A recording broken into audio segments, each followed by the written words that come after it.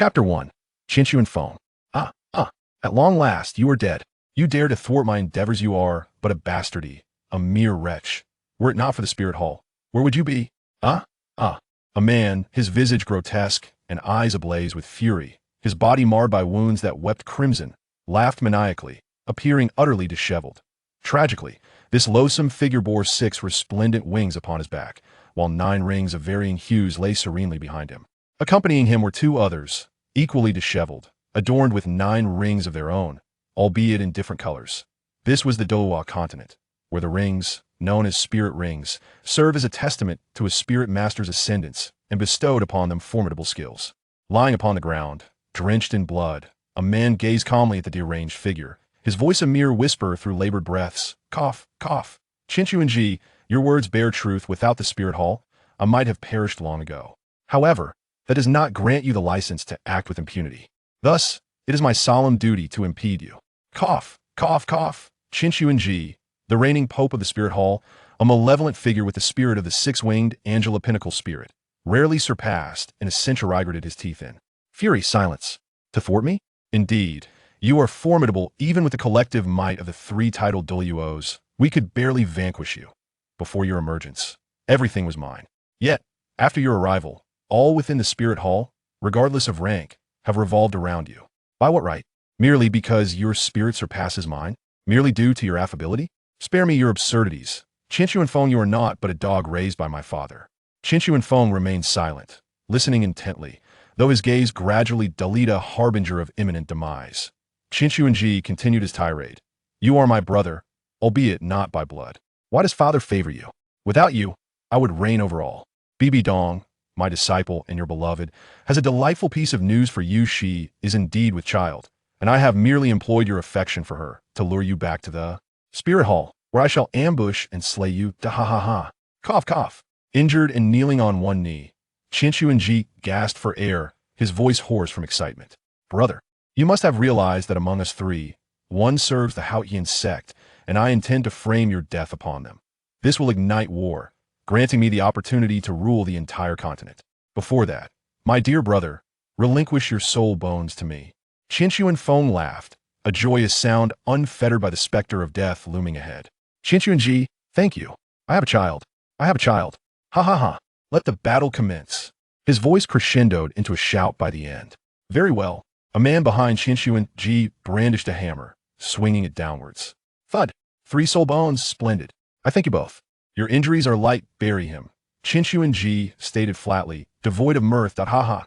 Your holiness, you are too modest. Brother, let us bury him. Though Chihiro Ji was not yet the pope, after Chihiro Feng's demise, the papacy would undoubtedly belong to him. Indeed, a burly man behind Chihiro Ji nodded in agreement. Chihiro Ji turned around and muttered to himself, Pope? Ha. I shall soon be the pope, dear brother. I will remember you. Ha. After hastily interring Chihiro Feng, Chihiro Ji departed with 2 companions. Yet, unbeknownst to them, a woman in the distance bore witness to this entire scene. She covered her mouth, tears streaming down her face as if they were of no worth. After a long moment, she gritted her teeth and declared fiercely, Chihiro Ji, I, Bibi Dong, vow that I shall kill you one day. As for the Haotian sect, I will ensure you do not have an easy time either. This woman was Bibi Dong. Due to the distance, she had only glimpsed the Haotian hammer and had not heard that the individual was actually a traitor to the Haotian sect, thus harboring resentment towards them as well. Upon reaching the spot where Chihiro Feng was buried, she dug out his lifeless form with her bare hands and placed his head upon his abdomen. Brother Feng, listen, the child is still calling for his father.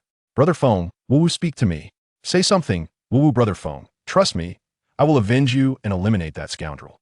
For now, you shall rest where you ought to.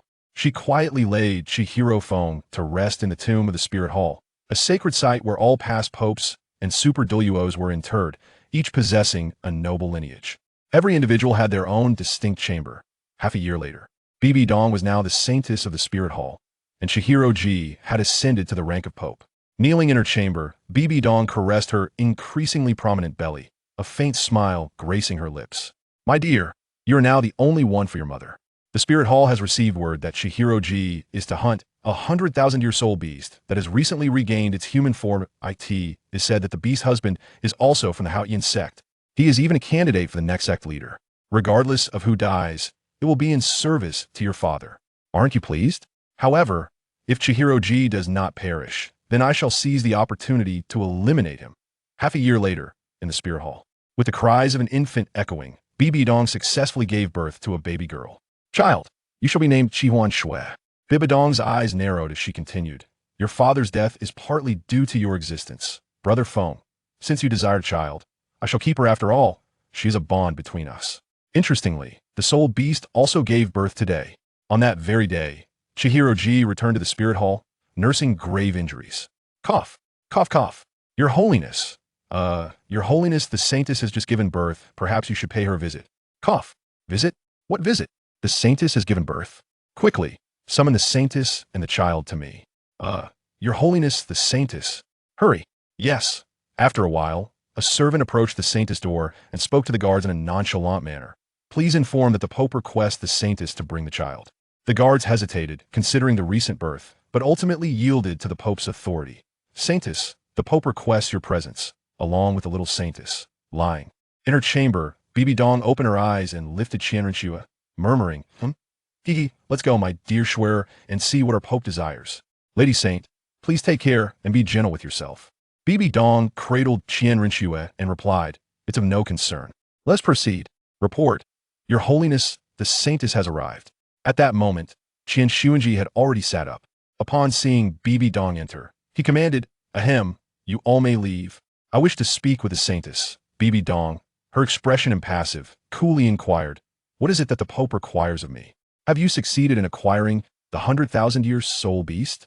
Qian Shuanji chuckled softly. Ahem, I was on the verge of success, but alas, that soul beast performed a sacrificial act. It was ultimately no match for the Haotian Douluo. But let's not dwell on that. May I see the child? Bibidong narrowed her eyes slightly, a faint smile gracing her lips. Very well. Here, Qian Shuanji took the child, slowly infusing his soul power. Already gravely injured, Qian Shuanji appeared even more on the brink of death. In a feeble voice, he uttered, Bibidong, I must apologize. As the six-winged angel martial soul is a singular lineage, I have no offspring. Thus, I must borrow this child. I presume you would not wish for her to share the same martial soul as you. With my lifetime of cultivation, I have transformed this child's martial soul into that of the six-winged angel, enhancing her innate talents. This is a special ability bestowed by my six-winged angel martial soul. All I desire now is to cling to life. Please summon my father. Oh, and what is the name of this child? Bibidong scoffed, Qianrenshua indeed. But, Master, do you not long to dominate the entire continent? Qian Shuanji nodded silently, for only through experience does one truly comprehend the essence of relinquishment.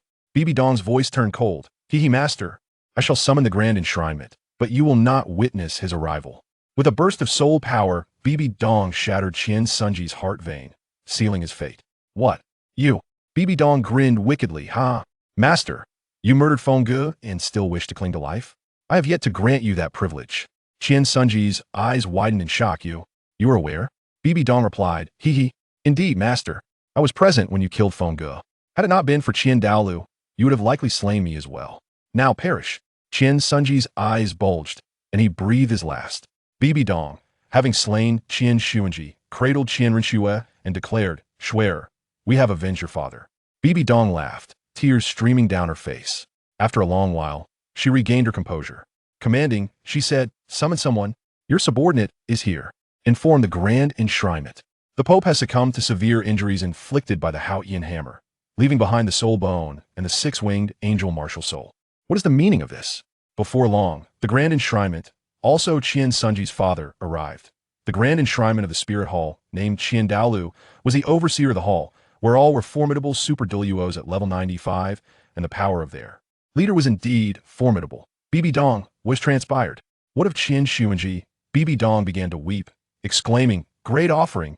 My master heard of a 10th Sandier soul beast appearing, and he took 2 titled Douluos to hunt it down. Alas, due to the soul beast's sacrificial power, the esteemed Pope could not withstand the impact and suffered a rupture to his heart's meridian. He has passed on, unable to close his eyes in peace.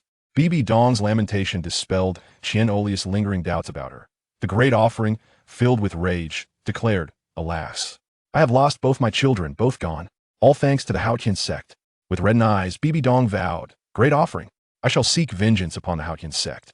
However, This vendetta bore no relation to Qian Xuanji, it was solely for the sake of Qian Xuanfeng.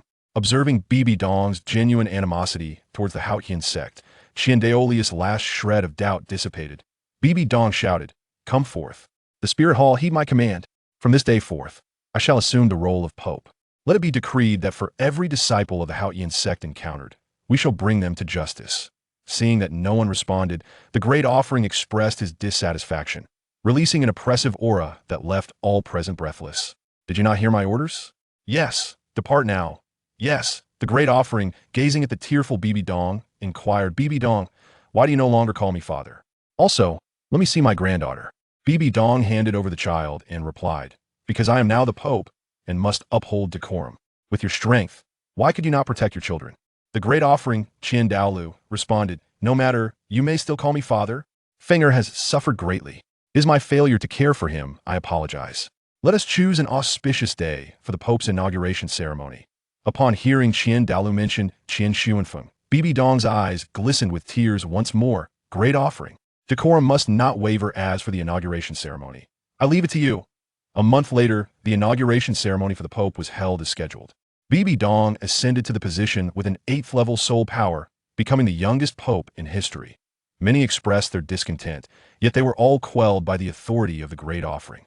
Although dissent lingered, none dared to challenge the might of a 9th-level limit Douluo. With Qian Sunji's demise, the 3 soul bones belonging to Qian Xuanfeng returned to Bibi Dong. She chose not to fuse them, instead preserving them by her bedside. Bibi Dong declared, "I wish to see you upon opening my eyes, Fenger. Qian Xuanji has perished by my hand. I have avenged you. My love, soon enough, the Haotian sect shall accompany you to the grave." Chapter 2. The 10,000-year soul beast Softbone Rabbit. 3 years later, at the Spirit Hall, within the Pope's chamber, Bibi Dong sat upon the throne. Over these 3 years, she had transformed, becoming ruthless and cold towards all, including Qian Rinxue and Qian Douluo. Bibi Dong believed that Qian Zunfeng's demise was a direct result of Qian Rinxue's presence, which had granted Qian Xuanji an opportunity. As for Qian Douluo, as a limit Douluo, he had failed to safeguard his own child, leading to Qian Zunfeng's death. In truth, he felt a sense of guilt towards Bibi Dong as well. Thus, Bibi Dong harbored no fondness for Qian Rinxue or Qian Douluo. Through a regime of violence and iron-fisted policies, Bibi Dong solidified her position as Pope. Certainly, during these brief 3 years, Bibi Dong has successfully transcended to become a title Douluo. Otherwise, there would still be dissenters. She does not covet the position of Pope. Her sole ambition is to harness the Spirit Hall's desire to dominate the continent in order to eradicate the Haotian sect and avenge Qian Xuanfeng that I in her heart. The demise of Qian Xuanfeng is attributed to the Haotian sect, for his corpse bears the unmistakable mark of the Haotian hammer. Furthermore, ascending to the papacy and ruling the continent would grant her access to vast resources for cultivation. Having attained the status of title Da, Bibi Dong is aware of the existence of deities and intends to become one herself, hoping to resurrect Qian Xuanfeng. This aspiration serves as her sole motivation for survival, aside from Qian Rinxue, in the Douluo continent. Reaching level 90 signifies becoming a title Douluo, while level 99 represents the pinnacle of Douluo, and level 100 denotes ascension to godhood. The powers of a deity are largely unknown, yet Bibi Dong believes that such power is sufficient to bring Qian Xuanfeng back to life. Rather than mere belief, it is more of a source of solace, as she too is uncertain of the divine power. Grand Priest Qian Douluo slowly entered the Pope's hall, observing Bibi Dong's impassive demeanor, and sighed, Bibi Dong, your efforts are commendable. You have just advanced to title Douluo. It is time to acquire a soul ring. Tomorrow, I shall instruct 2 priests to accompany you in obtaining a soul ring, preferably one that is 100,000 years old. Bibi Dong nodded and replied, "Very well. I have recently heard that a solitary 100,000-year soul beast resides in the Douluo forest. We shall set off at dawn tomorrow." Qian Douluo responded, "Excellent. I will now seek out 2 super Douluos to prepare." Super Douluos, ranging from level 95 to 98, are formidable title Douluos to ordinary title Douluos. They are akin to children in the presence of adults. This illustrates Qian Douluo's care for Bibi Dong, for she is still relatively weak, merely an ordinary title Do. The following day, Bibi Dong, accompanied by the 2 super Douluos arranged by Qian Douluo and a contingent of Spirit Hall soldiers, marched resolutely towards the Douluo forest. The 2 priests, both possessing level 96 soul power, are brothers whose martial spirits are the spiraling dragon staff, ranking 6th and 7th in the priest hall. Their titles are Qianjun and Jiang M.A.S. They ventured deep into the Douluo forest. Qianjun Doa slightly bowed and addressed Bibi Dong, saying, "Reporting to your holiness, we have spotted a rabbit ahead indeed. It is a solitary 100,000-year soul beast, the soft-boned rabbit." Bibi Dong nodded subtly, gesturing for the troops to encircle the beast to prevent its escape. A 100,000-year soul beast is a treasure trove, capable not only of yielding a red 100,000-year soul ring, but also guaranteed to drop a piece of soul bone.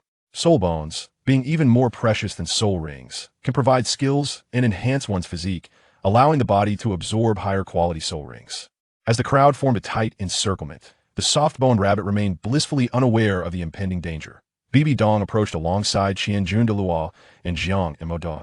The soft-boned rabbit spoke. "Human, what is it that you desire?" Its voice was melodious, imbued with a serene quality. This is the innate charm of the soft-boned rabbit. Bibi Dong tossed her head, fixing her gaze upon the soft-boned rabbit, and remarked, "If it were solely up to me, I would indeed be no match for you. However, alas, regardless of the type of soul beast, any soul master can absorb a soul ring from a creature exceeding 10,000 years of age, provided their body permits it, and they will acquire a suitable soul skill. Moreover, you shall bestow upon me a soul bone. Pray tell, what purpose do I serve here?" The soft-boned rabbit retorted in fury, "Umph. You humans are insatiably greedy. Even in death, I shall not grant you an easy victory." As if deciphering the rabbit's thoughts, the demon enforcer chuckled coldly. "Do not entertain notions of self-detonation. Our spirit hall currently possesses poison powder to prevent your kind from exploding, so it would be wise for you to surrender willingly, lest we be compelled to act."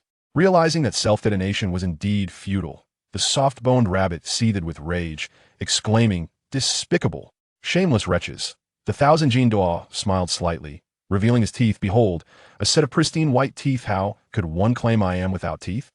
"You," Bibi Dong interrupted the conversation. "Enough. Let us act swiftly. Hesitation may lead to unforeseen changes, for soul beasts are remarkably united.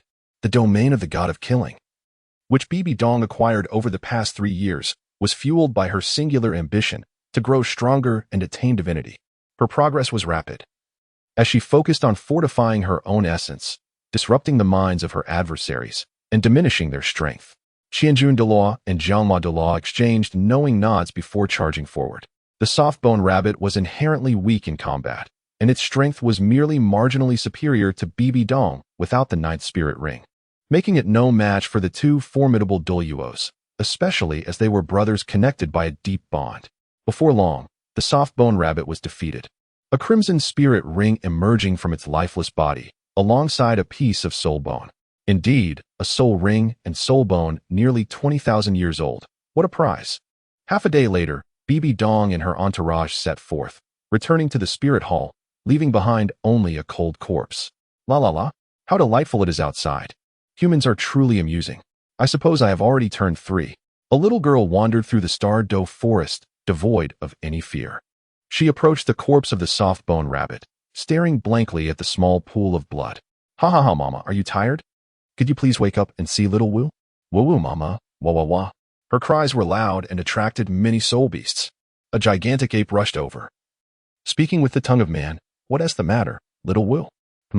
Auntie," the little girl remained silent, continuing to weep, yet she resolved to avenge her mother. Chapter 3. Qian Xiaoi Wa Wa Wa.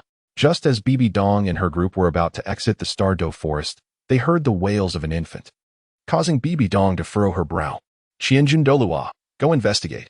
Is it a transformation of a 100,000-year soul beast?" "Yes." Responding to Bibi Dong's command, Qianjun Douluo made his way toward the source of the sound.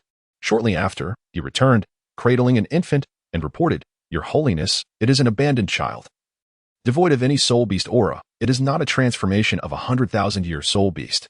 Indeed, if it were a 100,000-year soul beast that had taken human form, it would certainly be accompanied by other formidable guardians. It would be impossible for one to venture out alone." Bibi Dong, without even a glance, coldly instructed, "Eliminate it. Since it is not a 100,000-year soul beast, it holds no value. What purpose does it serve to keep it?" Qianjun Douluo was momentarily taken aback.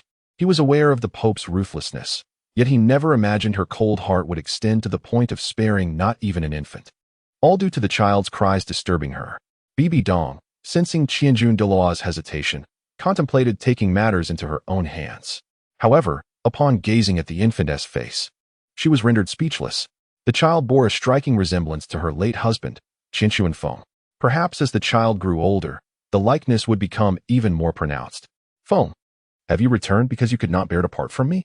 As Bibi Dong took the child into her arms, she found it curious that the previously wailing infant had suddenly quieted, looking up at her with a smile and cooing, "Ah." The tone seemed to echo a call for mother. A smile broke across Bibi Dong's face, the first since Qian Feng's demise. Bring forth the finest nourishment for the young master. From this moment onward, he shall be regarded as my son.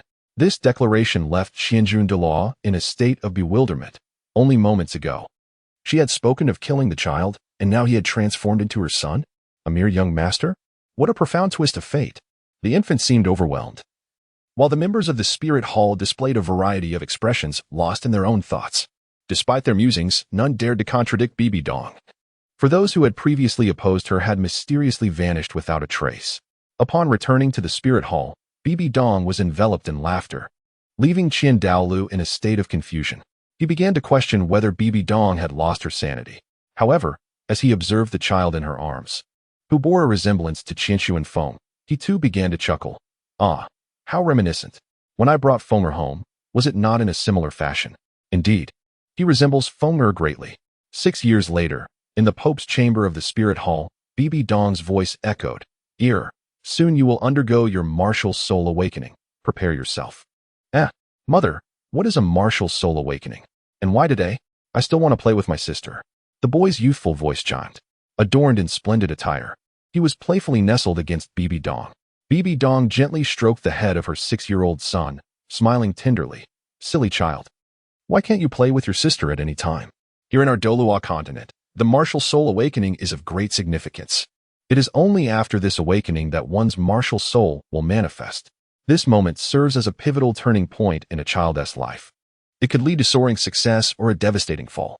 But rest assured, regardless of the martial soul you awaken, your mother will never shun you. I will always protect you. The young boy chirped with innocence. He will surely be a genius. Bibi Dong chuckled softly. Yes, will undoubtedly be a genius. Children typically awaken their martial souls at the age of 6, though there are exceptions where some awaken at birth. However, the vast majority awaken at 6. Your sister's martial soul is the 6-winged angel, a top-tier martial soul bestowed upon her by your father's murderer.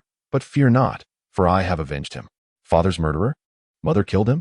Bibi Dong nodded affirmatively, indeed. But let's not dwell on that. Now, prepare yourself. All right.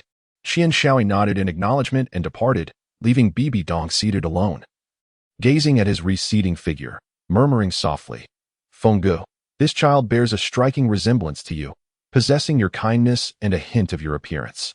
These 6 years have brought me immense joy. Wait for me. It will not be long before we reunite. Over the span of 6 years, Bibi Dong had smiled more often and taken fewer lives, her ambitions having diminished, all thanks to the arrival of Qian Shaoi. Initially, her interest in him stemmed from his resemblance to Qian Feng, yet as time passed, she genuinely grew fond of this obedient and understanding child. After a considerable time, Bibi Dong brought Qian Shaoi to the Hall of Spirits, the sacred place for soul awakening. With an impassive expression, she led the 6-year-old boy into the awakening chamber. A middle-aged man, with a subservient tone, remarked, Your Holiness, you have personally come. Although Bibi Dong had shown a degree of understanding over the past 6 years, it was merely relative. No one could forget the ruthless tactics she employed to solidify her position as the Pope. Bibi Dong remained expressionless. I am here for my son's soul awakening. Prepare at once. Do not waste time. Chapter 4. Soul Awakening. It was not that Bibi Dong was incapable of facilitating Qian Shaoi's soul awakening. Her sole intent was to satiate his curiosity. The middle-aged man began to perspire nervously, hastily responding, Yes. All those in line, step aside. The Pope's son is to awaken his soul. Wait. Before the middle-aged man could finish, a youthful voice interjected. Sweat instantly soaked his clothing. You reckless fool, don't drag me down with you. The middle-aged man retorted, Silence. I am speaking, it is His Highness. The piercing gaze of Bibi Dong instilled a palpable fear in him, though this prince was not her biological son. The Pope's affection for him surpassed that for her own daughter. Serving beside her was akin to walking alongside a tiger. Qian Shaoi remarked, Here, everyone is equal, including myself. Let us patiently await our turn. After all, I am in no hurry. Mother, is that all right? What initially appeared to be a serious statement gradually transformed into a playful plea. Bibi Dong chuckled softly as she affectionately ruffled Qian Xiaoyi's hair, saying, "Listen to my son." Indeed, after an extended wait in line, it was finally Qian Xiaoyi's turn. An elderly gentleman approached and bowed respectfully to Bibi Dong, addressing her as Your Holiness. We may commence. Bibi Dong remained silent but nodded, signaling for the process to begin. This elder was an esteemed 86th level soul Douluo, holding the highest rank within the Spirit Hall's Awakening Palace. Yet, in the presence of the Pope, he maintained a demeanor of utmost humility. The elder extended his hand, palm facing Qian Xiaoyi, from which an unending stream of soul power emanated. The awakening of a martial soul involves stimulating a child's innate abilities through soul power, facilitating the emergence of their martial spirit. However, this process can temporarily affect the child's body, and children under the age of 6 often face challenges in awakening due to their underdeveloped meridians. Thus, it is advisable to conduct awakenings at the age of 6 to prevent any physical discomfort. Buzz, a soft hum emanated from Qian Xiaoyi. As her left palm began to radiate a luminous glow, Qian Xiaoyi raised his palm, the center facing upwards, and beheld the source of the radiant light. It was a mark, known as the Soul Seal. Although the original text did not mention the Soul Seal, it appeared in the manga. Hence I have included it here for clarity. The Soul Seal serves as a symbol of the martial soul, with each distinct martial soul corresponding to a unique and unparalleled soul seal. In the center of Qian Xiaoyi's left palm lay a soul imprint resembling a ghastly visage. Gazing at this grotesque face, Qian Xiaoyi felt as if 1,000 long-necked alpacas were galloping through her mind. Goodness! I awaken a martial spirit only to be bestowed with a ghastly countenance. Surely this is not meant to induce cuteness. Fortunately, there are few onlookers. Otherwise, it would be utterly mortifying. Bibi Dong furrowed her brow, lost in contemplation. The elderly examiner, too, bore an expression akin to one who had just tasted something exceedingly unpleasant. After a considerable pause, he finally regained his composure. With an awkward smile, he said, "Ahem, Your Highness, please take this crystal ball and ascertain your soul power. As you have only just awakened your martial spirit, your soul power will range from level 0 to level 10, referred to as innate soul power." Qian Xiaoyi grasped the crystal ball and summoned his martial spirit. The crystal ball, however, remained unresponsive, causing a twitch at the corner of Qian Xiaoyi's mouth. Could it be true? Was his mother's intuition so precise? Indeed, his spirits had plummeted. The elder felt increasingly awkward and apprehensive, fearful that the esteemed Pope before him might react in fury and strike him down with a mere gesture. Suddenly, a sharp crack echoed, capturing the attention of all present. Eyes turned towards the source of the sound. There lay the crystal ball, now marred with a multitude of fractures. Bang! In a fit of rage, Qian Xiaoyi shattered the crystal ball upon the ground, reducing it to fragments. "Wah, Mama, that crystal ball bullied me. Please, do not abandon her," she cried, clinging tightly to Bibi Dong, fearing that she might forsake him. The petite figure of Qian Xiaoyi roused the dazed Bibi Dong, who smiled and said, "All right, here, let us return home." Despite her tears, the little one responded with a soft and bid farewell to the elderly man. As they departed, the old man remained in a state of unease. Ah, what a pity! Such a polite child. It is rare to encounter such humility in one of high status. Truly reminiscent of Xuanfeng Douluo. No wonder he is so endearing. However, his gaze fell contemplatively upon the shards of the crystal ball scattered across the ground. Suddenly enlightened, he chuckled and registered the name Qian Xiaoyi. Within the Spirit Hall, only those with innate soul power exceeding level 5 are eligible to have their names recorded in the Awakening Hall. Upon returning home, Bibi Dong comforted Qian Xiaoyi, saying, "Do not weep, everything will be all right." Qian Xiaoyi continued to weep. "Mommy, I do not like this martial spirit. I prefer another." Bibi Dong smiled, affectionately stroking his little head. "Regardless of your preferences, the martial spirit cannot be changed. Fear not. If you dislike it, we shall not use it. I will care for you for a lifetime." At this, Qian Xiaoyi looked bewildered, gazing at Bibi Dong with innocent eyes. "Mommy, you misunderstood me. I meant I do not wish to use this ghastly martial spirit, but another." Bibi Dong lightly tapped Qian Xiaoyi's head. "Silly child, did you not say another? Do you possess another martial spirit?" Qian Xiaoyi nodded slightly, remaining silent as she extended her right hand, revealing a soul mark in her palm that resembled a sword. Gradually, a blade emerged from her right hand, as though it were growing organically from her very being. The sword's body was adorned with intricate patterns that seemed to flow and shift, its hues ever-changing. Chapter 5. The Sword of Judgment. Bibi Dong gazed at the sword in Qian Shaoi's right hand. Her composure shattered. A sword? Is your martial soul also a sword? Dual martial souls? I suspected as much. Such an unprecedented martial soul must possess remarkable rank. Qian Shaoi remarked, a twin martial soul? It appears to be quite formidable. By the way, mother, what is father's martial soul? Bibi Dong smiled, gazing into the sky. His martial soul, much like yours, is also a sword, known as the soul-slaying sword. Here, a twin martial soul signifies that a person possesses two martial souls, and one's innate soul power at the time of awakening is at the full level of 10. Any soul master with a twin martial soul is guaranteed to possess innate full soul power, which means you are a prodigy among prodigies. Qian Shaoi said in a daze. Why did the crystal ball shatter? Does it not look down upon me? Bibi Dong laughed heartily and replied, my dear Shaoi, do you know?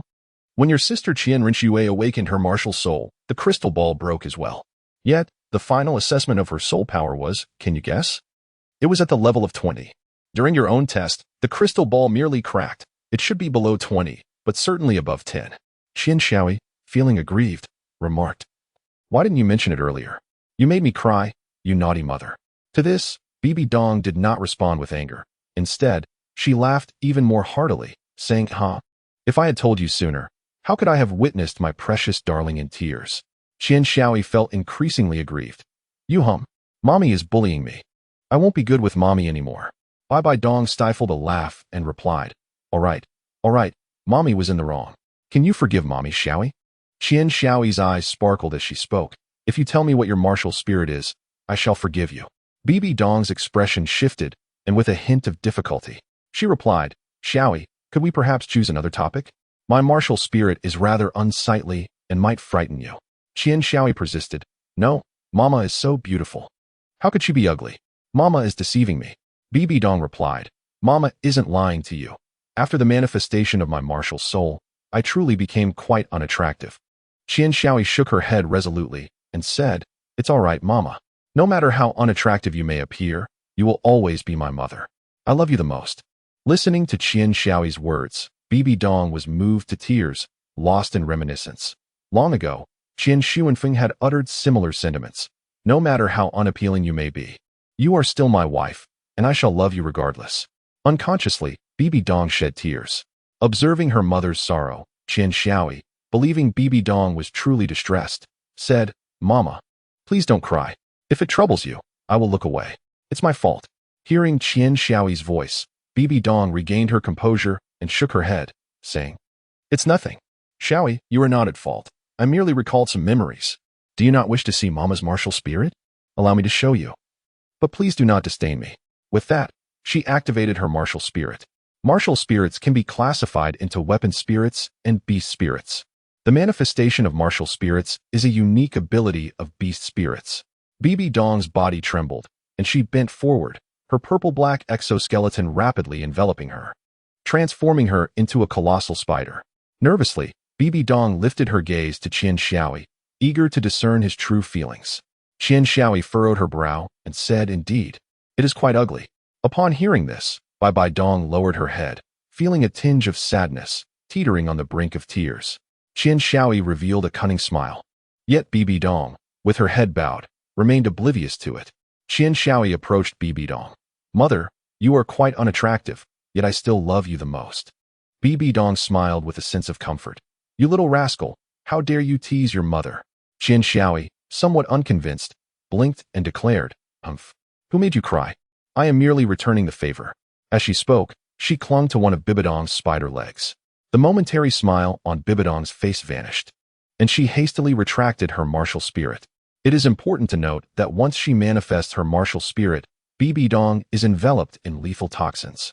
If Qian Shaoi were to find herself in peril, Bibi Dong would never forgive herself for the rest of her life. Shaoi, are you unharmed? Mother will assist you in detoxifying immediately. Someone, come quickly. Bibi Dong inquired anxiously. Qian Shaoi scratched his head and said with a naive expression, it's nothing. What could possibly be wrong? What poison needs to be detoxified? What is the matter, mother? Bibi Dong was taken aback. How could there be no poisoning? Upon careful inspection, She realized, oh, indeed, everything is fine. Qian Shaoi tilted his head, expressing his astonishment as he inquired, what is the matter? Your Holiness, what are your commands? A soldier from the spirit hall entered and knelt on the ground, stating his message. Bibi Dong waved her hand dismissively, replying, it's nothing. You may leave. Yes. Bibi Dong regarded Qian Shaoi with a puzzled gaze, only to be drawn once more by the radiant glow emanating from the palm of his left hand. Chapter 6. The Eight-Winged Demon. Is it that ghostly visage? Can this spirit resist my poison? Bibi Dong then observed something astonishing. The ghastly face transformed, gradually contorting into a true demon. Typically, Bibi Dong exclaimed with excitement, quickly manifest your martial spirit. Qian Shaoi awkwardly scratched his head and replied, I'm not able to do that. Bibi Dong's lips twitched slightly as she remarked, just use your soul power to stimulate it. Qian Shaoi responded affirmatively, sensing the soul mark. With a mighty roar, he proclaimed, martial soul unleashed. A brilliant light emanated from the palm of his left hand, startling Qian Shaoi into closing his eyes. Suddenly, 2 horns sprouted from his forehead, and his originally short black hair rapidly transformed into flowing red locks. 8 black wings emerged from his back. Qian Shaoi slowly opened her eyes and gazed at her hands, exclaiming, wow, this is so much fun. Huh? The soul mark is no longer a ghostly face? How imposing. I adore it. Hee. Bibi Dong replied, the name of your martial spirit will be imprinted in your mind upon awakening. Let us see what it is called. Qian Shaoi remarked, indeed. I would have forgotten had you not mentioned it. That sword is called the Sword of Judgment, and that terrifying visage, nay, it should now be referred to as the Eight-Winged Demon, bears a resemblance to Sister Schwer's martial soul. Bibi Dong chuckled, very well. You are a prodigy. Remember, you must dedicate yourself to diligent training from now on. Do you understand? Qian Shaoi replied, understood. Mother, may I go to play with Sister Xue? Bibi Dong's lips twitched as she supported her forehead and said, you just promised me to focus on your training. Never mind, off you go. Oh, by the way, please bring your grandfather along. Goodbye, mother. As Bibi Dong watched the exuberant Qian Shaoi dash out, she mused, this child is far too playful. It is my indulgence that has led to this. Who could resist spoiling him? Qian Shaoi arrived at the entrance of the worship hall, nodding slightly to the guard before stepping inside. Upon seeing Qian Douluo meditating with his eyes closed in the hall, she spoke, Grandfather, mother requests your presence. Oh, where is sister? Qian Douluo opened his eyes, revealing a rare smile. Oh, my dear grandson has come to visit his grandfather? No, wait. You were here to see your sister. Humph. Grandfather is not pleased. Oh dear. Grandfather, has missed you as well, Qian Shaoi said, playfully kissing Qian Douluo. Leaving him with a face full of drool, Qian Douluo did not express any disdain, merely smiling foolishly. Go on. Your sister is cultivating inside. I shall first visit your mother. Since Qian Shaoi was taken in, apart from being provided for in terms of food and clothing, he has never exhibited the demeanor of a noble. He has never looked down upon anyone. Therefore, he is immensely beloved by all. Even the servants hold a fondness for him. Qian Shaoi entered Qian Rushue's room and beheld a young woman immersed in her cultivation. He understood that interrupting someone during their practice was a grave transgression, so he quietly seated himself opposite the girl, remaining utterly silent. The girl in question was Qian Rushue. With her golden hair cascading down to her waist, a delicate visage, and skin as soft as petals. Her white dress accentuated her graceful figure, rendering her exceptionally endearing. It was not that Qian Shaoi shunned the company of other children. Rather, they all fled at the mere sight of him, fearing to offend. Over time, Qian Rushue became the sole companion with whom Qian Shaoi could play. Qian Shaoi had just taken a seat before Qian Rushue when she spoke up. Ah, you have arrived. Qian Shaoi was momentarily taken aback. Sister, you knew I was coming? Were you not in meditation? Qian Rushue coldly remarked, Humph. It is merely the sensation of something unpleasant. Meditation is a common practice on the path of cultivation. One must close their eyes, calm their heart, and tranquilize their spirit to achieve true meditation. Meanwhile, in the papal hall, Qian Douluo inquired, What brings you here, your holiness? Bibi Dong, with a stern expression, replied, Today, I took for his soul awakening. He possesses innate soul power akin to Schwer, yet unlike her, Io is endowed with dual soul spirits. Dual soul spirits? Just like you? Qian Douluo exclaimed in astonishment. Bibi Dong nodded, Indeed. Alas, I have named him Shaoi, hoping for a life of tranquility for him, but now. Douluo inquired. What is a martial soul? Two martial souls that have never been encountered before were named the Sword of Judgment and the Eight-Winged Demon. However, Ear is probably still unaware that the Eight-Winged Demon cannot be utilized. Cannot be utilized? What does that mean? Bibi Dong shook her head, expressing her concern. I am not entirely certain either. That martial soul is quite peculiar. It does not respond to Ear as control. Alas, I cannot discern whether this is a blessing or a curse. Chapter 7. The Hunt for Soul Beasts in the Chamber of Qianrengshu. Qian Shaoi sighed. Sister, do you still despise me? Whenever we are in the presence of others, you treat me with kindness. But is it merely for the sake of impressing mother and grandfather? I remain silent, yet your presence has usurped everything I held dear. Mother and grandfather greet you with smiles, while they disregard me entirely. Why is that? I am the one who is truly their flesh and blood. You, an illegitimate child, understand nothing. Qianrengshu suddenly opened her eyes and exclaimed fiercely, her imposing aura erupting forth, as two yellow soul rings emerged behind her. In the Douluo continent, soul power is divided into ranks every 10 levels, with each rank requiring the absorption of a soul ring. A soul ring is the product of a soul beast's demise, and its strength varies according to its color. The colors, ranked from lowest to highest, are white, yellow, blue, black, and the legendary red. A white ring corresponds to a 10-year soul beast, while the yellow represents 100 years, blue 1,000 years, black 10,000 years, and red can only be obtained from a soul beast that has lived for 100,000 years. Not every soul ring can be absorbed. One must act according to their capabilities and assess whether they can withstand the absorption based on their physical condition.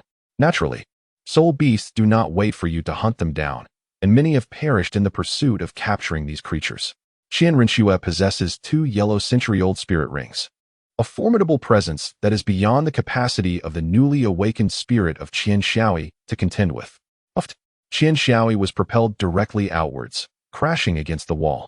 How could he, with his newly awakened martial soul, possibly contend with Qianrengshu, a formidable soul master of the second ring? Cough, cough. Sister. Qianrengshu gazed at Qian Shaoi, who lay sprawled on the ground after colliding with the wall, her eyes reflecting a hint of compassion. Are you here seeking a fight? She inquired. Qian Shaoi slowly approached, raising his right hand, from which a sword gradually materialized, the Sword of Judgment. Do you wish to gain some insight? Come forth. Qianrengshu activated her martial spirit, and 6 wings unfurled behind her. Qian Shaoi shook her head and handed the Sword of Judgment to Qianrengshu. Sister, I have just awakened my martial soul today. This is my martial soul, the Sword of Judgment. I understand that you harbor resentment towards me for having taken everything from you. You may strike me to vent your frustrations, but please refrain from using your martial soul. If I were to be gravely injured, Mother would undoubtedly find out. Qianrengshu gritted her teeth and retracted her martial soul, declaring, all right. She gazed at the judgment sword in her hand, yet hesitated to strike. Qian Shaoi glanced at Qianrengshu and smiled, saying, in truth, my dear sister has always cared for me. You still love me. The judgment sword, raised by Qianrengshu, transformed into specks of light that scattered through the air. Qianrengshu embraced Qian Shaoi, weeping as she lamented, oh, I am so sorry, Shaoi. I merely felt an imbalance within my heart, which led me to vent my frustrations upon you. Qian Shaoi was somewhat taken aback. He never anticipated that his sister would actually apologize. Soon after, he smiled and patted Qianrengshu on the back, saying, sister, it's all right, for I love you too. Shaoi had always cherished his sister. In truth, the differing attitudes of sister, mother, and grandfather towards us stem from their varying expectations of us.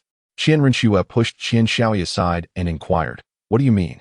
Qian Shaoi remarked, you possess the 6-winged angel martial soul, akin to my grandfather's, with an innate soul power of level 20. What lies in your future is uncertain.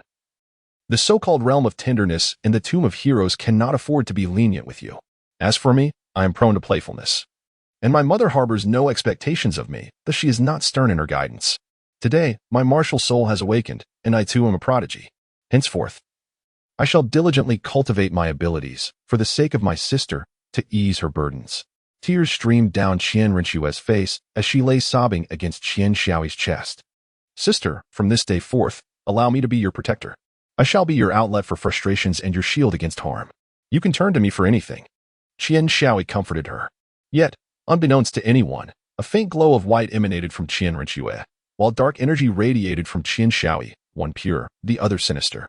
The following day at the Spirit Hall, Bibi Dong addressed Qian Xiaoyi, saying, "The advantage of possessing dual martial spirits is that you can harness double the soul rings of an ordinary soul master. The optimal cultivation method entails first refining one martial spirit. Although your second martial spirit lacks a soul ring, the capacity to bear soul ring years remains unchanged. Consequently, upon reaching the rank of title Douluo, your second martial spirit could potentially be adorned with soul rings of 100,000 years. Therefore, make a decision. Which will be your second martial spirit, the Judgment Sword or the Eight-Winged Demon? Think carefully." Qian Xiaoyi hesitated for a moment and said, "I wish to have the Eight-Winged Demon as my second martial soul, but I find it unappealing. Moreover, for reasons unknown, I am unable to wield this martial soul. The Judgment Sword is far more suitable for my development." Bibi Dong nodded in agreement. "Very well, let us proceed to the Sunset Forest, where you shall acquire your first martial soul, the Judgment Sword, along with its first spirit ring.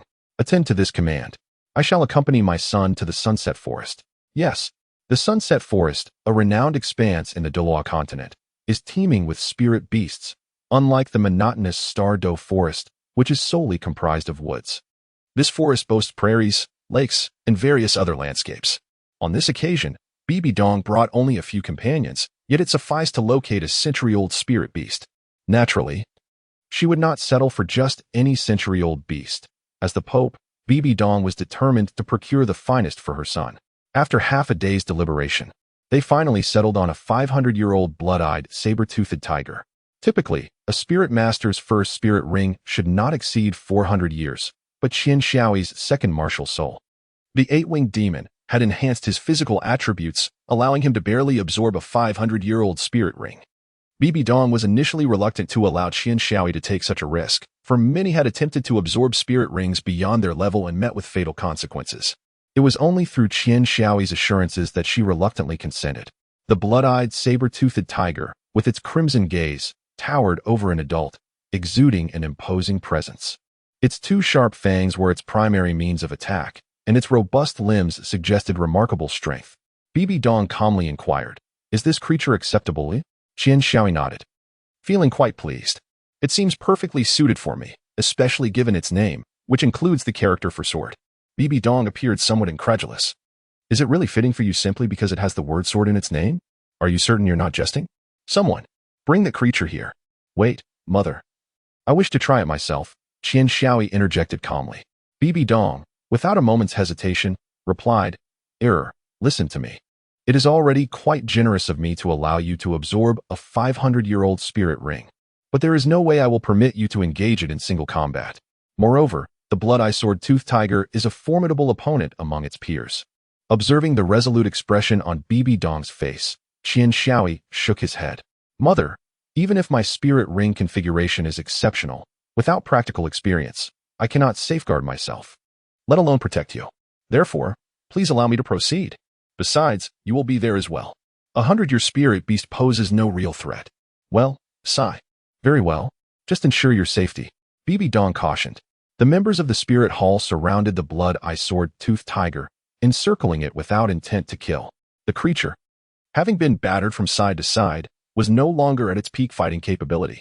As 6-year-old Qian Xiaoyi approached alone, a fierce glint shone in his eyes. Such a spirit beast, at this age, lacked independent consciousness and, thus, had no instinct to flee. Of course, it could not escape. Bibi Dong instructed the others to clear a space for battle, and Qian Xiaoyi stepped forward into the arena. In Qian Xiaoyi's hand appeared the Sword of Judgment. As if choreographed, a person and a tiger surged towards each other simultaneously. Qian Xiaoyi understood that a century-old soul beast would fight solely based on instinct, lacking any semblance of strategy. Nevertheless, one must not let down their guard. Raising the Sword of Judgment, she struck down with force, while the blood-eyed saber-toothed tiger lifted its paw in response. The clash resonated like the sound of steel colliding as the seemingly feeble paw met the Sword of Judgment. The blood-eyed saber-toothed tiger lunged to bite at Qian Xiaoyi, only to be deftly evaded.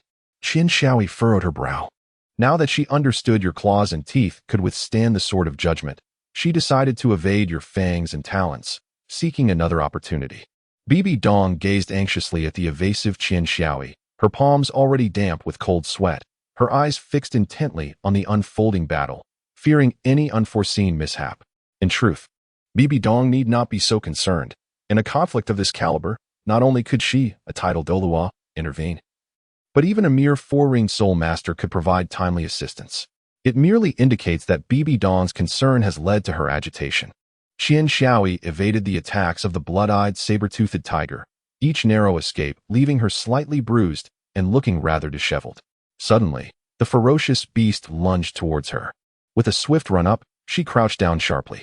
The blood-eyed saber-toothed tiger soared over her head, and seizing the moment, she drew the judgment sword and thrust it into the creature's flank.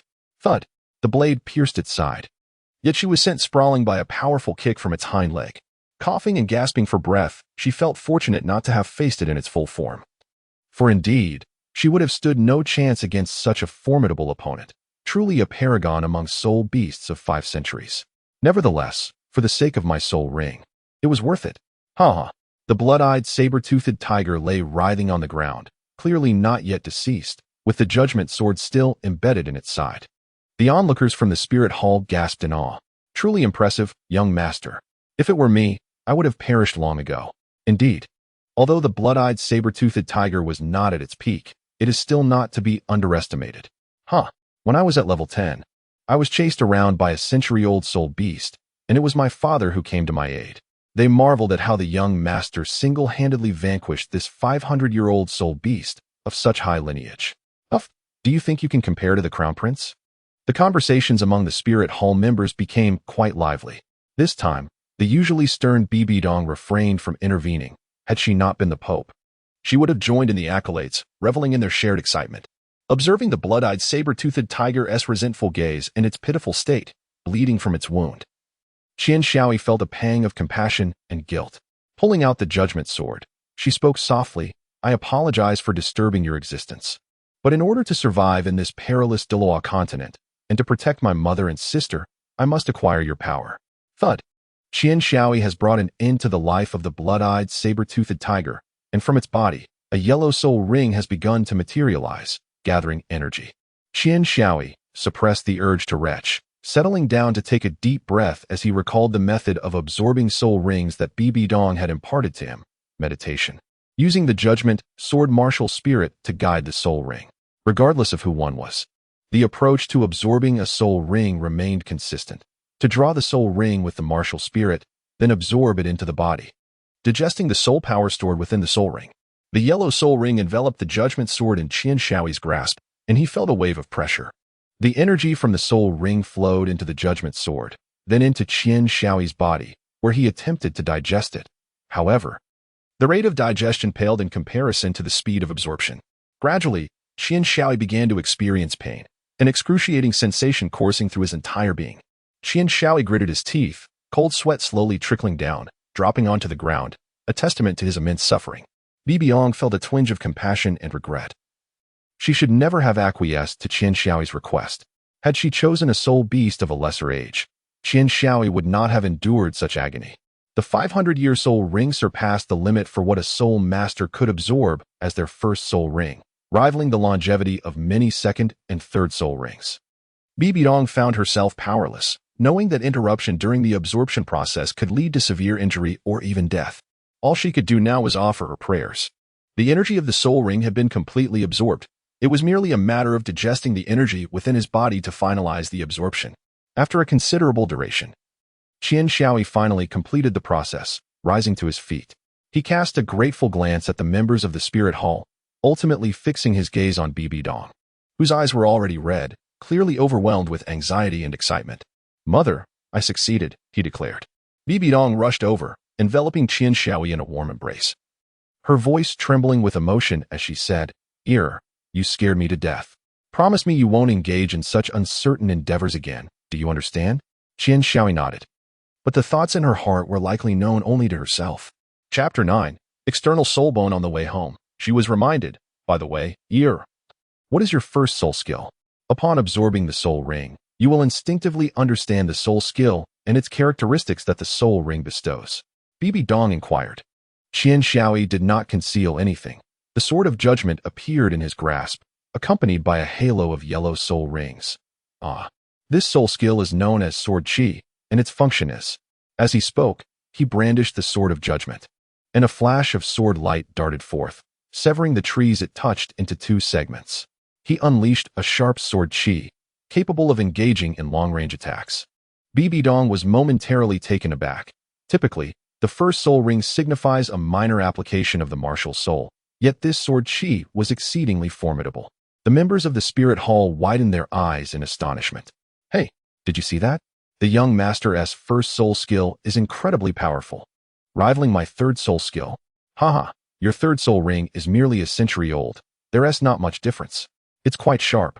At least as a two-ring soul master, I cannot achieve such prowess. The hushed murmurs of the soldiers did not capture Bibidong's attention. She continued to gaze at Qian Xiaoyi in disbelief. Meanwhile, Qian Xiaoyi inadvertently caught sight of a golden-haired beauty gliding past. Upon returning to the Spirit Hall, Bibi Dong had separated from Qian Xiaoyi to sleep when he awakened his martial soul, leaving him alone in his chamber. Bibi Dong retreated to her own room, while Qian Xiaoyi made his way to Qian Renshua's quarters. As he pushed open the door, Qian Renshua looked at the travel-worn Qian Xiaoyi and said, "You have arrived." Qian Xiaoyi remarked, "It seems my sister is aware of my impending arrival." Qian Renshua shook her head and said, "I heard that you have returned. I anticipated you would come by. Is there something you wish to discuss?" Qian Xiaoyi paused for a moment and then spoke. "I have decided to depart from this place." Qian Rushue's gaze flickered momentarily as she spoke softly. "Why? Is it solely because of me? Is it not good here?" Qian Xiaoyi shook her head and said, "Sister, your reasoning constitutes merely a fragment of the whole. The primary cause lies with Mother. Her excessive indulgence has hindered my growth, rendering it nearly impossible for me to mature." Though Qian Xiaoyi had not finished speaking, Qian Rushue already comprehended her sentiments. She sighed in disappointment and inquired, "Is there truly no way to remain?" Qian Xiaoyi smiled and said, "Sister, your disappointment only proves that you still hold me dear in your heart. You remain the caring sister who loves her brother. However, I must take my leave, for it is only in doing so that you may find a better path ahead." Yet, the thought of parting weighs heavily. Qian Renshua wished to express more, yet she was interrupted by Qian Xiaoyi. "All right, sister, it's not as if you're never coming back. It's merely for the purpose of attending school." Qian Xiaoyi stepped outside, leaving Qian Rushua gazing at her brother's retreating figure. "Brother, have I truly regarded you as my sibling? It is entirely my fault for being so capricious, while you have been ever so accommodating towards this so-called sister of yours.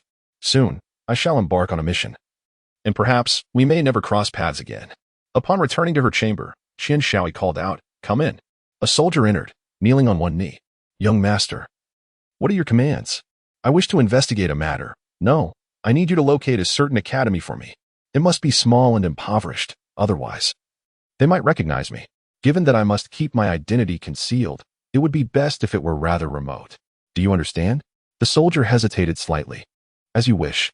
However, young master, it may take some time." Qian Xiaoyi nonchalantly remarked, "It's fine, there's no rush. Take your time to find the most suitable one. Anything less is unacceptable." "Understood." The soldier retreated. In the Pope's chamber of the Spirit Hall, a thought struck. An academy that is small, impoverished, and remote? What is Eeyore planning to do? It's so far away. What if danger befalls him? No, I must inquire with Eeyore. With determination, Bibi Dong hurried to Qian Xiaoyi's room. "Eeyore, what do you seek at that academy?" "Mother can teach you," Bibi Dong questioned, her eyes brimming with reluctance. "Mother? What brings you here?" "Oh, I intend to venture outside, to explore the wider world. Although the Spirit Hall is grand, it does not encapsulate the entirety of the continent. I cannot always rely on you, can I?" Qian Xiaoyi asserted, exuding unwavering resolve. Bibi Dong wished to say more, but at that moment, Qian Douluo entered. "Your Holiness, a true strength is never forged in the comforts of ease. You may desire a life of leisure for him, yet why not consider his aspirations?" With a heavy heart, Bibi Dong gazed at Qian Xiaoyi and sighed. "Very well, Eeyore, do as you see fit." Qian Xiaoyi embraced Bibi Dong, his height only reaching her waist. Thus he could only clutch her thigh. "Mother, it will take a long time to find such an academy. Furthermore, Eeyore promised to visit his mother often." "Yes, Mother. It's not as if I am leaving right now. I still have to wait for several years." Bibi Dong nodded and stepped outside, but unbeknownst to anyone, 2 trails of tears adorned her cheeks. The following day, Qian Xiaoyi observed his left hand, entirely enveloped in a white, bone-like substance, with fingers transformed into deadly blades. He swung them towards the ground, and 5 deep gashes appeared on the surface. This seems quite formidable. I should inquire with mother about what this is. Just as Bibi Dong concluded her business, she spotted the arrival of Qian Xiaoyi. Qian Xiaoyi extended his left hand and inquired, "Mother, what is this? It has appeared ever since I absorbed the soul ring. How can I remove it? Otherwise, I shall become a monster." Bibi Dong stared blankly at Qian Xiaoyi's left hand, pondering the external soul bone. Qian Xiaoyi tilted her head and inquired, "What exactly is an external soul bone?" The external soul bone is an exceedingly rare entity, typically produced only by soul beasts of exceptional lineage. It seems that the blood pupil saber-toothed tiger is quite remarkable. Let us first discuss soul bones. Soul bones are a most peculiar phenomenon. Like soul rings, they originate from soul beasts and share the same age attributes. However, they differ significantly from soul rings. Firstly, the probability of a soul bone's emergence is but 1 in 1,000 or even lower. Generally, only those soul beasts that possess immense strength and experience unique circumstances at the moment of death may yield a soul bone postmortem. Unlike soul rings, which are a common occurrence among all soul beasts, soul bones are thus rendered exceedingly rare and precious. Another distinction between soul bones and soul rings lies in their usage. Soul bones do not require the slayer of the soul beast for activation. Instead, they can be extracted from the carcass of the beast. And the absorption of a soul bone can significantly enhance a soul master's physical constitution, enabling them to assimilate higher-age soul rings.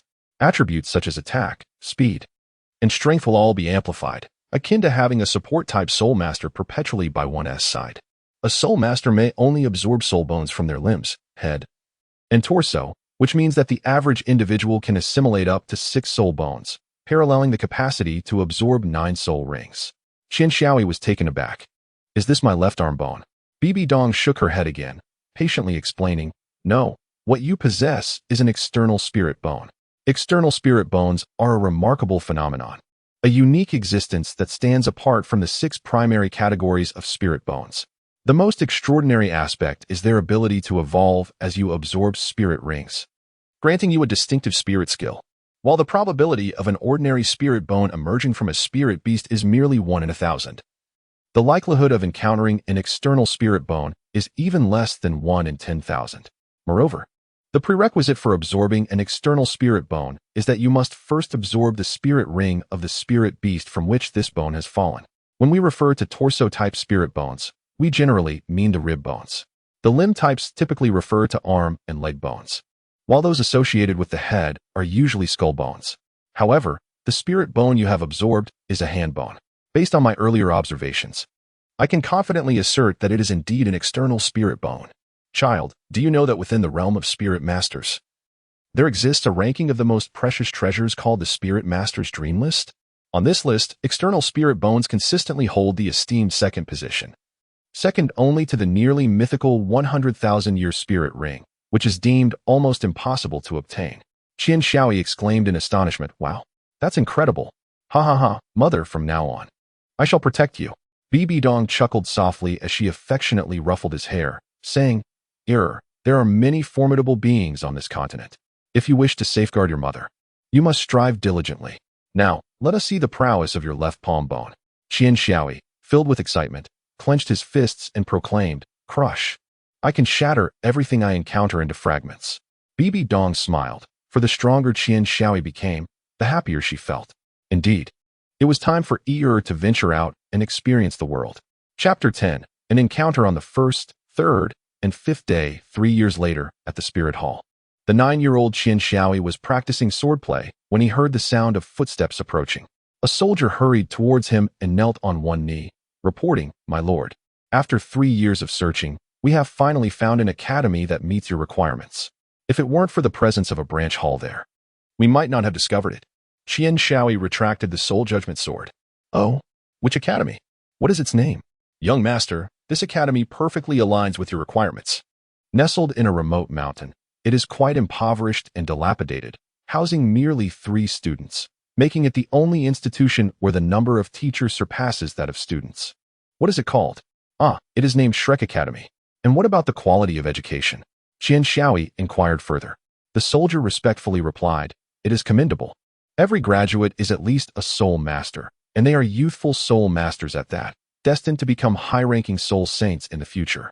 However, The admissions process is somewhat stringent. Qian Xiaoyi smiled slightly and remarked, a college with only 3 students is quite commendable. It is only natural for admission standards to be stringent. Indeed, quite impressive. May I inquire as to the location of this esteemed institution? The soldier then informed Qian Xiaoyi of the address of Shrek Academy. Qian Xiaoyi instructed, go find the Pope and inform him that I am about to depart. I will pack my belongings first. Yes. Bibi Dong entered Qian Xiaoyi's chamber, accompanied by Qian Renxue. Sister, what brings you here? Upon noticing Qian Renxue behind Bibi Dong, Qian Xiaoyi inquired. Qian Renxue remained silent, her gaze towards Qian Xiaoyi imbued with a hint of regret and profound reluctance.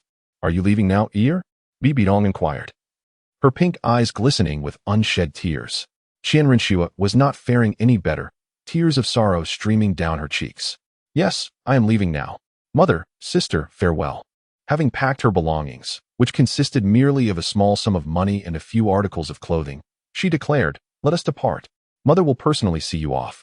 Take this watch. It not only tells time but also serves as a soul guide device. The soul guide device is a spatial apparatus designed for storage, activated merely by infusing it with one's own soul power. As Qian Xiaoyi departed, Qian Renxue's heart was a tempest of emotions, filled with guilt. It is all my fault. I am sorry, Xiaoyi. Safe travels. I wonder how long it will be until we meet again. In haste, Bibi Dong returned to the spirit hall. Attention! The crown prince has departed. Assign a title Douluo for his protection and report any matters to me. Only intervene in dire circumstances. However, should any misfortune befall the crown prince, I expect to be informed immediately. Meanwhile, in the spirit hall, within the worship hall, Qian Douluo opened his eyes, listening intently to the report from his subordinates. You say Xiaoyi has left? Very well, you may go. Summon the 6th and 7th elders. Qian Renxue wept quietly in her chamber, reflecting on the passage of 6 years since her awakening at the tender age of 6. Today marked the first day she had refrained from her rigorous training, and it dawned upon her that she had become utterly dependent on her brother, who had always indulged her. Regret washed over her, as she lamented not cherishing their time together more profoundly, reminiscent of Bibi Dong's own failures. Have you heard? Our esteemed Pope's son has left. Left? How did he die? Oh, the young master treated everyone equally, devoid of arrogance. It is indeed a tragedy. Fool, he hasn't died. He is left to pursue his studies. You could have been clearer, I thought. Meanwhile, the young Qian Xiaoyi remained oblivious to the stir his departure had caused.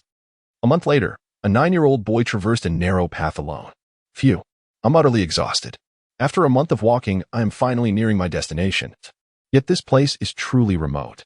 I find myself in the countryside. From a distance, Qian Xiaoyi beheld a small village approximately a mile ahead. Thanks to the discerning power of his purple extreme demon eye, he could clearly distinguish that the village comprised around 100 households, encircled by a wooden fence, seemingly erected to ward off wild beasts. A considerable number of people seemed to be gathered at the village entrance, leaving him curious about the unfolding events. This must be it, the Shrek Academy. But what could have prompted such a congregation? I shall investigate. Resolute in his decision, Qian Xiaoyi sprinted towards the gathering. Oh, is there someone ahead? As Qian Xiaoyi took a few steps, he noticed a figure ahead. Upon closer inspection, it was not merely one person, but rather 2 youths. Approximately 11 or 12 years of age, one male and one female. The girl was perched upon the boy's back, creating the illusion of a single silhouette from afar. I'm so tired. Brother, look over there. There's a small village. Is Shrek Academy truly situated there? It appears rather dilapidated. I can hardly fathom that such an academy could produce a student like Dai Mubai, the girl said sweetly. The boy, with a hint of exasperation, responded, yes. That should indeed be Shrek Academy.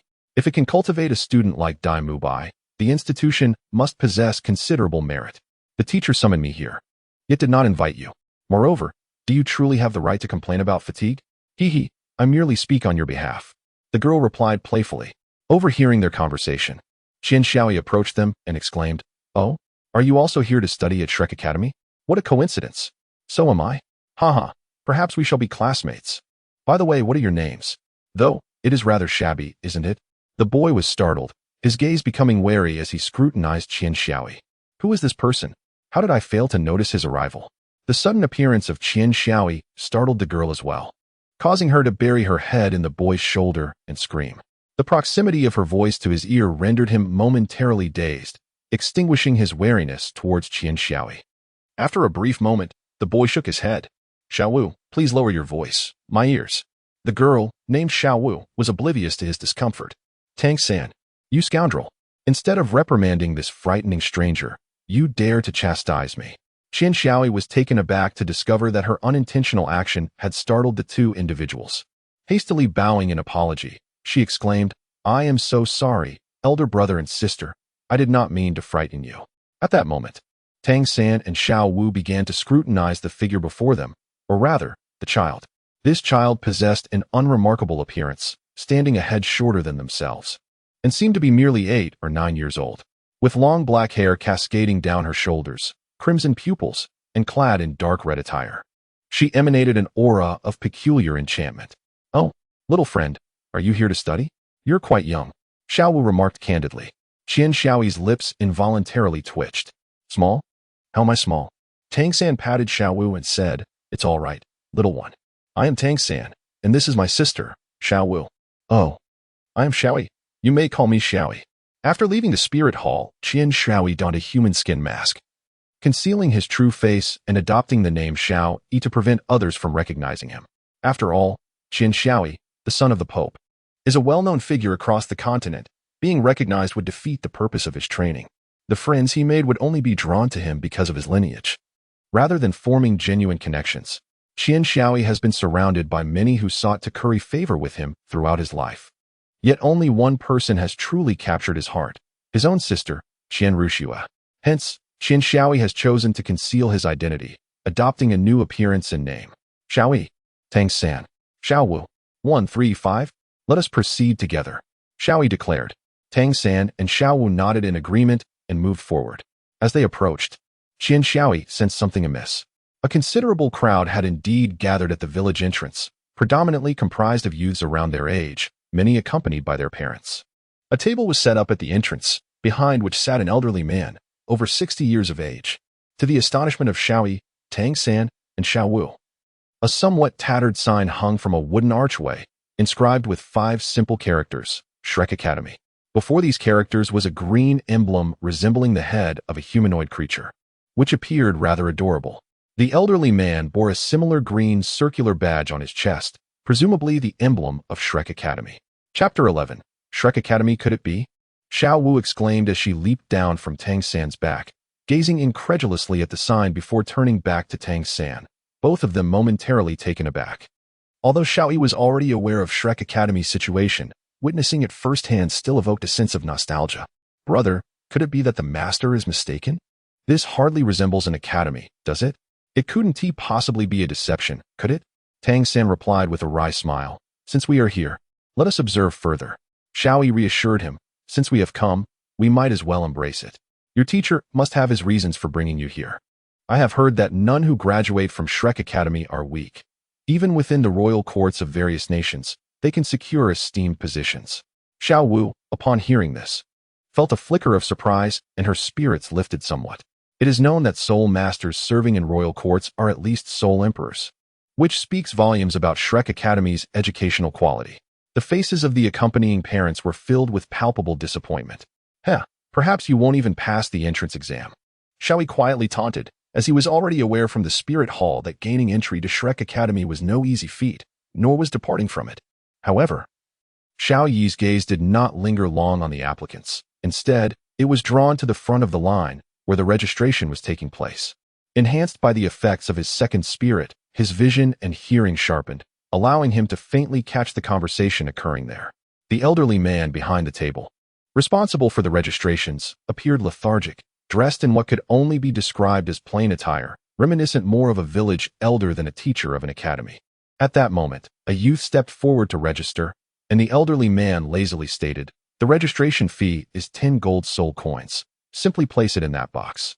The young boy's father hastily produced 10 gold soul coins and placed them into a wooden box constructed from several planks. Extending a hand, the elder spoke. The boy complied, presenting his hand before the elder, who pinched it twice and shook his head, saying, "You do not meet the age requirement. You may leave." The father, taken aback by the elder's keen judgment, quickly smiled and said, "Sir, my son has just celebrated his 13th birthday. Surely, you could make an exception?" The elder, somewhat impatient, replied, an exception? Very well. If you are over 13, you must achieve at least level 25. Do you meet that standard? Since you do not hinder those behind you. The boy's father protested, but what about our registration fee? The elder, unceremoniously, stated, once registered, the fee is non-refundable. Unable to contain his anger, the father retorted, you are clearly just trying to swindle us. Refund our registration fee, or we shall not leave. Had we known this so-called Shrek Academy was so decrepit, we would never have come. The elder gave him a sidelong glance, ignoring his outburst, and calmly instructed, move by. Someone wishes to reclaim their registration fee. Handle it. Suddenly, a figure sprang up from the ground, declaring that if they wished to reclaim their fee, they would have to defeat him first for a double refund. Xiao Yi, observing, wore an expression of helplessness. Mu Bai, without further ado, summoned his soul power, unleashing 3 soul rings, 2 of 100 years and 1 of 1,000. The surging soul power generated an invisible pressure in the air, and his piercing gaze was fixed on the father and son. Xiao Yi sighed, muttering, this is nothing short of extortion. Among soul masters, soul rings always held the most significant authority. Witnessing Mu Bai's impressive configuration of 3 soul rings, including 1 of 1,000 years, was a rarity indeed. The boy's father paled, realizing that he was no match for Mu Bai's prowess. He muttered a phrase of resignation and hurriedly pulled his son away. Mu Bai returned to his previous position, casting a cold glance at the other young applicants and their parents, the threat in his gaze unmistakable. The oppressive force of his 3 soul rings was not something ordinary individuals could withstand. As the scene concluded, the line of waiting applicants shrank by 1/3. Likely those hoping to slip through unnoticed, but no one was willing to part with their money, especially given the unflattering appearance of Shrek Academy. Another young applicant approached the elder, accompanied by his parents. His mother confidently placed 10 gold coins into the wooden box, and the boy obediently extended his hand. The elder pinched his hand, casting a dim gaze upon him, and said, just right, 12 years old. Release your martial spirit. Let me see it. The young boy nodded. A pale green spirit energy emanating from his body, as a century-old yellow soul ring rhythmically encircled him. The presence of this century-old soul ring was undeniably formidable. His martial spirit manifested as a robust vine that coiled around him. This martial spirit bore a resemblance to Tang San's blue-silver grass. Yet it was not grass at all. Rather, it was a vine, akin to Tang San's second soul ring, the ghost vine, albeit devoid of its toxic properties. The elderly man shook his head and declared, unqualified. You may leave. The boy's parents, initially brimming with confidence, froze in disbelief upon hearing the elder's verdict. The mother could not restrain her inquiry. Why? My son is a top student at the primary academy. Did you not see that his soul ring is a century old? Few soul masters possess such a ring.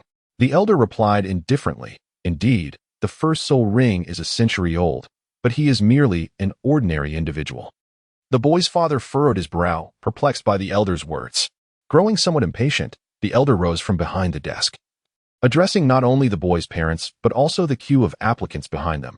We only accept prodigies here, not ordinary folk. If a 12-year-old has not reached the second ring of Soul Master, do not waste your gold.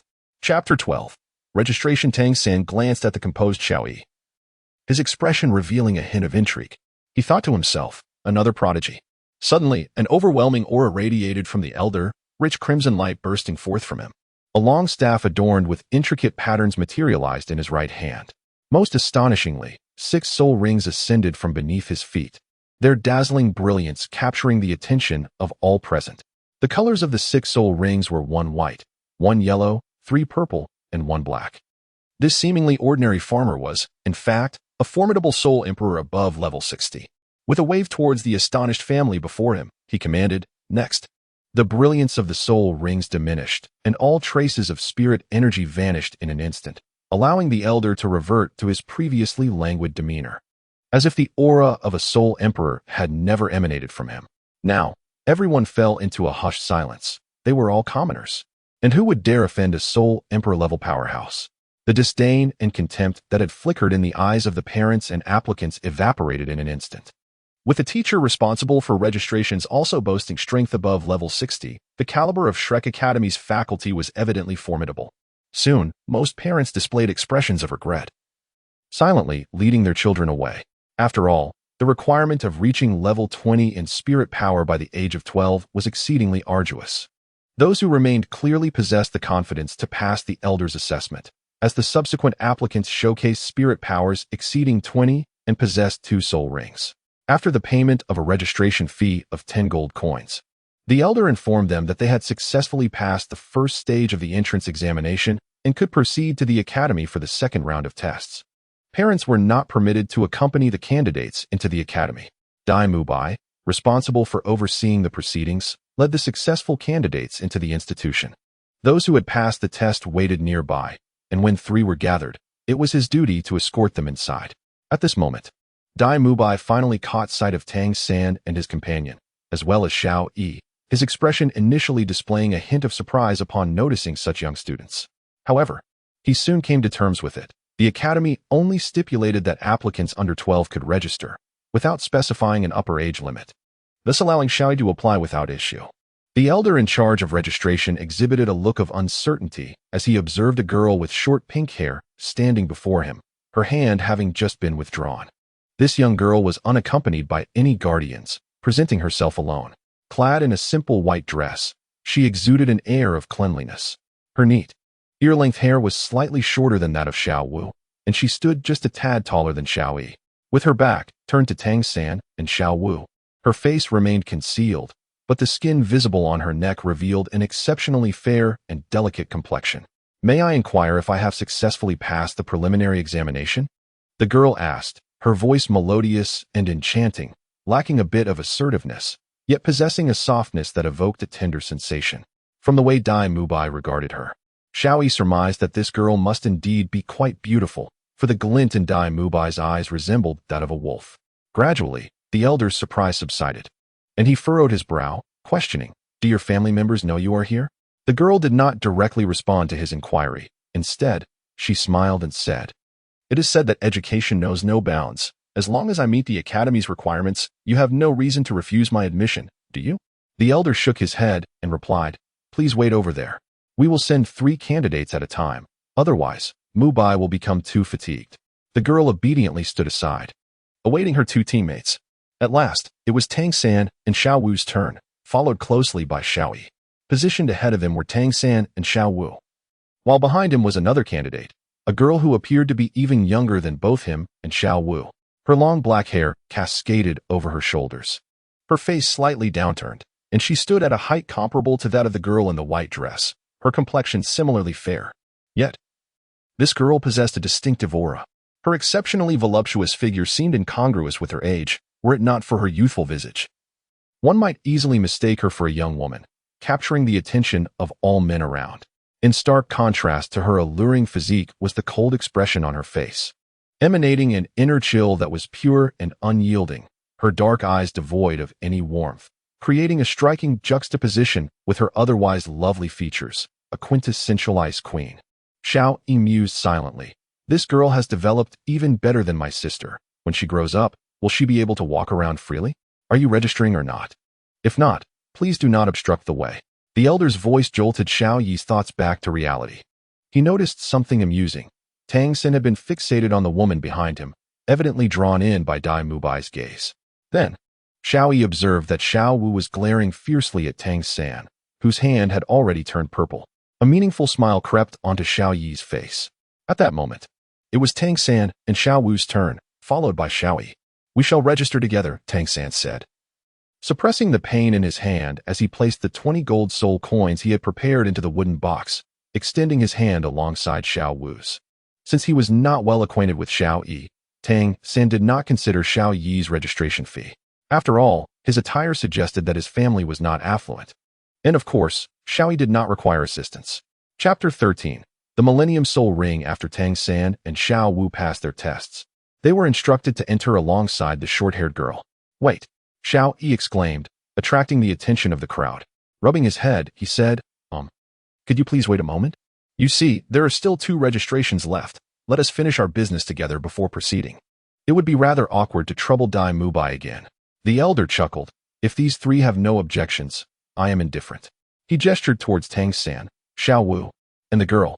Naturally, neither Tang San nor Xiao Wu objected, and the girl glanced at Xiao Yi, shaking her head as well, indicating she was not in a hurry. "All right, young man, extend your hand," the elder instructed Xiao Yi. Following suit, Xiao Yi complied, but the elder furrowed his brow as he examined him. You are only 9 years old. Xiao Yi nodded, smiling yes. Indeed, old man, your rules state that one must be under 12. But they do not specify an upper age limit. The girl looked astonished, 9 years old? Can someone of that age enroll in the academy? Dai Mubai also appeared incredulous. Having initially thought Xiao Yi merely looked youthful. The woman behind Xiao Yi maintained a stoic expression, though her eyes revealed considerable intrigue. Meanwhile, Tang Sen wore a knowing smile. And as for Xiao Wu, she was best ignored. The elder paused for a moment before chuckling. What a sharp-witted lad. It is permissible, however. Release your martial spirit and soul ring. Given your age, your soul power should reach level 15, accompanied by 1 yellow soul ring. Xiao Yi shook his head. No need for special treatment. Whoosh. Xiao Yi summoned the judgment sword of his martial soul, with 1 yellow and 1 blue soul ring quietly adorning the blade. I have met the standards of your academy, Xiao Yi declared. The elder stared blankly at Xiao Yi's blue soul ring. A millennium?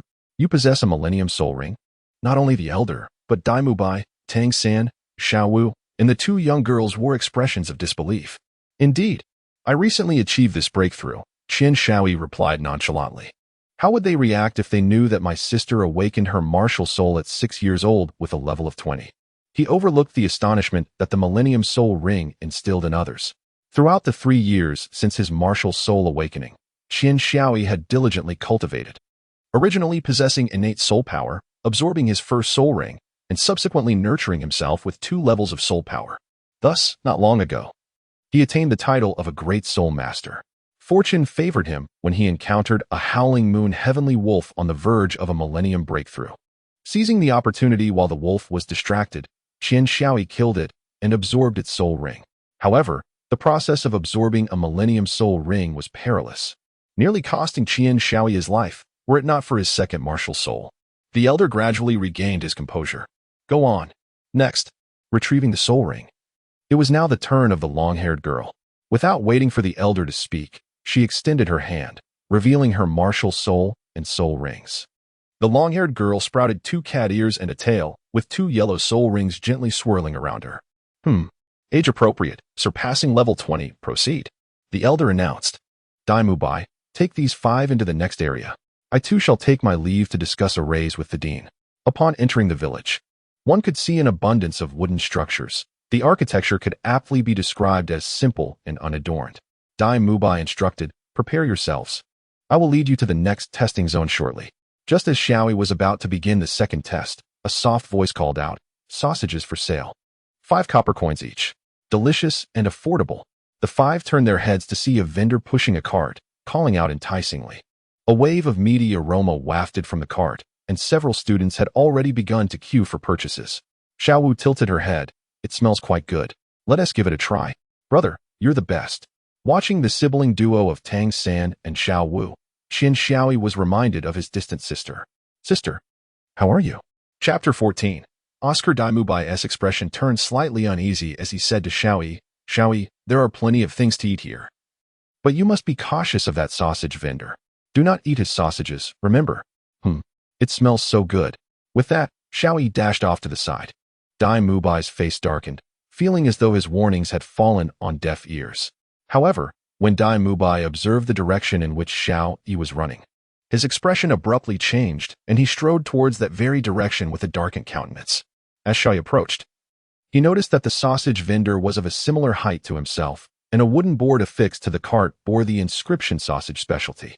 Upon seeing a customer approaching, the vendor immediately greeted him with enthusiasm. Would you like a sausage? Delicious and inexpensive, I guarantee you will be captivated. Xiao Yi, who was not particularly tall, just managed to reach the cart.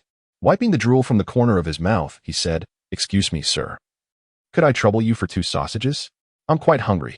The vendor's expression suddenly stiffened. Sir? What did you just call me? Xiao Yi was taken aback. I called you sir. Is there a problem? My mother said to address elderly people as sir. The vendor chuckled wryly. Elderly? Nonsense.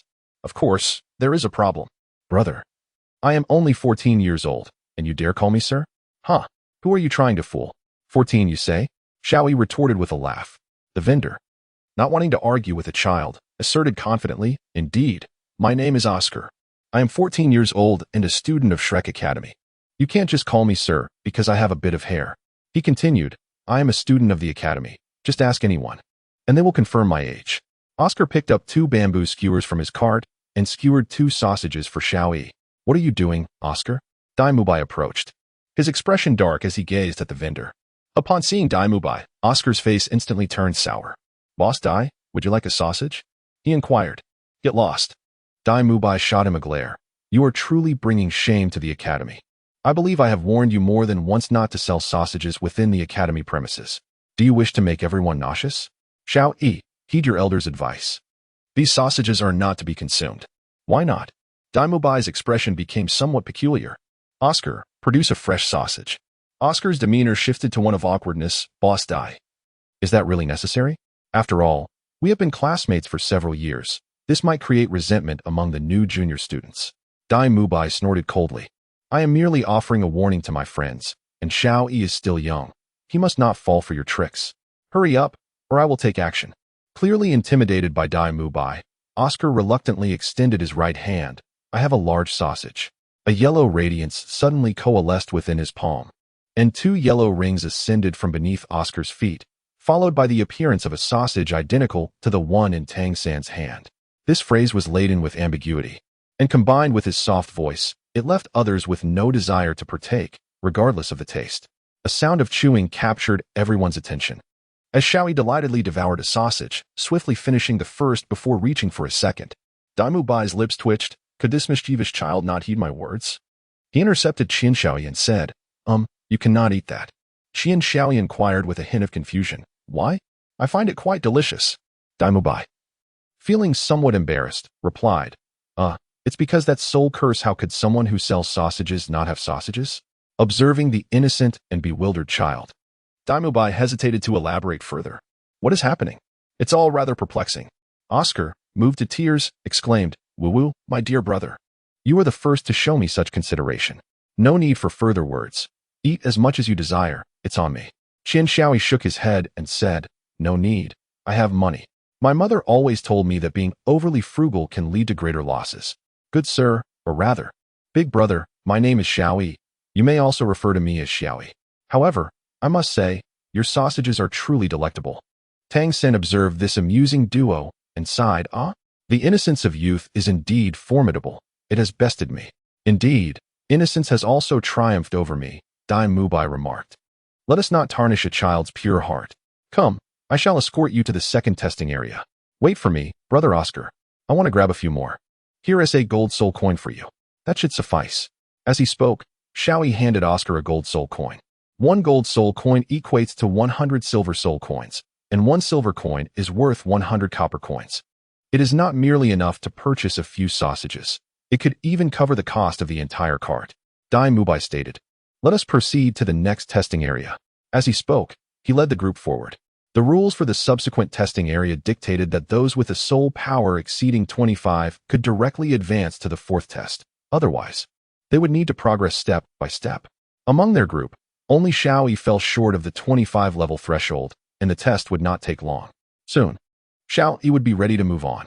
Chapter 15. The test. Xiaoyi grasped the crystal ball, and in an instant, it emitted a faint glow, clearly indicating a level of 21. The boy beside him scoffed. Humph, it seems impressive, yet it pales in comparison to my own abilities. The teacher in charge of the testing then inquired, your name, your age. Xiaoyi, 9 years old, level 21 Great Soul Master. After speaking, he regarded the boy with a look of condescension. The boy lowered his head, too intimidated to meet Xiaoyi's gaze. A 9-year-old Great Soul Master certainly possessed the right to look down upon him. Xiaoyi did not seek to further humiliate him. Instead, he passed the crystal ball to Tang San and the others. Tang San showcased a level 29, the Ice Queen displayed 27, and the short-haired beauty revealed 26. The teacher's face betrayed an unmistakable astonishment. Such prodigies were rare, and this year, there were particularly many, 5 in total. Excellent, excellent. It seems I may have a chance for a raise, he mused. Mubai, please take them to the 4th test. Yes, Dai Mubai replied respectfully, casting a complex glance at the icy girl before turning to lead the group into the academy. This time, no other students raised objections. Their abilities had spoken for themselves. The same martial spirit, when developed in different directions, leads to varying future achievements. The second test primarily serves to assess the strength of the candidate's martial spirits and to ascertain whether any conflicts arise from the first two soul rings that may impact future cultivation. Dai Mubai explained, the Academy has a stipulation. If a candidate's soul power exceeds 25, regardless of their martial spirit, they may directly pass through the second and third tests. It is akin to overpowering 10 adversaries, even if your martial spirit is of lesser quality, with a significant advantage in soul power. You may still emerge as a formidable soul master. The third challenge assesses the candidate's proficiency in utilizing their own martial spirits. Merely possessing soul power and potential is insufficient. One must also exhibit a certain degree of control over their martial spirit. The higher the level of the martial spirit, the more challenging it is to master, and complications may easily arise. If a candidate's control over their martial spirit does not reach a certain standard, it reflects a lack of diligence on their part. Such students will not be accepted. The fourth challenge evaluates practical combat experience. Some candidates may have commendable martial spirits and control over them. Yet if they have been raised in a noble household, sheltered from the realities of the outside world, their understanding of combat will be severely lacking. The Academy does not accept such students. The esteemed principal has stated that those who have been overly pampered are to be excluded. Xiaoyi chuckled, finding the principal's personality quite intriguing. Dai Mubai sighed. Thus far, Shrek Academy has admitted a total of 42 students since its establishment, averaging just over 2 each year. If all 4 of you are accepted this year, it would indeed set a record, considering the Academy has not enrolled any students for the past 2 years. Presently, including myself, there are only 3 students studying at the Academy in the entire Douluo continent. We can be considered the only institution where the number of teachers surpasses that of the students. Even with your acceptance, the student count will never exceed that of the faculty. Xiaoyi remarked, no wonder this academy appears so dilapidated. Why not recruit more students? Otherwise, it hardly seems profitable. Dai Mubai's expression shifted to one of respect as he recalled the principal's words, better to have none than to accept the unworthy, regardless of circumstances. Even if Shrek Academy were to close, we would never admit the incompetent, only the exceptional. The Academy has admitted a total of 62 students, yet only 14 have graduated. Each of these graduates has become a figure of great renown. The principal has asserted that anyone below rank 41 should refrain from embarrassing themselves by venturing outside. As Dai Mubai concluded, his emotions were clearly stirred. He held the principal of Shrek Academy in the highest esteem. Chapter 16. The Unmoving King. They have arrived. Dai Mubai approached a man and respectfully greeted, Teacher Zhao, I have brought candidates for the 4th challenge. This year there are candidates for the 4th challenge? And 5 of them, at that. The middle-aged man turned around, his surprise evident as he regarded the 4 young individuals before him, as if he had encountered something extraordinary. Due to his height, Zhao Wujia's gaze had overlooked Xiaoyi. Hey, don't forget about me. Xiaoyi interjected, feeling slighted. Zhao Wujia turned toward the voice. Whose child are you? You blind bear. I am a 9-year-old soul master. Xiaoyi proclaimed. 9 years old, a soul master? Is that truly you? Zhao Wuji asked, pointing at Xiaoyi. Do you have a problem with that? Xiaoyi replied, nodding defiantly. Zhao Wujia chuckled. All right, enough of the small talk. Let us proceed. My name is Zhao Wujia. Out of sheer boredom, I have decided to engage with you personally. I shall grant you the duration of an incense stick to familiarize yourselves and deliberate. After this period, the test shall commence. The challenge entails your collective resistance against my attacks for the span of 1 incense stick. If even one among you can endure until the end, you shall prevail. However, do not entertain any notions of evasion. None can escape this designated area with mere speed. Additionally, I must caution you that it is impossible to withstand my assaults single-handedly. Your only avenue to success lies in your coordinated efforts. Having uttered these words, I produced an incense stick from an unknown source, ignited it with a flick of my fingers, and planted it firmly in the ground without a hint of tremor.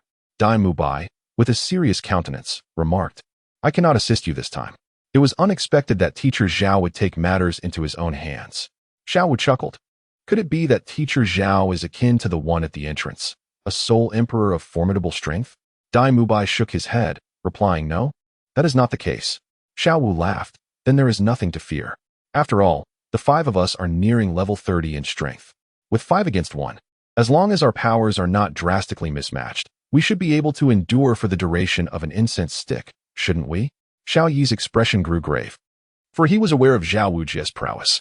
Dai Mubai continued, Teacher Zhao is not a soul emperor of level 60, he is a soul sage of level 76. With a beast martial spirit, he serves as the vice president of the academy. At level 76, even when confronted by an army of 10,000, a soul sage can navigate with ease. Although Xiaoyi had encountered many soul sages at the martial spirit hall, this would be his first experience in combat against one, which naturally made him somewhat anxious.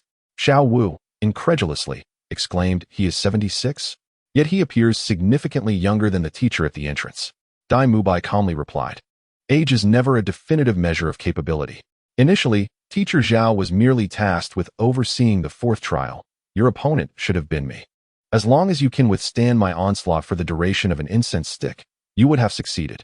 But who could have anticipated that today he would choose to intervene personally?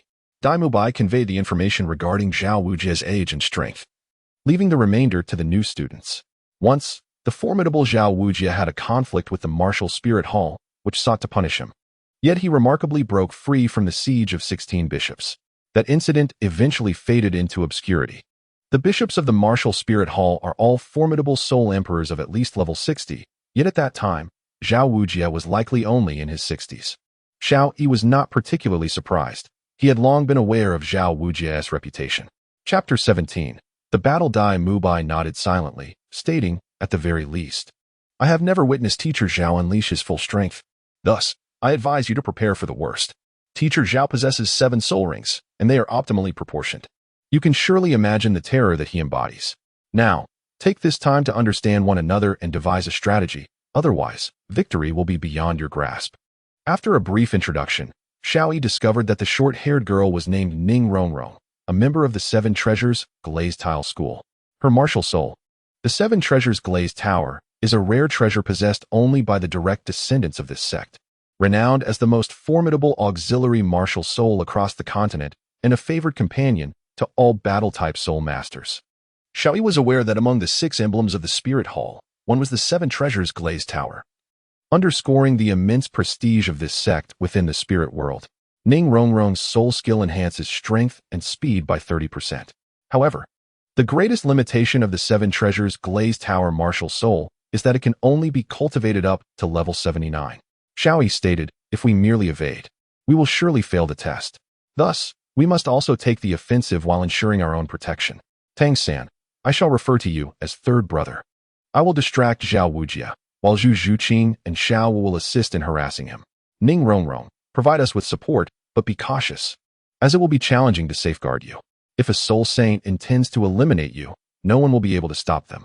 Tang-san furrowed his brow, questioning, can you truly distract him? After a moment of hesitation, Xiao Yi replied, rest assured, Teacher Zhao should not make things overly difficult for us. For a great soul master is no match for a soul saint. Moreover, I will not confront him head-on. It will be fine. Very well then. Xiao Wu, what about you all? Tang-san inquired, seeking the opinions of Xiao Wu and the others. No problem, was their collective response. This was the best strategy they could devise in such a short time. Have you finalized your plan? Zhao Wujie's resonant voice echoed as the 4 turned to see that the incense on the ground had burned down to its end. Teacher, we are ready to begin. Dai Mubai nodded to Zhao Wujie and stepped aside to observe the battle. Observing was also a form of learning, and Dai Mubai would not miss any opportunity to acquire knowledge. Zhao Wujie rose once more, clasping his hands together and loosening his wrists, the sound of cracking bones echoing painfully as an invisible pressure heightened in the air. He conjured another stick of incense, but before he could ignite it, Ning Rongrong had already taken the initiative. The 7 Treasures Glazed Tile spun, her body gracefully rotating in place, radiating a dazzling array of colors. In her right hand appeared a delicate 7-layered treasure tower. 2 yellow soul rings rose from beneath her feet, encircling her in a gentle spiral. The 7 treasures are famous. The first is strength. The first soul ring shimmered as it enveloped Ning Rongrong's left fingertip, releasing 4 beams of colorful light that simultaneously enveloped Tang San and his companions. A member of the 7 Treasures family among this year's candidates? Ha ha ha, the continent's premier auxiliary martial soul. Just the thought of it is exhilarating. As he spoke, he casually tossed the ignited incense into the ground. The 7 treasures are famous. The second is speed. With that, For more beams of colorful light gracefully emerged as Ning Rongrong activated her second soul ring. The interval between the release of the two soul skills was merely a few seconds. In an instant, their bodies felt weightless, as if they were about to take flight. With a 30% increase in strength and speed, instilling within the four a sense of boundless energy. At that moment, Zhao Wujie sprang into action. Not charging towards the enemy, but rather striking the ground with both fists simultaneously. Chapter 18. Perseverance. Zhao Yi narrowed his eyes and shouted, "Ning Rongrong, run." At the moment Zhao Wujie initiated his attack, he understood precisely what his opponent intended to do. In the realm of Douluo continent, it is common knowledge that should one encounter an opponent possessing the seven treasure glazed Hal School's soul masters, the foremost priority must be to eliminate them, otherwise, one would encounter considerable trouble. Zhao Wujie's assault was evidently not directed solely at Ning Rongrong. His aim was to disrupt her support. A blue-black vine suddenly lashed out, coiling around Ning Rongrong's waist, pulling her out of the attack range. With a thunderous crash, the ground trembled violently, and within that vicinity, even the soul masters found it challenging to maintain their footing. A wave of earthen-colored energy surged forth in response to the earth's motion towards Tang San and his companions. Xiao Yi brandished the judgment sword and charged at Zhao Wujie. Zhao Wujie laughed heartily. "Come on, let me witness your strength. Let us see how many of my blows you can withstand." Xiao Yi remained silent, raising the judgment sword and bringing it down with force. Zhao Wujie, unperturbed, opted to test the boy's capabilities by choosing to take the hit head-on. Observing Zhao Wujie's decision to endure, Xiao Yi's first yellow soul ring shone brightly.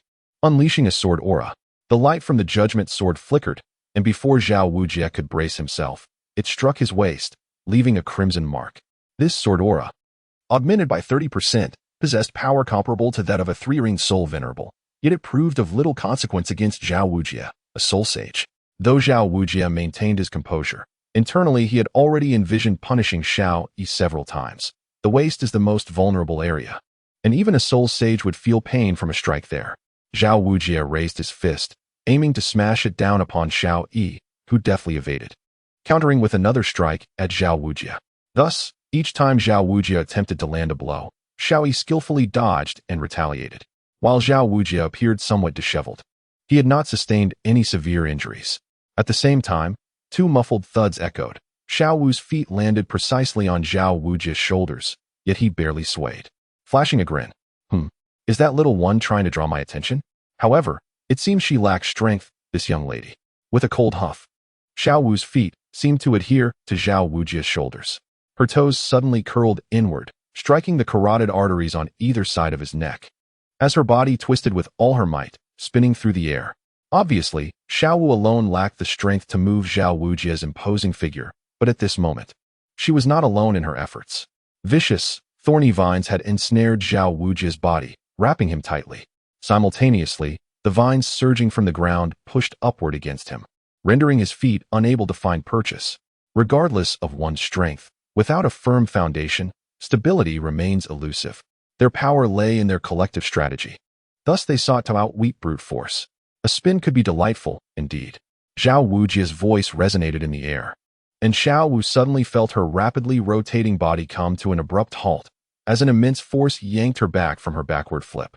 With a mighty roar, Zhao Wujie's already formidable physique seemed to swell instantly. 7 dazzling soul rings ascended simultaneously, just as Dai Mubai had described.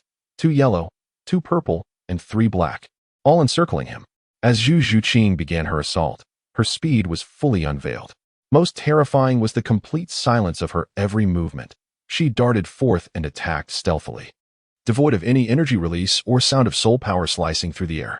After manifesting her martial soul, her claws transformed into sharp, spiky instruments, leaving behind feigned illusions in her wake, making it exceedingly difficult to pinpoint her exact location. Her lethal talons sought vital points, forcing Zhao Wujie to unleash his own martial soul. Thus, with Xiao Wu and Zhu Zhuqing creating distractions, and Tang Sen exerting control, Zhao Wujie found it challenging to focus on the formidable Xiao Yi, empowered by Ning Rongrong. Meanwhile, Xiao Yi diligently wielded the judgment sword against Zhao Wujie, employing techniques of slashing, stabbing, slicing, and hacking with remarkable finesse. At last, Zhao Wujie could no longer contain himself. "You have succeeded in compelling me to unleash but 20% of my strength. You may take pride in that." His massive hands became exceptionally heavy, akin to oversized fans. For a soul sage of his caliber, at level 76, these 20-something level soul masters seemed woefully weak. He merely wished to engage in playful competition with these youngsters, to stretch his limbs. He was a connoisseur of talent, after all. As long as Xiao Yi and the others could demonstrate their skills, that would suffice. However, their prowess far exceeded his expectations, prompting Zhao Wujie to prolong the encounter. Eager to discover their limits. Children, come forth. Let us continue. Chapter 19.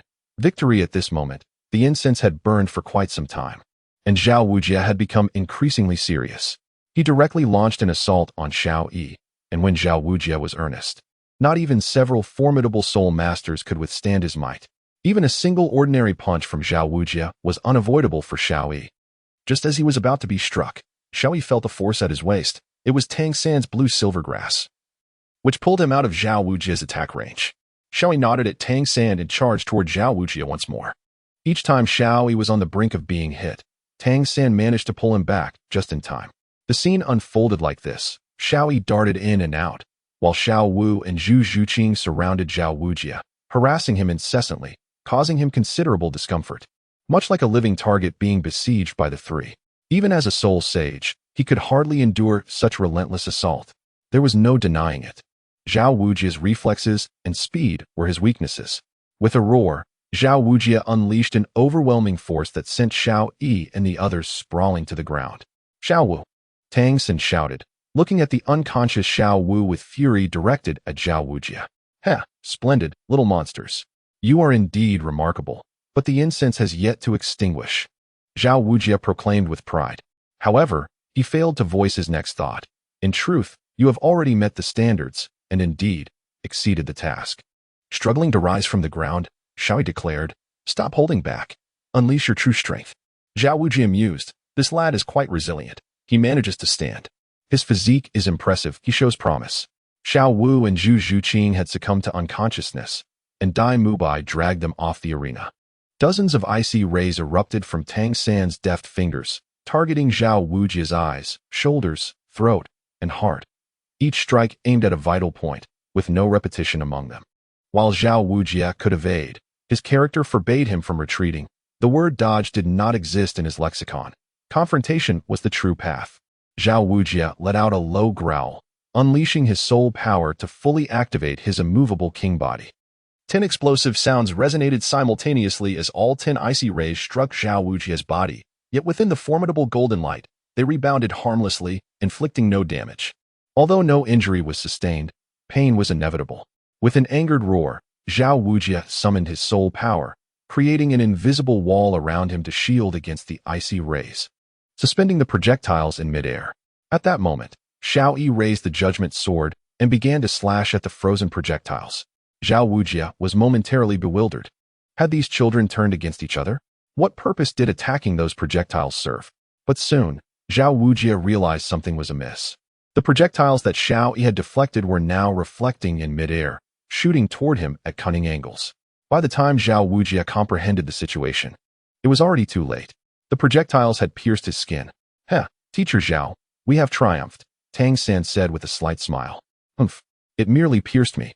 Even though it is toxic, the fragrance has yet to dissipate. Suddenly, Zhao Wujie turned in disbelief. Xiao Yi's left hand was enveloped in a yellow bone, extending into a blade that had already plunged into Zhao Wujie's back.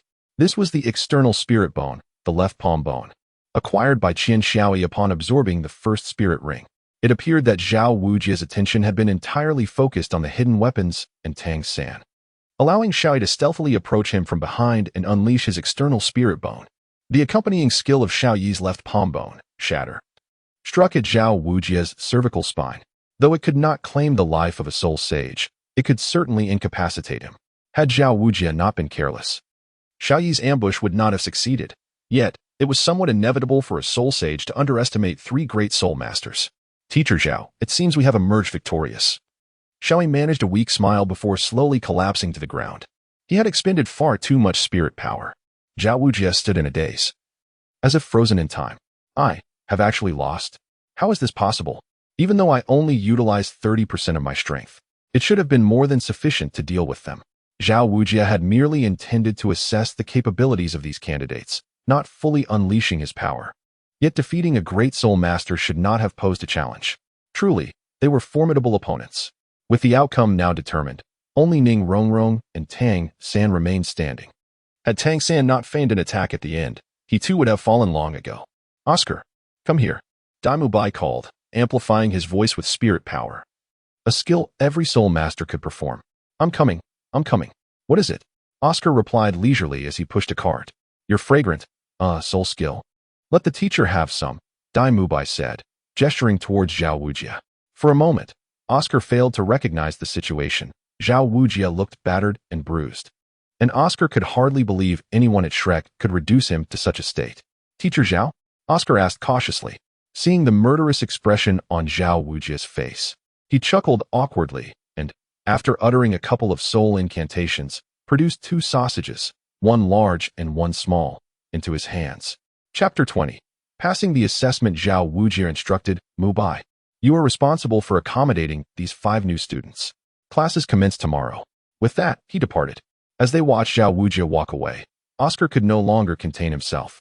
What was up with Teacher Zhao today? He seemed rather irritable. "Did you provoke him?" Dai Mubai retorted. "Why would I seek trouble with him? Am I looking for death? And you? Can you not be so peculiar, fixating on trivial matters? Bring Xiao Yi along." As he spoke, Dai Mubai lifted Zhu Zhuqing from the ground. While Tang San picked up Xiao Wu, Oscar glanced between Dai Mubai and Tang San, muttering, "Why are you both carrying beautiful girls while I'm stuck with a child?" Dai Mubai shot him a sideways glance. "That is a matter of character." As Qian Xiaoyi gradually awakened from his slumber, he noticed that the sky outside had turned progressively darker. Blinking his somewhat dazed eyes, he realized he was lying in a wooden cabin. The room was modest, approximately a dozen square meters in size, featuring not only the bed he occupied but also 1 or 2 additional beds, indicating it was a dormitory for 3 individuals. Oscar sat on one of the beds, seemingly lost in thought, his expression rather impure. "Where am I?" Qian Xiaoyi inquired, his voice slightly hoarse. Upon noticing his awakening, Oscar replied, "This is our dormitory.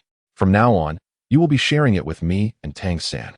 Tang San has gone to visit Xiao Wu and will return shortly. Xiaoyi, you truly impressed me today." Even Zhao Laoshi, known for his formidable nature, suffered a significant defeat at your hands. There is no need to conceal the details of the test. Dai Mubai has already disclosed the entire sequence of events. Although his disdain for Zhao Wujia played a part as well, Qian Xiaoyi smiled and remained silent. Oscar, unwilling to be ignored, spoke up. "We shall be roommates from now on. Allow me to introduce myself again. I am Oscar, a level 29 soul master with the martial spirit of a sausage. I am affectionately nicknamed Sausage Vendor. You may refer to me as Sausage Vendor Oscar or simply call me Little Oscar," Qian Xiaoyi remarked. "Xiao Yi, a 21st level assault system battle soul master. By the way, is it appropriate to call you Xiao Ao? Perhaps I should refer to you as Lao Ao instead? Let us not dwell on such trivial details. Tell me, Xiaoyi, among the 3 girls who came this time, who do you think is the most beautiful?" "I believe it is Ning Rongrong. She is simply stunning. My goddess. From the moment I laid eyes on her, I knew that in this lifetime, I, Oscar, would love only her." As he spoke, Oscar displayed an expression of infatuation. Xiao Yi's lips twitched in response. "At just 14 years of age, you are already contemplating matters of a lifetime. If, perchance, I were to consider my sister— Wait, what am I thinking? She is your sister." To dispel such inconceivable thoughts, Xiao Yi decided to engage Oscar in conversation. "Sister Rongrong is indeed remarkable. No, I should say all 3 of them are quite admirable. However, you must steer clear of any advances towards Xiao Wu and Zhu Zhuqing." "Why?" Oscar, having never witnessed Tang San's fervor for Xiao Wu or Dai Mubai's distress over Zhu Zhuqing's injuries, remained oblivious to the reasons. "If you wish to challenge a formidable assault type like Dai Mubai and a control type like Tang San as a support type, then be my guest," Xiao Yi stated. My heart is set solely on Ning Rongrong. She is gentle and kind, a paragon of a virtuous wife and mother," Oscar declared with unwavering conviction. "Then perhaps you should first shave to enhance your appeal. At your current state, Sister Rongrong would hardly see you as anything but a peculiar uncle." Without allowing Oscar a chance to retort, Xiao Yi began to meditate. He had yet to fully recover, and for reasons unbeknownst to him. The thought of Oscar pursuing Ning Rongrong brought him a sense of discontent, prompting him to withdraw from the conversation. Not long after, Tang San returned to the dormitory, sharing the space with Xiaoyi and Oscar. By the time he arrived, Oscar was already fast asleep, while Xiaoyi was engaged in training. The following morning, as Xiaoyi awoke, he noticed Tang San's bed was already empty. Oscar remained cocooned in his blanket, snoring, even drooling in his slumber. Xiao wake up. Xiaoyi nudged him. What is it? Let me sleep a little longer, Oscar mumbled groggily. Xiaoyi frowned. You need to get up. It is already quite late. Are you not aware that the key to a productive day lies in the morning? Furthermore, aren't you supposed to attend class? With some reluctance, Oscar opened his eyes and glanced at Tang San. I am not like you. You are battle soul masters. I am an equipment soul master, specifically of the food system. I do not require the same rigorous training as you. Brother, could you please refrain from disturbing me? Let me enjoy a few more moments of slumber. It's quite comfortable to linger in bed. If you have nothing else to do, why not visit the girls' dormitory? Just head 100 meters east, but do mind your manners. Otherwise, you might find yourself in trouble. Xiaoyi, somewhat speechless, retorted, Hey, what do you expect me to do at the girls' dormitory? Besides, why would I go there? Never mind, I shall take a stroll outside, you lazy pig. Upon exiting the room, he caught sight of Tang San meditating on the rooftop, perfectly positioned to face the rising sun as he gradually concluded his practice and opened his eyes. Xiaoyi chuckled and praised, Third brother, you truly are diligent. At this hour, many must still be in slumber. His words were laden with implication. Tang San scratched his head, feeling somewhat bashful, and replied, Not at all. I'm merely bored. Besides, I'm on the verge of a breakthrough, so I thought I'd put in a little effort. As if recalling something, Tang San inquired, Oh, by the way, Xiaoyi, I'm going to find Xiao Wu. Would you care to join me? After a moment's contemplation, Xiaoyi nodded and said, Sure, let us go. I have nothing else to occupy my time, and visiting Sister Xiao Wu sounds delightful, especially since Oscar just provided me with the address. In truth, I was aware that the Shrek Academy had limited financial resources. The entire institution merely occupied a third of the village's area, constructed rather simply. The so-called dormitories were nothing more than the wooden houses of former villagers. Fortunately, the proximity to Soto City made procuring supplies relatively convenient. Before long, Xiaoyi and Tang San arrived outside the dormitory of Xiao Wu and Ning Rongrong. Shall we enter directly? Tang San hesitated momentarily before calling out softly, Xiao Wu. Xiao Wu. Xiaoyi, with a mischievous grin, called out loudly, Sister Xiao Wu, third brother has come to take you on a date. Hearing Xiaoyi's words, Tang San broke into a cold sweat, hurriedly covering Xiaoyi's mouth, exclaiming, What nonsense! We are siblings. Xiaoyi wriggled free from Tang San's grasp and, with a skeptical expression, retorted, Oh please. Siblings? You were quite anxious when Xiao Wu fainted yesterday. Tang San, attempting to defend himself, replied, That was because a brother must take good care of his sister. Then will you marry Xiao Wu in the future? Xiaoyi provocatively inquired, adopting a nonchalant demeanor. Without a moment's hesitation, Tang San declared loudly, Absolutely not. Just then, a loud bang interrupted Xiaoyi's response. Xiaoyi stood at the door, her demeanor fierce. Expressing her displeasure, What are you all doing? Can't you keep your voices down? What is all this commotion so early in the morning? Xiaoyi pointed at Tang San, saying, It's him. He wants to take you out for a meal. Ignoring Xiaoyi, Tang San stepped forward. A hint of confusion in his voice. Xiao Wu, why did it take you so long? Xiaoyi and I have been chatting for a while. Perhaps Xiao Wu was experiencing a bit of morning grumpiness as she retorted, Can I change my clothes? Doesn't tea that require time? Xiao Wu, are you feeling all right? Chapter 21. The chubby one. It turned out that Xiao Wu had awakened from her fainting spell in the middle of the night. Ning Rongrong, worried for her well-being, had remained by her side. Once she regained consciousness, Ning Rongrong recounted the events that had transpired the previous day. Xiao Wu exclaimed excitedly, Yesterday's fight was exhilarating. Xiaoyi is truly remarkable. He managed to ambush a soul sage. It was nothing much, Xiaoyi said with a bashful smile, eliciting a shiver from Tang San. Tang San took Xiao Wu's soft hand and suggested, Let us find something to eat. You must be hungry after not having eaten since you fainted yesterday. Indeed, I am quite hungry. Xiaoyi, would you like to join us? Xiaoyi nodded. Her vivacious demeanor restored as she took Tang San's arm. Of course, one must not go hungry. After all, a person is made of iron, and a meal is as essential as steel. Missing one meal can leave one in dire straits. Do you know where we might dine? I do not. How fortuitous. For I am equally uninformed. Had I known, I would have invited Ning Rongrong to join us. As the trio prepared to seek a farmhouse for provisions, they noticed a young couple in the distance engaged in a heated argument. The youthful girl appeared to be around 14 or 15. Possessing an ordinary appearance yet radiating the vibrancy of youth, dressed in simple rural attire that suggested she was a villager's child. The boy embroiled in the dispute seemed even younger, likely of a similar age to Tang San and Xiao Wu, shorter in stature and somewhat plump. Yet he exuded a solid presence. Xiao Yi chuckled. Oh dear, a secret Maya. Such young ones, already entangled in romance. Brother San, let us take a closer look. Tang San and Xiao Wu exchanged glances, nodding in agreement. There was no rush, and it would be harmless to observe. Upon nearing the scene, they discerned that the plump boy was coercing the young girl. Xiao Yi called out, "Hey, you over there, chubby one. Release that girl. Never mind. Please. Continue." Initially brimming with bravado, Xiao Yi quickly retracted his words upon receiving disdainful glances from those nearby. The boy, Ma Hongjun, glared at Xiao Yi with fury in his eyes, and seeing the seemingly 10-year-old Xiao Yi ignited his ire. "Little brat, are you looking for a fight? You are the first to dare call me chubby." As soon as he finished speaking, Xiao Yi turned to Tang San and remarked, "Brother San, this boy is quite the deviant. Not only does he bully women, but he also targets children. How shameless." Ma Hongjuan's forehead bulged with veins as he gritted his teeth. "Very well, I now have a second person calling me chubby, but you are even worse. If I don't turn you to ashes, I shall not be known as Fat Ma Hongjun." Phoenix embodiment.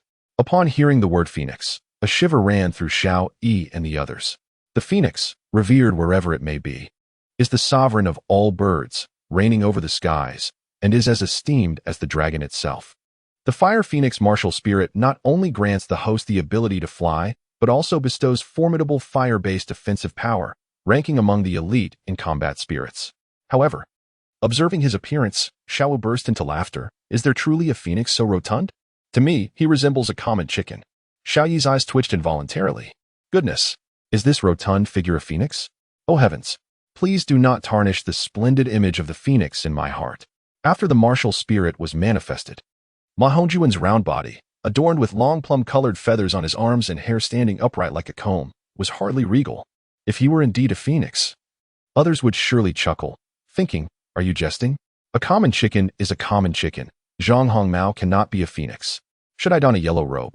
Would I then be an emperor? Ma Hongjun seemed to be provoked, his anger surging like a raging tide. Who are you calling a country chicken? If I don't teach you a lesson today, then I am not Ma Hongjun. He raised his hands, and his first soul ring suddenly illuminated, opening his mouth wide to unleash a stream of fine, purplish-red flames directed toward Xiao Wu. The terms country chicken and fatty were his taboos. Did he just refer to me as a country chicken? Uncertain, he decided to handle the situation first. The intense heat distorted the air, and the purple flames appeared less ferocious, extending like a fiery line through the air. Like the phoenix, dragons too are classified into numerous varieties. Yet the most powerful and noble lineage among them is undeniably the fire phoenix. The flames wielded by the fire phoenix are not mere fire. They can only be extinguished by specific means, otherwise they burn eternally, reducing everything to ashes. This flame is known as the eternal flame. Xiao Yi began to regard Ma Hongjun with newfound respect. His martial spirit was indeed the fire phoenix. Although the flames he conjured were not as uncontrollable as the eternal flame, they still represented a top-tier martial spirit. A sword aura sliced through the purplish flame line, severing it in two, leading to their mutual extinguishment. Xiao Wu, unwilling to be sidelined, exclaimed, "Hey, who permitted you to act? I could easily defeat him, you know?" Chapter 22, Evil Fire. Ma Hongjun, what are you doing? Dressed in white, with meticulously groomed hair, Dai Mubai was striding toward them. Boss Dai, you've arrived?" Ma Hongjun's expression turned somewhat awkward, revealing his apprehension toward Dai Mubai. Xiao Wu indignantly pointed at Ma Hongjun and the young girl, declaring, "This fat country chicken is bullying a respectable woman. Aren't you going to intervene?" A sudden smile broke through Dai Mubai's stern demeanor as he addressed Xiao Wu. "I believe you're mistaken. Miss Suehua, are you unable to tolerate him any longer?" Suehua's face flushed as she nodded, turning to flee. This time, Ma Hongjun did not attempt to stop her, displaying a look of dejection. Xiao Yi approached Dai Mubai, perplexed, and inquired, "What on earth is happening?" Dai Mubai turned to the fatty and asked, "Would you like to explain yourself, or shall I?"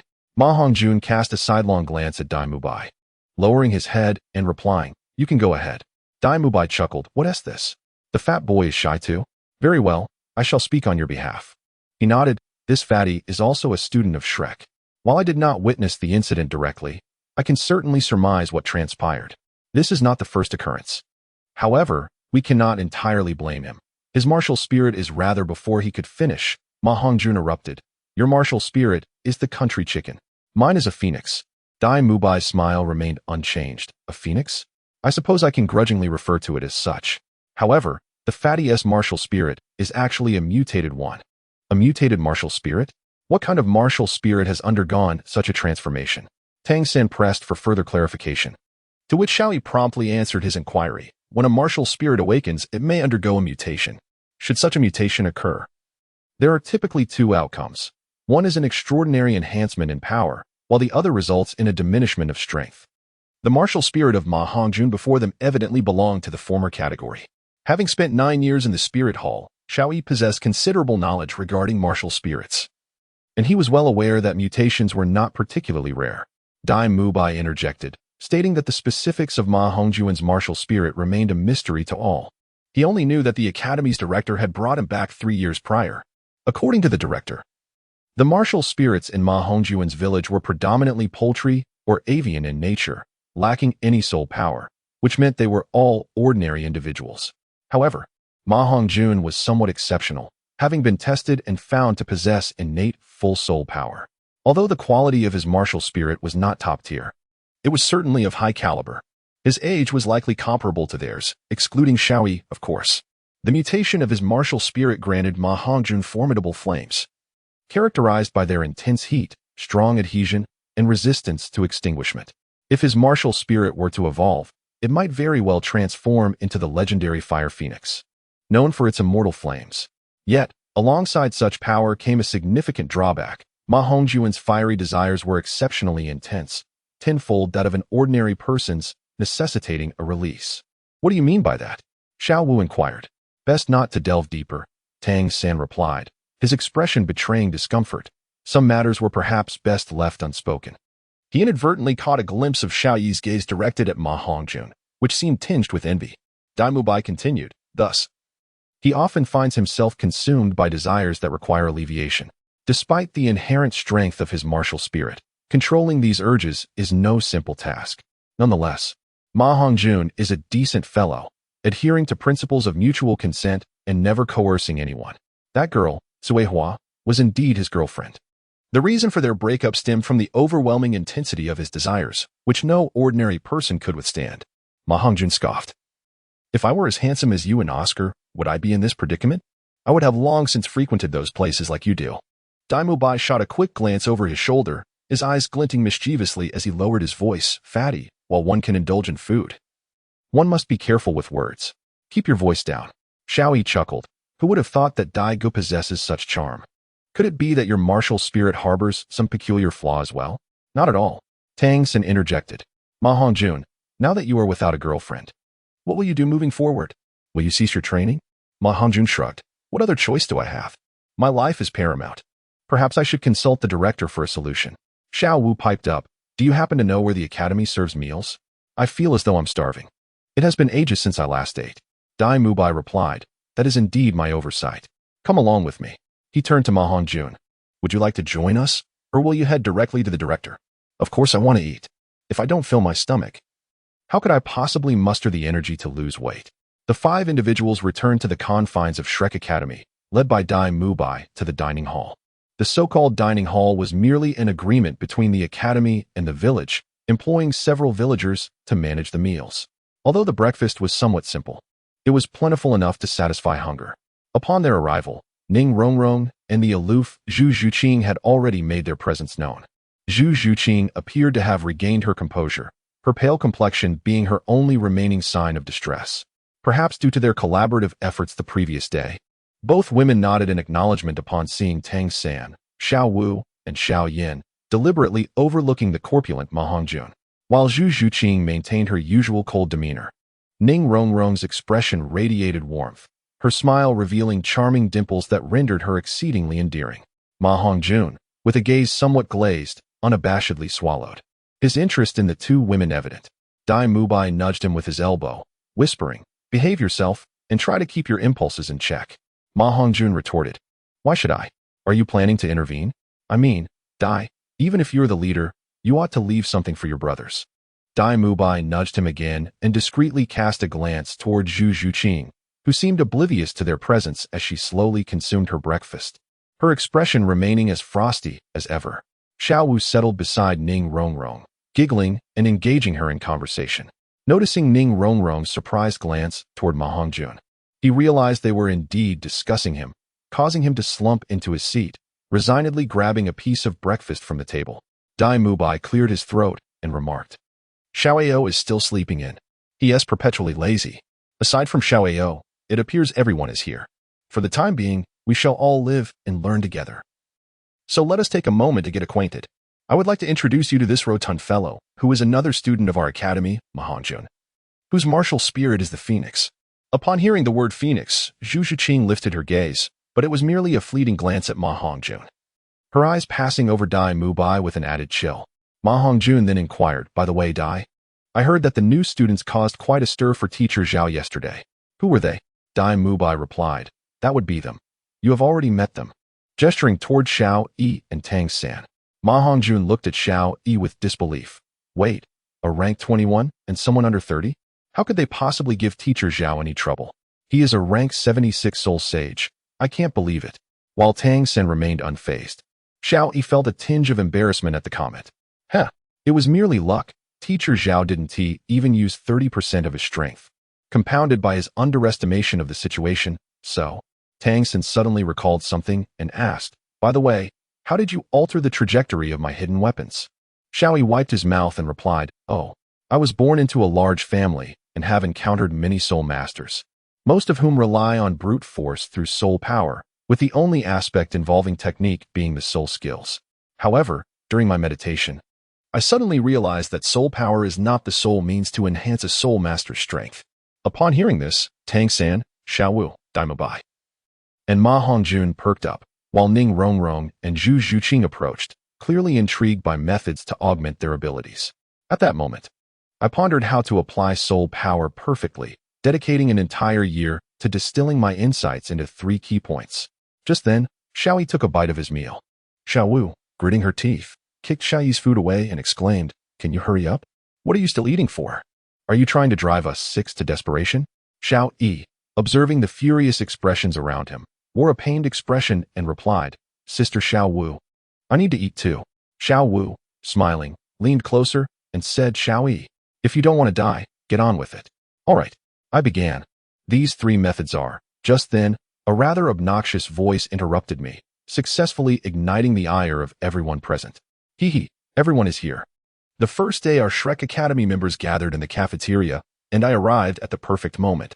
Oscar had just risen, determined to make a good impression on the younger girls by shaving off his beard. Upon entering the cafeteria and seeing that everyone else had already assembled, he approached with what he believed was his most charming smile. Yet, instead of applause or flowers, he was met with glares filled with fury. Oscar was bewildered after shaving. He considered himself quite the handsome fellow, with deep-set peach blossom eyes and a strikingly handsome visage. He bore a nonchalant smile that gave him the air of a dashing nobleman. Logically, he should have garnered admiration, so what was with these angry stares? Oscar felt a bit awkward and stammered, You all." Xiao Wu slowly retracted her right leg, gazing at Xiao Yi with a blank expression, and coldly commanded, "Continue speaking.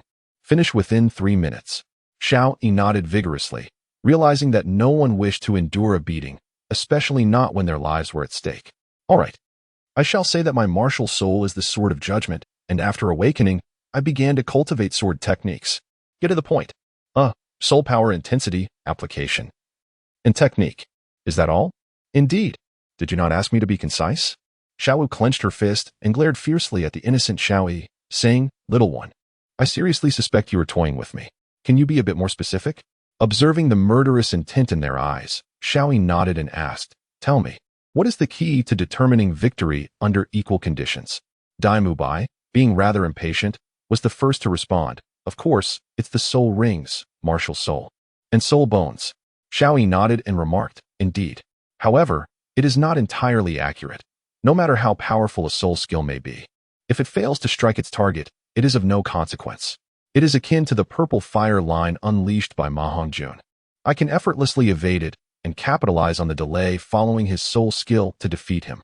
This principle applies not only to soul skills, but also to physical attacks, such as those delivered by Dai Mubai, which can also be dodged. Furthermore, the mastery of soul power is crucial. Soul masters often rely on sheer force to clash head-on. Yet this is the most rudimentary approach. In essence, soul skills represent a manifestation of soul power control. Why is it always Ma Hongjun? At this moment, Oscar had already joined the seven and spoke up. Xiaoyi shrugged and replied, "There's no alternative. He is currently the most fitting example." Xiaoyi continued, "Ma Hongjun's purple fire line is essentially a compression of flames. Ma Hongjun, I have a suggestion for you. Try to make your fire line rotate. Its potency will undoubtedly elevate to a higher level." Tang San nodded in agreement. "Yes, it is akin to my hidden weapons if they could spin at high speeds. Their impact would increase significantly." Shui acknowledged, "Precisely, skill and mastery of soul power are expedient methods of becoming stronger, and at times, they may even allow one to challenge opponents of a higher level." Chapter 24. Soul Flow. I am merely offering you a suggestion. It is not imperative to rotate the soul power at high speeds. Compression and transformation are also viable options. Follow me, and I shall demonstrate my application of soul power. With that, Xiaoyi released his martial soul, the Sword of Judgment, and led the seven of them outside. Ma Hongjun hesitated for a moment, and ultimately, as if having made a significant decision, gritted his teeth and said, "Damn it. Another meal wasted." Ning Rorung chuckled. "Pfft. I thought you had something of great importance." Ma Hongjun retorted, "Isn't eating a matter of great significance? What meaning does life hold without food?" Xiaoyi shot a glare at Ma Hongjun and declared, "Then you may take your time eating. We are leaving. By the time we return, you will be the weakest one, and we'll see if you still have the audacity to show your face." "Who said I am not going? I am merely reminiscing about my breakfast." "Oh, my beloved breakfast. Fear not. I shall make up for it at noon." "Xiaoyi, what are you searching for?" Oscar inquired. Xiaoyi replied, "I am looking for something sturdier. Otherwise, I cannot demonstrate effectively." "Will a stone suffice?" Ma Hongjun asked, bewildered. "No. Stones are insufficient. We can just stack them up." Xiaoyi realized suddenly. "Brother Dai? It's your turn." Dai Mubai nodded and said, "All right. Watch me." With that, Dai Mubai stacked two relatively flat stones into pillars, each reaching a height of nearly 1 meter, approximately the same as Xiaoyi's stature. Xiaoyi picked up the Sword of Judgment. With a powerful downward stroke, the Judgment Sword struck a stone pillar. It severed the upper half of the pillar, leaving the lower portion unscathed, while the sword became lodged in the middle. Unable to advance further, Dai Mubai squinted his eyes, his expression somewhat unnatural. Xiaoyi retracted the Judgment Sword and remarked, as everyone has just witnessed, "I employed a soul force enhancement and exerted my utmost strength, yet I could only penetrate half a meter." Dai Mubai chuckled wryly. "Heh, half a meter. If I were to unleash my full power without using any soul techniques, I would only surpass you by a slight margin, especially considering that we are 6 years apart in age." Xiaoyi smiled and replied, "Brother Dai, do not belittle yourself. As I mentioned, my martial soul is the Judgment Sword, known for its sharpness. Unlike you, whose weapon is your fist, the essence of a fist is to shatter. My attack merely impacted a portion of the pillar, one might even say a line. However, your fist affects the entirety of the pillar. I can at most cleave the pillar in two, but you have the capability to obliterate it. Each of us possesses our own advantages." Listening to Xiaoyi, Dai Mubai's spirits lifted. "I understand now." Xiaoyi awakened and continued, "Consider this. You are a close combat, high-attack soul master, focusing on attack, defense, and technique. These 3 avenues are your primary paths for development. Your attack and defense are at the pinnacle among your peers, yet your technique is lacking. To put it more accurately, the technique of all of you is deficient. You all seem to rely solely on brute strength, forgetting finesse. I digress. Let us continue." With that, Xiaoyi raised the Judgment Sword, his gaze growing solemn. He closed his eyes and summoned his soul power.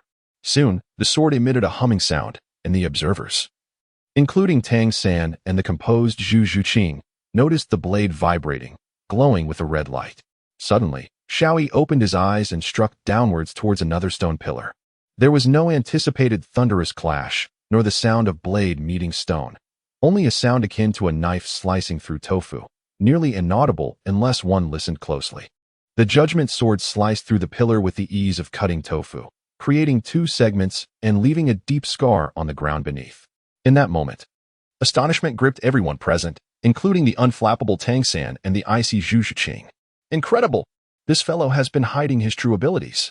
Xiaoyi approached the severed edge of the pillar, shook his head, and sighed, murmuring to himself, "Alas, I still have not perfected my skills." Hearing his words, Dai Mubai's lips twitched. "What do you mean you haven't perfected it? Have I wasted these past years? You haven't perfected it? Literally, find contentment. Indeed, find contentment. None of us could achieve what you just did. It's quite alarming how you've surpassed us. Let us not rush. Observe," Xiaoyi said, pointing at the severed edge of the pillar. "This is the application of my soul power flow. It is widely acknowledged that martial souls are the manifestations of soul power, capable of maximizing our potential. I channel my soul power with varying intensities across the blade of the judgment sword, creating serrated patterns of soul energy, and then control its rapid flow to enhance destructive force and penetrate defenses. If this method of soul energy manipulation were perfected, the cross-section of the stone pillar would be as smooth as a mirror. However, as you can see, the surface of this pillar is remarkably coarse and uneven, indicating a lack of mastery." Zhu Zhiqing couldn't help but interject. "Indeed, you are right," I responded. "Once I refine this technique to perfection, I shall be ready to advance to the next level." Xiao Wu, astonished, inquired, "The next level? There is a further stage?" I nodded and explained, "Yes. It involves augmenting the flow of soul power with vibrations and compression. My martial soul is a sword, not a spear, thus rotation of the soul power is not suitable. However, this requires immense mental fortitude." "You're a freak," the crowd exclaimed in unison. I waved my hand dismissively, stating, "I am no freak. And I have already imparted the methods for you to strengthen yourselves. Therefore, it is inevitable that you too will become extraordinary." Xiaowu clenched her fists and remarked, "Xiaoyi, are you inviting a challenge?" Not at all," I quickly replied. "Then teach us more." I nodded and agreed. "Very well. I shall elaborate for each of you. Since childhood, I have read extensively and possess considerable knowledge regarding martial souls. However, I need to understand your martial souls, soul rings, soul skills, and abilities to facilitate our discussions." "That is a fair point. Everyone, please introduce yourselves in detail." Dai Mubai, the eldest and longest enrolled, naturally spoke with authority. He began his introduction. "I am Dai Mubai, nearing 15 years of age, a level 37 close combat assault soul master. My martial soul is the evil eye White Tiger. My first soul ring is a century old, granting me the soul skill White Tiger Shield, which boosts my attack and defense. My second soul ring is also a century old, with the soul skill White Tiger Radiant Wave, unleashing a powerful wave of light with shattering effects. My third soul ring is a millennium-old White Tiger Diamond Transformation, significantly enhancing my attack and defense." Ning Rongrong smiled and remarked, "How detailed. If we do not present ourselves thoroughly, it would be unfair to Brother Dai." Just as Xiao Wu was about to speak, Oscar stepped forward, introducing himself.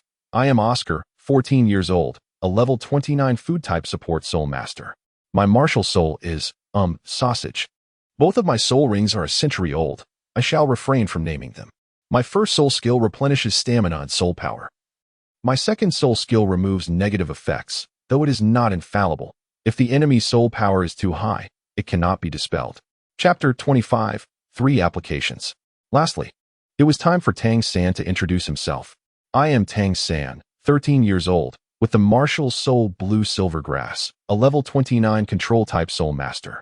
I possess 2 century-old yellow soul rings, with the soul skills Entanglement and Parasitism. Famed for his understanding, he ensnares his foes, parasitically entwining them with the Blue Silver Grass. Moreover, I possess some proficiency in agility and techniques." Dai Mubai inquired, "Are those your hidden weapons?" Tang San slightly nodded, neither confirming nor denying. At this moment, Ma Hongjun interjected, "Let us finish with the boys first.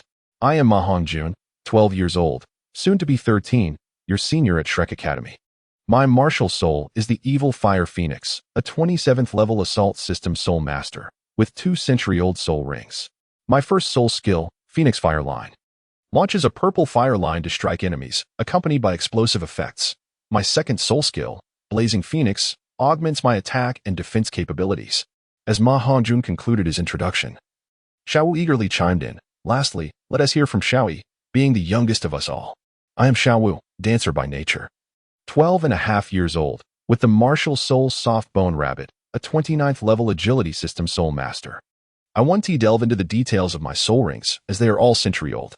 My first soul skill is soft technique, and my second skill, charm, serves as a control ability that can daze enemies for a brief duration, longer for those weaker than me, though it proves ineffective against those significantly stronger. Ning Rongrong maintained her smile, softly stating, "My name is Ning Rongrong, just turned 12. My martial soul is the 7 treasure glazed tile, a 26th level support system soul master. I possess 2 soul rings, which can enhance the speed and strength attributes of my companions by approximately 30%. Zhu Zhiqing." Her demeanor as cold as frost, spoke in a calm tone. "I am Zhu Zhiqing, soon to be 12. My beast martial soul is the Nether Spirit Cat, a 27th level agility system soul master. I possess 2 soul rings. My first soul skill is Nether Strike, allowing for instantaneous acceleration to assassinate foes. My second soul skill, Nether 100 Claws, unleashes 100 rapid strikes, though each individual strike lacks significant power. Xiaoyi chuckled and remarked, "Since you all have introduced yourselves, it would be quite impolite if I were to abstain. I am Xiaoyi, 9 years old, with the martial soul judgment sword, a 21st level assault system grand soul master. My first soul skill, Sword Chi, launches a blade of energy capable of severing the target. Should the target's defenses be excessively high, it will diminish their defensive capabilities. My second soul skill, being a millennium old, enhances my attack, defense, and speed by 10% each." "Remarkable," someone exclaimed. This should indeed be attributed to Xiaoyi's martial soul. It is widely recognized that even among identical soul beasts, the enhancement provided to soul masters of differing martial souls varies. This illustrates the distinction between martial souls. As Tang Xin spoke, his expression grew somewhat somber before returning to normal. Perhaps this was due to the relatively low level of his own martial soul. However, unbeknownst to him, his martial soul was far more complex than he perceived. Xiaoyi interrupted the collective musings, stating, "Allow me to elucidate further. I categorize the application of my soul power into 3 forms: vibration, flow, and rotation. The compression of soul power has long been established, a capability applicable to all soul masters. Vibration entails high-frequency oscillations upon contact with enemies, necessitating the synergy of soul power and physicality. This is particularly suitable for blunt weapon soul masters and melee beast soul masters. Rotation involves the rapid spinning of soul power to achieve a strangling effect, requiring solely the control of soul power, ideal for soul masters who manifest their soul skills externally. The flow of soul power must be swift, unyielding, and suited for sharp weapon spirits, much like my judgment sword. This requires a mastery of soul power control. I have discerned your characteristics, and now I shall offer you several recommendations. Firstly, Brother Dai, it is imperative that you enhance your physical prowess without relying on your spirit. Your soul skill amplifies attack and defense by a percentage. Therefore, improving your physical attributes will significantly increase the effects of your skill. If you aspire to grow stronger, henceforth engage in weighted runs and allow others to strike you." Dai Mubai appeared somewhat perplexed and inquired, "I understand the need to enhance physical fitness, but why must I allow others to hit me?" Xiaoyi, maintaining a calm demeanor, responded, "It is, of course, to bolster your resilience to blows. Weighted running will augment your attack and speed." "What sort of expression is that?" "Do not assume you can forego speed. Otherwise, you will become nothing more than a target. I believe, given your temperament, it would be quite frustrating to be unable to catch others. Furthermore, practice your skills. Consider the exhilaration of being untouchable. The timeline for this is yours to determine. Next, you must cultivate your mastery over soul power. Currently, you lack the capability for breakthrough attacks. As a powerful assault-type soul master, your arsenal includes not only your fists, but also your palms." Dai Mubai, somewhat bewildered, asked, "Palms?" "Indeed," Xiaoyi affirmed. "Not just any palms. Have you heard of a knife hand?" "Oh, you mean I can?" Xiaoyi nodded. "Precisely. If you can further compress your soul power, that would be even better." Dai Mubai's excitement was palpable. Following Xiaoyi's guidance felt akin to creating his own soul skill. The mere thought of devising a unique technique brought him joy. However, he underestimated the necessity of consistent practice. Now, let us proceed from the greater to the lesser. Oscar. And yes, Ning Rongrong as well. As support-type soul masters, your deficiencies are quite similar. Tell me, what should support-type soul masters do? Assist our teammates, Oscar replied, his expression indicating the simplicity of the task. Ning Rongrong scoffed. How foolish. Our support-type weaknesses are numerous. Without specialized soul skills, support soul masters are merely targets on the battlefield, slow-moving and defenseless, the most likely to be eliminated. Xiaoyi nodded in agreement. Exactly. So what do you believe you lack? Oscar remained silent, aware of his limited knowledge from growing up in a rural village. Ning Rongrong spoke up. As a support, there are only a few things we can do: assist teammates at the right moment and protect ourselves, which means we must learn to multitask. Xiaoyi praised her insight. Indeed. Remarkable. On the battlefield, support types often hold the key to victory, sometimes outweighing even control types. As you mentioned, to protect yourself, you should enhance your stamina and speed. It is well known that support types are the weakest in one-on-one confrontations. Why? Because they lack offensive skills. Thus, in the minds of many, support soul masters are seen as easy prey. But what if, Ning Rongrong and Oscar, you possessed offensive skills? Attacking skills? Is it possible for us? Oscar exclaimed in astonishment. No support-type soul master wishes to remain perpetually in the role of logistics. Circumstances simply do not allow it. Tang San furrowed his brow and questioned, how could that be? Even if they cultivate attacking skills, it would inevitably hinder their training, leading to a lack of accomplishments. After all, it's the essence that matters, not the quantity. Xiaoyi, undeterred by Tang San's skepticism, chuckled and replied, you are mistaken, Brother San. The attacking skills I intend to teach them fundamentally concern the control of soul power. Practicing these attacking skills will simultaneously enhance their ability to control soul power, ensuring that every ounce is utilized efficiently on the battlefield. This too is a form of cultivation, is it not? Tang San slightly nodded, no longer refuting the notion. If such a skill truly existed, it would be advantageous. Ning Rongrong had longed for an attacking skill, and Xiaoyi assured her that it would not hinder her cultivation but rather benefit it. Seizing the opportunity, she exclaimed with excitement, what are we waiting for? Teach me quickly. Can we learn it? Xiao Wu inquired eagerly. Xiao Yi shook his head, explaining that this method was only suitable for support-type soul masters. Those of their standing had their own paths. While it was not about quantity, they could still draw inspiration from it. Chapter 26. The choice at this moment. Xiao Yi felt a slight flush of embarrassment as he stammered. Actually, I have only researched the flow of soul power. I have yet to master the vibrations and rotations of soul power. Thus, this remains merely a hypothesis. Clearing his throat, he added, but we must give it a try. What if it succeeds? Observing Xiao Yi's awkward demeanor, the group voiced their suspicions. Xiao Yi, you aren't merely jesting with us, are you? Indeed, he replied honestly. The attacking skills I aim to teach Ning Rongrong and Oscar will serve as the foundation for what you all will learn. Ma Hongjun remarked. I suddenly feel as though you are merely joking with us. Humph, not at all. Watch me. With that, Xiao raised his right hand, releasing soul power that coalesced within it. The atmosphere shifted as everyone's expressions grew serious. Without the release of soul abilities or exceptional talent, it would be challenging to achieve pure soul power projection. Xiaoyi's sphere of soul power began to rotate slowly, gaining speed until it ultimately formed a vortex resembling water. Furrowing his brow, Xiaoyi muttered to himself, what is going wrong? It should be a sphere. Why does it resemble a vortex instead? How can I achieve the effect of strangulation? Daimubai and the others shook their heads. While the display of soul power was impressive, it was not what they desired. The 7 of them resolved to engage and waited running to enhance their speed and strength. Just as they took a few steps, Xiaoyi burst into laughter, exclaiming, haha. I understand now, strangulation. Haha. As the laughter of Xiao Yi echoed, the crowd halted in their tracks, turning to gaze at the eccentric figure of Xiao Yi. He called out loudly, Brother Dai, you all come back. I have realized something. At the sound of Xiao Yi's summons, the crowd paused, whispering amongst themselves. Should we go back? I'm not sure. Let us return and take a look. After all, there is nothing pressing. Xiao Wu clenched her fists and urged, Speak. What have you discovered? If you dare to jest with us, well, I understand where I went wrong, Xiao Yi admitted. It was my arrogance. Additionally, I pondered that if one were to rotate in the same direction, no matter how fast, it wouldn't achieve the desired strangulation effect. However, if the rotations were in opposite directions, the crowd was once again captivated by Xiao Yi's words. Stop keeping us in suspense. Just tell us. Similarly, I cannot execute this myself, as it remains merely a hypothesis, but you might as well give it a try. Are you serious? Xiao Yi responded.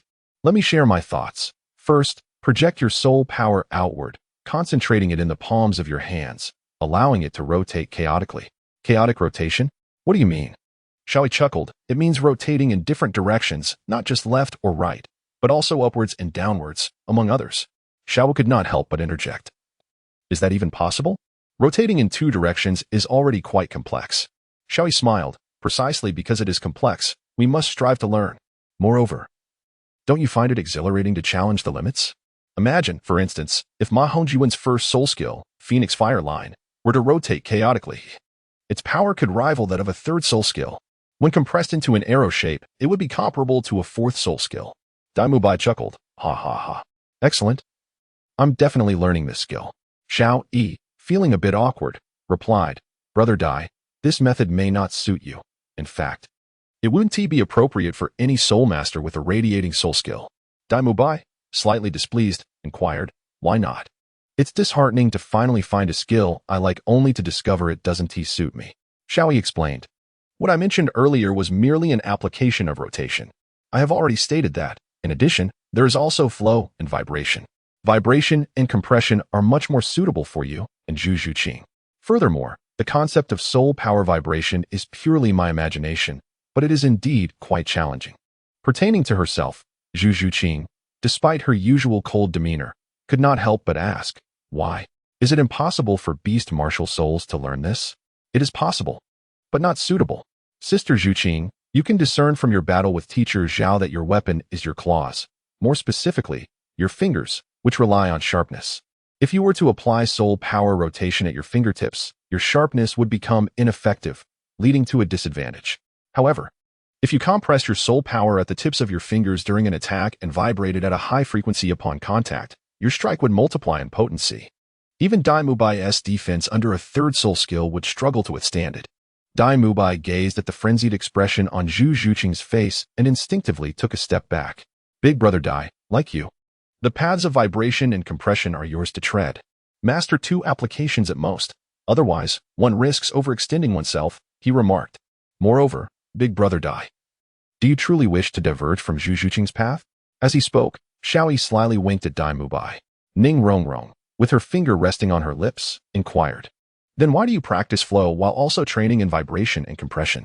Xiaoyi replied, that's because I only require a fence. Furthermore, my assault is not akin to Sister Zhu Qing's point strikes, but rather linear. Both flow and vibration serve my weapon's advantages. Besides, I possess a second martial spirit. Xiao Wu glanced between the two and said, what about Sangu and me? We seem to be left out. With that, she pouted. And I too. Ma Hongjun interjected. Xiao Wu huffed. Little pig, Xiaoyi has already stated that you are suited for rotation. I truly wonder how such a physique can rotate. Well, Xiaoyi began. All right. Sangu is a wise individual who knows the path he wishes to take, and there is much I wish to learn from him. As for you, Xiao Wu, I leave that decision to Sangu. Tang Xin pondered for a moment before declaring, I choose vibration. Xiao Wu will follow my choice. Xiaoyi responded, very well, I respect your decision. Now, let me clarify. Dai Bai, Tang San, Xiao Wu, and Zhu Qing, you shall train in vibration, and I will instruct you shortly. Ma Hongjun, Oscar, and Ning Rongrong will practice rotation, but remember to rotate chaotically. Soul power compression is essential for everyone to learn, as well as weight bearing. From this day forth, each of you must carry an appropriate weight at all times, without removing it. Only after fully adapting may one increase the burden. Over time, such discipline will undoubtedly enhance your strength. Dai Bai pointed towards Oscar and the others, saying, all right, you three may leave. Let us delve into the vibration that Xiao Yi has mentioned. Just as Ning Rongrong was about to speak, Ma Hongjun interrupted, You've heard our training methods. Why should yours remain a secret? I want to stand for it. I want to hear them too. Xiaoyi halted the irate Dai Bai, stating, if they wish to listen, let them. But remember, one must not overreach. Understood. Ma Hongjun replied. Are you not going to eat? Xiaoyi suddenly asked. After much hesitation, Ma Hongjun adopted a righteous demeanor and proclaimed, since breakfast is already gone, it is far better to be with you all. With such a virtuous tone, I was nearly convinced, Xiaoyi continued. Now, enough of the banter. Big brother Dai, you four must pay close attention. The vibration of soul power requires not only control over the energy but also mastery over the body. Strictly speaking, this method of cultivation is the most challenging. Wonderful. This is precisely what I enjoy, Dai Bai exclaimed with enthusiasm. Oscar, feeling competitive, retorted, "Humph. Let us see who can master it first." As he spoke, he cast a provocative glance at Dai Mubai. "All right, let us compete to see who can cultivate successfully first. My vibration technique is far more challenging than your rotation. If I win, you must do me a favor." Dai Mubai, possessing a tenacious spirit, readily agreed. "Deal," Xiao Yi said with a wry smile. "May I speak now?" Observing the silence, he continued, "Then I shall proceed. I can only teach you the principles of soul power vibration, which involves utilizing one's soul power and physical prowess to create high-frequency vibrations upon striking another. This requires dividing the soul power into multiple portions. After a considerable time, Xiao Yi elucidated the methods of soul power rotation and vibration to the group. Dai Mubai and his companions then embarked on their own training in soul power control. Chapter 27. The Dean. The following morning, Xiao Yi and Tang San set off together towards the dining hall. Upon arrival, they encountered a table overflowing with food in front of Ma Hongjun, while Dai Mubai looked on with evident disdain. When Dai Mubai spotted Xiao Yi and Tang San, his expression brightened, revealing a sense of relief. "Xiao Yi, Tang San, good morning," he greeted cheerfully. "Good morning," Xiao Yi replied politely. Tang San nodded with a smile in acknowledgement. After collecting their breakfast, they joined Dai Mubai at his side, just as Ning Rongrong, Zhu Zhuqing, and Xiao Wu entered. Xiao Wu, with a pout, looked at Tang San with a sense of grievance and said, "Brother, I called out to you just now, but you didn't hear me? I was hoping to have you wait for me." Upon exiting the dormitory, she had spotted Tang San and Xiao Yi entering the dining hall and intended to call out to them, but despite calling Tang San several times, neither he nor Xiao Yi responded, which left her quite displeased. Tang San scratched his head, feeling somewhat embarrassed, and replied, "I'm sorry, Xiao Wu. I was just chatting with Xiao Yi. I didn't hear you since I wasn't focusing on my Shintian skill." "Humph." Observing the labored movements of everyone, Xiao Yi remarked, "It seems each of you bears your own burdens." Ning Rongrong nodded in agreement. "Indeed. However, mine, along with Xiao Wu's and Zhuqing's, feels relatively light. No worries. Just take your time to adapt." "Do you have any insights into the rotation of soul power?" Xiao Yi inquired. Ning Rongrong shook her head. "I have no clue. It's too difficult. I'm even struggling with soul power release." "Heh, if it were simple, it wouldn't hold any value," Xiao Yi mused. "Brother Dai, as newcomers, why don't you enlighten us about the Academy's rules and curriculum?" Dai Mubai replied. "The Academy doesn't have any particularly stringent rules. In simple terms, looting is prohibited, yet fighting and gambling are encouraged." Xiao Yi expressed surprise. "Gambling at such a young age? This academy is intriguing." With a playful smile, he continued. Dai Mubai elaborated. "The instructors believe that gambling is a mental game, which greatly benefits the development of psychological resilience, observational skills, and judgment. Combat does not necessitate taking lives, and gambling only becomes a concern if one loses their trousers. As for the course schedule, the academy will adjust the curriculum according to our individual circumstances. However, I can assert that the most crucial aspect of today's lesson is the collection of fees. The annual tuition fee for the academy amounts to 100 gold coins. For you, being of the Great Soul Master rank, this should pose no difficulty. The subsidies for Soul Masters are dispensed by the Spirit Hall. However, Soul Masters of the Soul Sect rank and above are ineligible to receive any subsidies from the Spirit Hall. Otherwise, a mere handful of instructors would suffice for the Academy's expenses. The Empire stipulates that subsidies are intended to encourage and assist lower-ranked Soul Masters in their training. Once a Soul Master reaches level 40, they may enlist in the military or serve a powerful entity to earn a substantial income. Yet, the teachers at Shrek Academy prefer their freedom and are reluctant to serve others, which has led to their current financial straits." Ning Rongrong chuckled softly. "How old are you to be speaking of women?" When class time arrived, Xiao Yi and his companions made their way to the grand playground, where the drowsy Oscar had already arrived, munching on a sausage of his own making. Previously, due to Xiao Yi's teachings, everyone had not paid much attention to Oscar, and after spending the entire day preparing weighted objects, Oscar had not returned home. Now, upon closer inspection, they could hardly recognize him. Oscar was indeed quite handsome, with deep-set peach blossom eyes that imparted a sense of profundity and a face resembling polished jade, complemented by well-proportioned brows and a devil-may-care smile. "Your beard?" Tang San approached Oscar and pointed at his face. Oscar chuckled, quickly finishing his sausage, and whispered, with a few new beauties around, "I can't afford to look shabby." "Can I?" "You lack experience in this regard." It was evident that Dai was smitten with that aloof girl, while Xiaowu belonged to you. The rotund fellow's flamboyant demeanor is hardly appealing to girls. My target is Ning Rongrong. You want to compete with me for her, will you? Xiaoyi glanced at Oscar, pursed his lips, and inquired, how old are you? Without hesitation, Oscar replied, 14. Why? My dad had me when he was 14. How remarkable. Brother Oscar, you ought to take after your father. They all laughed heartily. As they conversed, a middle-aged man approached from the opposite side of the playground. Xiaoyi curiously scrutinized this man, wondering what kind of teacher he might be, while Tang San and Xiao Wu appeared somewhat uneasy for reasons unknown.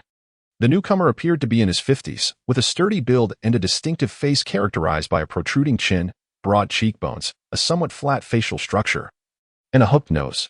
If one were to liken him to an object, it would be akin to a pair of rigid black-framed glasses perched upon his nose. Chapter 28. Abuse. Observing the unnatural expressions on Tang San and Xiao Wu, Xiao Yi inquired, what have you done to provoke him? There is no need for concern, is there? After all, he is the dean. He cannot possibly be petty.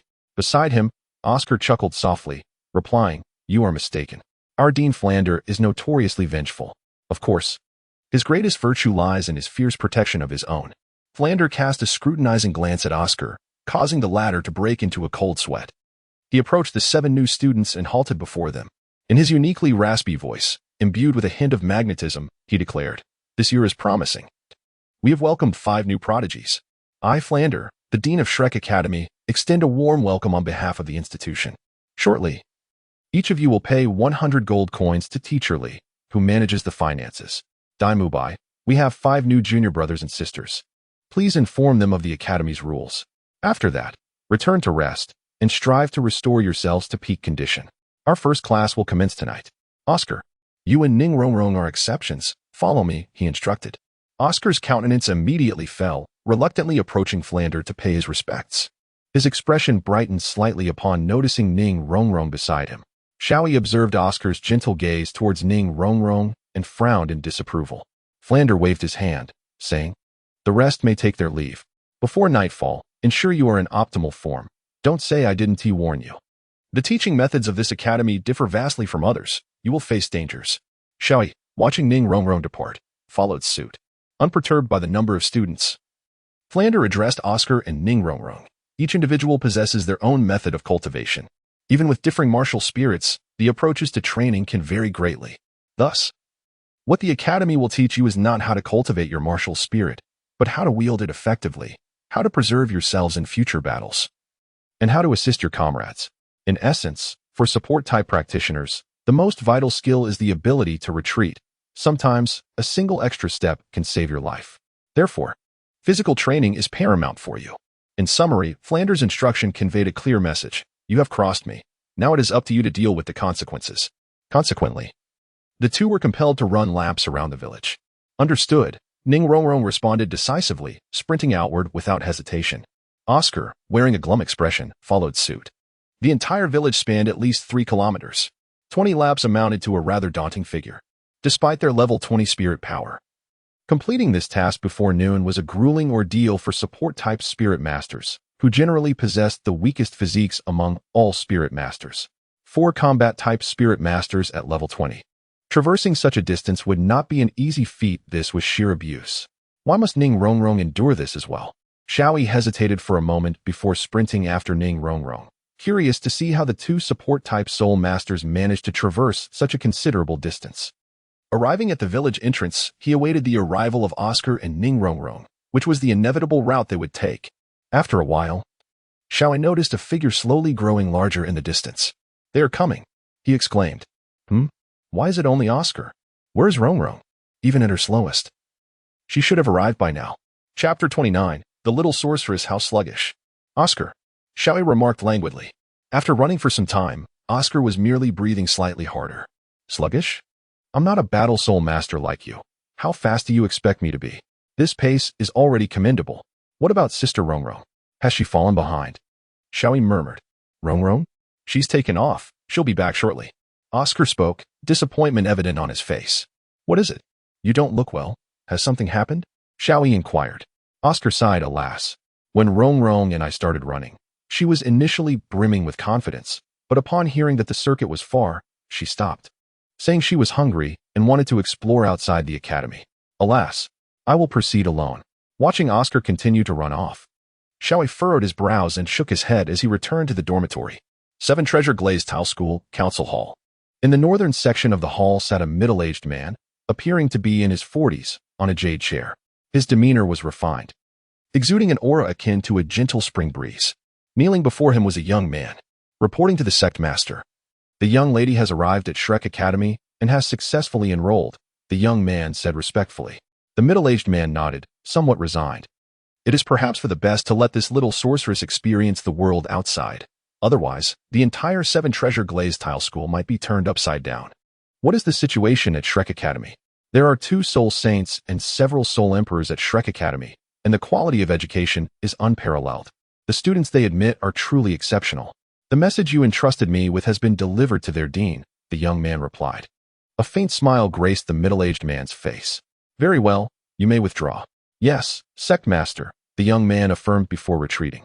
A robust voice resonated within the hall, causing it to tremble slightly. Ningfengji, how can you bear to send her away?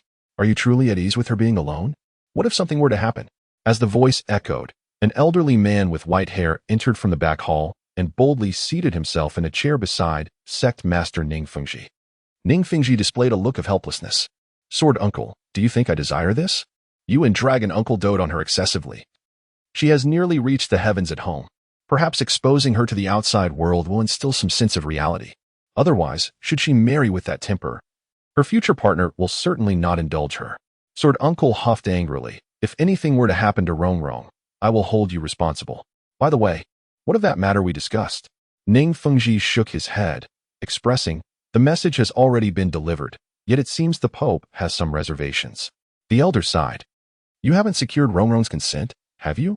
Given her temperament, discovering that she is to marry someone she has never met would likely drive her to madness. Rongrong is your youngest child and your only daughter. Treating her as a mere pawn for a political alliance is rather cruel, is it not? Ningfengji was aware that Sword Uncle had consistently opposed this union, but he harbored his own intentions. As a noble, one must be prepared for sacrifice.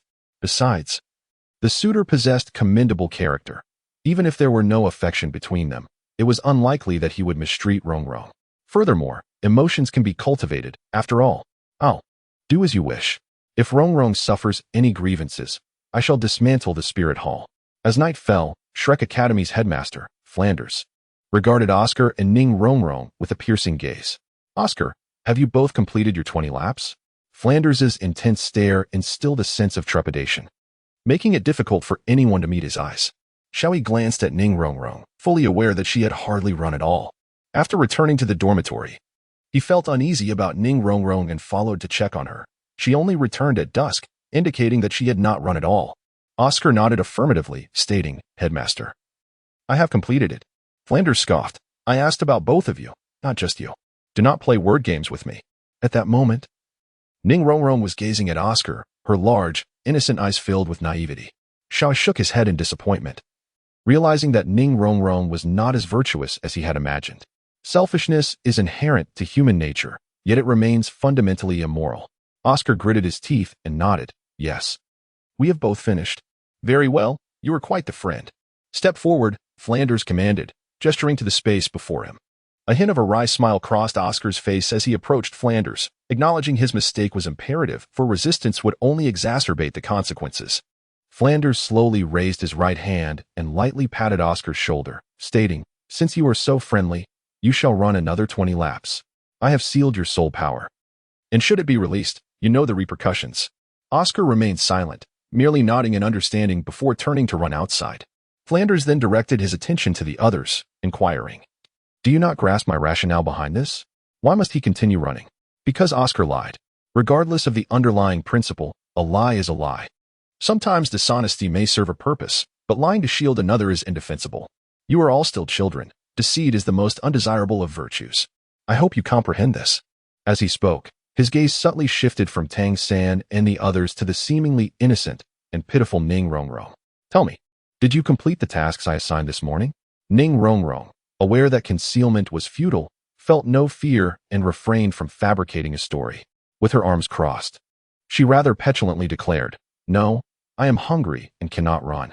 What's the matter? Are meals off the table now?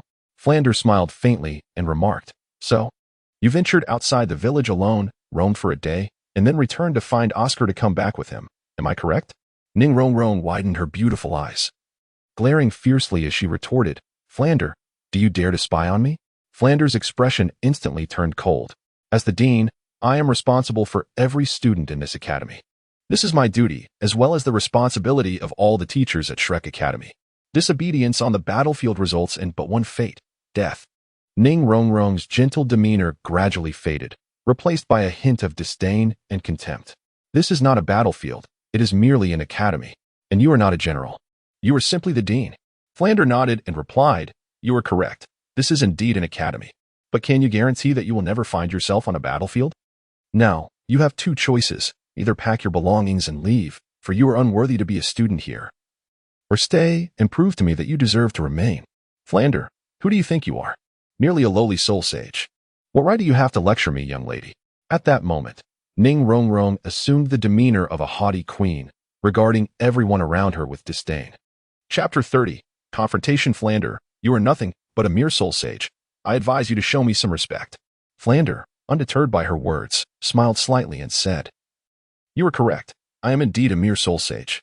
There are many with greater strength than mine on the Douluo continent, but nonetheless, I belong to the strong. And dealing with you would be effortless for me. If I wished to confront you, it would require but a mere flick of my finger. Since you hold this place in such low regard, I kindly ask you to leave. Shrek Academy does not welcome unruly students like you. Ning Rongrong scoffed. You think you can drive me away? I refuse to leave. I shall do as I please, and no one dares to interfere, least of all you, Flander. From now on, mind your own business regarding my affairs, or face the consequences. Flander responded with calmness. If I were to fear any consequences, this academy would not exist. This is my domain, and I am in charge. Moreover, it is the dean's responsibility to discipline the students, is it not? From any perspective, I stand on solid ground. All you possess is your background. Without the 7 treasure glazed tile school, you are nothing. Now, leave. How could a young lady of your stature lower herself to a mere academy? Flander, you dare. No one has ever forced me to do something I do not wish to, Ning Rongrong exclaimed, hands on her hips, exuding an exceptionally fierce aura for a 12-year-old girl. In my entire life, you are the first person to dare speak to me this way. Huh, is it not an honor to be the first?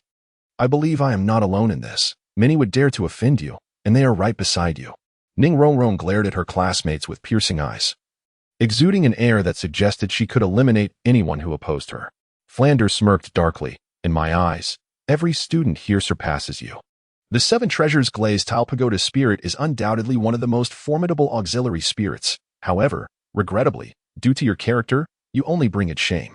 You speak nonsense. Ning Rongrong exclaimed, her chest heaving with anger. She had always been the most gifted among the 7 treasures glazed tile sect, surpassing even her father's talents. He once proclaimed her the most talented soul master in the sect's history, the one most likely to evolve the 7 treasures glazed tile pagoda. How could she, with her pride, tolerate Flanders' assertion that he was inferior to anyone present? Nonsense. Then tell me, who among us is not stronger than you? Flanders scoffed. I am an auxiliary soul master, Ning Rongrong retorted, and of course, I cannot be compared to these battle soul masters. Yet, my role on the battlefield is undeniably superior to theirs. It is my presence that amplifies their strength. Flanders shook his finger at her. That is merely your delusion. The reality is otherwise. Given your disposition, on the battlefield, you would merely be cannon fodder. You lack companions, none who you could trust your back to. Even your father would not dare to act recklessly without capable allies. With your temperament, do you truly believe you can find someone to whom you can completely entrust your safety? Ning Rongrong instinctively glanced at her former companions, her heart trembling as their once familiar gazes had turned strikingly alien. She had concealed herself too deeply. Am I wrong? No, I am not mistaken. I have always been alone. No one wishes to befriend me. They are all a bunch of hypocrites, she thought, her gaze towards the others growing cold. It's all about optimal spirit ring compatibility. There is nothing more to discuss. Flander introduced each individual, analyzing the strength and talent of Xiao Yi and his companions, concluding that Ning Rongrong was the weakest. As Flander approached Xiao Yi, he remarked, Xiao Yi, at merely 9 years old, your spirit power has already reached the 21st level. You're at 22 now. Xiao Yi nodded silently, his gaze returning to Ning Rongrong, reflecting, so this is how the offspring of prominent families are? My sister is truly exceptional. Flander smiled and continued, your progress is rapid. The Judgment Sword spirit possesses the most robust spirit power I have encountered among soul masters. The second spirit ring is a millennium, accompanied by an external spirit bone, and your swordsmanship is superb. Even a 3-ring soul master would find you formidable. You might even surpass Tang San and Xiao Wu, becoming the earliest in Shrek's history to break through the mixed rank. Compared to them, you are nothing. Every word from Flanders struck Ning Rongrong like a dagger, shattering her most cherished pride. She had always believed herself to be the finest on the continent.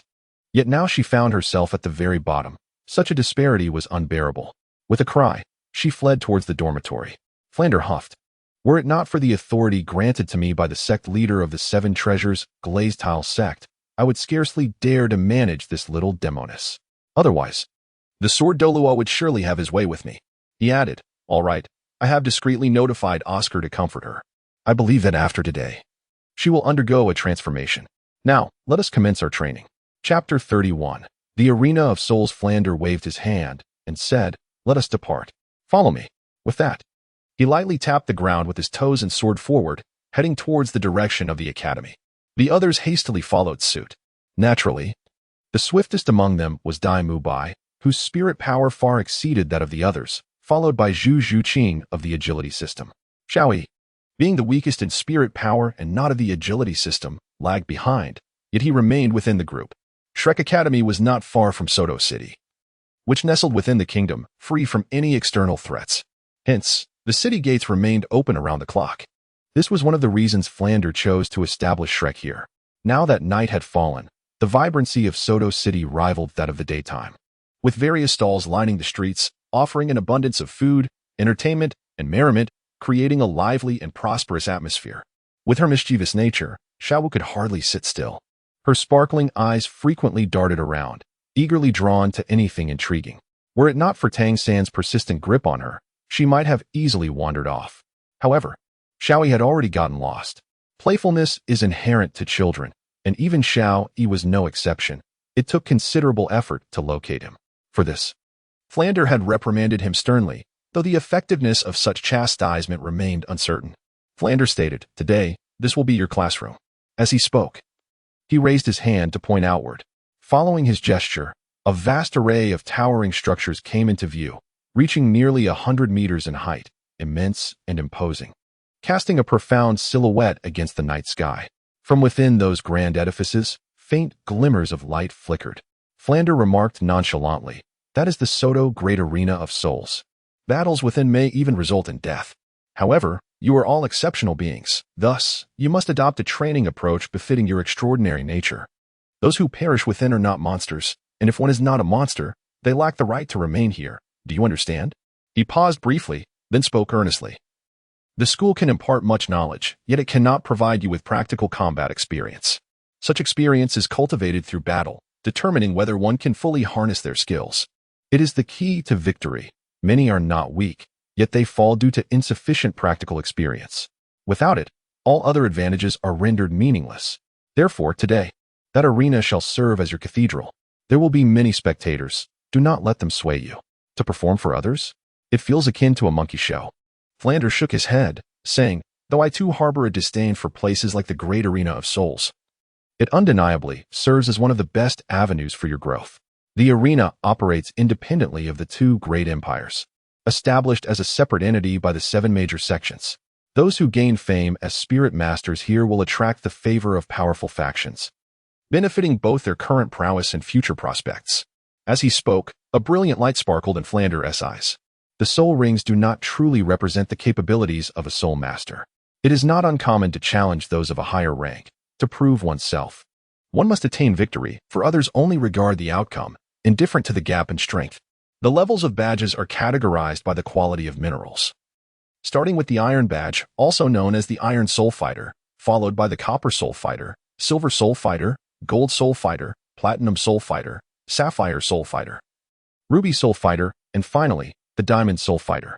In total, there are 8 levels, and to advance, one must earn points through victories in competition. At this juncture, Flander's gaze swept over the 5 individuals before him, Without obtaining a Silver Soul Fighter badge, graduation is not within reach. Otherwise, it would be a source of embarrassment for me. Do not assume that acquiring a Silver Soul Fighter badge is a simple task. Dai Mubai has been engaged in battles for a year, yet his points barely exceed 10, albeit due to his endeavor to challenge higher-ranked Soul Masters for personal growth. Without a streak of consecutive victories, graduation could take at least a decade. However, maintaining a winning streak should not be overly difficult for you, correct? Time is of the essence. Let us proceed, and we shall discuss the remaining matters later. Chapter 32. Intent to kill. Registering for the soul fights here is remarkably straightforward. One merely needs to spend 10 gold soul coins to sign up and fill out a form to receive the initial Iron Soul Fighter badge. The Soul Arena is equipped to assess a Soul Master's soul power level, facilitating the selection of opponents for matches. The arena is divided into a main Soul Arena and several subsidiary arenas. The audience in the main arena comprises individuals of high status. And the Soul Masters competing there must be exceptional, as they are expected to inspire excitement in the spectators. Those like us, who have just registered or have yet to register, can only compete in the subsidiary arenas. Each victory not only earns points, but also grants monetary rewards. Conversely, a loss yields no reward. The Soto Soul Arena contains 24 subsidiary arenas with 3 modes of combat: 1-on-1, 2-on-2, and team battles. Although the Soul Arena is open to all, it is not free, which serves as a means of revenue generation. Nevertheless, there are still those willing to pay to watch. While Soul Masters are the mainstream on the Douluo continent, they constitute a minority. Many ordinary people aspire to become Soul Masters, and since that dream is unattainable for most, they settle for the thrill of witnessing battles. Upon arriving at the resting area, the others do not belittle Xiaoyi and his companions for their youth in this world. Anything is possible. Tang Xin smiled faintly and said, "No problem. After all, we are here to enhance our practical experience. Gaining additional combat experience is always beneficial." He then shared his and Xiao Wu's intentions with Dai Mubai, who naturally did not object. It was as if reminded. His gaze fell upon Zhu Zhuqing, regrettably. Their martial spirits were not of the same tier, making it impossible to form a team for a 2-on-2 match, and thus he had to abandon that notion. Dai Mubai said, "Xiao-san, take Xiao to register for the 2-on-2 matches. The battles here should continue for a while longer." "Brother Dai, I wish to register for the 1-on-1 match," Xiaoyi stated. Dai Mubai gestured toward the other side, saying, "Over there. Let us embark together. I, along with the plump fellow and Zhu Qing, are preparing for a competition." Xiaoyi inquired, "Why isn't sister Zhu Qing joining Team 2? Dai Mubai remained silent. But Ma Hongjun interjected, "Given Zhu Qing's disposition, she would prefer to be alone." Nodding in agreement, the 4 of them approached the registration area for 1-on-1 matches, where they were required to state their names and soul power levels, with the promise of 10 gold soul coins for the victor. After registering, they awaited their turn for the competition. Remember, do not force yourself. Learning to concede is also a form of progress, Dai Mubai cautioned as they departed. With Dai Mubai and Ma Hongjun already participating, Xiao Yi was the last to take the stage. After a while, the announcer's voice echoed, "Next, we invite Xiao Yi from Shrek Academy to face off against Xiao Lu." Xiao Yi, a 22nd level Great Soul Master from Shrek Academy, was set to compete against Xiao Lu, who held a level of 29. Comparatively, I lean towards favoring Xiao Lu, although level alone does not dictate everything. Xiao Lu certainly holds an advantage. What? Only level 22? Does he stand a chance against someone at level 29? Wait, did you notice? This Xiao Yi appears to be under 10 years old. Concealed behind a mask, his visage remained obscured. It seems Xiao Lu is over 40. Possessing far more experience than Xiao Yi, I cannot comprehend how the soul fighting arena would allow these two to face each other. At that moment, Tang San had also completed his match, watching Xiao Yi with intense focus. Even he, without relying on his trump cards, found it challenging to defeat a 29-level Great Soul Master, let alone Xiao Yi, who was 7 levels inferior. Ignoring the peculiar gazes directed at him, Xiao Yi ascended to the soul fighting stage, where he spotted a middle-aged man with a contemptuous gaze fixed upon him. "The match begins," Xiao Lu declared, unhurriedly, "Kid. It would be wise to concede early, otherwise, I shall show no mercy." Xiao Yi remained unfazed, retorting, "Xiao Lu, how vulgar. Your name is quite fitting, rich in meaning." Xiao Lu, often mocked for his name, detested such remarks, and a surge of anger welled up within him. "Kid, since you seek your own demise, I will not grant you the chance to concede. You do possess a decent appearance. I wonder if you have an elder sister? No? Well, having a mother suffices. Haha. In a moment of frustration, Xiao Lu's words were merely a rebuttal to Xiao Yi's taunt, yet they cleverly provoked Xiao Yi's ire. If one were to inquire about Xiao Yi's dearest individuals in this world, it would undoubtedly be his mother, Bibi Dong, and his sister, Qianren Xue. Xiao Lu's verbal assault upon them was intolerable. Xiao narrowed his eyes, his demeanor shifting dramatically from approachable to one exuding a chilling aura of menace. Dai Mubai and the others had concluded their matches and awaited Xiao Yi's turn. Tang San, from the judge's platform, gravely remarked, that aura of murder. Xiao Yi has taken lives before, not just one. It is impossible for him to possess such a dense killing intent otherwise. Clearly, his sister and mother hold significant importance to him. Xiao Lu is in for a grim fate. He has much to fear now. Listening to Tang San's words, the crowd collectively gasped. A man who had taken lives? The seemingly amiable, gentle, and occasionally playful Xiao Yi had a history of murder? My curiosity regarding Xiao Yi's true identity was piqued. On the competition stage, Xiao Lu was drenched in cold sweat for a fleeting moment. He believed he was facing his demise. Suppressing his fear, he exclaimed, "Humph! What are you pretending for? Take this." With that, he raised his fist and charged at Xiao Yi. Though Xiao Yi was furious, he remained composed. Emotion is a critical factor in battle. If you can compel me to utilize my second soul skill, I will consider it a loss. Chapter 33. The kill. If you can force me to unleash my second soul skill, I will concede defeat. With those words, Xiao Yi brandished the sword of judgment and advanced towards Xiao Lu. Xiao Lu employed his first soul skill, enhancing his strength, and struck at Xiao Yi with both fists. Compared to Xiao Lu, Xiao Yi appeared frail, and no one believed he could emerge victorious, except for Tang San. As a time traveler, having lived 2 lives, Tang San understood that while murderous intent is formidable, the rarest quality is maintaining a calm heart amidst anger. Observing the rapidly approaching fists, Xiao Yi felt no fear as others might expect. Instead, he scoffed and met the fist capable of shattering stone with his sword of judgment. With a resounding boom, dust erupted from the ground as both Xiao Yi and Xiao Lu were thrust backward at tremendous speed, retreating the same distance. They were evenly matched. The words evenly matched flashed through Tang San's mind, while the spectators outside the arena were left agape in astonishment. A level 22 soul master, without employing soul skills, was on par with a level 29 soul master. Such a scenario was unheard of. Xiao Yi slowly rose to his feet, acutely aware of his own struggles. Though he had managed to push Xiao Lu back, he was still merely a child. The force of their clash had left him numb, while Xiao Lu, at 40 years of age, bore no ill will. Gazing at the deep scratches on his fist, Xiao Lu remarked, "Not bad, kid. You actually managed to injure me. However, this is where it ends." With that, his second yellow soul ring shimmered to life. Chain Monkey King Fist. Xiao Lu unleashed a flurry of punches, creating afterimages as he attacked Xiao Yi. Understanding the futility of a direct confrontation, Xiao Yi gracefully dodged the onslaught of fists. Observing the match unfold, Tang San slowly stated, "In terms of our level, I am no match for Xiao Yi. Even with hidden weapons, I would not stand a chance." What? Even the usually unflappable Zhu Zhuqing showed surprise. Having just lost to Tang San, she held a deep respect for his abilities. Dai Mubai, well aware of Tang San's prowess, recognized that opponents of the same rank could hardly elicit his true strength. Against a level 29 Tang San, even a 3-ring soul master would find themselves at a disadvantage. The fact that Tang San claimed he was inferior to Xiao Yi spoke volumes about his high regard for him. Tang San further explained, "You should be able to see that Xiao Yi is already angry, due to his mother and sister. In this instance, the ability to remain calm and exercise sound judgment is indeed a rare quality." Observing Xiao Yi's reflexes, it is noteworthy that despite the barrage of shadowy punches unleashed by Xiao Lu's second soul skill, not a single one struck Xiao Yi. An achievement even I could not manage with the purple extreme demon eye. Thus, he could likely evade my ordinary hidden weapons. Ma Hongjun remarked, "Even so, Xiao Yi is clearly at a disadvantage." Tang San, the most observant among them, chuckled and said, "Have you not noticed? Xiao Yi's movements appear somewhat rigid. I surmise he is currently burdened and is not utilizing his soul power effectively. Even in terms of soul skills, he has refrained from employing them."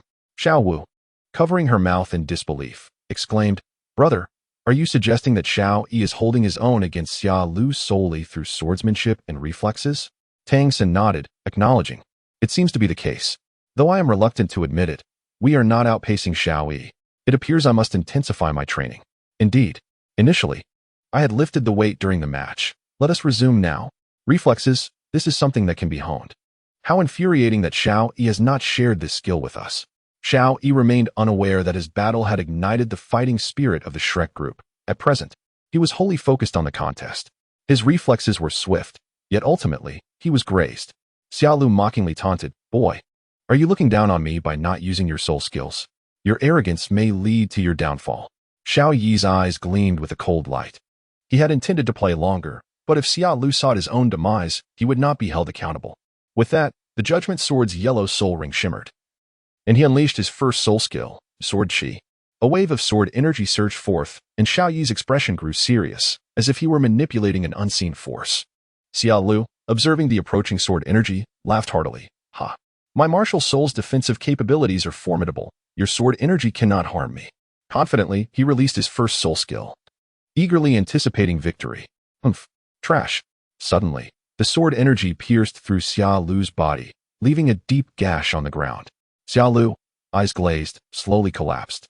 Until his last breath, he could not comprehend how Xiao Yi, 7 levels beneath him, could achieve a one-hit kill with a mere first soul skill. Tang San. What just transpired? By now, Tang San had become the group's encyclopedia. He glanced at the fatigued Xiao Yi and explained. Xiao Yi should not be so winded from using a single soul skill. If I am not mistaken, that sword energy was a product of his soul power's flow and vibration. He has mastered the technique of soul power vibration. Xiaolu has perished. What? Xiao Yi has killed someone. The group's expressions turned uneasy. As they were merely children, it was natural for them to fear death.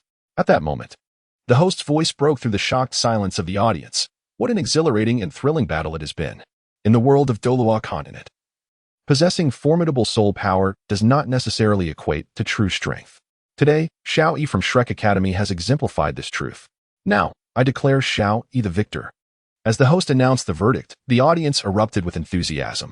Ha ha ha, this match was truly entertaining. It was wise not to attend the Soul Emperor Arena today. Indeed. Yet, it is a pity for Xiaolu. What is there to lament? The name alone indicates his lack of merit. Nevertheless, that Xiao Yi is remarkable. Xiao Yi inhaled deeply, shaking his dizzy head. The recent soul skill had drained a significant amount of his energy. Utilizing not only the flow of soul power, but also its vibration, leading to an immense consumption of mental strength. With a wry smile, Xiao Yi mused, alas. I overestimated my abilities. Forcing the use of soul power vibrations is far too taxing on the mind. Perhaps I should focus on mastering the flow of soul power first. One cannot overreach. I shall address compression and vibration later. Daimu Bai, Tang San, and the 6 others ascended the arena. Xiao Yi, are you all right? They inquired. Xiao shook his head, assuring them of his well-being, though he admitted to feeling mentally fatigued and simply needing rest. You all must have finished your matches, right? Yes. Only Zhu Zhuqing lost to Tang San. The rest emerged victorious. Xiao Yi commented, it is normal for that monster Tang San to win. Do not act as if you are not a monster yourself, was the retort. Xiao Yi chuckled awkwardly, stating, let us go. After collecting our gold soul coins, we must return to the academy. Our dean is quite the miser. Where is the dean? Tang San inquired of Daimu Bai. Ma Hongjun seemed to recall something and said, friends, you should head back. Do not fret about me. I will seek out the dean. He winked at Daimu Bai. Boss Dai, are you coming? Those aware of Ma Hongjun's ulterior motives understood where he intended to go. Shut your mouth. I'm not going. Just leave. Daimu Bai barked. Casting a wary glance at Zhu Zhuqing, Ma Hongjun, slow to comprehend, indeed, he seemed oblivious, persisted, what's wrong today? You used to take me there. You once said that women do not count as part of the population or resources, did you not? Daimu Bai's expression darkened. He loathed encountering such foolishness. Get lost. I do not share your poor taste. Ma Hongjun, not daring to provoke further, muttered his dissatisfaction and turned to leave. Boss Dai, what is that lecherous fatso up to? Xiao Wu asked. Tang San replied. Xiao Wu, some matters are better left unknown. Zhu Zhuqing, usually reticent, spoke up, her tone cool. Indeed, men are all filthy. Xiao Wu giggled. Sister Zhuqing, do not be too harsh. Tang San is quite clean, unlike Daimu Bai and Ma Hongjun. Xiao Yi added, and I am merely a child. Daimu Bai, with a hint of irritation, remarked, very well, your Tang San is pure and pristine, while we are sullied. Is that satisfactory? And you, Xiao Yi? What business do you have meddling like a child? Yet he added, however, my taste surpasses that of the portly fellow. Zhu Zhuqing scoffed, striding boldly towards Dai Mubai, questioning. You believe your taste is superior to his? Taken aback, Dai Mubai realized he had misspoken. What does it matter if one's taste is deemed superior when all are flawed? It's merely a case of 50 paces mocking 100. Suddenly, Zhu Zhuqing's gaze brimmed with disdain and contempt, declaring, being with you repulses me, before turning on her heel to leave. The typically aloof Dai Mubai could no longer suppress the fury within him and bellowed, stop right there. Zhu Zhuqing paid him no heed, quickening her pace as if to create distance.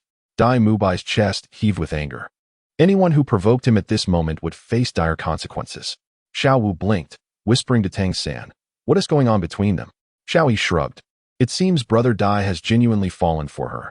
However, that does not change the fact that he has frequented brothels. Sister Zhuqing finds it hard to accept him. Yet, I can't shake the feeling that they have known each other for a long time. Upon returning to Shrek Academy, the group encountered Oscar and Ning Rongrong outside. Ning Rongrong had reverted to her gentle demeanor, sitting atop a large stone with her long legs dangling gracefully, appearing contemplative. Conversely, Oscar's expression was grim. Disappointment and resentment evident in his gaze towards Ning Rongrong. Zhu Zhuqing seemed oblivious to those around her, walking straight back to her dormitory. Dai Mubai's countenance was equally sour. His earlier fury had yet to find an outlet. What are you doing here? Dai Mubai inquired, his eyes glinting ominously. Ning Rongrong leaped off the stone, replying, of course. We were waiting for you. What else could we do? Why did you return so late? Where are Flender and Ma Hongjun? Fearing Dai Mubai's temper might escalate, Xiao Yi hastily interjected, they had matters to attend to and will not return tonight. Before he could finish, Dai Mubai interrupted, have you come to a decision? Will you leave or stay? Without hesitation, Ning Rongrong responded, of course, I shall stay. This place is far more entertaining than any sect. And must you always be so cold? What is the matter? Let me guess. Oh, did you suffer a setback with Zhuqing? Oscar claims you are a master in romance, yet cannot manage a mere young girl. Having had her true nature revealed, there was no need for pretense, embracing her essence. She discerned from Zhu Zhuqing and Dai Mubai's demeanor what had transpired. A chilling light flickered in Dai Mubai's eyes. The name Zhu Zhuqing had become a taboo for him today. Ning Rongrong, do not attempt to provoke my ire. This is an academy, not your home. And no one indulges you here. Be wary of my wrath. With a playful smile, Ning Rongrong retorted, oh, how frightful. She even exaggeratedly accentuated her still-developing figure, challenging. Come on, I am eager to see how you intend to harm me. Dai Mubai could no longer contain his fury. A powerful aura surged forth, and in an instant, Ning Rongrong was sent flying. Enough, Xiao Yi intervened, stepping forward to catch the startled Ning Rongrong, steadying her as he spoke. Brother Dai, we are all classmates. There is no need for such rigidity. Though Dai Mubai had merely released his soul power without launching an attack, it still caused a surge of blood energy within Xiao Yi, who inwardly marveled at Dai Mubai's true strength. Realizing that his 37th level of soul power far surpassed his own. Chapter 35. Heart to heart, all right, Xiao Yi, I shall grant you this favor. Ning Rongrong. Remember this. Should there be a next time, I shall not care who you are. Angering me will yield no favorable outcome. Dai Mubai, suppressing his seething rage, stated emphatically. With that, he turned and strode back to his dormitory. Ning Rongrong had never suffered such humiliation throughout her life, and she could not bear it. Although she had evaded serious harm thanks to Xiao Yi's intervention, the pain in her body left her unable to swallow her indignation. She glared fiercely at Dai Mubai's retreating figure. Xiao Yi. Ning Rongrong wiped away her tears and suddenly called out his name. Having just completed a match, Xiao Yi was still dazed from the depletion of his mental energy. He looked at the tearful Ning Rongrong, enduring his discomfort. With determination, Ning Rongrong declared, help me kill him. I want him dead. No one has ever dared to lay a hand on me. She continued, if you slay him, you shall be honored as a distinguished guest of the Seven Treasure Glazed Tile School. You can set your own reward, and our sect will provide you with unwavering support. Everyone gazed at Ning Rongrong with disbelief, astonished that the seemingly gentle and considerate girl had harbored thoughts of murder. The Seven Treasure Glazed Tile School, one of the 7 great sects, ranked second among them, and any soul master with their backing could rise to prominence in the Douluo continent. Xiao shook his head and approached Ning Rongrong, gazing deeply into her eyes. Ning Rongrong, in this world, not everything can be exchanged for money and power. Wealth merely enriches life. You possess both. Yet I ask you, Are you truly happy? We are classmates, and mutual assistance is to be expected. However, you have allowed your pride to lead you to contemplate violence. If you continue to be arrogant and aloof, I advise you to leave this place and seek an academy that will indulge you and live an unremarkable life. Do you even comprehend the extent of our 7-treasure glazed tile school's might? Ning Rongrong gazed at him with an unwilling glare. Beside her, Tang San furrowed his brow and could not help but say, "What does this have to do with us? Xiao Wu, let us depart. We are ultimately not of the same ilk." Xiao Wu cast a regretful glance at Ning Rongrong before following Tang San away. However, Xiao Yi remained, his demeanor tranquil as he continued to observe Ning Rongrong. At times, a calm gaze can wield the most profound impact. Watching Tang San and Xiao Wu retreat, Ning Rongrong collapsed to the ground, her eyes becoming vacant. The regret reflected in Xiao Wu's eyes as she departed, combined with Xiao Yi's serene expression, struck her more deeply than any provocation from Daimu Bai. Softly sobbing, her tears flowed freely, forming a steady stream, allowing Ning Rongrong to sit on the ground. Xiao Yi eventually spoke. "Do you understand why Xiao Wu's eyes were filled with regret?" Ning Rongrong remained silent, and Xiao Yi continued. "It is because your disposition may lead to your downfall. Your father is correct. Your talent is indeed among the finest across the continent. Yet your character may cost you your friendships. Without companions by your side, no matter how strong you become, you will merely be an ornament. Since my arrival at Shrek Academy, I have observed each individual. Initially, like everyone else, I perceived you as a gentle and considerate elder sister. However, you conceal your true self too deeply. While we appear to be your friends, in your eyes, we are merely your servants. Frankly, even if you were bullied, your father would not take action against us. With his cunning, he would not stoop to the level of a group of children. Perhaps he is using this opportunity to forge your character." "Forge me?" Ning Rongrong lifted her head, her eyes still glistening with tears, but a flicker of light emerged. Xiao Yi nodded. "You are the most gifted of the 7 treasures glazed tile school, and thus the future leader of the sect may very well be you. Every individual who achieves greatness does not possess a character like yours. He desires your transformation, yet your father loves you too dearly. He cannot bear to discipline you. Hence, he sent you here. Otherwise, do you truly believe you could have escaped unnoticed?" Ning Rongrong, taken aback, asked, "How do you know I snuck away?" Xiao Yi smiled slightly. "It was a guess. Your character would find it impossible to remain in a sect devoid of friends. Fearless and audacious, sneaking away seems quite natural. It appears my intuition was correct. Are you here to mock me, to deride my self-importance?" She retorted. "Certainly not," Xiao Yi replied. "I never mock others. I do not seek amusement in belittling others."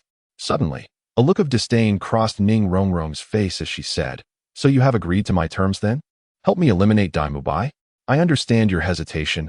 Given that so many were watching before, it would be difficult for you to acquiesce. Offending me would mean incurring the wrath of the 7 treasures glazed tile school, and crossing the sect would lead to a most tragic end." Xiao Yi chuckled.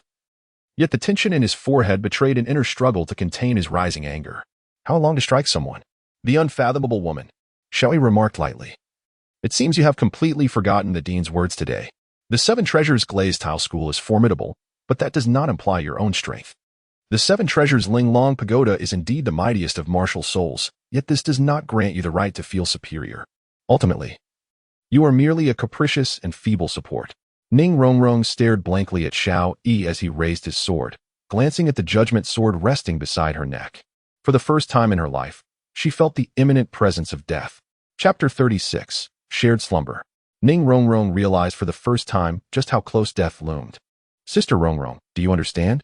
Regardless of your status, anyone in this academy can easily take your life, including Oscar. This means you are the weakest here. Until you master the rotation of soul power, you pose no threat to the attacks of soul masters. And you, so weak, contemplate taking lives? How absurd." Xiao Yi withdrew the judgment sword from her neck, and only then did Ning Rongrong notice a single strand of hair quietly resting on the blade. Collecting the severed hair, Xiao Yi smiled. "No one here will assist you. To achieve your goals, you must rely solely on yourself. You can only grow stronger on your own. This strand of hair symbolizes your former self. Now you must learn to change rather than expect others to accommodate you. You must show your teammates that you can support them, that they can trust you. Only then will you truly integrate into this collective. The 7 treasures Ling Long Pagoda is powerful, but in isolation, it is the weakest. Alone, you can accomplish nothing. So learn to have faith in your companions." Ning Rongrong truly cried this time, shedding her pretenses and no longer caring for the ridiculous image of a spoiled young lady. As Xiaoyi observed her trembling shoulders, he recognized that she had begun to understand what she needed to do. Perhaps today would mark a turning point for her. However, as the saying goes, it is easier to change the landscape than to alter one's nature. Transforming Ning Rongrong's character is not an endeavor that can be accomplished overnight. Perhaps Flender's expectations were indeed too lofty. Yet one cannot entirely fault him. A monstrous headmaster is bound to possess extraordinary thoughts. As Xiaoyi approached Ning Rongrong, intending to drape a coat over her, unexpectedly, she stood up and threw herself into his embrace, burying her tear-streaked face in his chest and sobbing uncontrollably. Xiaoyi instinctively wrapped his arms around her, a gentle smile gracing his lips. This sensation was delightful, though Xiaoyi was slightly shorter than Ning Rongrong at that moment. She felt that his small frame was remarkably broad. I was truly mistaken. After a long while, Ning Rongrong calmed her emotions but did not pull away from Xiaoyi. Sister Rongrong, Sister Rongrong? Xiaoyi gently pushed her away to create some distance, only to discover that she had fallen asleep. Tears still glistening at the corners of her eyes, lending her an ethereal beauty. Xiaoyi couldn't help but be captivated by the sight. Children grow weary after crying. How much more so during the night? Xiaoyi gazed at the dampened fabric of his attire, soaked with Ning Rongrong's tears, a mixture of amusement and exasperation washing over him. At that moment, Xiao Wu and Zhu Zhuqing had already succumbed to slumber, and it was evident that Xiaoyi could not disturb their rest for Ning Rongrong's sake. Otherwise, Tang San and Dai Mubai would surely be displeased. The notion of escorting her back to his dormitory crossed his mind, an appealing idea indeed, but Xiaoyi dismissed it, for leaving Ning Rongrong alone would be utterly ungentlemanly. In a moment of resignation, the luminous face of his wristwatch flickered. Disregard the details, as this watch is unlike any ordinary one. Before him, a tent materialized upon the ground. To shield Ning Rongrong from the biting cold, this was the only recourse. This watch, a sole guide, had been bestowed upon him by Bibi Dong when he departed from the Spirit Hall, capable of displaying time and storing items when infused with soul power. The tent and the blankets were provisions prepared by Qian Renxue, ever the thoughtful sister, knowing well what her brother would need for his journey. Though some distance lingered between them, it had lessened considerably. Gently, he cradled Ning Rongrong into the tent, retrieving 2 blankets. One lay beneath her to ensure her comfort, while the other was draped over her for warmth. Having arranged her comfortably, Xiaoyi sat beside her for a brief moment, contemplating his departure. However, as he attempted to rise, he inadvertently brushed against Ning Rongrong, who instinctively wrapped her arm around his waist, clinging to him as if he were a treasured possession. Furrowing his brow, Xiaoyi attempted to extricate himself gently. Yet, the sound that escaped her lips revealed the pain etched upon her brow, reminiscent of a nightmare's grip.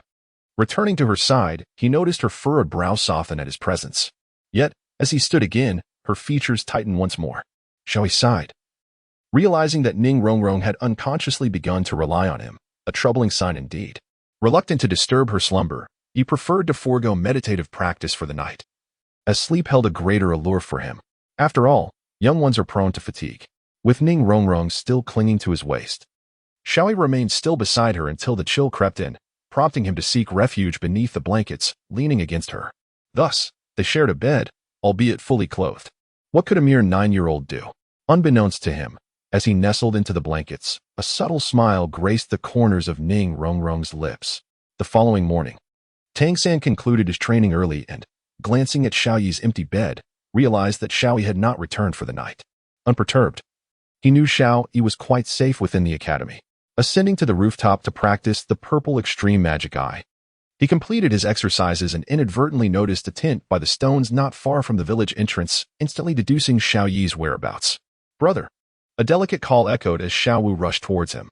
Tang San leaped from the rooftop, inquiring, "What is it, Xiao Wu?" Breathless and marked by concern, Xiao Wu replied, "Brother, Rongrong is missing. I thought she would return after causing a ruckus yesterday, but I did not see her when I awoke this morning." Tang San regarded Xiao Wu with a peculiar gaze, teasingly remarking, "Could it be that you were sleeping too soundly? It is entirely possible that she returned and left early for some pressing matter." Xiao Wu's cheeks flushed slightly as she shook her head, refraining from reprimanding Tang San as she might have in the past. It seemed her urgency was genuine. "No, brother, Zhuqing has been cultivating all night. If Rongrong had returned, she would surely have known. In truth, Rongrong has not come back." Tang San recalled the tent he had seen earlier, his expression shifting to one of discomfort and intrigue. He calmly reassured her, there is no need for concern. Rongrong is safe. The academy is a secure place, and she will be well looked after. I must go find her, Xiao Wu insisted, still anxious about Rongrong. Despite Rongrong's capricious nature, she was, after all, a companion. I shall accompany you, declared Tang San. It presented an opportunity to witness something extraordinary and to support Xiao Wu, which was a win-win situation. Fortunately, Oscar was still occupied with his training. Otherwise, things might have taken a different turn.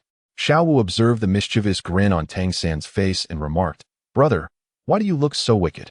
It's nothing. He replied. Xiao Wu, you go call Zhu Qing, and I will fetch Dai Mubai. Strength lies in numbers. Xiao Wu looked at him quizzically. It was unusual for the solitary Tang San to advocate for collaboration. Tang San's expression became slightly awkward as he urged, All right, hurry along. Nodding. Shall we set off to find Zhu Qing? Tang San smiled faintly as he watched her depart, before heading to locate Dai Mubai. He felt a thrilling anticipation.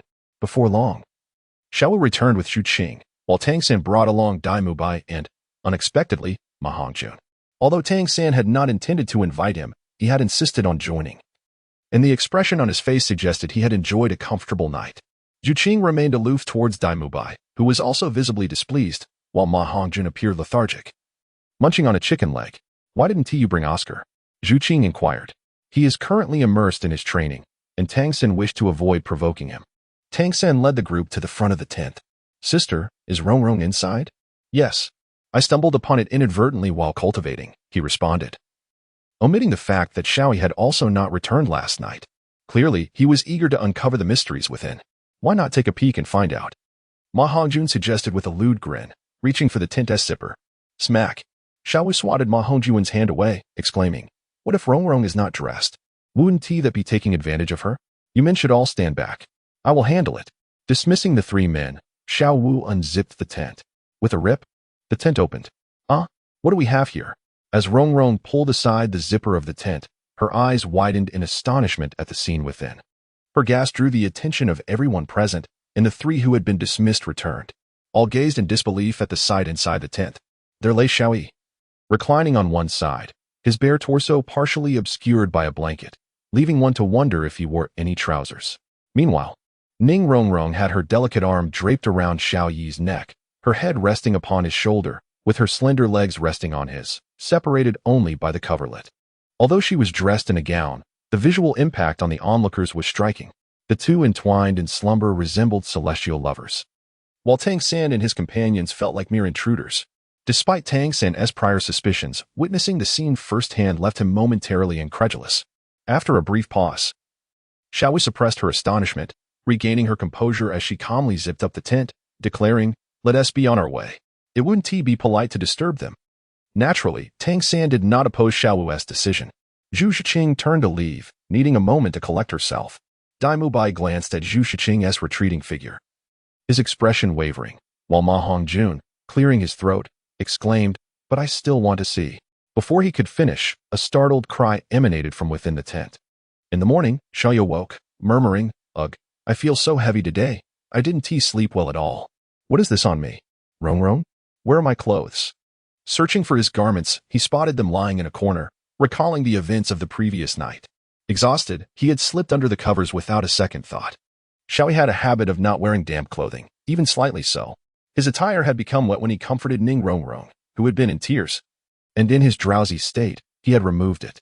The evening breeze had been strong, and despite the tent's quality, it allowed a draft to seep through. Ning Rongrong, being frail, feared the chill and instinctively clung to Xiao Yi, who, feeling the cold himself, did not push her away. Thus, the peculiar circumstances of the morning arose. However, from an outsider's perspective, the situation appeared quite different. Although Xiao Yi was not yet 10, one could never predict what might occur in the Douluo continent. What if he developed early? It is essential to understand that the norms of Douluo continent do not apply to ordinary standards. Thus, a perfect misunderstanding was born, one that defied explanation. As Xiaoyi rose, Ning Rongrong, who had been resting her head on his shoulder, slid off him, awakening in the process. She opened her eyes, gazing at the bare Xiaoyi, exclaiming, Xiaoyi? Why are you not wearing any clothes? You didn't do anything to me, did you? Seeing the doubt in Ning Rongrong's eyes, Xiaoyi offered a wry smile, attempting to clarify. What could I possibly do? I'm only 9 years old, and besides, I haven't even taken off my trousers. No sooner had he spoken than the tent flaps were opened by Zhu Qing, leaving the two inside momentarily at a loss. Xiaoyi anxiously glanced at Zhu Qing and the others, pleading, "Please, let me explain. It's not what you think." Daimubai chuckled. "Well, we understand it is not your fault. It is perfectly all right. Eventually, one must face such moments." At this juncture, Ma Hongjun, with a hint of mischief, chimed in, Indeed. Xiaoyi, I too have walked this path. We all comprehend. Yet, you remain oblivious, don't you? It is still Tang San who stands out." Xiaoyi cast a disappointed glance at his two troublesome friends, but in the next moment, he found himself bewildered. Tang San interjected, "All right, let us proceed. We cannot linger here any longer. Xiaoyi, during class, we shall assist you in requesting a leave." Xiaoyi sighed, "Think what you will, if you are happy. That suffices." Tang San chuckled, realizing that he had recently become rather cunning, often contemplating ways to outwit others. Xiao Wu quietly approached Ning Rongrong and whispered, "Rongrong, those men are far too lewd. Tell me, what transpired last night?" Just as Ning Rongrong was about to retort, her eyes darted, her cheeks flushed, and she surprisingly nodded, murmuring, "We did everything except for the final step." Xiao Yi, held captive by Ma Hongjun, did not catch her words due to their soft delivery. Tang San, however, was momentarily taken aback. His keen hearing allowed him to grasp Ning Rongrong's statement, and he widened his eyes in astonishment, never expecting their relationship to advance so swiftly. Yet, the astute Tang San failed to realize that Ning Rongrong had intentionally led him over here. Xiao Wu remained in a daze for a few seconds. Her body stiffened before she regained her senses and attempted to walk away, albeit awkwardly. As she passed by Zhu Qing, Xiao Wu leaned in to whisper something, causing Zhu Qing to stiffen just as she had before moving away. Shortly thereafter, Xiao Wu returned, tugging on Tang San's ear, leading him away. Daimubai and Ma Hongjun exchanged mischievous glances with Xiaoyi, giving him a thumbs up while casting a sidelong glance at the blushing Ning Rongrong before departing, their eyes twinkling with meaningful winks. At this moment, Xiaoyi realized that further explanations would be futile. Ning Rongrong watched the group retreat and smiled. She was well aware of everything that transpired the previous night, knowing Xiaoyi had succumbed to fatigue and nestled beneath the covers, yet nothing had occurred between them. Nevertheless, she harbored her own intentions. She aimed to cultivate misunderstandings regarding her relationship with Xiaoyi. This task was not overly challenging, especially in the presence of the experienced Daimubai and Ma Hongjun. Within the Seven Treasure Glazed Tile School, there exists a stipulation. The Soul Masters of the Seven Treasure Glazed Tile Tower must seek a formidable offensive Soul Master as their counterpart. This way, their strengths complement each other, ensuring an undefeated stance. Although Xiaoyi possesses an unremarkable appearance, his strength is formidable, and with his original theories, he is bound to attract countless admirers in the future. Moreover, judging by his demeanor, Xiaoyi undoubtedly has a commendable background, one that, while perhaps inferior to the Seven Treasure Glazed Tile School, is not significantly lacking. An ideal match, indeed. Now, Ning Rongrong's objective was to secure Xiaoyi's presence.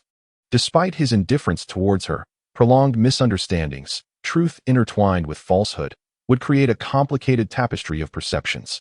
This would instill a subconscious belief among others that Ning Rongrong and Xiaoyi were a couple. In the end, even if Xiaoyi did not harbor feelings for her, he would not easily forget her. Moreover, Ning Rongrong harbored no disdain for Xiaoyi. In fact, she held a certain fondness for him. Thus, the misunderstanding served as a catalyst rather than an impediment in her eyes. Though this misapprehension was unjust to Xiaoyi, the desire to possess often necessitates unscrupulous means. Observing Ning Rongrong's rosy cheeks and radiant smile, Xiaoyi sensed an incongruity but could not discern its nature. He stowed the tent into his soul guide and inquired, "Shall we dine together?" "Indeed," Ning Rongrong replied, her face aglow with a brilliant smile. Her expression resembled a resplendent lotus blooming in the sweltering summer sun, captivating all who beheld it. Xiaoyi found himself momentarily entranced. In that fleeting moment, he perceived a transformation in Ning Rongrong. She was no longer the headstrong and unreasonable young lady, but rather a cheerful and sunny girl. It must be said that Ning Rongrong was strikingly beautiful. So much so that even the 9-year-old Xiaoyi felt his heart stir. He cleared his throat and shook his head, as if attempting to dislodge her image from his mind. Upon their arrival at the dining hall, the onlookers regarded Ning Rongrong and Xiaoyi with curious gazes. Ning Rongrong's cheeks flushed as she furtively glanced at Xiao Yi, only to find him gazing back at her. This left her feeling somewhat flustered. Yet she managed to smile at him. Xiao Yi sighed. It appeared that Ning Rongrong would not offer an explanation, and he was left to clarify the situation alone. Which seemed futile. When did I become so charming? He mused. Chapter 38. The genius. A raucous laugh interrupted Xiao Yi's self-admiration. Come, little E. You must be tired. Eat more, Ma Hongjun said without a shred of decorum. He was aware that Xiao Yi had not crossed any boundaries with Ning Rongrong. Initially, he and Dai Mubai had merely intended to tease Xiao Yi. However, upon receiving news from Tang San that Xiao Yi had yet to complete the final step, implying that everything else had been accomplished, Ma Hongjun and Dai Mubai were left astonished, leading to a perfect misunderstanding. Listening to Ma Hongjun's jests, Ning Rongrong fidgeted. In the past, she would have retaliated with a punch, but now she adopted a demure demeanor, further convincing everyone that the misunderstanding was indeed genuine. Xiao Yi found himself at a loss for words. Forget it. Rongrong only harbors a mild affection for me, not even love. If I remain steadfast, this will eventually come to an end. Time can resolve all things. With this thought, Xiao Yi regained his composure, though a furrow of worry soon returned to his brow. That sister will surely forget me in time, won't she? He shook his head, dismissing such unrealistic notions. Hey, Fatty, you seem a bit different today, Xiao Yi remarked, prompting the others to turn their attention to Ma Hongjun. He appeared invigorated, as though he had shed several pounds. Ma Hongjun nodded and whispered, of course. Yesterday's excess has subsided. I should be staying in for the next few days. Dai Mubai cast a glance at Zhu Zhuqing and remarked, perfect timing for you to guard the dormitory. I shall seek out those twin sisters. A force fruit is not sweet. It's far better to enjoy what is readily available. Zhu Zhuqing's expression shifted slightly, yet she refrained from uttering a word. Everyone, save for Ma Hongjun, sensed the peculiar atmosphere. Ning Rongrong gently entwined her arm with Xiao Yi's, exclaiming, our relationship is quite good. Xiao Yi's lips twitched. He thought, do you really believe I care? A good relationship? Ignoring Ning Rongrong, he glanced at Dai Mubai, whose countenance was less than favorable, and inquired, how is your soul power cultivation progressing? With the discussion finally turning serious, he continued, allow me to speak first. The vibrations I've been practicing are quite satisfactory, though the frequency is rather low and the amplitude not substantial. Xiao Yi nodded appreciatively, remarking, indeed. Considering it has only been a few days, achieving this level is commendable. A true talent. Tang San added, I am at a similar level as Daigo. And so is Xiao Wu. However, I ponder whether we could apply the vibrations to our enemies' bodies. If both internally and externally vibrated, the impact should be amplified. Tang San's words sparked a light in Xiao Yi's eyes. That's an excellent idea. Rotation and flow might also be applicable. Brother San, thank you. Tang San nodded slightly in acknowledgement. Is rotation an option as well? I shall give it a try. Ma Hongjun remarked, currently, I can only rotate in a single direction, though occasionally I manage to produce a few variations. Ning Rongrong had also been practicing the rotation of her soul power. But having been preoccupied with leisure these past few days, she had not dedicated much time to it. She would have to learn on the spot. Raising her right hand, she released her soul power and began to rotate it slowly, gradually increasing the speed. Pop! As she observed the dissipating soul power on her hand, Ning Rongrong pouted in frustration and glared at Xiao Yi. Xiao Yi, feeling the pressure of her misty gaze, helplessly responded, do not rush. Take your time, and first reduce the speed of the rotation for practice. Yes. Upon hearing Xiao Yi's advice, Ning Rongrong's face brightened with joy. Zhu Zhuqing remarked, my vibration practice has been quite decent. I have grasped some key points. Her frosty demeanor resembled the chill of midwinter. Exiting the dining hall, they arrived at the playground. Today's classroom location. The lesson was once again to be conducted by Dean Flender. Tang San and his companions waited for a full quarter of an hour before the esteemed dean strolled in leisurely. Flender's gaze first settled upon Ning Rongrong. Yet he said nothing to her. Today was the second lesson. Oscar, where are you? Are you still asleep? He queried. Xiao Yi quickly replied. He was still cultivating when I left this morning. Perhaps he entered a deep meditation and has not yet awakened. Go fetch him. How old is he, still so disorganized? No sooner had he spoken than Oscar hurriedly dashed from the dormitory. However, there was no sign of the usual panic of being laid on his face. Rather, he was brimming with excitement. Dean, allow me to explain. I have made a breakthrough. I have reached level 30. What? Oscar, being a year younger than Daimubai, was merely 14 years old, and attaining level 30 soul power at such an age surpassed the vast majority of so-called geniuses. Moreover, the food-related martial spirit is widely acknowledged as the most challenging to cultivate. Correspondingly, it is also the most sought after, for it can serve as sustenance when hunger strikes. Haha. Of course, I, Oscar, am a prodigy. By the way, Xiao Yi, look. As he spoke, he gathered his soul power in the palm of his hand, and slowly, a vortex composed of soul energy emerged within his grasp. The energy within the vortex swirled to the left and right, although the speed was not rapid. He was able to control the rotation in both directions. Xiao Yi picked up a small stone and tossed it into the vortex, watching as it gradually sank. While a fine powder accumulated at Oscar's feet, Flender gazed in astonishment at the soul energy vortex in Oscar's hand, feeling a tumult of emotions within. He too could conjure a vortex, but it would only rotate in one direction. While it might seem that having two directional rotations would merely add one more, the difficulty of achieving it was enough to confound 99% of soul masters. A genius. Flender's eyes sparkled, and in that moment, he felt a surge of inspiration. Xiao Yi observed Oscar with a slight smile. With Oscar's remarkable talent and his affection for Ning Rongrong, perhaps she would not cling to him so closely. Yet, contrary to expectations, Chapter 39, Conditions. Resolute in his thoughts, Xiao Yi turned to Ning Rongrong, noting her expression of surprise and envy, which brought him a momentary sense of relief, though he felt a pang of discomfort within. Wow. Incredible! In just a few days, he has reached this level. Impressive, Oscar. Far superior to me. It seems I must strive harder. My soul quake remains elusive. Xiao Yi smiled at Oscar, then sighed again. With Oscar's brilliance, Ning Rongrong would surely be drawn to him, thereby distancing herself from me. Huh. Why am I sighing? Flender's eyes brightened significantly. Excellent, excellent, excellent. Oscar, you have not disappointed me. You are the second student to reach level 30. On behalf of the Academy, I congratulate you. Furthermore, you have developed an application of soul power. I assure you, your name will be etched in history. Oscar, feeling somewhat embarrassed, replied, Principal, this is what Xiao Yi taught us. Initially, we were skeptical. Flender widened his eyes in disbelief. What? Xiao Yi? Ning Rongrong clung to Xiao Yi's arm, exclaiming, Yes, Principal. The rotation of Oscar's soul power is just one aspect. There are many more. Ignoring Ning Rongrong's pleading gaze, Xiao Yi withdrew his arm. Scratching his head awkwardly as he remarked, Actually, it's not that many. Flender inquired, Oh? Just 3. Well, 3 isn't too many, is it? 3? That is not a small feat. For an average person, producing even one is commendable, yet you managed 3? Flender's expression shifted from calm to exuberant, his voice rising with excitement. Ning Rongrong, currently in the process of reshaping her character, did not entirely suppress her spirited nature. Hey, why are you shouting? It's not a contest of volume.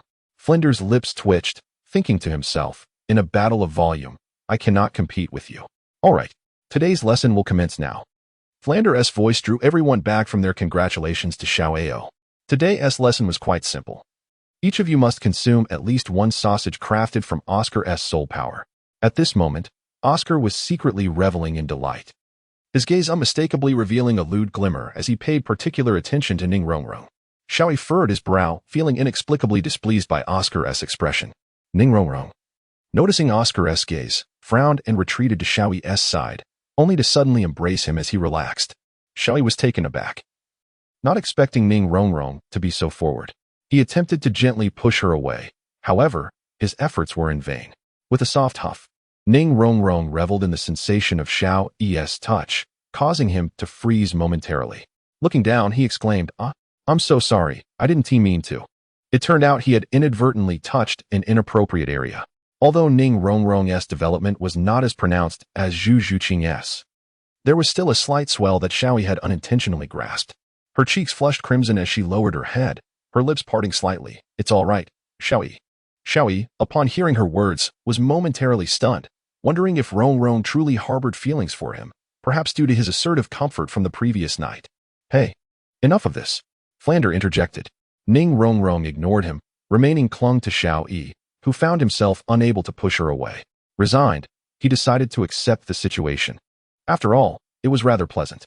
Oscar observed the pair with a sigh, acknowledging that they were ultimately not of the same ilk.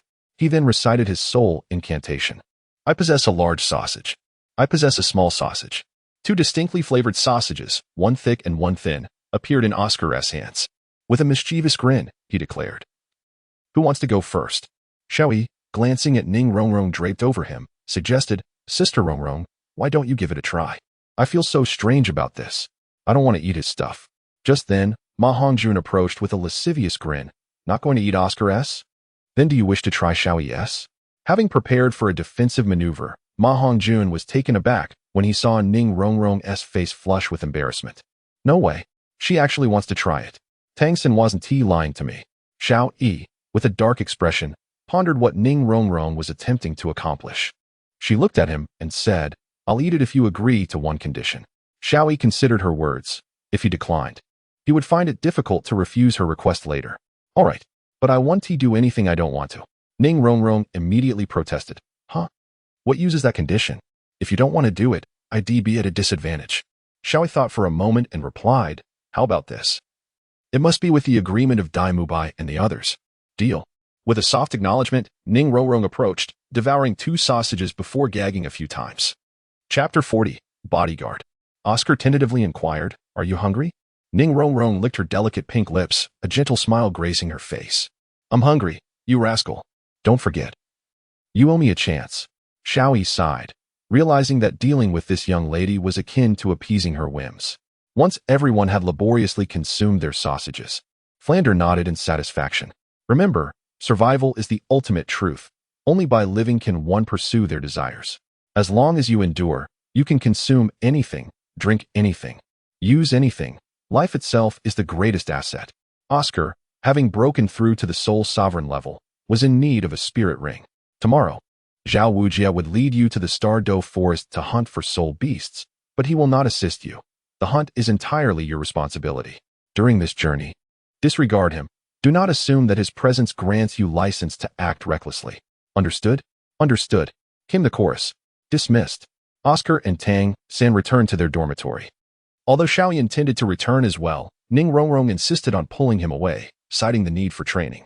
"Xiao Yi, you must teach me about cultivation. Oscar is catching up to me. He's always been ahead of you," Xiao Yi thought but refrained from voicing this observation, knowing it would only provoke Ning Rongrong's unreasonable complaints.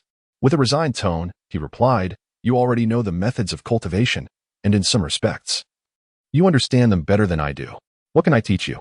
As for not being on par with Oscar, that's merely due to your own laziness. Don't blame others." Ning Rongrong looked at Xiao Yi with a hint of grievance. "I'm just too tired."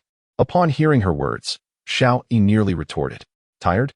You are the most idle person on the continent, aside from infants. All right, then focus on your cultivation. Look at Oscar.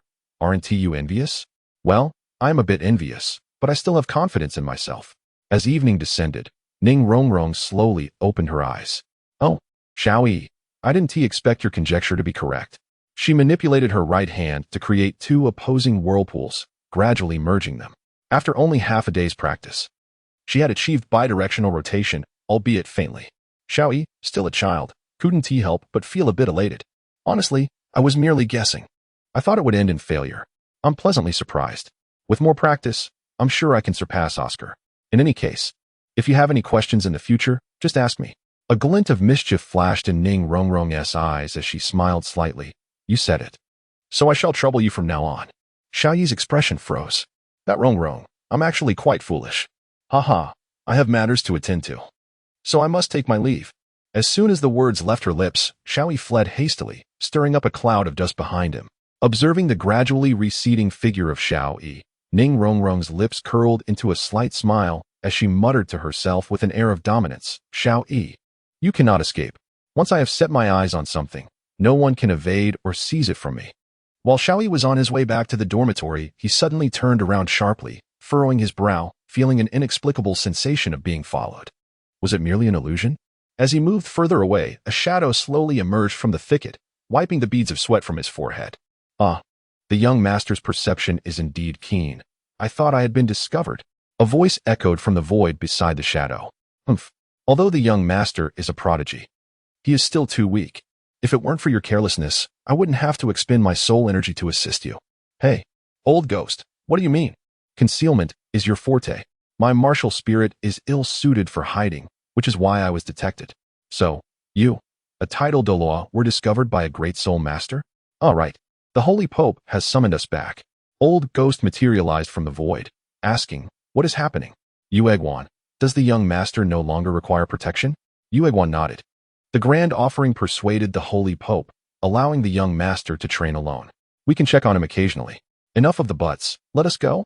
That Ning Rongrong shares an extraordinary bond with the young master. If anything happens to him, she will undoubtedly intervene.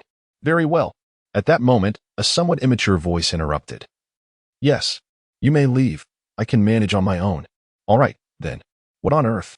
Shui scoffed. What do you mean by what on earth? It's me. Young master? After a few seconds of astonishment, Yueguan burst into laughter. Old Ghost. It seems even a title Douluo like you has been discovered. Ha ha ha. Serves you right. Young master, how did you know we were here? Old Ghost glared at Yueguan and inquired. Shui rolled his eyes. If it weren't for your unstable mental state, I wouldn't have noticed you. As for how I discovered you, I won't divulge that. Upset, are you? Waving his hand dismissively, he said, Uncles, you may return. I can take care of myself. I must be off. I have to venture to the Douluo forest tomorrow. That remark sent Yueguan into a frenzy. What? The Douluo forest? Young master, that is out of the question. It is far too perilous. Old Ghost remained silent, yet his gaze was filled with concern. Both were not known for their leniency, but over the years, Shui had indeed garnered much affection, stirring compassion in the childless duo. Naturally, they were reluctant to see him take risks. Sensing their attitudes, Shui felt a twinge of emotion but resolutely stated, All right, my dear uncles. There will be soul saints accompanying us. The chances of danger are minimal. Moreover, we will only be at the outskirts of the Douluo forest. Before the month could conclude its discourse, it was abruptly interrupted by a spectral presence. That shall not suffice. Qian Shui sighed, revealing 2 soul rings. One yellow and one blue. Uncle Gui, I hunted a 1,000-year soul beast when I was only at level 20. You must have seen that. I require growth. Very well. But do exercise caution. The Pope is awaiting your return. Here, take this. He handed over a soul-guiding device, capable of withstanding a full-force strike from a soul emperor. This item holds little significance for me, he remarked, producing a mask. Thank you, Uncle Gui. Qian Shui understood that although this item may not be of great use to Ghost Douluo, it bore profound significance. For it was unlikely that a title Douluo would carry it without reason. Yueguan interjected, All right, old ghost, let us depart. Shui, take care. With glistening eyes, Qian Shui bid farewell to Uncle Gui and Uncle Ju. After parting ways with the 2 titled Douluos, Shui returned to the dormitory, greeted by 2 pairs of inquisitive eyes. Chapter 41. Recognizing one's own heart, as Shui stepped into the dormitory, he was met with curious glances. Shui, what did Rongrong want you for?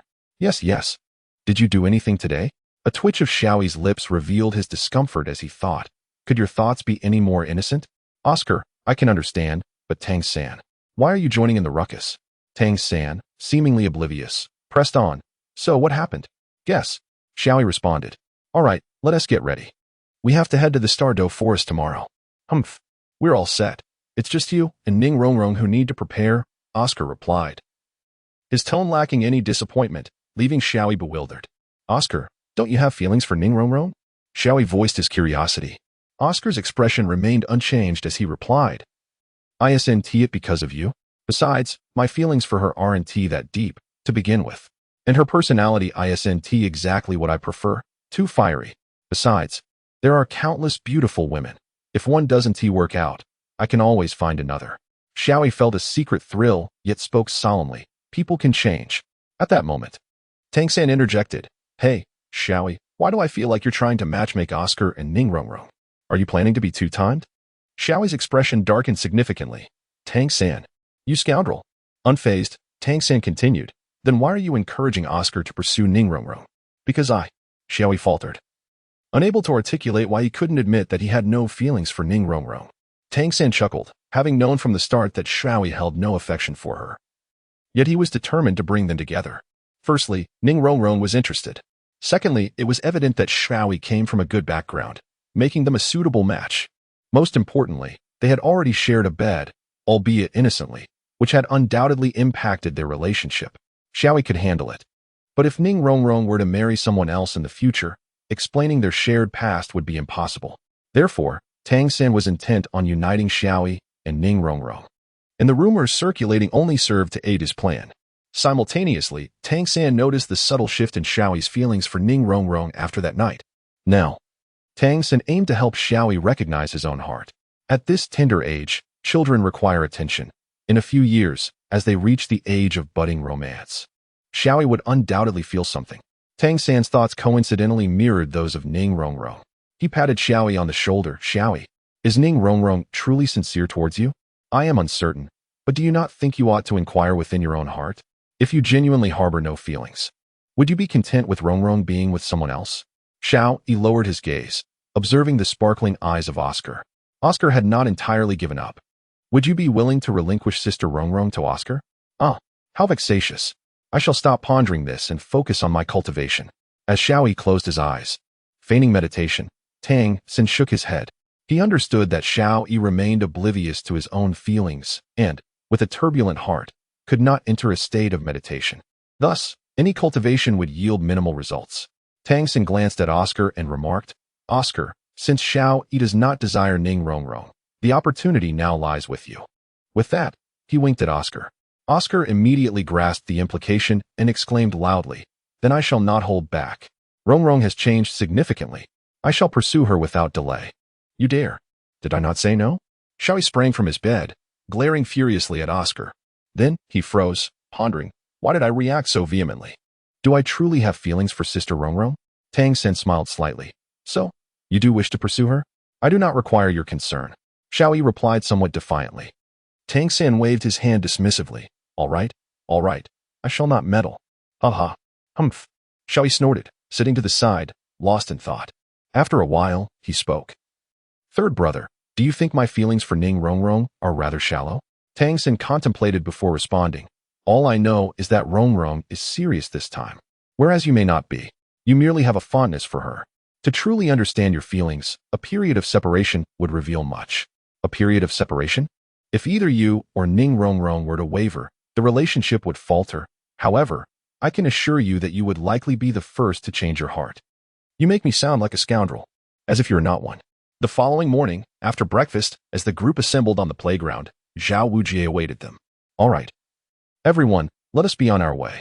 The Stardow forest is fraught with peril. We must remain vigilant, avoid negligence, refrain from igniting flames, and absolutely avoid internal discord. After his address, the group set forth on their journey. To prevent unforeseen circumstances, Ning Rongrong was not permitted to utilize her soul power, much to her delight. As she gazed intently at Xiaoyi, a smile gracing her lips.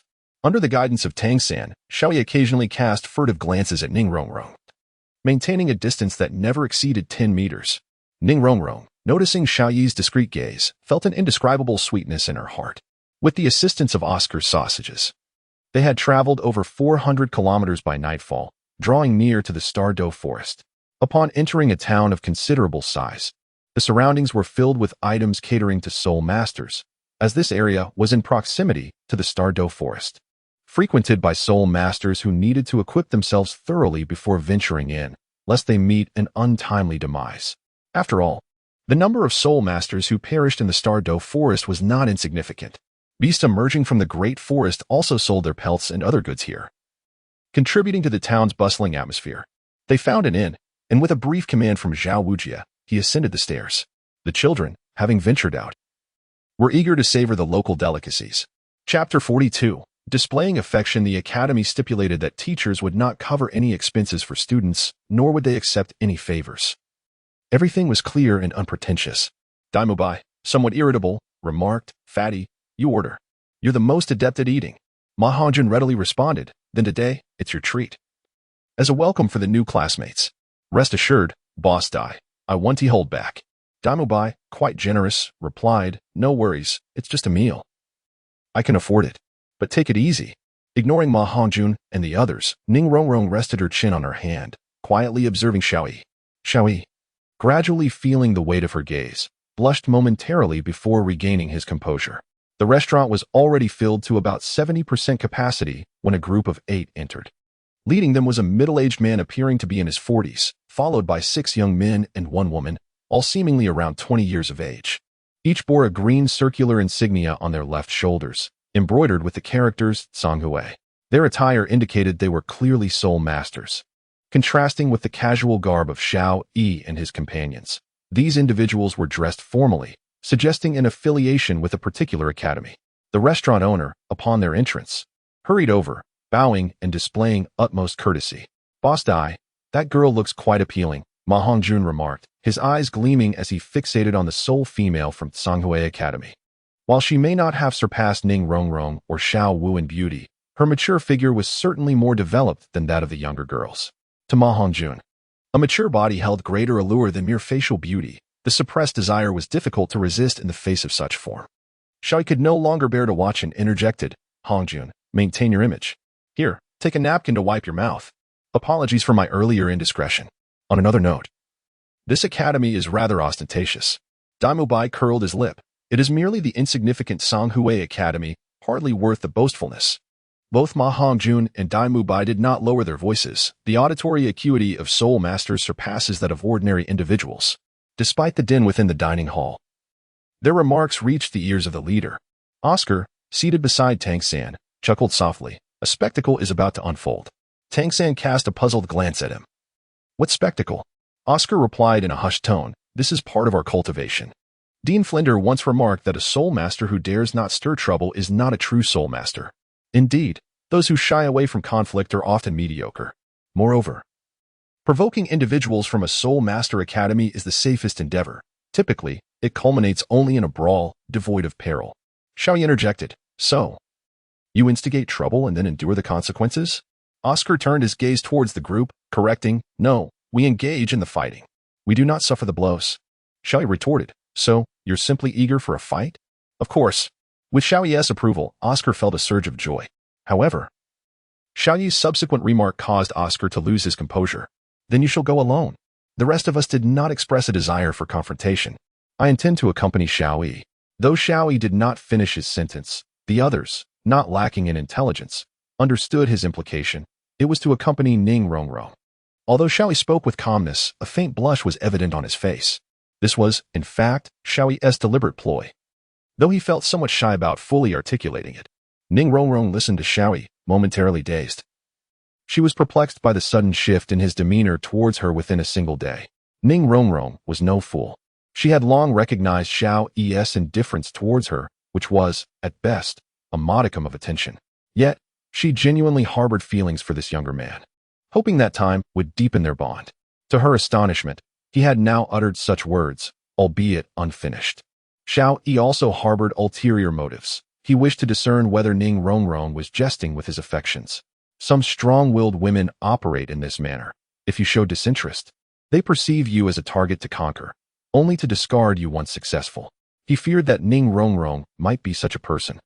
Thus he sought to test her feelings. To his relief, Ning Rongrong responded with a sweet smile, gazing tenderly into Xiaoyi's eyes. Previously, Xiaoyi had been excessively aloof, and as a girl, Ning Rongrong found it challenging to be overtly forthright. However, with Xiaoyi's newfound candor, she felt unencumbered. She tightly embraced one of Xiaoyi's arms, declaring, "Let them handle the fighting. We shall remain uninvolved, and I will accompany you." Xiaoyi could distinctly sense the exhilaration, excitement, and surprise within Ning Rongrong's heart. She was genuinely moved. For it is during the moments when a young girl most craves comfort that one can easily find a way into her heart. Just as this pivotal moment unfolded, an untimely voice interrupted. Ma Hongjun, feeling disgruntled, exclaimed, "Hey, enough of this. Go home and flaunt your affection." Although Ma Hongjun often vented his frustrations, he had never truly cared for anyone, making it unbearable for him to witness the affection between the two. Chapter 43. Conflict. Ma Hongjun harbored a growing disdain for displays of affection in his presence. "If you wish to show your love, do it at home. Not in front of me." Tang San delivered a firm punch to Ma Hongjun. "Shut up. I haven't had enough of this. Xiaoyi, you too, continue." However, Xiaoyi and Ning Rongrong were no longer in the mood for such romantic displays. Ning Rongrong withdrew her hand from Xiaoyi's grasp, her previously confident demeanor now replaced by a bashful flush on her cheeks.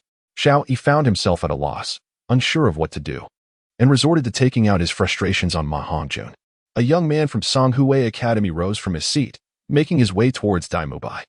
Daimu Bai's eyes revealed a hint of disdain. Despite being a soul master, He discerned through his spiritual perception that this young man's cultivation fell beneath his own.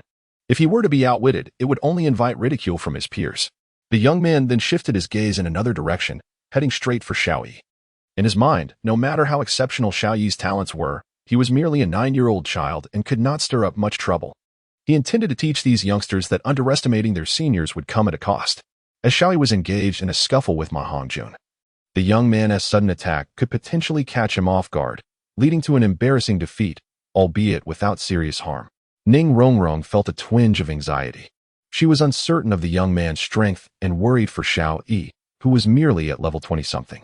Xiao Yi, too, noticed the young man but chose to ignore him, confident that someone would intervene, particularly among the more combative individuals. At the moment the young man lunged forward, Dai Mubai sprang into action. How could the temper of a tiger be tamed? Having been plotted against, his restraint was commendable enough. Coupled with the frustrations he had endured from Zhu Zhuqing over the past few days, Dai Mubai had been harboring a pent-up anger. And he would not let an opportunity for retaliation slip by in the face of such provocation. Just the right moment of it. Dai Mubai intercepted the young man's kick aimed at Xiao Yi's leg, simultaneously employing his soul shock, which left the young man's thigh numb. Had Dai Mubai mastered the soul shock, the young man's leg would have been rendered useless. In a spirit of reciprocity, Dai Mubai executed this principle splendidly, delivering a punch that caught the young man off guard, causing him to bend at the waist and fly backward. The middle-aged man from Songhua Academy's expression shifted dramatically as he hurriedly stood up to catch him. The young man's complexion turned pale, and with a violent retch, he spewed forth a mouthful of blood. His demeanor significantly weakened. Dai Mubai straightened his posture and, taking advantage of his earlier motion, stretched lazily, declaring, "I sincerely apologize. It seems I've made an error." His sinister gaze revealed a disdainful arrogance that was palpably provocative. As for why Dai Mubai sought trouble, it was simply that he had not yet had his fill of the confrontation. The restaurant erupted in a clamor. Most patrons distanced themselves from the two groups to avoid being caught in the fray, though many remained nearby, their faces alight with excitement. Witnessing a battle between soul masters typically necessitated a visit to the Grand Soul Arena, which demanded a considerable fee. Thus, the opportunity to observe such a spectacle for free naturally thrilled the onlookers. Observing their comrade's injury, the remaining 6 students glared angrily at the table occupied by Shrek Academy. They attempted to rush over but were halted by the middle-aged man. He assisted the injured youth to a chair, his face stern as he shouted at Dai Mubai. "Which academy do you rascals belong to?" Dai Mubai's eyes gleamed with mischief as he retorted, "You're not worthy to inquire." With that, he returned to his seat. At this juncture, the meal had been served. The portly boy moved quickly, especially when it came to food. Momentarily abandoning Xiao Yi to arrive at the table and begin feasting, declaring, "The flavor is passable, though it's slightly undercooked. It'll have to do." Ning Rongrong and Xiao Yi found themselves somewhat awkward, with Ma Hongjun seated between them. The oblivious glutton was too engrossed in his meal to notice the glances directed at him, nor did he realize that he was the very light illuminating the surrounding darkness. After Xiao Yi expressed his feelings, the two became less intimate, a natural consequence of their youth. Such matters are often difficult to navigate. Human nature is such that, at times, candor may lead to mutual apprehension and awkwardness. It's akin to maintaining a good friendship until romantic feelings arise, which can leave one feeling uncertain in the presence of the other. However, as a suggestion, it is generally better to be forthright about one's affections. If you remain silent, your chances of success diminish to nearly zero. The teacher from Songhua Academy, witnessing the group of youths disregard him, was infuriated. He was a well-regarded soul master after all. When had he ever been subjected to such treatment? His face turned a deep shade of anger. A bunch of arrogant youngsters. I shall teach them a lesson. The students from Songhua Academy eagerly awaited his command, and under their teacher's guidance, they surrounded the table. Except for the girl that Ma Hongjun had taken a liking to and the injured youth. A fight? I relished the prospect. Xiao Wu leaped from her position with exuberance, unhesitatingly rushing forward. Tang Xin offered a wry smile, recognizing that his sister could never remain idle, always eager for a brawl. Xiao Yi glanced at Ma Hongjun, who was devouring his meal, and then stole a glance at Ning Rongrong, inwardly reflecting on the intense competitive spirit of these individuals. To Ma Hongjun, food undoubtedly took precedence, and it was likely he would engage in some physical activity after finishing his feast. As expected, once he polished off his meal with the ferocity of a whirlwind, He dashed toward the training grounds, leaving Xiaoyi and Ning Rongrong blushing and at a loss in their seats. Despite the fact that the members of Tsanghui Academy were around 20 years of age, their highest strength was merely at level 28, which was decent on the continent. Yet in the eyes of Shrek, they were utterly inferior. Thus, the battle concluded swiftly within mere minutes. During the skirmish, Xiaoyi noticed the soul rings of the opponents. Nearly every one of them bore a white ring, indicative of a 10-year soul ring. Enough, the teacher from Tsanghui Academy could no longer restrain himself and stepped forward, gesturing for his students to retreat. Internally, he was overwhelmed with shock and a sense of imbalance. How could there be such a vast disparity among students? He had previously felt quite satisfied with his pupils, yet now, in comparison, they appeared utterly worthless. I am Yi Zhiqiu, the director of the Foreign Affairs Department of Tsanghui Academy. May I inquire which academy you belong to? We are from Shrek Academy, Ma Hongjun replied, casting a fierce glance at the only female student from Tsanghui Academy as he spoke. Yi Zhiqiu hesitated momentarily, a glimmer of contemplation crossing his features. Clearly, he was not very familiar with the name Shrek Academy. Shrek Academy? I don't believe I've heard of it. Dai Mu Bai snorted dismissively. That is merely a reflection of your ignorance. Recognizing that they lacked significant backing, Yi Zhiqiu no longer hesitated. A spark illuminated his eyes as he unleashed his martial soul. The Xian Gui, embodying it, with 5 soul rings, 1 white, 2 yellow, and 2 purple, this director of the Foreign Affairs Department was indeed a formidable soul king, exceeding level 50.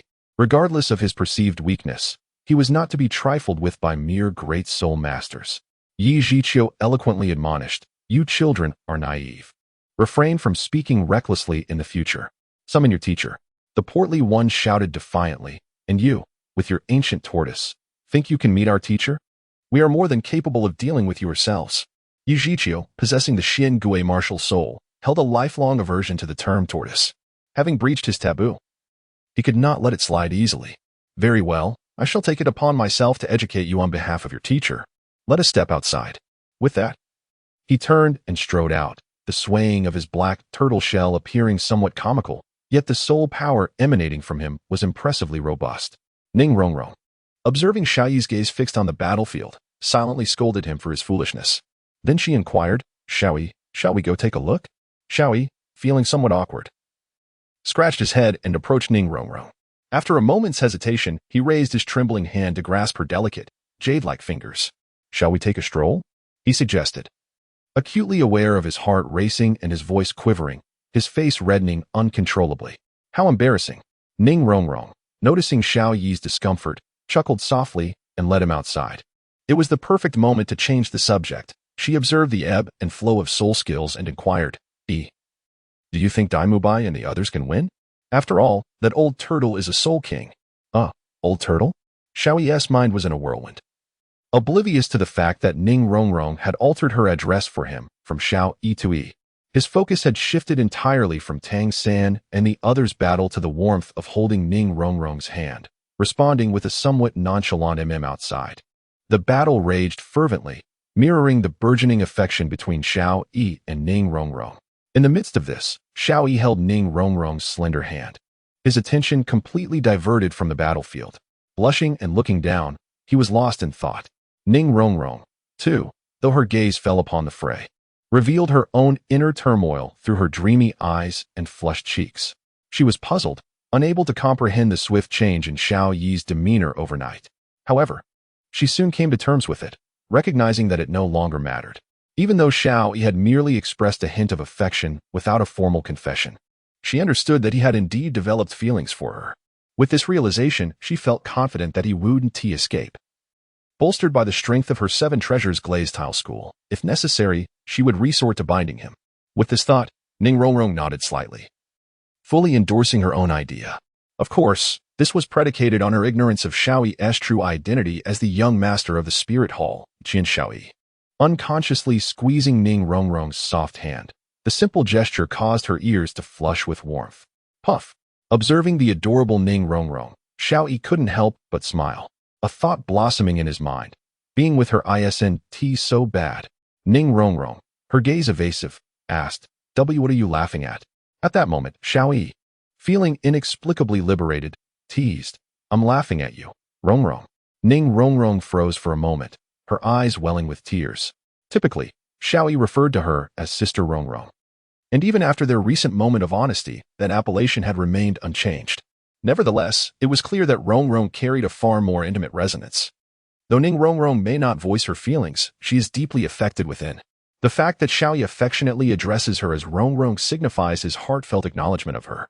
In response to Xiaoyi's puzzled yet forlorn gaze, Ning Rongrong breaks free from his grasp and suddenly leaps into his arms. Encircling his neck with her delicate arms and resting her head on his shoulder, silently shedding tears. With a quivering voice, she confesses, I have long awaited those two words. It takes Xiaoyi a moment to process her words. A mix of tenderness and sorrow fills his heart. He embraces Ning Rongrong's slender waist, inhaling the fragrance of her youthful essence, and apologetically murmurs, I'm sorry. Rongrong, I should not have taken so long to recognize my feelings. Ning Rongrong remains silent, still weeping on Xiaoyi's shoulder, yet the smile at the corners of her mouth betrays her joy. Sorrow turned to bliss. Gently, Xiaoyi pushes her away, gazing into her tear-filled eyes, and says, Rongrong, I am uncertain whether I truly love you. Being with you might stem from possessiveness.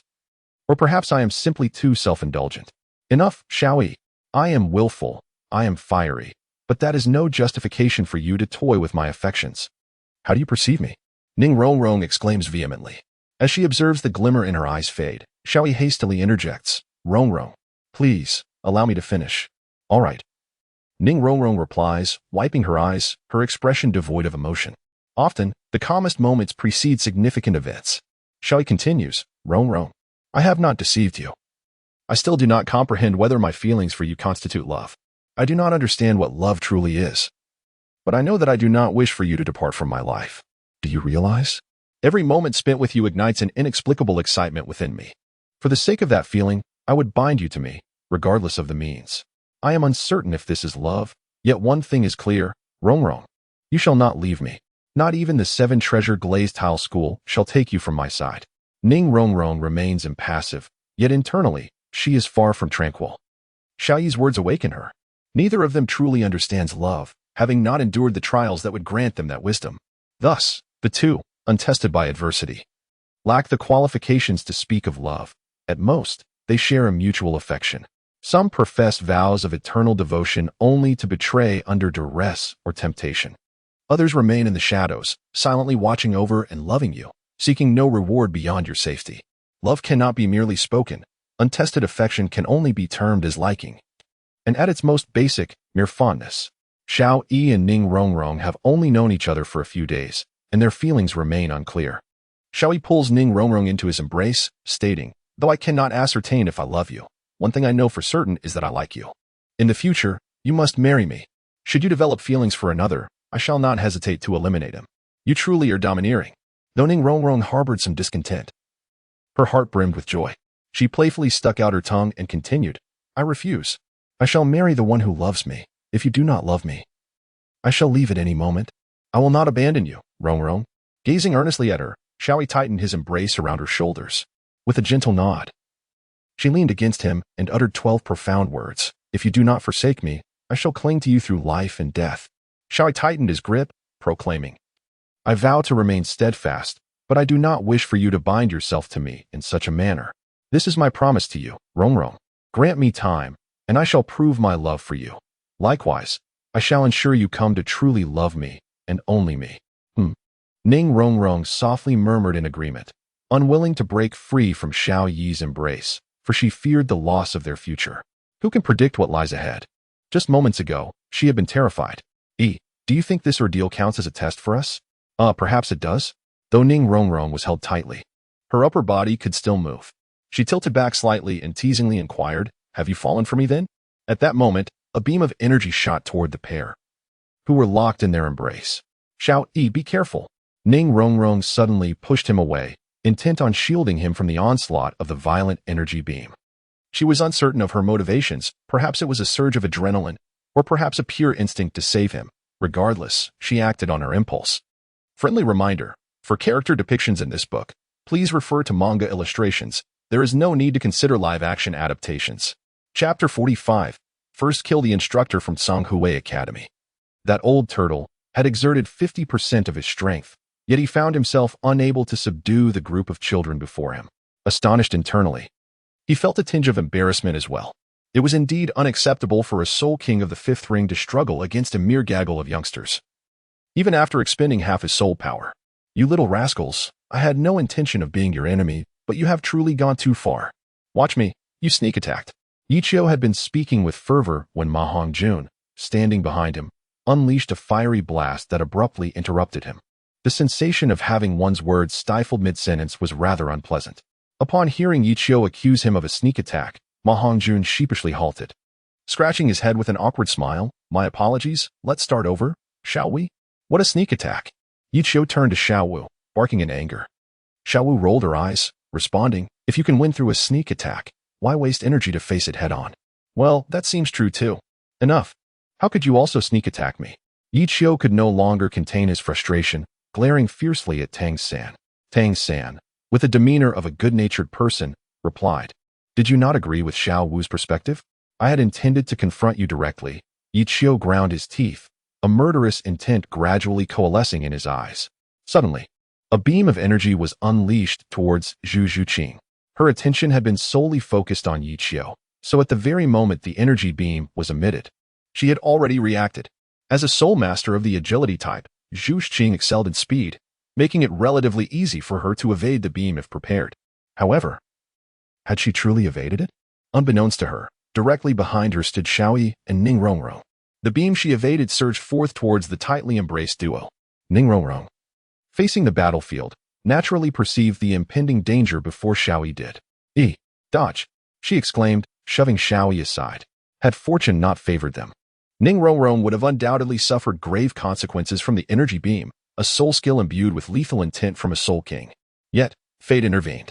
Xiaoyi, a melee soul master wielding a sword, recognized that the essence of his role hinged upon swift reactions.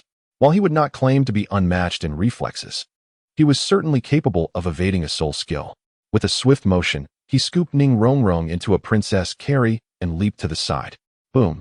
A large crater formed where he had once stood. Glancing at the astonished Ning Rongrong, a surge of fury ignited within him as he glared at Yichio. It was palpable.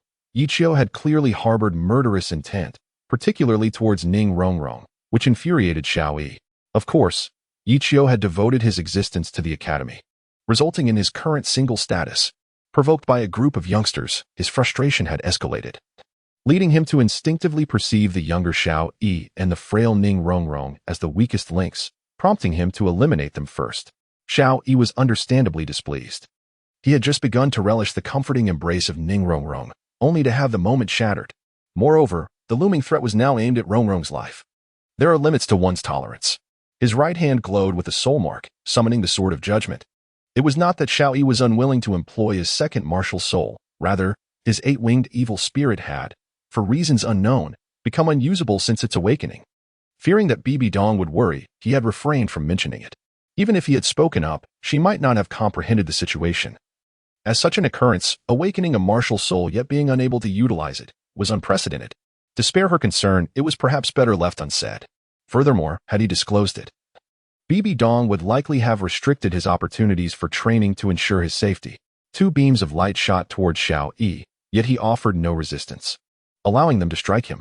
He understood that Ning Rongrong would never harm him. Speed, power. Increased speed and strength by 30%. It was Ning Rongrong who emerged from a state of shock, bestowing an enhancement upon Xiaoyi. Without hesitation, Xiaoyi charged forward, two soul rings manifesting behind him, one yellow and one blue. It was then that Yichio regained his composure. The blue second soul ring signified either he was a scion of a prominent family or possessed extraordinary talent. Engaging with such an individual marked the beginning of one's demise. However, with the arrow knocked, there was no choice but to release it. Given that he had already offended him, the only solution was to eliminate the threat.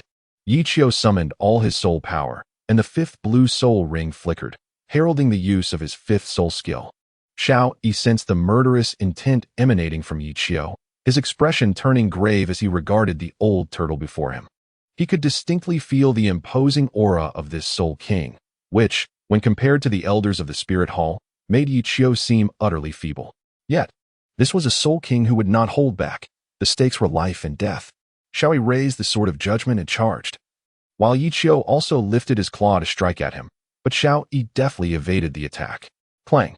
The sword of judgment struck Yichio's shell, creating a shower of sparks without leaving a mark. Yichio laughed maniacally. Ha ha ha. Boy, you are still far too weak. If you were at level 40, I would have no choice but to flee, but alas, you are not. So, are you prepared to meet your end? Rest assured, once you are gone, I shall enjoy that little lady over there before sending her to join you. He gestured contemptuously towards Ningrongrong. Having dodged Yichio's assault, Xiaoyi narrowed his eyes and murmured, "How I long to kill him." As if responding to a silent call, he smiled faintly and said, "It is indeed a pity, but I am not alone." Hearing Xiao Yi's words, Yichio recalled that there were others in the academy. Just as Tang San and the others prepared to join the fray, a thunderous voice rang out. "What are you doing out here at this hour? Shouldn't you be resting?" Zhao Wujin emerged, his expression decidedly displeased. Daimubai, who was about to unleash his third soul ring skill, instinctively halted upon hearing that voice, retreating to widen the distance between himself and Yichio. "All of you, return to your beds." Zhao Wujin waved his hand, commanding all the Shrek Academy students to return to the hotel without even glancing at the Tsanghui Academy side. His interruption incited Yichio's ire. He was in a fervor, and if he could not vent his frustrations, it could be disastrous. Wait a moment. Who does Zhao Wujin think he is? He was once a notorious figure in the Soul Master world, not the strongest, but certainly a terrifying presence. Faced with a Soul Master of merely 50 levels, he regarded him with disdain. "Speak your mind or let it out. I'm busy here," he declared. Yichio, incensed, strode directly towards Zhao Wujin, clearly intent on causing a scene. Zhao Wujin turned to the 7 youths who had gathered around him, saying, "A bunch of useless fools, unable to handle an old turtle. When we return to the academy, I shall deal with you all. Let strength speak for itself." Zhao Wujia wore a disdainful expression, choosing not to summon his martial soul, and struck with a single slap. At this moment, Yichio was thoroughly provoked, unleashing his soul power to its fullest, and turning his back to shield himself with his hard turtle shell against Zhao Wujia's palm. In his eyes, a soul master who refrained from using their martial soul was no different from an ordinary person, and thus he felt no fear. In the next instant, Yichio was sent flying like a cloud by Zhao Wujia's slap, soaring over 10 meters before crashing heavily to the ground. Zhao Wujia cast a contemptuous glance in Yichio's direction before turning to lead the Shrek Academy students towards the hotel, muttering to himself that the sensation of striking someone without using a martial soul was indeed quite pleasant. Why was that? It was undoubtedly due to the torment inflicted by the esteemed dean. With the assistance of several students from Tsanghui Academy, Yichio struggled to rise, spitting out a mouthful of blood, his back feeling as though it were burdened by a great mountain, leaving him somewhat breathless and inwardly alarmed. He was acutely aware of his own defensive capabilities. The opponent had not even employed their martial soul, yet a casual slap had managed to injure him. Even if the adversary were a power-based soul master, the disparity in strength could not be less than 15 levels, if not more. The thought of the opponent's soul master rank sent a chill through Yichio, and he cast a resentful glance towards the departing Shrek Academy group before retreating with his fellow students in disgrace. Among them, a female student glanced back at Daimubai as they left.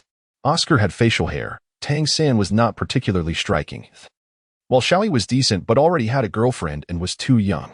Daimubai's devilish eyes were evidently the most alluring. As for the rotund student, he was typically overlooked by the girls. Of course, Daimubai remained oblivious to her gaze, not due to any purity on his part, but rather because of his lofty standards, having encountered numerous beauties and possessing a taste far beyond what the chubby student could offer. Stop. Just as Yichio turned, a gleaming blade pierced through his chest, curiously without a trace of blood upon the blade. Yichio stared blankly at the judgment sword before him, unable to fathom how this seemingly 9-year-old child dared to commit murder, striking with such precision.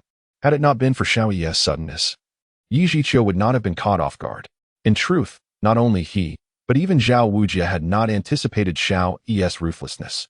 The expressions of both groups of students turned pale, particularly that of the sheltered young lady, Ning Rongrong. Yichio weakly uttered, You dare to kill? Humph. If I wish to kill, no one can stop me, not a soul. To tarnish Rongrong deserves death. You've all been spoiled by Bibi Dong. Your possessiveness is excessive. Xiaoyi withdrew the judgment sword, and Yichio gradually faded away. Sigh. Another problematic student. Tsanghui Academy, you may leave. Sigh. Zhao Wujia lamented. Indifferent to Yichio's fate, it is merely a nuisance. Rongrong's delicate face turned pale, Her trembling hand pointed at Xiao Yi. Xiao Yi, have you killed someone? Xiao Yi approached Ning Rongrong. Rongrong, do not come near, demon. Ning Rongrong clutched her head, and before she could finish her words, she fainted. Chapter 46. The shadow Xiao Yi walked over and carried Ning Rongrong towards the guest room.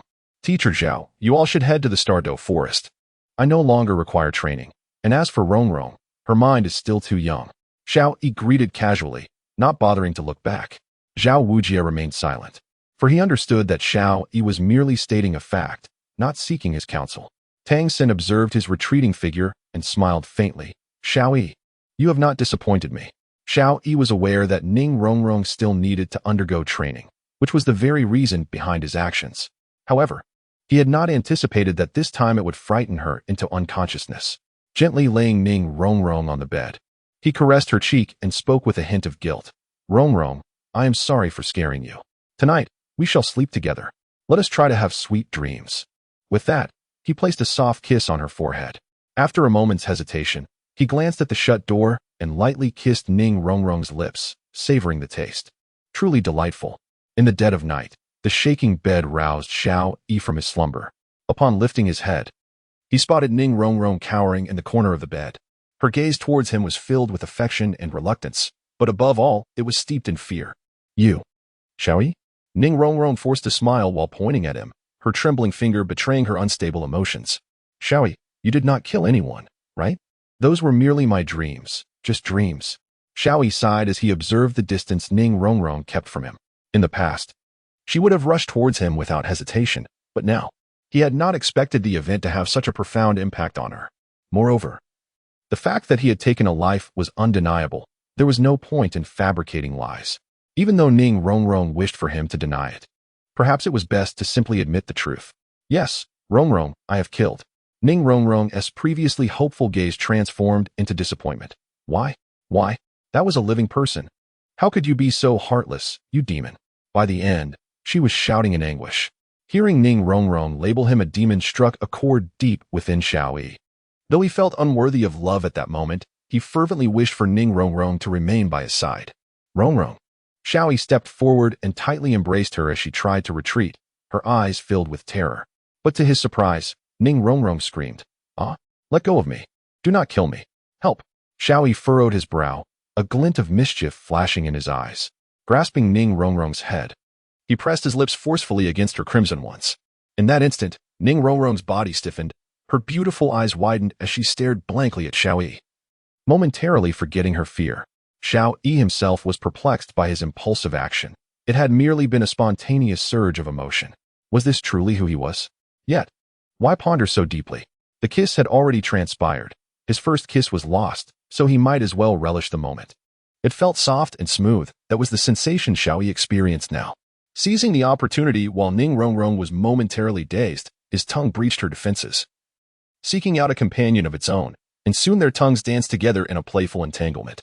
Eventually, Ning Rongrong slowly closed her eyes, wrapping her arms around Xiao Yi's neck in harmony with his movements. After what felt like an eternity, their lips parted.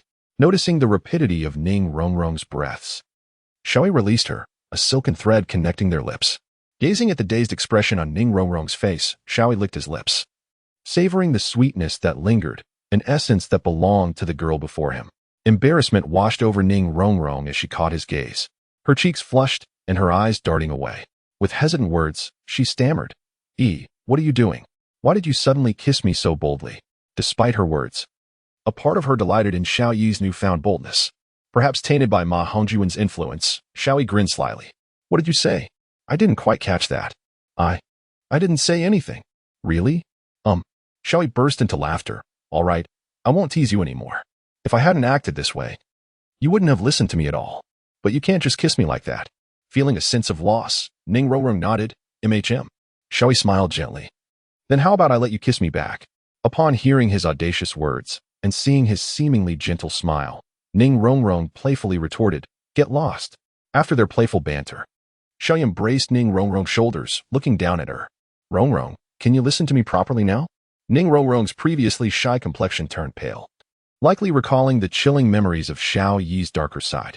Nevertheless, she nodded, burying her head against his chest.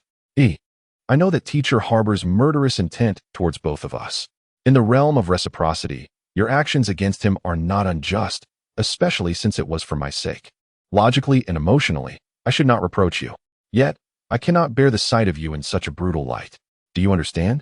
The shadow that appears when you take a life is truly terrifying. Xiao Yi listened intently, and naturally, he noticed Ning Rongrong's unusual demeanor. When she spoke of that shadow, he could distinctly sense the tremor of her delicate frame, a tremor born of fear. Xiao Yi was perplexed. A shadow? What shadow? Chapter 47. Returning to the academy, what shadow? Xiao Yi could surmise that this shadow was the very source of Ning Rongrong's terror. As she mentioned it, her grip on his arm tightened, clearly indicating her profound fright. When you committed murder, that shadow appeared behind you. It was terrifying, with 2 horns atop its head and 8 pitch-black wings. When I first noticed it, it was looking at me too. In that instant, I felt as though I had been targeted. Patting the trembling Ning Rongrong, Xiao Yi's expression grew solemn. With horns and 8 dark wings, it could only be related to his second martial soul, which had never been used and was deemed unusable. The 8-winged demon. The first time he encountered this martial soul, it had merely been a soul mark, yet it had startled him profoundly. No wonder the timid Ning Rongrong was so frightened. Especially considering a winged specter smiling at one in their teenage years, it was a horrifying thought. Ever since the awakening of this second martial soul, Xiao Yi had been unable to wield it. As for the reason, he was uncertain. It had never posed any detriment to him, so he had paid it no mind. However, it seemed that the situation was growing rather serious. After a moment, Ning Rongrong continued. In fact, that demon occasionally manifests at night, albeit in a transparent form that can easily go unnoticed unless one looks closely. I used to think it was merely an illusion, but tonight, when you killed someone, it was particularly vivid. Could this be an ominous portent? Please, do not kill again. As she reached the end of her plea, her tone became urgent, laced with worry and a hint of desperation. Xiao Yi gazed impassively at the tearful Ning Rongrong and replied, I may be cursed, Rongrong. We should part ways. Part ways? Slap. After a brief moment of shock, Ning Rongrong struck Xiao Yi's face with a resounding smack. Though it may not have been her first time hitting someone, it was her inaugural experience striking a face, yet she felt no regret. What do you mean, Xiao Yi? You would cast me aside over such a trivial matter? What do you take me for? I am afraid. Yes, but I have the courage to confront our feelings. And what about you? Are you merely fleeing? I know you were concerned for my safety, but if you cast me away to protect me, I, Ning Rongrong, will loathe you for a lifetime. At this point, her tone softened as she gently touched Xiao Yi's bruised cheek and continued, My heart belongs to you. I love you. Rather than retreating into sorrow, I would prefer a swift end to my anguish. Xiao Yi listened to Ning Rongrong's words, momentarily taken aback. He had never anticipated such a statement from her. After a long pause, he smiled and embraced her, saying, Rongrong, do not speak with such pessimism. That shadow is merely my martial spirit. Martial spirit? Is your martial spirit not the judgment sword? Ah, you possess a twin martial spirit? Ning Rongrong exclaimed, her eyes widening in astonishment as if recalling something significant. As the young master of the 7-treasure glazed tile school, the second largest sect on the Douluo continent, she was somewhat indolent. Yet she was well aware of the implications surrounding twin martial spirits. It is commonly understood that if a family or sect were to have a soul master with a twin martial spirit, the rise of that family or sect would be inevitable, as such soul masters are destined to become the pinnacle of power on the continent. However, Ning Rongrong found it perplexing that a family would be so audacious as to allow a twin martial spirit to wander freely. Either Xiao Yi belonged to no faction at all, but his demeanor suggested he was not a mere peasant, or there was a hidden power protecting him. Such confidentiality could not be overlooked, yet it was also essential to keep it from too many eyes, indicating that someone was indeed safeguarding him from the shadows. With this thought, Ning Rongrong felt reassured for several reasons. Firstly, the sect stipulated that inner disciples were not allowed to engage with auxiliary system soul masters, yet Xiao Yi, as a formidable attack system soul master, naturally disregarded this rule. If he were a twin martial spirit, their union would undoubtedly receive full support from the 7-treasure glazed tile school. Secondly, that shadow, regardless of its nature, was still a martial spirit, an integral part of his being, and would provide Xiao Yi with more benefits than drawbacks. In conclusion, barring unforeseen circumstances, they were already poised to become engaged. Just as Ning Rongrong was reveling in this thought, she suddenly recalled something and fixed her gaze on Xiao Yi, saying, Hey, E. You knew that shadow was your martial spirit all along, didn't you? Xiaoyi sensed an unusual tension in the air, but could not pinpoint the source, nevertheless. He replied, indeed. I realized at the moment you described the shadow. Ning Rongrong playfully kissed his cheek, the very spot she had just touched, and smiled. Then what did you mean by sending me away? Xiaoyi touched his cheek where she had kissed him, grinning foolishly, and instinctively replied, of course. It was to tease you. Who would have thought you would? At this juncture, even the dimmest of minds would recognize the gravity of the situation. Ning Rongrong had cleverly seized the moment, eliciting a subconscious admission of truth from Xiaoyi. Such spontaneous utterances often reveal one's innermost thoughts, leaving Xiaoyi feeling uneasy. What do you mean by that? You were serious, weren't you? E. How could you jest about such matters? Why are you biting me? Rongrong, I was wrong. Please stop. Ning Rongrong playfully sank her teeth into Xiaoyi's shoulder, causing him to grimace in pain. Feeling a pang of guilt, she released her grip. Humph. That will teach you for joking with me. As he adjusted his collar and noticed the bite mark, Xiaoyi felt a wave of grievance wash over him. Ouch. That hurts. Through the fabric, the bite left its mark. Rongrong, you are truly fierce. Ning Rongrong, ultimately soft-hearted, gently massaged the bitten area for Xiaoyi. Offering consolation, I apologize, E. It was your own doing.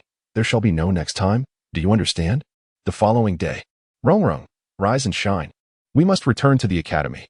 Return to the academy? Aren't we headed to the Douluo forest? Xiaoyi pouted, exclaiming, alas. It is because of you that I remain. They departed long ago, and I, poor soul, must escort you back. Xiaoyi did not disclose to Ning Rongrong that he had voluntarily stayed behind, nor that he had suggested not bringing her along. He wished to shield her from further distress in the short term. What? Are you unwilling to care for this young lady? Ning Rongrong feigned anger, pouting her lips. How could that be? Attending to my esteemed lady is my greatest joy. Hearing Xiaoyi's words, Ning Rongrong smiled and nodded in satisfaction, the slight upward curve of her lips revealing her inner sweetness. Upon returning to the academy, they merely informed Flander of their absence from the Douluo forest. His attitude was inconsequential to both Qian Xiaoyi and Ning Rongrong. As for Tang San and the others in the Douluo forest, the two did not even consider it. That night, Xiaoyi sat alone on a steep slope, gazing into the distance, lost in thought. What occupies your mind? The voice from behind startled Xiaoyi momentarily, yet he smiled and replied, It's you. Did I not instruct you to return and rest? Ning Rongrong settled beside Xiaoyi, saying, I cannot sleep. I wish to be with you. I always sensed that you were concealing something from me. Xiaoyi regarded Ning Rongrong, chuckling softly. It seems you possess the intuition of a woman. Ning Rongrong, adopting a serious tone, said, Enough with the teasing. If something troubles you, share it with me. Do not bear it alone. I will always stand by you. Always? Although it was not the first time Ning Rongrong had uttered such words, they deeply moved him. Rongrong, at times I ponder whether I am worthy of you. Ning Rongrong frowned slightly, her voice tinged with agitation as she responded, Why would you say that? I believe you are wonderful. You are simply good. Even if you were unworthy of this young lady, I would never let you go. Grasping Ning Rongrong's shoulders, drawing her close to his chest, Xiaoyi assured her, Rongrong, do not be upset. Regardless of the circumstances, I shall remain by your side, even if you wish to cast me away. You were not contemplating this matter earlier. Were you? Since your return, it has been like this. Is it related to your martial soul? Xiaoyi was taken aback by Ning Rongrong's astuteness. Her conjecture was spot on with just a hint. Thus, he did not deny it. Indeed, my martial soul is quite peculiar. It awakened yet remains unusable. This is a first on the continent. Whether it is a blessing or a curse remains uncertain. Ning Rongrong planted a gentle kiss on Xiaoyi's cheek. Feeling a tad shy as she consoled him, why overthink? Regardless, I shall accompany you wherever you go, even to the depths of hell. Having been nurtured in a sheltered environment, Ning Rongrong remained oblivious to the fact that some things could be more terrifying than death, much like Xiaoyi himself. Indeed, why ponder excessively? If it is fortune, it is fortune. If it is misfortune, it cannot be avoided. Let's embrace the natural course of events. Besides, with your companionship, I am confident that I can overcome any adversity. Ning Rongrong nodded, then spoke earnestly. Why is that ghostly shadow your martial soul? Why can only I perceive it, while others seem oblivious? Xiaoyi's expression turned grave, for he too had noticed what Ning Rongrong mentioned. He simply wished to shield her from this enigmatic realm. I am unsure. Since only you can see it, it implies that you possess some unique attribute. Is it your martial soul, or is there another reason? If we need to verify this, there is no need to rush. I will inevitably visit the 7-treasure glazed tile school. Ning Rongrong, not one to be easily deceived, was well aware of Xiao Yi's intentions regarding the 7-treasure glazed tile school, yet she coyly inquired, "What business do you have at my home?" "Just so you know, I may not welcome you." Xiao Yi chuckled, wrapping his arms around her delicate waist, teasingly replied, "You truly do not welcome me? That presents a dilemma. As I intended to propose, if you are not welcoming, then I suppose it shall be, for with my capabilities, finding a wife is rather effortless." "Rongrong, ease up. That hurts." Ning Rongrong pinched the soft flesh at Xiao Yi's waist, twisting it again, causing him to cry out in pain. Hearing his pleas, Ning Rongrong huffed in discontent. "Go if you wish. If you dare seek another, I shan't be bothered. I am not so desperate as to only marry you. Those who wish to pursue me are in a long line, and those who cut in would fill the spirit hall." "Ah, what is this? Is our Rongrong upset?" Ning Rongrong shot him a sultry glance, pouting as she feigned anger. Seeing her silence, Xiao Yi continued, "Behold, our Rongrong is as beautiful as an ethereal being. Astute and powerful. How could I not wish to marry you and choose another? Even if you chase me away, I shall remain." Upon hearing Xiao Yi's words, Ning Rongrong's eyes sparkled, revealing 2 delightful dimples as she smiled, exuding charm. "That is what you said. If you do not marry me, I shall bite you to death. How can you think so far ahead at such a young age? But, Rongrong, you shall forever be mine, solely mine. Forever." Though it sounded somewhat possessive, to Ning Rongrong's ears, it was a sweet melody. "Humph, I understand. I cannot sleep. I wish to cultivate my soul power S rotation. Will you accompany me?" How could Xiao Yi possibly refuse? The stronger Ning Rongrong became, the safer she felt, and she nodded in agreement. The two had been inseparable over the past few days, spending nearly all their time together except for sleep, and Ning Rongrong's soul power had significantly improved under Xiao Yi's guidance. On this particular day, while they were practicing, a middle-aged man strolled leisurely into the academy. He appeared to be in his 40s or 50s, with short black hair styled in a casual manner. His appearance was quite ordinary, yet he exuded a unique aura. His eyes, half-lidded, bore a hint of languor and despondency, and he seemed rather unwell, occasionally coughing, though his gaze sparkled with vitality. Having never seen him in the academy before, it was evident he was a stranger. His presence here suggested he was either visiting a relative or looking for trouble. Ning Rongrong, with her cheerful disposition, understood the importance of showing respect. Even as the princess of the 7-treasure glazed tile school, and thus did not look down on the middle-aged man. "Excuse me, sir, whom are you looking for?" she inquired, noticing his weary and scanning demeanor. The man glanced at Ning Rongrong, a spark of recognition igniting in his eyes. He spoke without unnecessary embellishment. "Flander." With just those 3 words, it seemed as though uttering anything more would drain him of considerable strength. Xiao stepped forward, positioning himself partly between Ning Rongrong and the man, a slight smile on his face. "What is your relationship with our principal? Are you here to collect a debt? He is quite the money lover." The middle-aged man regarded Xiao Yi with an approving look, his demeanor shifting. "Young man, you are commendable, polite yet cautious with strangers, articulating your thoughts with both finesse and discernment. You protect the girl behind you quite well, even as a soul king. I could not bypass you to harm her in a short span of time. If I were to attack, she would have ample opportunity to flee or call for help. Wouldn't she?" Xiao Yi nodded, stepping back slightly, his expression turning serious. He sensed that the man's soul power was superior to his own, yet certainly not exceeding level 30, at most, he estimated it to be 29. Xiao Yi felt confident in his ability to defeat him. But the man's intellect surpassed that of anyone else Xiao Yi had encountered, even more so than the well-read Bibidong. With just a few movements and words, he had assessed the situation astutely. Though the man's strength was modest, Xiao Yi regarded him with caution. Meanwhile, Ning Rongrong was oblivious to these considerations. Feeling touched by the revelation that Xiao Yi had been silently guarding her, her gaze toward the middle-aged man transformed into one of gratitude. The man smiled kindly, reminiscent of a benevolent elder indulging a child. "There is no need for such vigilance. I am not your enemy. My name is Yu Xiaojang. I have come to visit an old friend and my disciple. However, upon seeing you two, I have decided to pursue my intention of becoming a teacher here." Yu Xiaojang coughed twice and continued, "I possess a dream, one that envisions my disciples standing at the pinnacle of the continent. I wish for them to witness that those deemed worthless can indeed become formidable beings, towering over all." Although I remain uncertain about whom Yu Xiaojang refers to, the mention of his disciples captured Xiao Yi's attention. He was certain that his disciple resided within Shrek Academy. Nonetheless, Xiaoyi maintained his vigilance. After all, words alone hold little weight. May I inquire about your disciple? Yu Xiaojiang revealed a proud smile. Tang San. Ning Rongrong attempted to interject, but was interrupted by a hearty laugh. Haha, Xiaojiang, I had thought you would never come to see me in this lifetime. However, when I laid eyes on that soul guide device on Tang San, I knew otherwise. Yu Xiaojiang responded with a stoic expression. The name Tang San arises from the moonlit night at the 24 Bridges, a splendid name. Upon seeing the moonlit night at the 24 Bridges, I knew you would come. Xiao Yi, fret not. He is an old friend of mine, is he not, Xiaojiang? Flender remarked. Yu Xiaojiang refrained from comment, yet Xiao Yi had no intention of lingering further. With Flender's arrival, the rest was no longer his concern. Any ensuing troubles were not his responsibility. He grasped Ning Rongrong's hand, bid farewell, and gradually departed.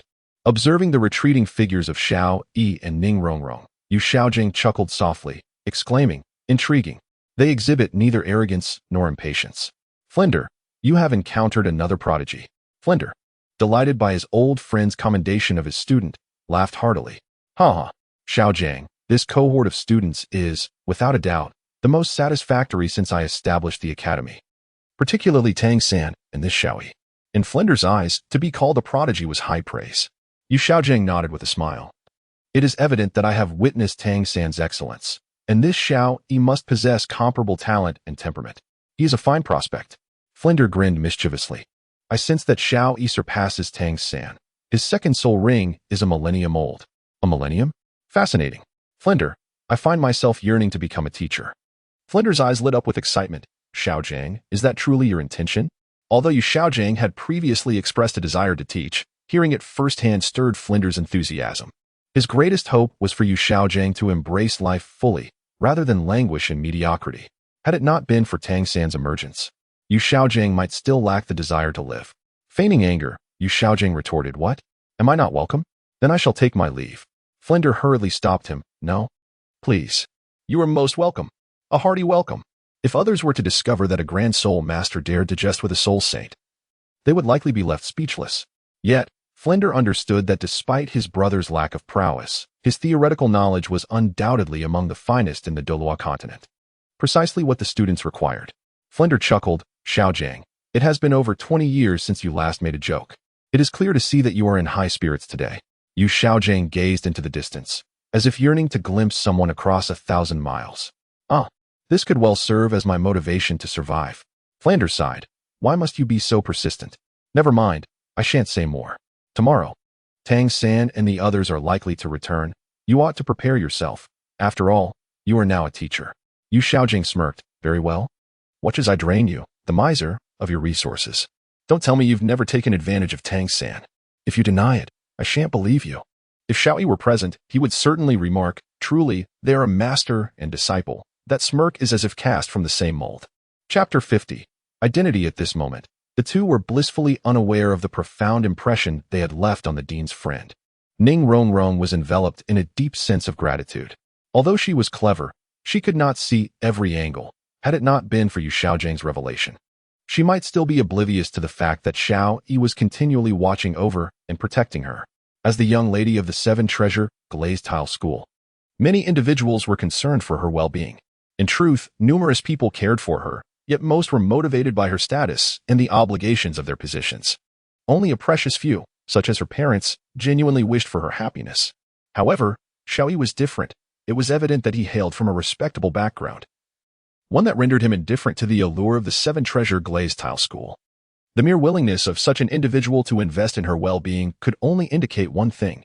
Xiaoyi had developed genuine feelings for Ning Rongrong. Whether intentional or not, she felt a sense of contentment. In a world governed by the survival of the fittest, where profit reigns supreme, true affection is a rare commodity. If not for the absence of familial restrictions on choosing a partner, it would be exceedingly difficult to be with someone one loves. This contemplation piqued Ning Rongrong's curiosity regarding Xiao Yi's background. Clinging to his arm, she softly inquired, I have always been curious about who you truly are.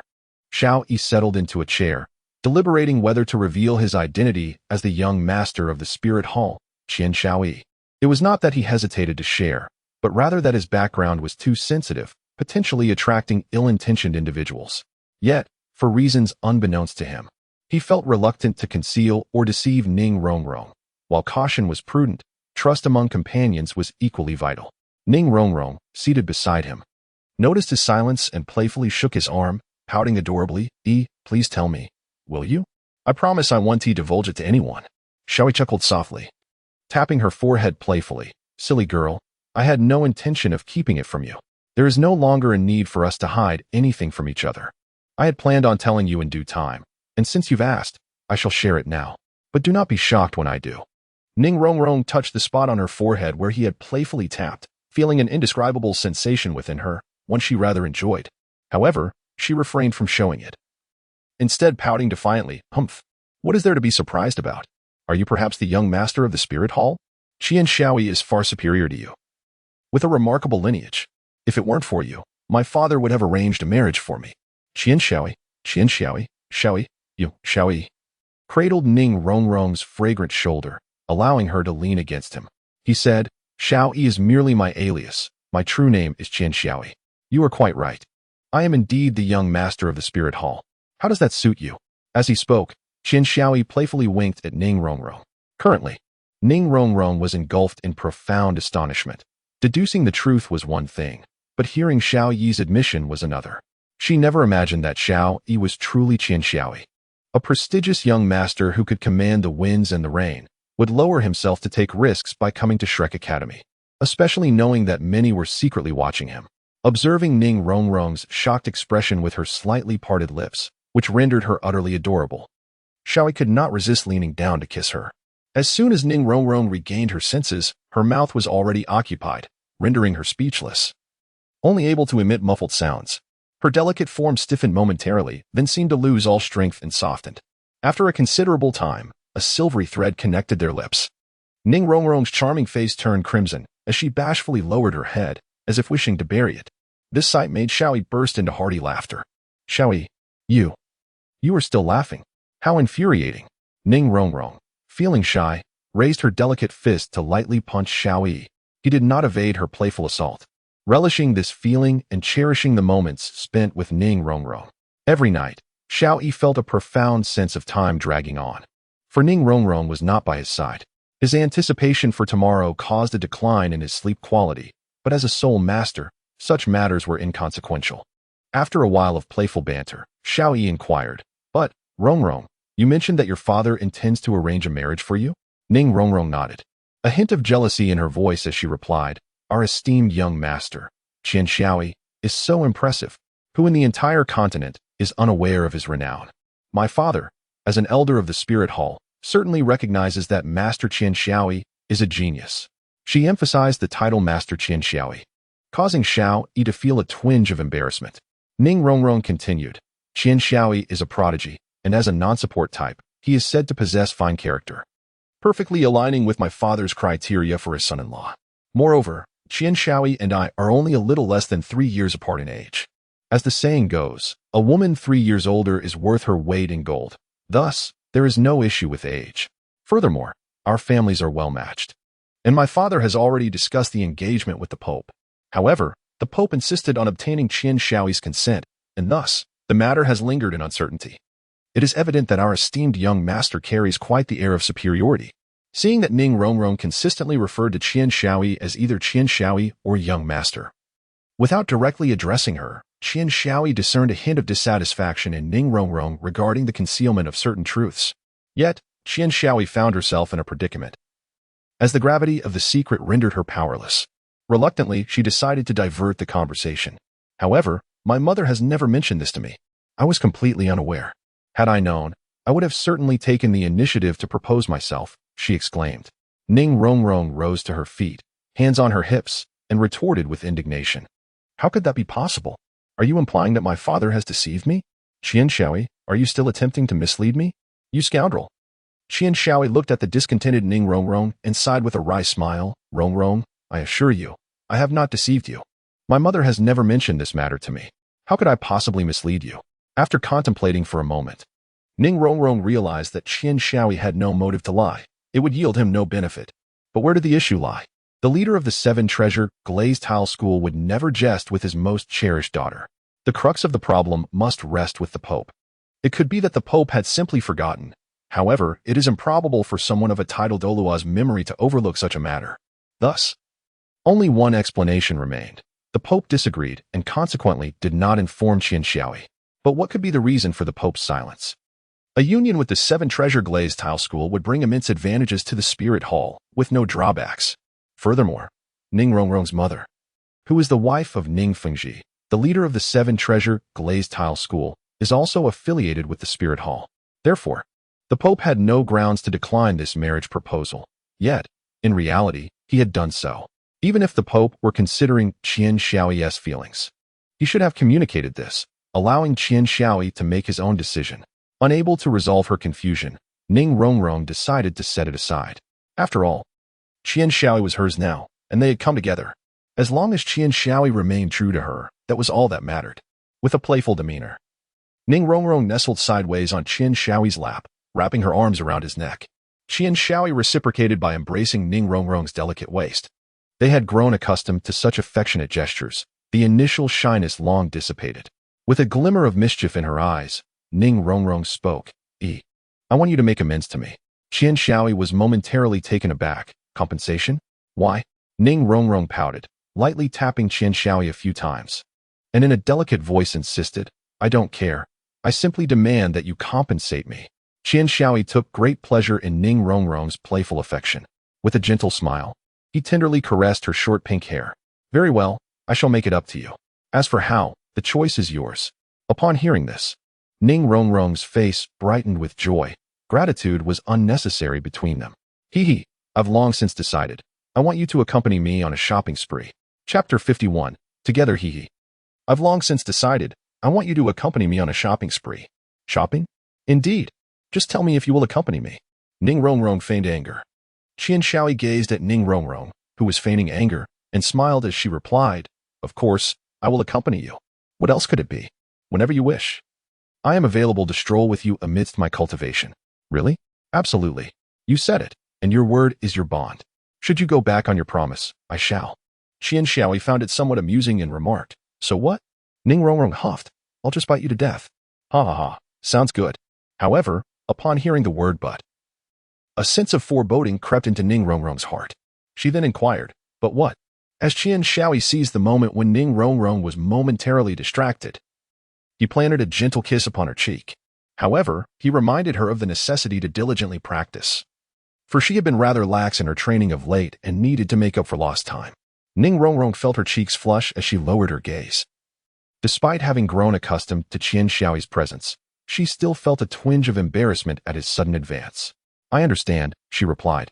It seems I must resume my training once more. Qian Xiaoyi discerned the melancholy in Ning Rongrong's tone and recognized her penchant for playfulness.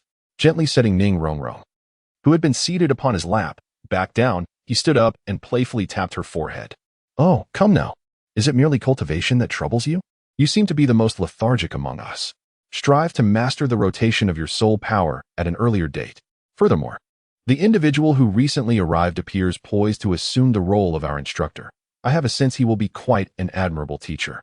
Ning Rongrong reflected for a moment before nodding in agreement. You speak truly.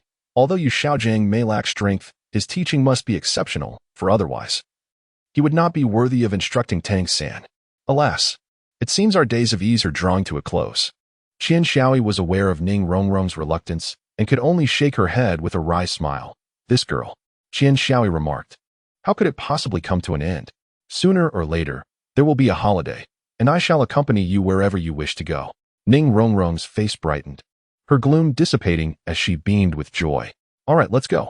First, let's indulge in some shopping. I've only skipped one class, and there are so many delicacies I have yet to savor. Qian Xiaoyi's eyelid twitched slightly. What does it mean by just once? This girl, does she intend to skip more classes? It seems that they will need to wait for Tang San and the others to return before accompanying her for a stroll. At the market, a young couple meandered leisurely. They appeared to be merely 11 or 12 years of age. The girl, with her delicate features, donned a pink dress that perfectly complemented her shoulder-length pink hair, exuding an ethereal charm. She resembled a well-educated young noblewoman, her sweet smile capable of dispelling the shadows lurking in others' hearts. The boy, seemingly younger, wore a white robe, possessing an ordinary appearance and demeanor, making him blend into the crowd without drawing attention. What stirred envy was the fact that this unremarkable child was, nonetheless, affectionately embraced by the girl, their laughter painting a picture of a celestial couple. These two individuals were none other than Qian Xiaoyi and Ning Rongrong, who had departed from the academy. Due to Qian Xiaoyi's unique circumstances, he had to wear a mask to conceal his identity and presence. While it was unlikely that anyone would pose a threat to him, it was always prudent to exercise caution. He certainly did not wish for any misfortune to befall Ning Rongrong. Observing the lively Ning Rongrong, Qian Xiaoyi's thoughts drifted back to when they had first met. At that time, both were driven by a desire for knowledge and experience, merely exchanging glances without any thought of romantic entanglements. Although Ning Rongrong was quite admirable, Qian Xiaoyi's heart was initially occupied solely by his sister, Qian Renxue. As time passed, Ning Rongrong gradually made her way into his heart. Back then, Qian Xiaoyi was unsure of his own feelings for Qian Renxue. Watching Ning Rongrong, who was looking around with bright eyes, Qian Xiaoyi felt a profound sense of contentment. In any case, they were together. I want to eat that," Ning Rongrong exclaimed, raising her hand and pointing at a small stall. The stall was selling sweets, and a long line of eager customers had formed, indicating its popularity. If they were to wait their turn, it would likely take a considerable amount of time. However, as a little sorceress, how could she possibly stand in line? Excitedly, she tugged at the embarrassed Qian Xiaoyi and raced to the stall, pushing aside a middle-aged man who was about to make a purchase. "Hey, little girl, how can you cut in line?" "Exactly. Didn't you see that we're all waiting here? Kids nowadays are so unruly." As he observed the disgruntled expressions of the crowd and listened to their dissatisfied murmurs, Qian Xiaoyi quietly remarked, "Rongrong, this doesn't seem right." Ning Rongrong pouted, "Humph. I want to wait for a whole day, will I?" Qian Xiaoyi dared not refute the little witch, and could only offer an apologetic smile to those waiting in line. Being children, the crowd lacked the inclination to argue with the little ones, merely muttering a few words before letting it go. The items purchased from the stall were packaged in a cardboard box, which Ning Rongrong held as she walked to one side. "Rongrong, you haven't paid yet," Qian Xiaoyi said weakly. Ning Rongrong turned back with a glare. "I am not short on money, but as my boyfriend, how can you allow me to pay?" Qian Xiaoyi was momentarily taken aback, realizing the truth in her words. After settling the payment, he hastily caught up with Ning Rongrong, intending to reprimand her for her misbehavior. "Rongrong," he began, but Ning Rongrong seemed to anticipate his intentions, casting him a disapproving glance. "What is it? Do you need something?" she replied nonchalantly. Nothing," Qian Xiaoyi stammered. "Then let us go. Over there, I'll buy you a few pieces of clothing," Ning Rongrong suggested, pointing towards a nearby boutique. "You're going to buy me something? Shouldn't I be the one paying?" he questioned, his expression one of bewilderment. At the sight of his confused demeanor, Ning Rongrong burst into laughter. "Silly Qian Xiaoyi, I can't always be the one asking you for things. Relationships are reciprocal. You shouldn't always be the one indulging me." Qian Xiaoyi smiled gently, wrapping his arm around Ning Rongrong's waist and saying, "If it were you, I would gladly cherish you forever." Ning Rongrong felt a wave of emotion wash over her as she buried her head in Qian Xiaoyi's chest. "Thank you, Between us, there is no need for thanks." The sun had already dipped below the horizon, leaving behind a fiery glow in the sky, as a young man and woman stood at the entrance of Shrek Academy. The young man was panting, his hands burdened with several bags of various sizes. In contrast, the young woman appeared at ease, her hands empty. Yet her gaze towards the boy was filled with concern. Let me help you carry some of that. You look exhausted." Ning Rongrong had offered to assist Qian Xiaoyi more than once, yet each time, her offer was met with refusal. It was as if the bags were firmly out of her reach. Qian Xiaoyi smiled wearily, saying, "That won't do. You are my woman. And as long as I am here, I will not allow you to tire yourself." The two enjoyed a delightful day together. With only one regret, Qian Xiaoyi had exhausted his pocket money.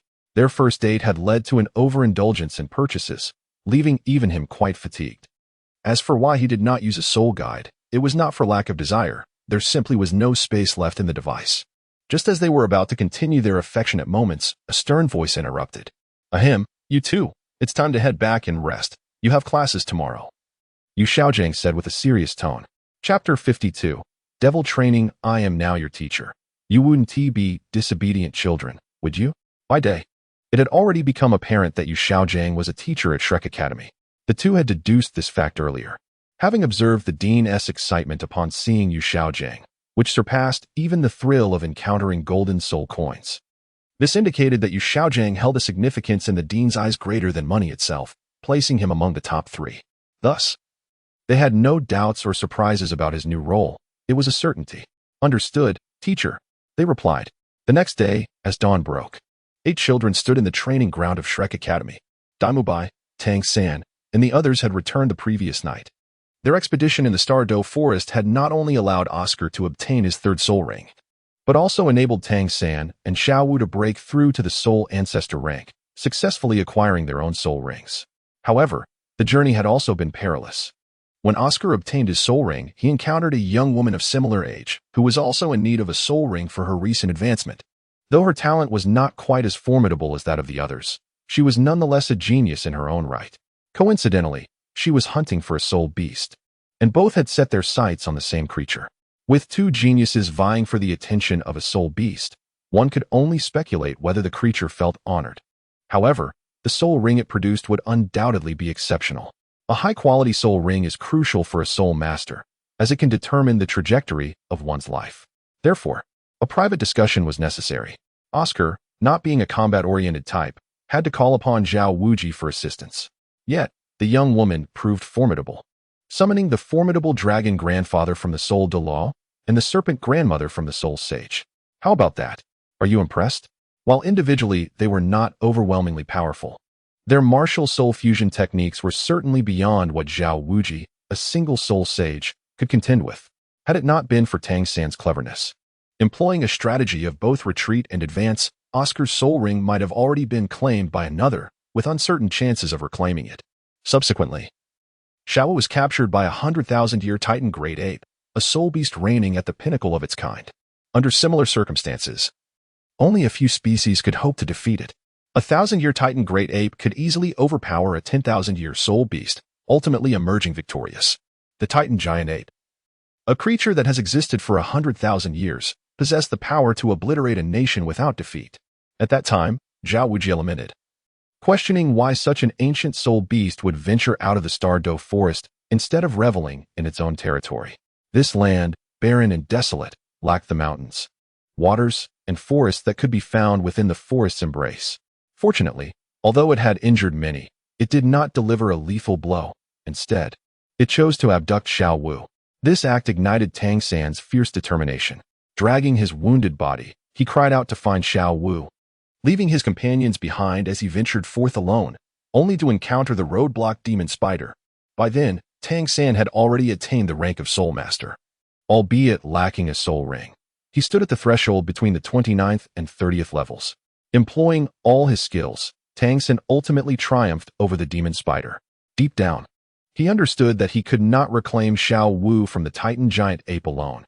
Even with Zhao Wuji alongside him, the entirety of Shrek Academy would be insufficient. Gripped by the guilt of failing to protect his sister, Tang San yearned for power, daringly absorbing the soul ring of the demon spider. It was not that the demon spider's soul was incompatible with his blue silver grass. Rather, it was too well suited, overwhelming the blue silver grass with its formidable strength. When Zhao Wuji and the others finally caught up to Tang San, he was already in the throes of absorbing the soul ring. Just as Zhao Wuji was about to take a moment's respite, he suddenly realized that the soul ring of the demon spider had surpassed the age limit that a soul master could endure, leaving him in a state of alarm yet powerless to intervene. Fortunately, Tang San persevered. Had it not been for his robust physique and unwavering resolve, he likely would not have survived. When Tang San finally opened his eyes, Xiao Wu had returned as well. The reason for her release by the Titan giant ape remaining a mystery known only to the two of them, neither willing to divulge the truth. Despite their wounds, they were safe, an unexpected stroke of fortune amidst their misfortunes.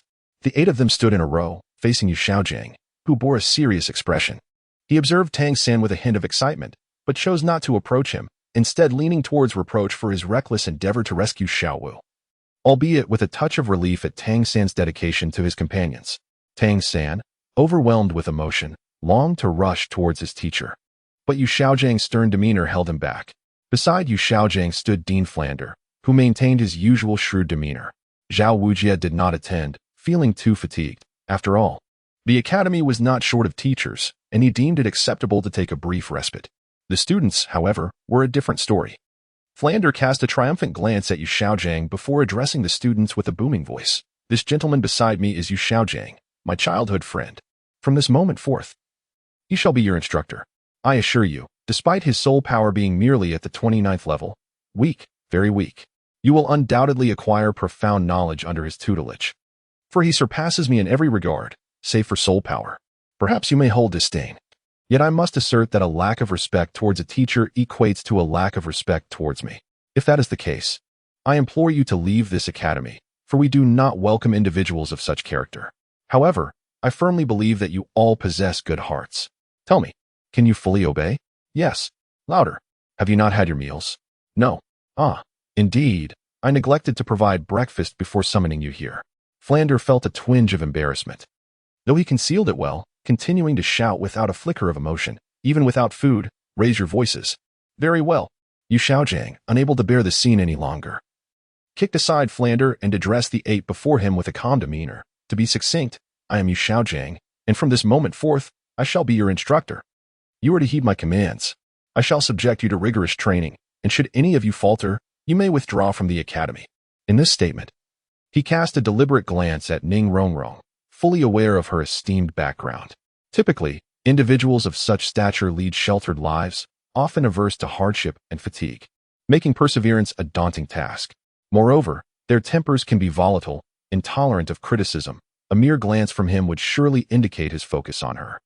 Contrary to Yu Xiaojiang's expectations, Ning Rongrong indeed perceived his gaze but merely smiled. In the past, she might have erupted in anger, but people can change. She did not wish to be looked down upon by Qian Xiaoyi, nor did she want to leave him due to expulsion. Yu Xiaojiang subtly nodded. Having only tested Ning Rongrong, although she may not have passed this trial, expelling her would not have been an option, yet reforming her would prove challenging and time-consuming. The current outcome was satisfactory. As Yu Xiaojiang's gaze sharpened, Tang San offered a wry smile. He recognized that whenever his teacher exhibited such an expression, it heralded the onset of a turbulent journey. Despite his own modest strength, Yu Xiaojiang's prowess and training was formidable. Tang San considered himself diligent. Yet he had found Yu Xiaojiang's high-intensity training quite exhausting. In comparison, training at Shrek Academy felt like a leisurely endeavor. But henceforth, your days of ease have come to an end. Chapter 53. Invincible among peers. Tang San's intuition proved correct. Yu Xiaojiang indeed commenced the grueling training. Within a single day, doubts regarding Yu Xiaojiang's teaching prowess dissipated, for his unique insights and applications regarding martial souls captivated them all. Even the well-bred and highly educated Xiaoyi and Ning Rongrong had never encountered such profound lessons. Not even Bibi Dong's understanding of martial souls could rival that of Yu Xiaojiang.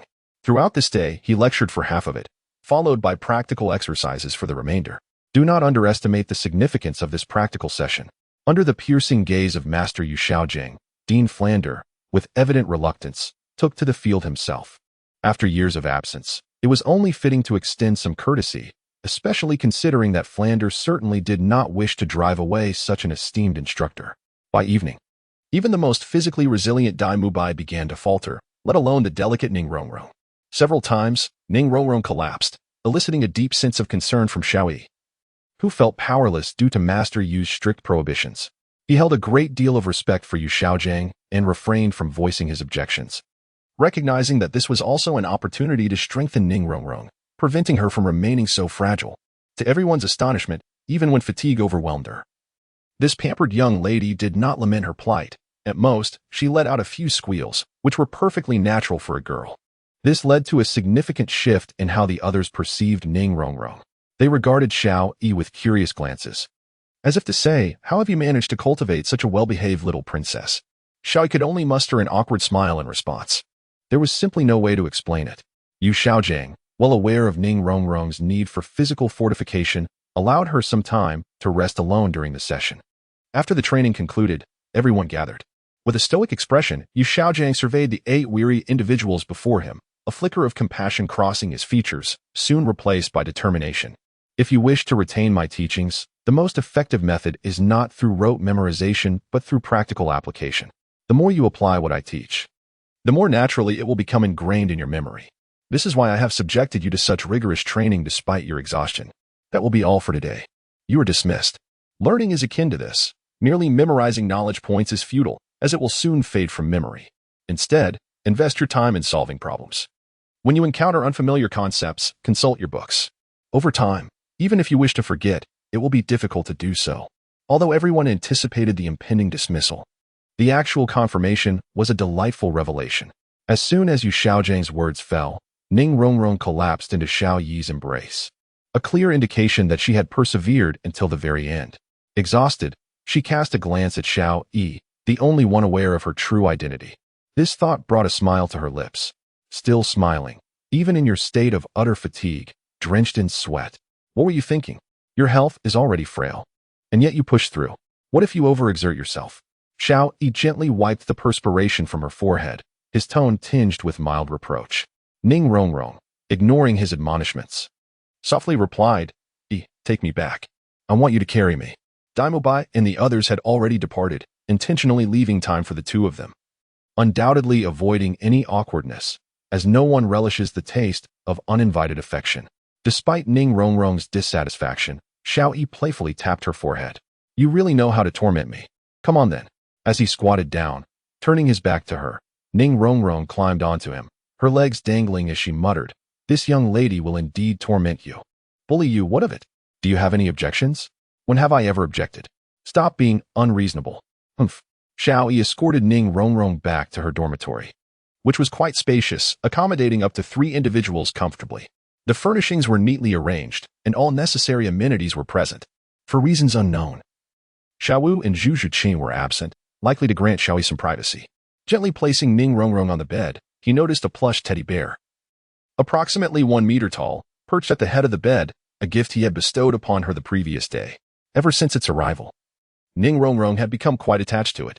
Xiao Yi handed the teddy bear to Ning Rongrong, tenderly brushing through her flowing tresses, and bestowed upon her a portion of his remaining soul power, wishing her sweet dreams. Rongrong, doze off quickly. Knowing teacher Yu Xiaojiang's temperament, tomorrow will not be easy. Ning Rongrong gazed softly at Xiao Yi and, in a gentle tone, implored, may I indulge in a moment of whimsy? Would you stay until I drift into slumber? Qian Xiao Yi bestowed a gentle kiss upon Ning Rongrong, deeming it an appropriate gesture. After remaining by her side until she succumbed to slumber, Xiao Yi finally returned to his dormitory, where Tang San and Oscar were engaged in meditation. After a long day, meditation served as the finest form of respite for soul masters, though some preferred the indulgence of sleep. Qian Xiao Yi did not awaken the 2 individuals but returned to his bed to sleep, embodying the essence of laziness. This routine persisted for several months. With only 1 day of respite each week, the teammates engaged in battles, challenged their instructors, and encountered a myriad of unique training methods. However, they all shared a singular experience. By nightfall, they were utterly exhausted.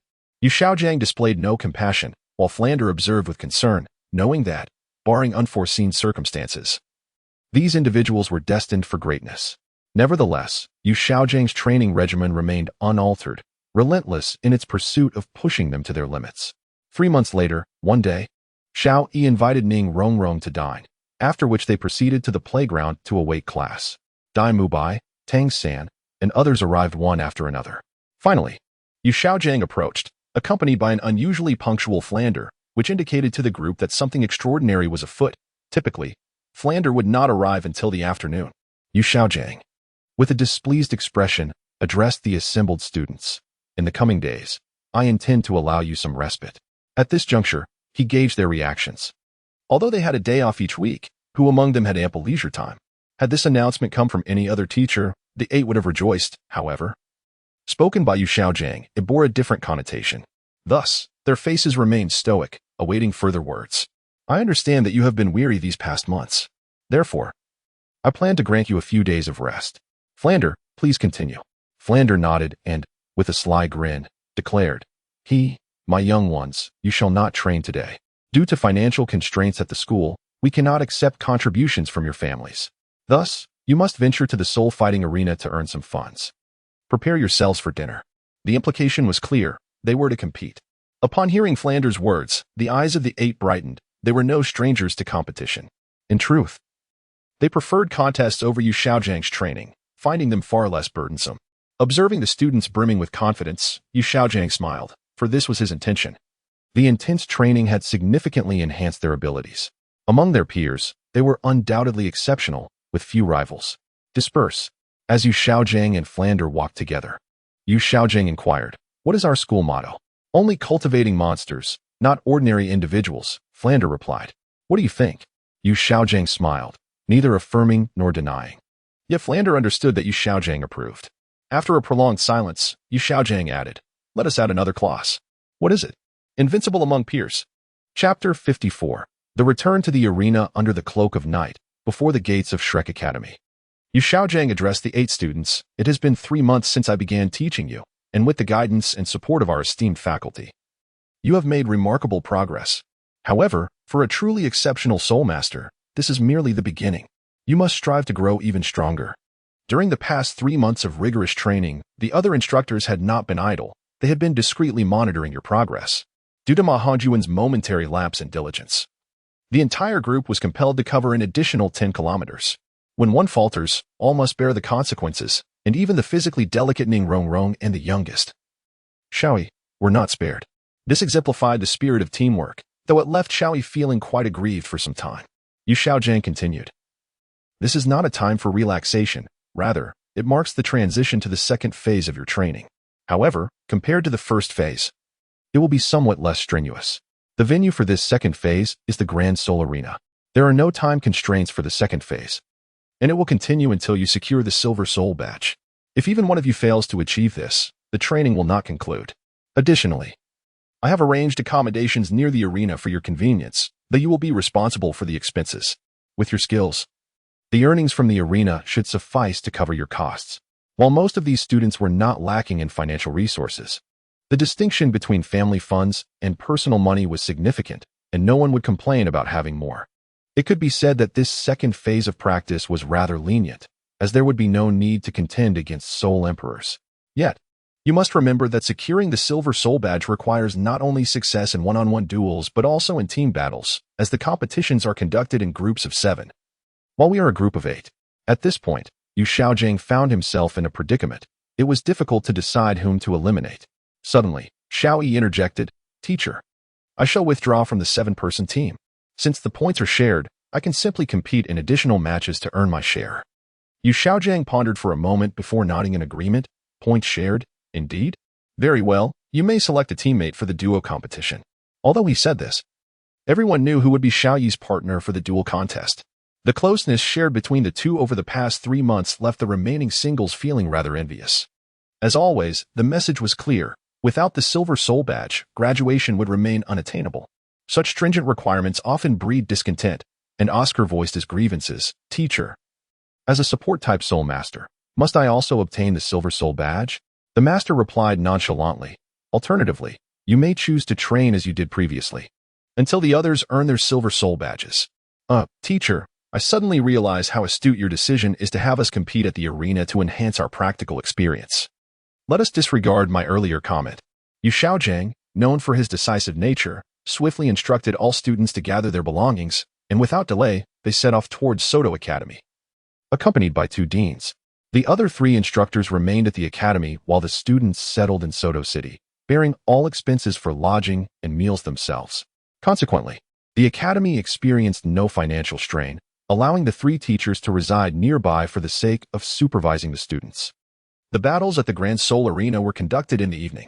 Upon their arrival in Soto City, the group opted for a modest hotel near the arena. Although the establishment was unremarkable, its proximity to the arena resulted in inflated prices that were burdensome for the average person, yet trivial for soul masters. After arranging accommodations for the students, the master summoned the 8 individuals to his room. "You may form your own teams freely. The competitions at the arena will commence with 1-on-1 and 2-on-2 matches, while team battles will occur last, staggered to maximize ticket sales. You must participate in 2 matches daily. Of course, if you wish to engage in 3, I shall not hinder you, but do not exhaust your soul power. The audience favors lively contests. Thus the 7-person team battles are the most popular. However, the ticket prices are notably higher. Those who wish to save or arrive late may be compelled to settle for the 1-on-1 and 2-on-2 matches." As soon as the master finished speaking, Oscar displayed a pitiable expression and turned to Dai Mubai. "How about we team up, big brother Dai? Although I've just reached level 30, my support capabilities are quite commendable. Together, we could conquer any opponent." Oscar indeed had other options, yet he could feel the disdainful gazes of Zhu Zhiqing and Ning Rongrong, while Xiaoyi seemed to convey a warning that should he choose Ning Rongrong, he would face dire consequences. And then there was Ma Hongjun, whose foolish demeanor suggested it was best to align with Dai Mubai. However, to Oscar's surprise, Dai Mubai simply replied, "I refuse." What a succinct statement. What an expression of freedom. What a commanding response. Apologies, I find myself at a loss for words. Oh, how pitiful I am. Is it truly so difficult to participate in a 2-on-2 match? The others, in unison, chose to ignore the dejected Oscar until Ma Hongjun, displaying camaraderie, stepped forward. "Brother, why don't we team up?" Oscar glanced at the affable, stout fellow. Though resigned, he accepted. Despite Ma Hongjun's seemingly foolish exterior, he was reliable in critical moments. In truth, Ma Hongjun felt a sense of satisfaction as well, for he too desired to compete more, recognizing that like Oscar, he was not a sought-after partner. The two unfortunate souls reluctantly formed a duo. In truth, he ought to express gratitude to Oscar. Had it not been for Oscar, it would have been Ma Hongjun facing disdain instead. Earlier, he had considered seeking another partner. In the arena of soul battles, points are categorized into two types: individual points and team points. One-on-one matches contribute to individual scores, while all other contests count towards team scores. Oscar, being a support soul master, is incapable of accumulating personal points and can only strive to participate in team events as much as possible. As for Ma Hongjun, he merely sought to showcase his prowess, longing for both fame and recognition. Thus, the rather dubious pairing of Ma Hongjun and Oscar came into existence. Tang San and Xiao Wu, demonstrating remarkable synergy, formed a pair, while Xiaoyi, unable to part with Ning Rongrong, found himself naturally united with her, as she too preferred not to join forces with anyone else. This left only Dai Mubai and Zhu Zhiqing. Observing that all his friends had found their companions, Dai Mubai turned his gaze towards the visibly displeased Zhu Zhiqing, whose expression appeared rather peculiar. He understood that, given Zhu Zhiqing's character, she would never forego the opportunity for a 2-on-2 match. However, if it came to selecting partners, she would inevitably have to choose him, for he was the only one left. Either select him or not participate at all. Zhu Zhiqing had initially intended to approach Ning Rongrong, but upon seeing her and Xiaoyi engrossed in each other, she relinquished that thought. Zhu Zhiqing did not harbor any animosity towards Dai Mubai. Rather, she found it difficult to forgive certain past actions of his.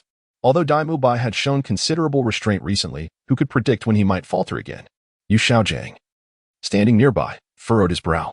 To be candid, he was not particularly satisfied with the two combinations, the pairing of Oscar and Ma Hongjun, as well as that of Dai Mubai and Zhu Zhiqing. This dissatisfaction stemmed from their differing levels. In a 2-on-2 scenario, if one soul master reaches a higher rank, they must contest in a more advanced category. Dai Mubai and Oscar had already surpassed the 30th level, while Zhu Zhiqing and Ma Hongjun remained at the 20th level. Should they collaborate in a 2-on-2 soul battle, they would have to engage in a contest suited for the 30th level.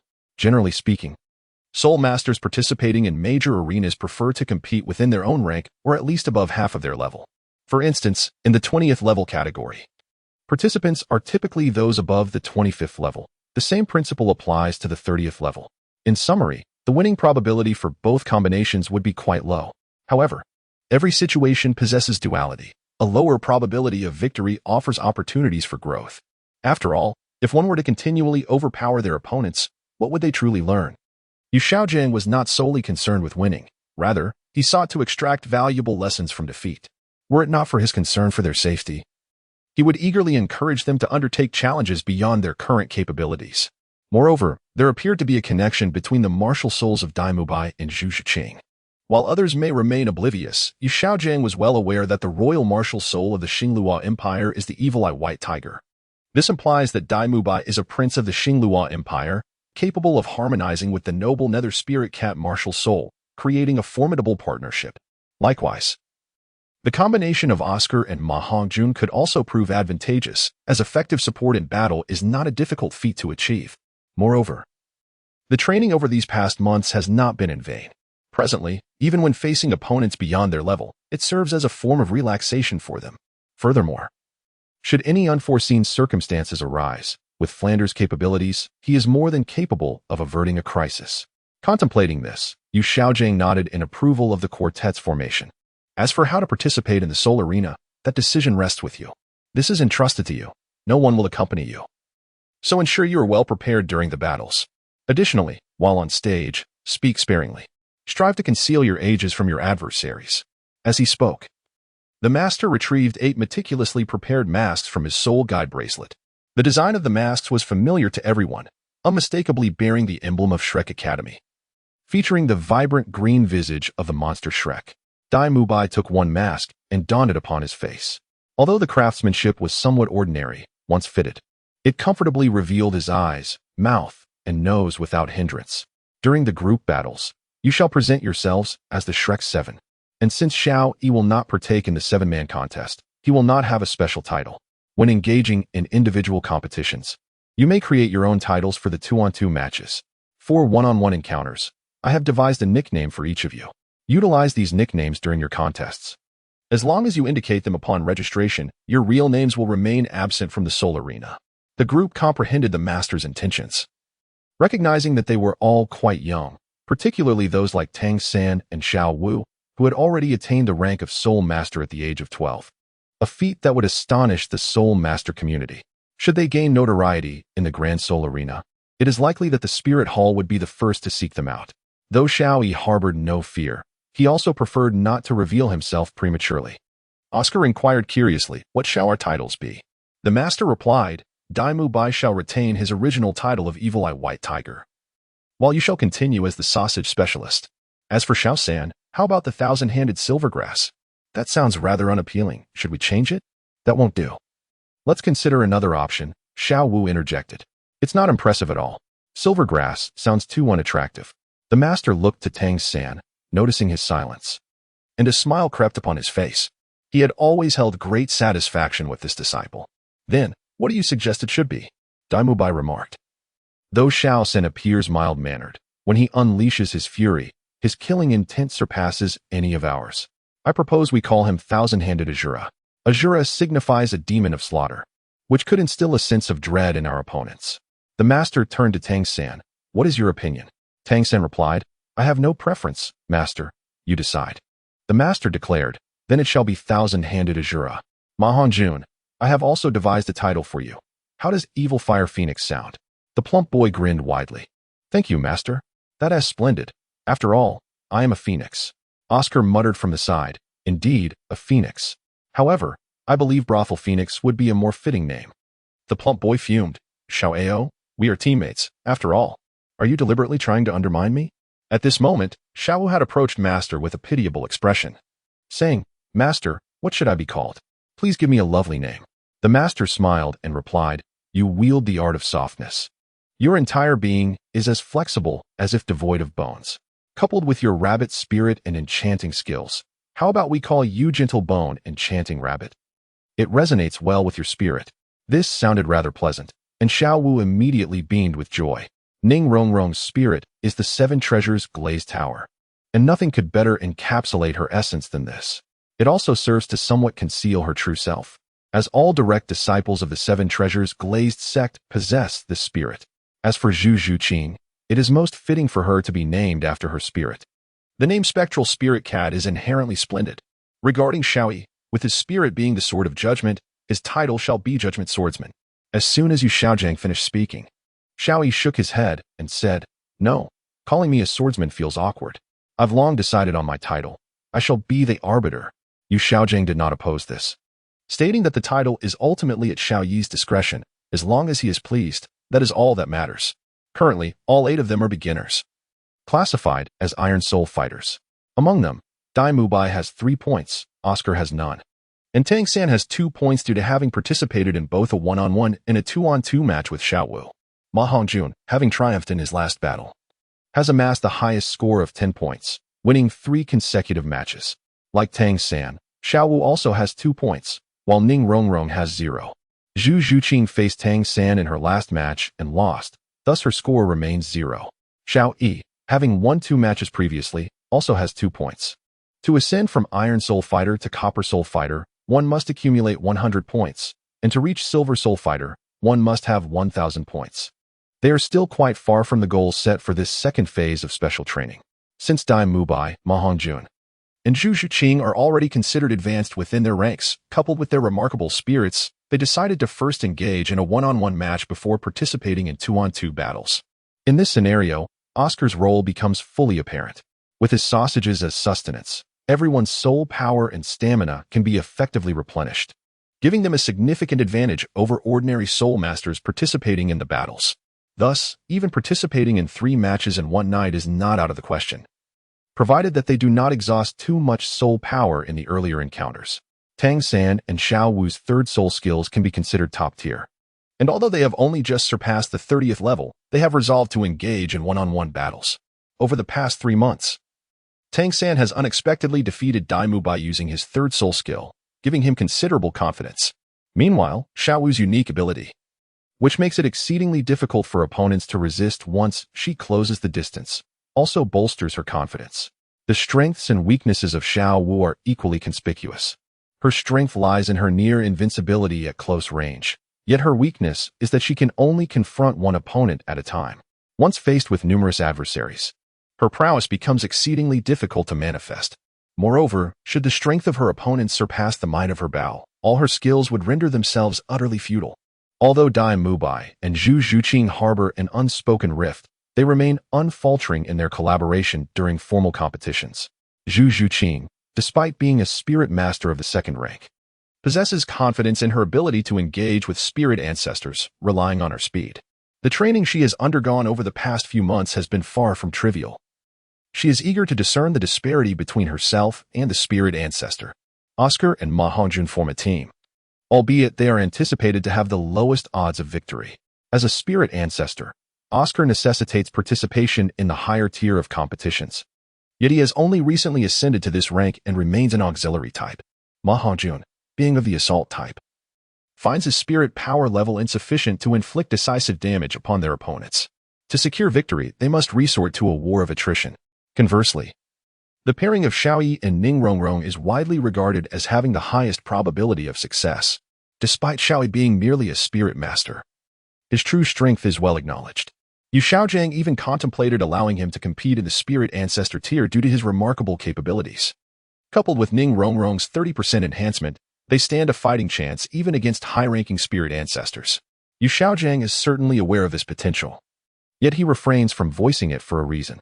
Although Xiao Yi and Ning Rongrong can challenge high-ranking spirit ancestors, the risks are considerable, and Xiao Yi is still young. Even with a mask, his youthful physique cannot be concealed. The fact that he is already formidable among his peers is astonishing enough. And should he endeavor to challenge higher ranks, it may provoke envy from those with stronger sentiments. Thus, Yu Xiaojiang ultimately resolves to have them compete in the second rank of spirit masters, albeit with stricter requirements. Your strengths are indisputable, and few at your level can rival you. Therefore, I expect your victory rate to remain above 95%. Can you achieve this? He inquired, directing his gaze at Xiao Yi. Absolutely, came the resounding and confident reply. Let us embark. The Soto Great Spirit Arena pulsated with its nightly vibrancy, as throngs of people converge from all directions. As the most traditional and beloved form of entertainment, it attracts a multitude of spectators daily. The affluent indulge in unparalleled enjoyment, while even the less fortunate can partake in the Spirit Master competitions. The arena offers specially priced tickets for the common folk, making it accessible to those who merely seek to satisfy their basic needs. After all, the mere sight of spirit masters performing is enough to gratify the vanity of most commoners. Naturally, those with cheaper tickets are only privy to ordinary spirit battles, while the truly spectacular contests command a hefty price. Soto City is never lacking in extravagant patrons, and coupled with the betting venues operated by the Great Spirit Arena, it becomes a battleground for the wealthy and nobility to engage in covert rivalries. At this moment, the commencement of the routine spirit battles at the Great Spirit Arena draws near. Before long, the one-on-one and two-on-two arena battles are set to commence. Once these contests conclude, the most exhilarating team battles will unfold.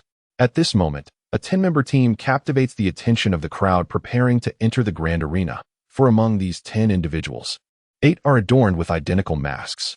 The green masks, somewhat whimsical in appearance, are complemented by an array of distinct garments, ranging from the opulent to the modest. This group consists of esteemed students from the Shrek Academy, along with the 2 esteemed deans and Yu Xiaojiang. Their destination is the 13th Battle Arena. According to their prearranged plan, each member registered using their iron battle badges. Under Master S guidance, 5 participants intending to engage in both the one-on-one and two-on-two battles informed the staff of their simultaneous participation. The staff allocated a suitable time for their matches to prevent any overlap. Additionally, each member altered the names inscribed on their iron battle badges, concealing their true identities in favor of the monikers they had devised earlier that day. The mere act of changing their names cost each of them 10 gold soul coins. Fortunately, since no further registration was necessary, their expenses were limited to this amount. Securing victory in just one battle would allow them to recoup their costs. Chapter 57. The competition begins. Shall we register the team together? Inquired Ma Hongjun. Due to Ning Rongrong's capriciousness, she and Oscar had missed the previous opportunity to compete alongside the others. Thus, Xiao Yi and Ma Hongjun had yet to register their teams and had no choice but to proceed together to complete the necessary formalities. Otherwise, they would be unable to participate in the matches. Wait a moment. Let me ask, shall we turn back to inquire? Rongrong, do you wish to join us? Ma Hongjun winced. Tang Xin nearly stumbled, and even Yu Xiaojing appeared somewhat awkward. A shared thought echoed in their minds. Is it really necessary to ask? What a lowly status you hold at home. Such a henpecked husband. What more can I say? Ah, the dignity of man. Xiao Yi, however, saw nothing amiss. While Ning Rongrong's cheeks flushed as she grasped Xiao Yi's hand and declared, "Let us go." The four arrived at the registration room, which was spacious, featuring a platform at its center where a young lady, appearing to be in her 20s, lounged lazily against her chair. This was the designated area for registering for the battles. Xiao Yi, what are you staring at? Ning Rongrong noticed Xiao Yi's gaze fixated on the young lady. Feeling an indescribable discomfort, Xiao Yi awkwardly scratched his head, sensing a feeling akin to being caught in a compromising situation. Humph. Ning Rongrong huffed, donned her mask, and approached the registration desk. Hello, may I inquire if you wish to register for the battles? The young lady at the platform asked upon noticing their arrival. This young lady, we wish to register for a 2-on-2 team, named the 7 Treasures Glazed Pagoda. The soul power and code respectively refer to the levels of soul power of Ning Rongrong and the individual beside her, Xiao Yi.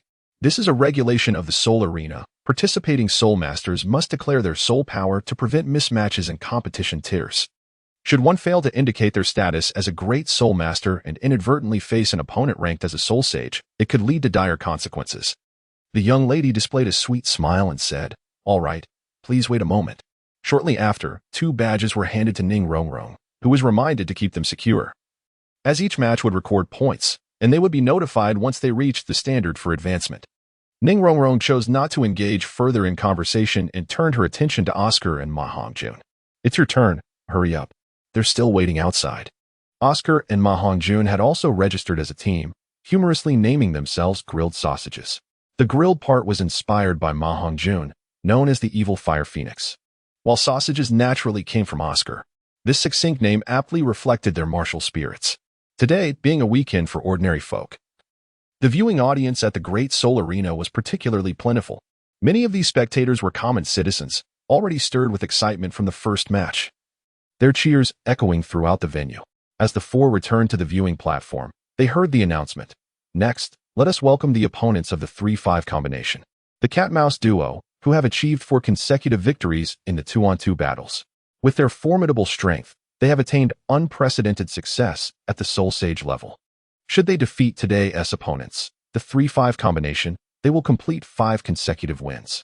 Perhaps their next appearance at the Soto Great Soul Arena will see them enter the central battle zone, a tremendous honor for any soul master. Upon hearing the name of Tang San's opponents, Xiao Yi chuckled and remarked, "Hee hee. While Tang San may falter against others, this match is a guaranteed win." Yu Xiaojang nodded, deducing from the opponent's name that today they would face a pair of agility-focused soul masters. Both the cat and the mouse excelled in speed, while Tang San, as a control-type soul master, was precisely the nemesis of agility-based soul masters. The reason Xiao Yi suggested that Tang San might lose at the Soul Sage level was that he could encounter a martial spirit that counters blue-silver grass, such as fire. Moreover, the opponent's level would need to be close to 40, particularly in intelligence. Otherwise, defeating Tang San would be an impossible feat. As a wave of enthusiastic cheers erupted, the 3-5 combination and the cat-mouse duo made their entrance. With no further necessity to watch, Xiao Yi chose to close his eyes and feign sleep. Beside him, Ning Rongrong was lively, although she was aware that Tang San would not lose this match. The vibrant atmosphere kept her restless. The The crowd fervently cheered for San Ge and Xiao Wu. As anticipated, Tang San and his companions swiftly overwhelmed their opponents. And upon the host's announcement, the Sanwu duo triumphed in the 2-on-2 soul battle, achieving a commendable consecutive victory, with both participants' scores elevating to 3 points. The audience erupted into applause once more, despite the brevity of the match. The spectators were fair and generous with their applause. And the Sanwu duo quietly exited the stage amidst a sea of cheers. As the matches continued, it was not only the Sanwu duo that emerged victorious in the 2-on-2 battles. The Yuming White Tiger duo also claimed victory. Daimu Bai's weakness lay in speed. Yet Zhu Zhuqing perfectly compensated for this shortcoming, and their seamless cooperation allowed them to easily dispatch even soul masters of the same rank. Even the Kochang duo, facing opponents of the same rank in their final match, managed to secure victory, with Ma Hongjun delivering ranged attacks, while Oscar replenished his energy, complemented by his third soul skill, keeping their adversaries at bay despite the challenges faced. The Qibao Xinjian duo, having registered the latest, was set to compete in the final match. Below them was the last 2-on-2 battle of the evening, after which only individual and team matches remained. Interested spectators were encouraged to stay. This was the clever aspect of the Soul Arena, placing the most popular 7-member group last while relegating the least favored individual matches to the middle, thus prompting many to endure the individual battles rather than waste their time. Now, please welcome the final pairs of competitors, the Qibao Xinjian duo versus the Kochuan duo. An amusing name indeed, prompting curiosity about the identity of the Kochuan duo. Contestants, please take the stage. In the audience, Yu Xiaojiang and his companions exchanged peculiar glances, their expressions tinged with disbelief as they observed Oscar and Ma Hongjun. The announcement of the Kochuan duo had left them puzzled about the origin of such a name. As Oscar and his partner ascended to the stage, Yu Xiaojiang retreated to a shadowy corner, muttering, "I do not know them." He pondered how anyone could be foolish enough to choose such a name. Yet, Yu Xiaojiang was mistaken. The Kochuan duo shattered all conventions with their performance. In a lifetime of calculated strategies, Yu Xiaojiang found himself outmatched by this unorthodox duo. Returning to the arena, Xiaoyi and Ning Rongrong, adorned with masks and clad in the distinctive garments prepared by Yu Xiaojiang to conceal their figures, had taken to the stage.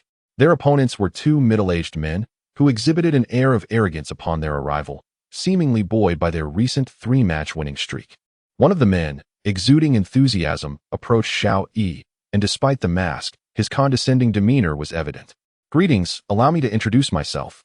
I am Zhang Yan, the arrogant Zhang, a level 29 soul master. Encountering our Kochuan duo is your misfortune." The audience instinctively rolled their eyes. It was hardly surprising for a man nearing level 30 to triumph over other soul masters, yet his arrogance was rather excessive. Xiaoyi chose to disregard him and turned his gaze towards another enemy soul master. Unsurprisingly, the other was not a pleasant character either, grinning with a sinister expression. "Hee. You don't need to know who I am. I am at level 29, so be careful, or you might just die." The incessant chatter of the insignificant was tiresome. Xiaoyi muttered under his breath. Let the match begin. Chapter 58. Formidable foes. As the host's voice faded, the skewered duo showcased their martial souls and soul rings. Zhang Yan's martial soul was a fiery steed, quite a sight to behold. The support-type martial soul took the form of a lamb skewer. Both of their soul rings were one white and one yellow, indicating a 10-year and a 100-year soul ring, respectively. The first soul ring holds immense significance for a soul master, and judging by their appearances, they seemed to be around 40 years old. It seemed unlikely that they could ascend to the rank of Soul King in this lifetime. Perhaps with diligent effort, they might reach the rank of Soul Sect. TCH. They talk as if they are formidable, yet they are merely trash, Xiao Yi remarked with a smirk. How amusing is the arrogance of Zhang. He turned to Ning Rongrong, saying, Rongrong, prepare yourself. Dai Mubai and the others are still waiting. Let us finish this swiftly. All right. When we return, I want you to play with me, she replied. The support from the opposing side became displeased, and with a flash of his first soul ring, interrupted Xiao Yi and Ning Rongrong's conversation. Humph. You must be scared of me, starting to babble nonsense. Look at your physique. You must be a mere child. Yen go ahead. Time to buy some lamb skewers. The phrase by lamb skewers was the sole skill of that support soul master. As the incantation concluded, 2 raw lamb skewers appeared in his hands, unfit for consumption. What is that support doing? Don't worry. Isn't there someone who can use fire nearby? Zhang Yan ignited his flames, roasting the lamb skewers, which were ready in mere seconds. Each took one, enduring the scorching heat as they devoured them. Instantly, their momentum surged, reaching the level of soul venerables, shedding light on their 3 consecutive victories. This martial soul was rather peculiar. They were roasting and consuming it on the spot. Although the time was brief, it was sufficient to give them a significant edge. However, Xiao Yi did not take action. These two gave him an impression of being somewhat foolish, reminiscent of Oscar and Ma Hongjun, too weak and overly arrogant. Add more spice to the lamb skewers. Another incantation followed, this time invoking the second soul ring's ability. Still roasting and eating on the spot, but, ew, how spicy. With their cries, both of their bodies flushed crimson, their gazes turning somewhat bloodthirsty. Rage? Yu Xiaojiang exclaimed from the audience. The Rage Soul skill has always been one of the most coveted abilities for support-type Soul Masters. It can significantly enhance all attributes except for intelligence, while also numbing the nerves to reduce pain. However, typical Rage abilities possess a weakness. The excessive stimulation of one's potential can lead to a momentary vulnerability. Nevertheless, Rage remains a rare and formidable skill. Yu Xiaojiang could hardly believe that such remarkable skills resided within a mere passerby. After their transformation, the soul power levels of these two individuals surged to nearly that of a mid-level soul venerable, which explained their consecutive victories. If they displayed a bit more strategic thinking, a 6-game winning streak was entirely within reach. To counter their frenzy, all that was needed was to buy some time. Naturally, Xiaoyi could secure victory without engaging in direct combat. But did Xiaoyi recognize this approach? He did, yet chose not to employ it. The support system had become futile. Once in a frenzy, one would plunge into the fray and be eliminated. So why did he indulge in skewers of meat? A display of foolishness, perhaps. His role was merely to enhance Zhang Yan's soul power, wasting it in the process. As for Zhang Yan reaching mid-level soul venerable, it was not an uncharted territory. He had faced such opponents before. Nevertheless, Xiaoyi's gaze grew increasingly grave. After all, Zhang Yan's soul power had risen by roughly 10 levels post-transformation. Ning Rongrong. Xiaoyi addressed her with seriousness. Ning Rongrong flashed a playful smile. Hee. Do you wish for my support? Beg me. Given his somewhat foolish demeanor, he would only focus on her attacks. With a wink, she teased Xiaoyi further. Indeed. Ning Rongrong was correct. Zhang Yan displayed a lack of intelligence, fixating on the offensive rather than the support. Moreover, midway through the match, he was still posturing, seemingly enamored with his fiery appearance. Brother, time flies swiftly. Cherish the frenzy. With a howl, as if aware it was time to showcase his prowess, Zhang Yan charged forth. But wait, brother, are you a horse? What else with the howl? The 7 treasures glazed tile pagoda activated, declaring, first, strength, second, speed. Despite her playful nature, Ning Rongrong discerned the gravity of the situation. Should she act recklessly and fail, it would be a disgrace. 2 beams of light surged toward Xiaoyi, instantly augmenting his strength significantly. The sword of judgment materialized in his grasp, poised to meet the aggressive Zhang Yan. Zhang Yan's first soul ring glimmered as he raised his right leg, swinging it forcefully to unleash a crescent-shaped blade of fiery soul power that sped towards him. Xiaoyi lifted the sword of judgment, positioning it across his chest. Clang! The sound of metal colliding resonated throughout the arena. Xiaoyi staggered back several paces, his arm momentarily rendered powerless from the impact. Raising his gaze to meet the boisterous laughter of Zhang Yan, his expression turned serious. He had anticipated a swift resolution. Yet it appeared that considerable effort would be required. Prior to the match, Yu Xiaojiang had advised him never to employ soul techniques against any adversary. When Yu Xiaojiang heard from Flinder about Xiaoyi's conceptualization and experimentation with the 3 applications of soul power, he was taken aback. Soul masters had long been confined by the conventional belief that their primary output was soul techniques. In essence, soul techniques were merely specialized applications of soul power. In this era of stagnation, even the innovative Yu Xiaojiang had not foreseen this. The 3 applications conceived by Xiaoyi represented a historic transformation for the continent. These applications catered to soul masters of varying attributes, empowering the strong and elevating the weak. Aside from their challenging nature to learn, they also honed the purity of one's soul power, truly a benefit without detriment. Defeating opponents without resorting to soul techniques was a task assigned by his mentor. Although failure carries no punishment, it inevitably leaves a negative impression in the hearts of others. Moreover, Xiaoyi yearns to test his strength without relying on his soul skills. The most effective place for growth is the battlefield. Yu Xiaojiang has assigned Xiaoyi the task of refining the flow of his soul power through continued competition, which not only conceals his identity, but also serves as a form of training. Even though his current opponent is formidable, Yu Xiaojiang shows no intention of retracting his orders. As another fiery blade hurtles towards him, Xiaoyi barely manages to evade it, beads of sweat already forming on his forehead. Ning Rongrong feels a twinge of anxiety, fearing for Xiao Yi's safety. She is well aware of Yu Xiaojiang's intentions regarding the tasks assigned to Xiao Yi. Defeating this opponent without the use of soul skills would require either evasion or sheer force. Humph, do you look down upon me? You don't even show your soul rings. Do you really think you can triumph over me like this? Zhang Yin scoffs, noticing Xiao Yi's escape from his attack. Xiao Yi shakes his arms and replies, I'm almost fully recovered now. Fool, I can barely defend against your attacks. But I wonder if you can withstand mine. Zhang Yin bursts into laughter. You really think I'm foolish? With the support from the 7 Treasure Glazed Tile School, I want to take your attacks head on. You claim you aren't foolish? Anyone aware of the 7 Treasure Glazed Tile School would have dealt with the support first, rather than engage in offense type. If you weren't foolish, this world wouldn't be so beautiful. What if I attack during your rampage without using soul skills or support? Rongrong stepped back. I want to test my limits. But trust me. Fine. Ning Rongrong hesitates to say more but ultimately withdraws from the arena. Zhang Yin smiles. Kid, I admire your spirit. If you break through my defenses, I concede. But if you fail, I automatically concede. All right, straightforward. But you've made a mistake. How can an offense-type soul master lack defensive skills? My second soul skill, Wild Horse Splitting Mane, increases defense by 30%. Let us see how you cope. Xiaoyi takes a deep breath. I want to give it a try. Chapter 59. A Sword. Xiaoyi smiles and says, no backing out now. Don't cry if you lose. Zhang Yin pauses for a moment before laughing heartily. Let us see if you can win first. Hurry up. Time is running out. Xiao Yi says nothing further. Although this person is indeed not very clever, such individuals often possess one admirable trait. They tend to keep their word. They lack the cunning to scheme against others and do not entertain such thoughts.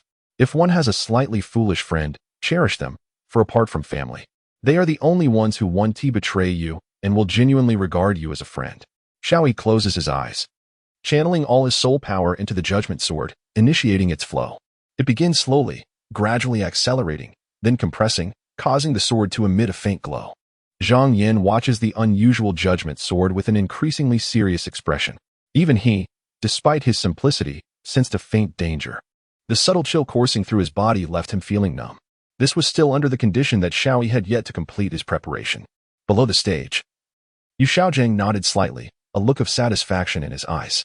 Indeed, though still inexperienced, it seemed that stricter training requirements would be necessary upon their return.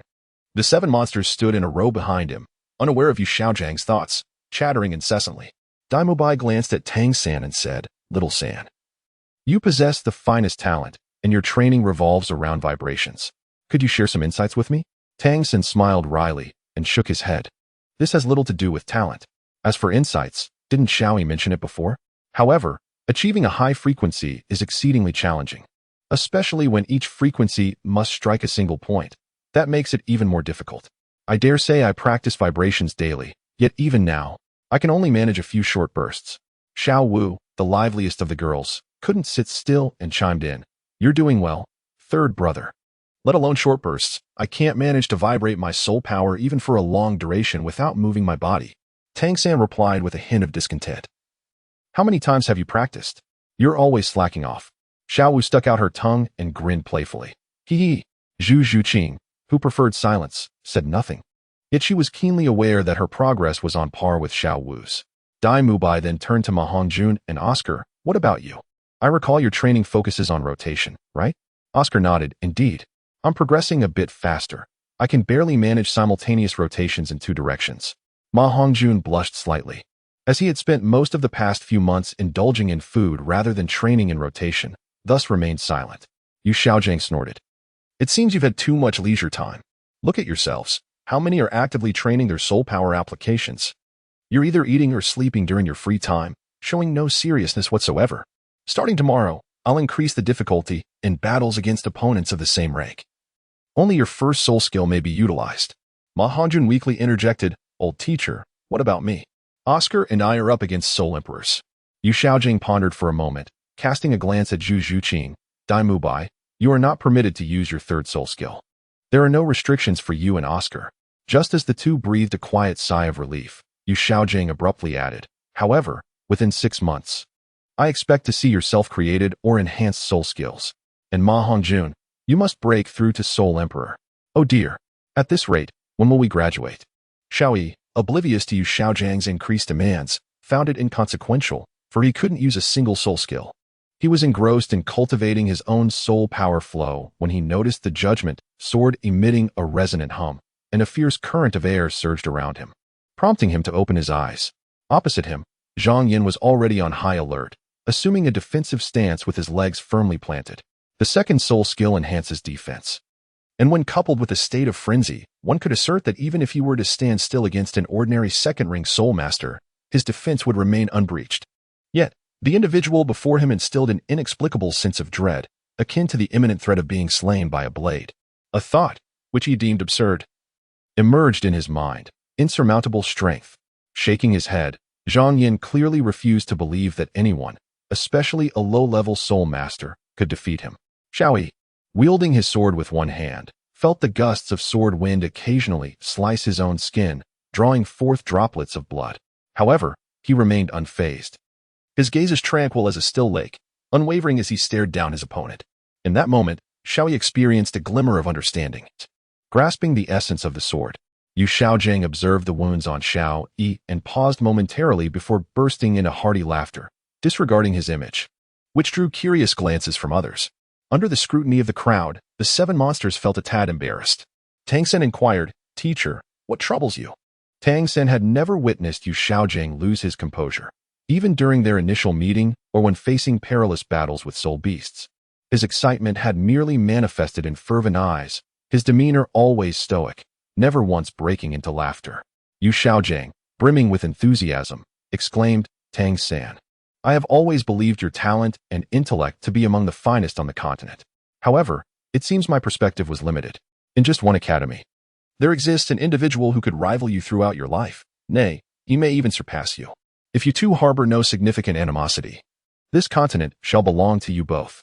The others, sensing the gravity of the moment, remained silent. Tang Sen furrowed his brow. He had never considered himself the foremost. He understood that there were realms beyond his own. He was not foolish and recognized whom Yu Xiaojiang was referring to. What perplexed him was what had led Yu Xiaojiang to discern Xiao Yi's exceptional qualities. "Teacher, you speak of Xiao Yi, do you not? But what makes you say so?" Yu Xiaojiang, displaying no impatience, responded thoughtfully, "Observe closely. Faint traces of sword wind can be discerned around Xiao Yi. His injuries are the result of that very sword wind, which embodies the sword intent." "Sword intent? I have sensed it from Grandpa Jian, but it was always fleeting." Yu Xiaojing nodded, affirming, "Indeed, it is sword intent. On this continent, there exists a sword master known as the Sword, universally acknowledged as the strongest swordsman. Even he has yet to fully comprehend sword intent." Ma Hongjun, in a daze, remarked, "So, Xiao Yi has realized it?" Daimu Bai playfully tapped his head. "Of course he has. Otherwise, the teacher wouldn't he have said so." The others remained silent, awaiting Yu Xiaojiang's elaboration. Daimu Bai was only partially correct. Xiao Yi could not be said to have fully realized it, but rather, he had gained some insight and struggled with control, otherwise he would not have sustained injuries. Nevertheless, this was commendable and laid a solid foundation. Should the sword Douluo personally instruct him, the results would undoubtedly be even more remarkable. Ning Rongrong remained silent, her thoughts shrouded in mystery. With a swift motion, Xiao Yi surged forth like a sword drawn from its sheath, while cold sweat trickled down Zhang Yan's brow. It was at that moment he comprehended the true terror of his opponent, realizing the folly of enduring a strike from such a formidable adversary. There was no sound of collision. The judgment sword severed through Zhang Yan's soul power defenses as effortlessly as a knife slicing through tofu, prompting him to concede just in time. "Stop. I concede," he exclaimed. It was no jest. Had he not surrendered, the sword's might would surely have left him in tatters. Yu Xiaojiang nodded in acknowledgement. To be candid, after Zhang Yan had entered a frenzy, he had not anticipated Xiao Yi, unarmed with soul skills, would emerge victorious. He regarded the bout as merely a training exercise, yet was pleasantly surprised by Xiao Yi's triumph, who not only claimed victory but also grasped the essence of swordsmanship. Although the duel had shifted from a 2-on-2 to a 1-on-1 confrontation, none among the audience expressed dissatisfaction. The encounter, while not breathtakingly extraordinary, was nonetheless captivating, inspiring soul masters that even those of lower soul power could vanquish formidable opponents. Unbeknownst to all, a figure quietly vanished into the shadows of a dimly lit corner. Chapter 60. The royal duel. Despite the seemingly effortless victory of Xiaoyi, he had truly reached his limits, his mental energy completely depleted, soul power nearly extinguished, and numerous wounds adorning his body. As Zhang Yin rose from the ground, the frenzy had subsided, and he spoke weakly, devoid of anger. Kid, impressive. You're far stronger than I. Though masked, his physique still hinted at his age, and calling him kid was not inappropriate. Zhang Yin was not foolish enough to misjudge. You're quite remarkable as well, significantly stronger than the average Great Soul Master. Though we both serve as support types, I must admit your prowess. A courteous demeanor often garners the greatest admiration. The host finally reacted, his voice resonating throughout the Soul Arena. What an extraordinary match. I hereby declare that Shrek Academy, the Seven Treasures Glazed Tile School, emerges victorious. Even with the outcome known, cheers erupted from the audience. Most overlooked a crucial detail. Xiaoyi had not employed any soul skills throughout the competition, whether in the one-on-one or two-on-two formats. Before Yu Xiaojiang could utter a word, the seven prodigies rushed forward, assisting the weary Xiaoyi with various expressions of concern. It was not that Yu Xiaojiang opposed Xiaoyi joining the Shrek Seven, but rather that Xiaoyi himself declined, expressing a desire to remain behind the scenes. Furthermore, he possessed a temperament that was anything but ostentatious.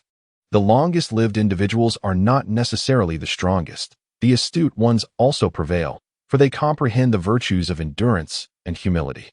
Observing the puppet masters behind the scenes, one often finds them indistinguishable from ordinary folks, while the boisterous ones are typically mere subordinates or enforcers. This evening, Shrek Academy is set to engage in a seven-member team competition against a formidable adversary, the Frenzied Battle Team, comprised entirely of three-ring soul lords. Whereas three members of the seven monsters still lag behind in their quest for that rank. This confrontation poses a significant challenge for the seven monsters, with many anticipating Shrek's defeat, as they are a newly registered team. In the eyes of the public, their coordination and soul power pale in comparison to their opponents, making a loss seem inevitable. However, only the observant recognize that the thrilling matches today predominantly feature Shrek Academy students. The seven monsters, nonetheless, harbor the confidence to triumph over their rivals. In the resting room, Xiaoyi reclines, listening to Yu Xiaojiang imparting guidance to the seven monsters. As he is not participating in the team battle, he enjoys the leisure. He holds no belief that the seven monsters will falter. Each possesses their unique trump card and characteristics. True to expectations, albeit with some difficulty, the seven monsters emerged victorious, achieving a flawless record in today's competition. Flandra was exuberantly delighted, for this translated to monetary gain. Given his avaricious nature, he could hardly contain his laughter, while Yu Xiaojiang maintained his usual demeanor, appearing indifferent to the events. Flandra inquired of Yu Xiaojiang, "Why are you not joyful?" To which Yu Xiaojiang retorted, "Isn't victory expected? What is there to celebrate?" In truth, he merely feigned indifference, unaccustomed to expressing his feelings. In recent times, the members of Shrek have been competing daily in the Soul Arena, which forms an integral part of the student's curriculum. Ever since Xiaoyi triumphed over Zhang Yan, he has not encountered an opponent of such caliber again, finding each match remarkably effortless. Meanwhile, the scores of the sausage duo have plummeted close to zero, primarily due to the vast disparity between them and their opponents. Their performance remains commendable, especially considering the doubling of points for challenging stronger foes. Undoubtedly, formidable adversaries catalyze progress. During this period, the sausage duo has experienced rapid advancement, with Oscar not only solidifying his soul power but also leveling up, while Ma Hongjun has impressively reached the 28th level, marking a significant leap. Not only they, but others have also gleaned varying degrees of experience. Daily competitions continue, and today is no exception. This evening, the seven monsters are set to face a particularly powerful foe, the Royal Battle Team. In truth, the adversaries of the Shrek 7 monsters are not merely competitors, but a request personally made by the Soul Arena's management. Just 3 days prior, a team of Soul Masters arrived, all comprised of silver-ranked Soul Masters, seemingly summoned by several noble families from Soto City. For 2 consecutive days, the esteemed nobles placed substantial bets on their champions, who effortlessly claimed victory in the soul battles, resulting in significant losses for the Grand Soul Arena. Typically, Soul Masters who achieve the Silver Soul Battle rank possess a level above 40. However, every member of this team is a Soul Sage. The arena cannot contravene its regulations by permitting a team of soul ancestors to engage them in combat. If this trend continues, the Grand Soul Arena may find itself unable to withstand the ongoing losses. Perhaps emboldened by their previous successes, the nobles decided to raise the stakes once more today. And should they continue to falter, the arena could face dire straits. Yu Xiaojiang received the details regarding the opposing team, the Royal Battle Team. Each member boasting a level above 35, with the captain reaching 39, each exhibiting optimal soul ring configurations of 2 yellow and 1 blue. Many readers believe that 1,000-year soul rings are purple. However, I have future use for purple, so let us consider them blue for now. I appreciate your understanding. Their martial spirits are all of a high caliber, and the captain, Yu Tianheng, wields the continent's most formidable assault beast martial spirit. The Blue Lightning Tyrannosaurus Rex, effortlessly overpowering even the formidable team from Shrek Academy. Although the Shrek 7 possess optimal soul ring configurations and commendable martial spirits, 3 of them have only recently entered the realm of soul sages, and there are even 3 second-ring great soul masters among them. Yu Xiaojiang refrained from making an immediate decision, instead posing the question to the group, "What are your thoughts?" In truth, he had no need to inquire. The tradition of Shrek Academy dictates obedience. Yu Xiaojiang merely sought to gauge their perspectives, perhaps to discern if they were faltering in resolve before the battle. He granted them the illusion of choice, though the ultimate decision rested with him. Xiaoi scanned the 7 companions, noticing a few with downcast expressions, and spoke up. "Winning is not difficult." The 4 words captured everyone's attention. The Royal Battle Team's streak of victories might lead to arrogance, considering their youth. It is hard to believe they would contemplate strategies with calmness. On the battlefield, raw power is not the sole factor. Intellect plays a pivotal role as well. As he spoke, Xiaoi gestured to his head. "How will we know unless we try? What if we win? And if we lose, what of it? Are you afraid of losing?" The fighting spirit of the 7 surged instantly. "Indeed. What is there to fear? There is no guarantee of defeat. Then you shall participate." "I, for one, will not."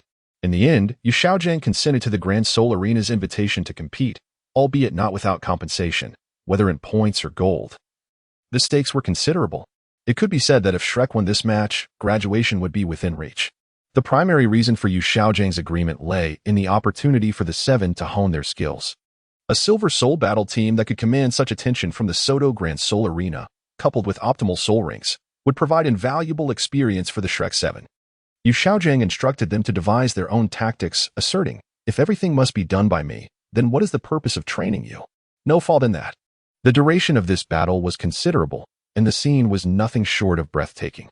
Tang San and his companions initially dealt a heavy blow to the arrogant captain, Yu Tianheng. However, the formidable support and defense from the opposing team proved overwhelming, leading to Xiao Wu sustaining injuries. The adage "a grieving army is destined to triumph" rang true, as Xiao Wu's injury ignited the fury of the remaining 6 members. Daimo Bai and Zhu Shuqing unveiled their prowess for the first time, employing their martial soul fusion technique, the Nether White Tiger. Tang San also unleashed his external soul bone, the 8 spider lances, against the rejuvenated Yu Tianheng. The existence of Tang San's external soul bone was not concealed from the Shrek team, as Yu Xiaojiang had permitted its use in the competition. The Shrek 7 narrowly secured victory. Nevertheless, the secret of Tang San's external soul bone could no longer be concealed. Although many could not discern the difference between a soul bone and an external soul bone, the former was sufficient for one to kill and acquire bones, given the rarity of soul bones surpassing that of soul rings. Chapter 61.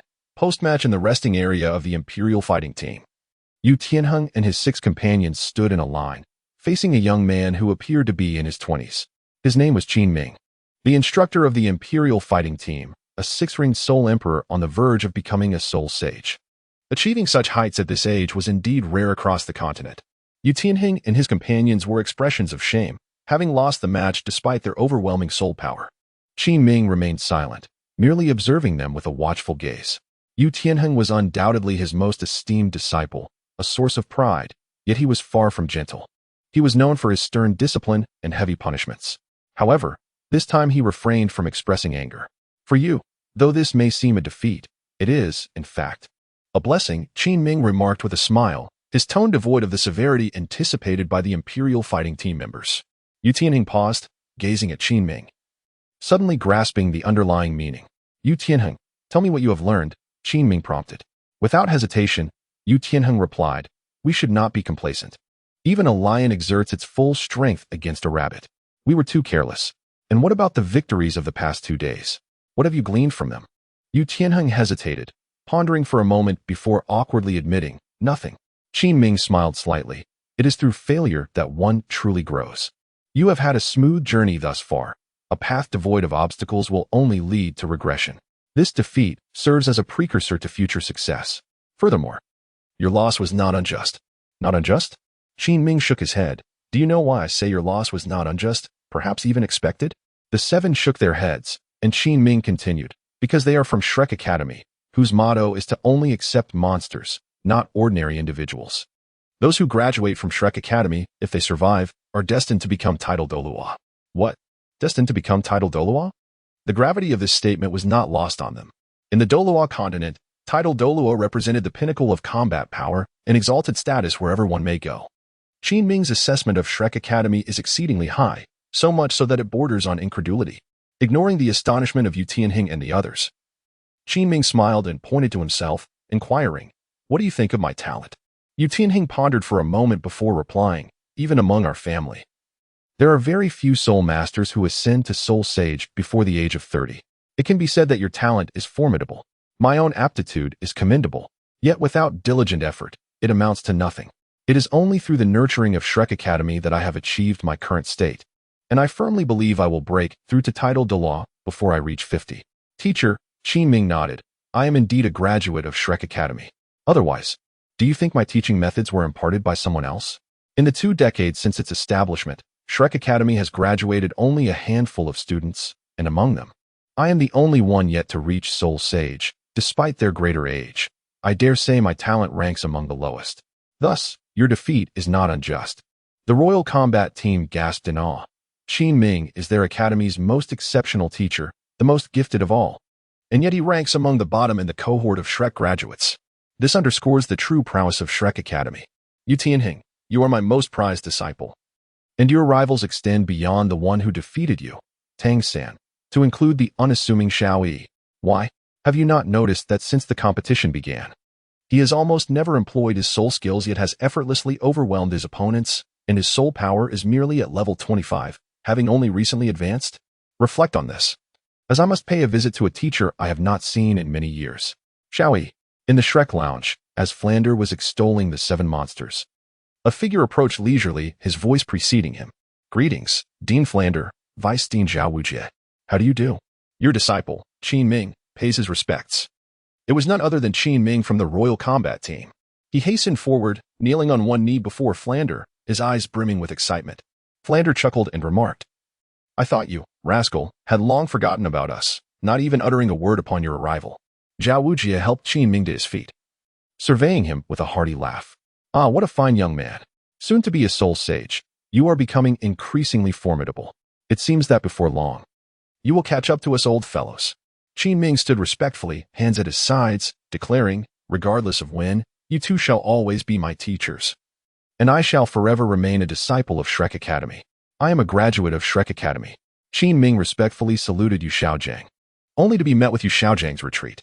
Qin Ming was somewhat taken aback, later realizing that Yu Xiaojiang is Yu Tianheng's uncle and peers with Qin Ming, which is why he did not acknowledge the gesture.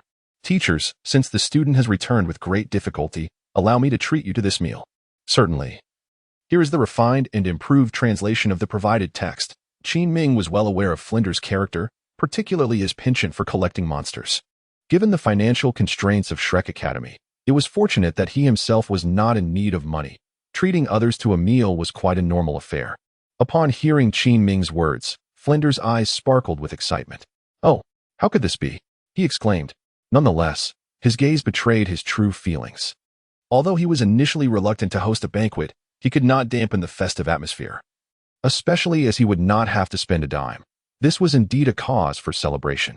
Qin Ming, understanding Flinder's disposition, did not express any disdain. He sat at the dining table alongside Flinder and Zhao Wujuan, reminiscing about the past, while the students engaged in their own conversations. Xiao Yi, your points must be the lowest now, barely making it to the Silver Soul Arena, remarked Ma Hongjun with a teasing tone. During this period, everyone had advanced to the Silver Soul Arena, much to everyone's surprise. Tang San had achieved an unprecedented victory, advancing to the Gold Soul Arena. Although Xiao Yi had also remained undefeated, his participation was limited to one-on-one and two-on-two matches, resulting in him accumulating the least points. Before Xiao Yi could respond, Ning Rongrong interjected, "Humph, are you really that strong? Isn't it just because you racked up points in team battles? Look at your two-on-two scores. They're pitiful." Oscar, feeling equally indignant, chimed in. Being on the same team as Ma Hongjun, he felt their achievements were commendable. Humph. Ning Rongrong refrained from arguing further. Recognizing that the grilled sausage duo's victories were indeed commendable, even exceptional, Qin Ming looked at Xiao Yi and inquired of Flinder, "Teacher, has this child not participated in team competitions?" Flinder nodded. Indeed, he chose not to participate. However, his strength is sufficient to contend with soul ancestors. Had it not been for Yu Xiaojing assigning him a special task, I would have registered him for competitions in the soul ancestor category. A special task? Does it involve refraining from using soul skills? That is indeed impressive, even surpassing Tianeng. I wonder how my junior perceives my student. Qin Ming, astute as he was, could decipher the implications of Flinder's subtle hints regarding the special task. Xiao Yi wiped Ning Rongrong's greasy mouth and smiled, saying, "Your student is quite remarkable, but I am only interested in everyone except for that healing-type Yilingling." Tang San nudged Xiao Yi and gestured toward Ning Rongrong, who was now visibly agitated. Xiao Yi, slightly flustered, added, "I am merely intrigued by her martial spirit. It's quite unique." Perceiving the subpar educational environment that his juniors faced, Qin Ming proposed that they attend the Tiando Royal Academy for further studies. After some deliberation, Flinder consented, stating that any honors earned by the students would be attributed to the Tiando Royal Academy, yet the students would always belong to Shrek. Chapter 62. A visit home. After reaching this understanding, Flinder's mood naturally improved. Embracing Yu Xiaojing, he said, "Xiaojing, I just saw your nephew, didn't I?" Yu Xiaojing nodded, not concealing the truth. "That lad has not disappointed me." "Ha. Your nephew is exceptional. Come, let us celebrate with a drink." The following day, the members of Shrek returned to the small village, while Qin Ming accompanied his students back to the Royal Academy. Upon arriving at the academy, Flinder issued a command, "Prepare to depart for Tiando." At that moment, Xiao Yi sat alone atop a rooftop, gazing at the bustling Shrek Academy. Murmuring to himself, "The training has concluded. Perhaps it is time to return home. I wonder how my mother and sister are faring." Xiao Yi approached Flinder's office and knocked on the door. A voice from within called out, "Come in." Flinder and Yu Xiaojing were engaged in a discussion regarding the future development plans for Shrek. Upon seeing Xiao Yi enter, they exchanged puzzled glances. Xiao Yi approached Flinder's desk and said, "Dean, teacher, this phase of training has come to an end. I wish to return home for a visit." Return home? Qian Xiaoyi was initially adopted by Pope Bibi Dong and, due to his remarkable talent, ascended to the status of the Holy Son of the Spirit Hall. However, he had little interest in the hollow accolades that accompanied such a title. He donned a mask and assumed the name Xiao Yi, arriving at Shrek Academy, where only Ning Rongrong was aware of his true identity. As time passed, a yearning for home inevitably emerged. Xiao Yi nodded, and Yu Xiaojing inquired, "Returning home is acceptable. But is the journey safe? Will anyone be there to escort you?" "Yes, my family is quite concerned and has sent many people," he replied. Flinder then asked, "When will you return? Will you be back for the continental tournament?" "I will." "Very well, I grant you permission." Although Yu Xiaojing was strict, he was not inflexible. Under safe circumstances, there was no objection to returning home, especially for a child of around 10 years old who had been away for so long. "Are you really leaving?" Ning Rongrong asked reluctantly upon hearing that Xiao Yi would depart. He gently caressed her silky hair and replied, "Rongrong, wait for me." Dai Mubai, with his straightforward nature, wrapped his arm around Xiao Yi's shoulder and said, "Be sure to return for the competition. Even if you don't participate, you must come to witness our prowess, right? Take care, Xiao Yi." "No worries, I have my guards." "All right, brothers, I shall take my leave. Rongrong, strive to grow stronger by our next meeting." After bidding farewell to Shrek, Xiao Yi embarked on his journey. Beside him was an unassuming elderly man named Gue Mei, one of the elders from the Spirit Hall. All the offerings in the Hall of Offerings were titled Douluo, and Gue Mei held the title of Ghost Douluo, together with another titled Douluo, Yu Guan, and Ju Douluo, who served as the Pope's right hand. They had watched Qian Xiaoyi grow. The child was quite sensible, albeit fond of tugging at others' beards, much to their chagrin. Nonetheless, Gue Mei held a deep affection for him. Having no children of his own, he regarded Qian Xiaoyi as his own. Aside from Bibi Dong, he was the one who cherished the boy most. Recently, the Pope had dispatched him and Yu Guan to visit Qian Xiaoyi, intending to observe him discreetly. However, they were soon awkwardly discovered. Just days ago, Bibi Dong mentioned that Qian Xiaoyi would be returning, and Gue Mei eagerly volunteered to personally escort him back to the Spirit Hall. A suggestion Bibi Dong did not contest due to her concerns about potential mishaps. Xiaoyi, how have you been lately? Have they been bullying you? Gue Mei inquired with a commanding tone, almost as if seeking a quarrel. Qian Xiaoyi shook her head, saying, Uncle Ghost, do you think I am so easily bullied? It is quite enough that I do not bully others. Uncle Ghost chuckled heartily. Indeed, you are quite formidable. However, I have heard rumors that you are often tormented by a girl from the Seven Treasures, Glazed Tile School. Could it be mere gossip? Qian Xiaoyi's face suddenly turned crimson, and she awkwardly stammered, I was merely being courteous to her. A gentleman should not quarrel with a lady. Gue Mei smiled knowingly. I am aware of that girl. The young lady of the Seven Treasures Glazed sect is indeed remarkable. Both her talent and her lineage are worthy of you. Pray tell, has there been any progress between you two? What? Progress? What do you mean? Qian Xiaoyi replied, flustered. Please be clear, you old rascal. What are you insinuating? We are still young. I shall not engage with you any longer. Gue Mei laughed heartily at the reprimand, unfazed by her words. After all, why should he concern himself with such trivialities? By the way, Uncle Gue, how are my sister and mother faring? Qian Xiaoyi, feeling somewhat vulnerable, deftly shifted the topic, executing the diversion flawlessly, leaving no room for flaw. The esteemed Pope as well, however, my lady. Qian Xiaoyi felt a sudden tightness in her heart and excitedly asked, What has happened to my sister? The specter gently ruffled Qian Xiaoyi's hair and replied, It's nothing. Your sister is merely on a mission and is not at the Spirit Hall. It is likely to be quite a while before she returns. However, there is no need for concern. The pufferfish and the serpent spear will remain by her side, and with their combined strength, she is quite safe. Does that mean I won't be able to see my sister this time I return home? Pretty much. By the way, the Pope has also arranged for you a teacher. A teacher? Who is it? A secret. Uncle Ghost, you are the worst. In a room sat a woman with flowing golden hair, her features exquisite, draped in a regal yellow robe, exuding an air of nobility and aloofness. She was engrossed in a book, flanked by a stout and a slender figure, who silently guarded her. Suddenly, a voice echoed from outside, My lady, we have received intelligence. The woman leisurely responded, Come in. As she spoke, a human mask materialized over her face, transforming her golden locks into a shorter style. The newcomer knelt at the threshold, saying, My lady, news has arrived from the Spirit Hall. Qian Xiaoyi has returned. The prince subtly trembled, responding with a soft, Go on. Yes. Once the individual had departed, the slender figure spoke up, Young master, Xiaoyi has returned. Should we go and take a look? With our skills, we would not be detected. What is there to see? I shall not return. Very well, you may leave now. I wish to be alone. The two exchanged glances, shaking their heads, recognizing the young master's reluctance. By the way, young master, there is one thing I forgot to mention. Our informant has reported that Xiaoyi is with the eldest daughter of the Seven Treasures Glazed Tile School. The young master abruptly stood, exclaiming, Together? How old are they? After a moment of contemplation, he slowly sat back down, dismissing it with, What does that matter to me? Feigning calmness. Every mention of Qian Xiaoyi stirred unrest within the young master's heart. The two companions, aware of the underlying reasons, were nonetheless intrigued. Previously, the young master had held disdain for Qian Xiaoyi. What had prompted such a transformation? Qian Renshua sat in her chair, her gaze fixed upon the book in her hands.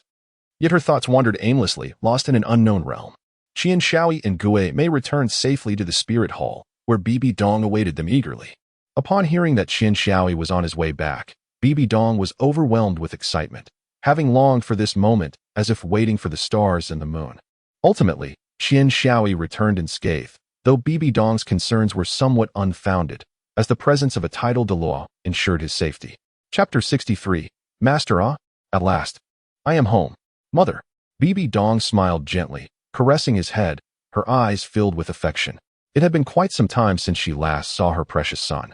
He had grown taller and become more powerful. It seemed that Shrek Academy had been a good influence on him, as he had remarkably approached the 30th level in such a short span of time. He must have endured quite a bit of hardship. Qian Xiaoyi has also become more vivacious. Are you all right? Enduring hardships is the path to greatness. This is what Mother taught us. Haha, you are right. Without effort, Even a genius may fall into decline. However, now that we are home, it is time to remove the masks. You two siblings are both wearing human skin masks. Qian Shaoi took off the mask, revealing a handsome visage. Although still somewhat youthful, he was already quite the striking young man. Mother, what is my sister's task? Kiki. That's a secret. All right, don't look so glum. Go visit grandfather. He misses you dearly. When you return, I will introduce you to a teacher who will be perfect for you. Upon hearing for the second time that a teacher would be present, Qian Shaoi could not help but feel a pang of curiosity. Mom, could you please tell me who it is? Bibiong blinked her eyes playfully and replied, Shill. It's a secret. Humph. You're the worst, Mom. I'm not talking to you anymore. I'm off to play with Grandpa. As Bibiong watched Qian Shaoi's figure disappear into the distance, she pondered over something unknown. Grandpa, Shaoi is back. Shaoi has come to see you. Even before her arrival, her voice preceded her. Qian Douluo despised any disturbances during his cultivation.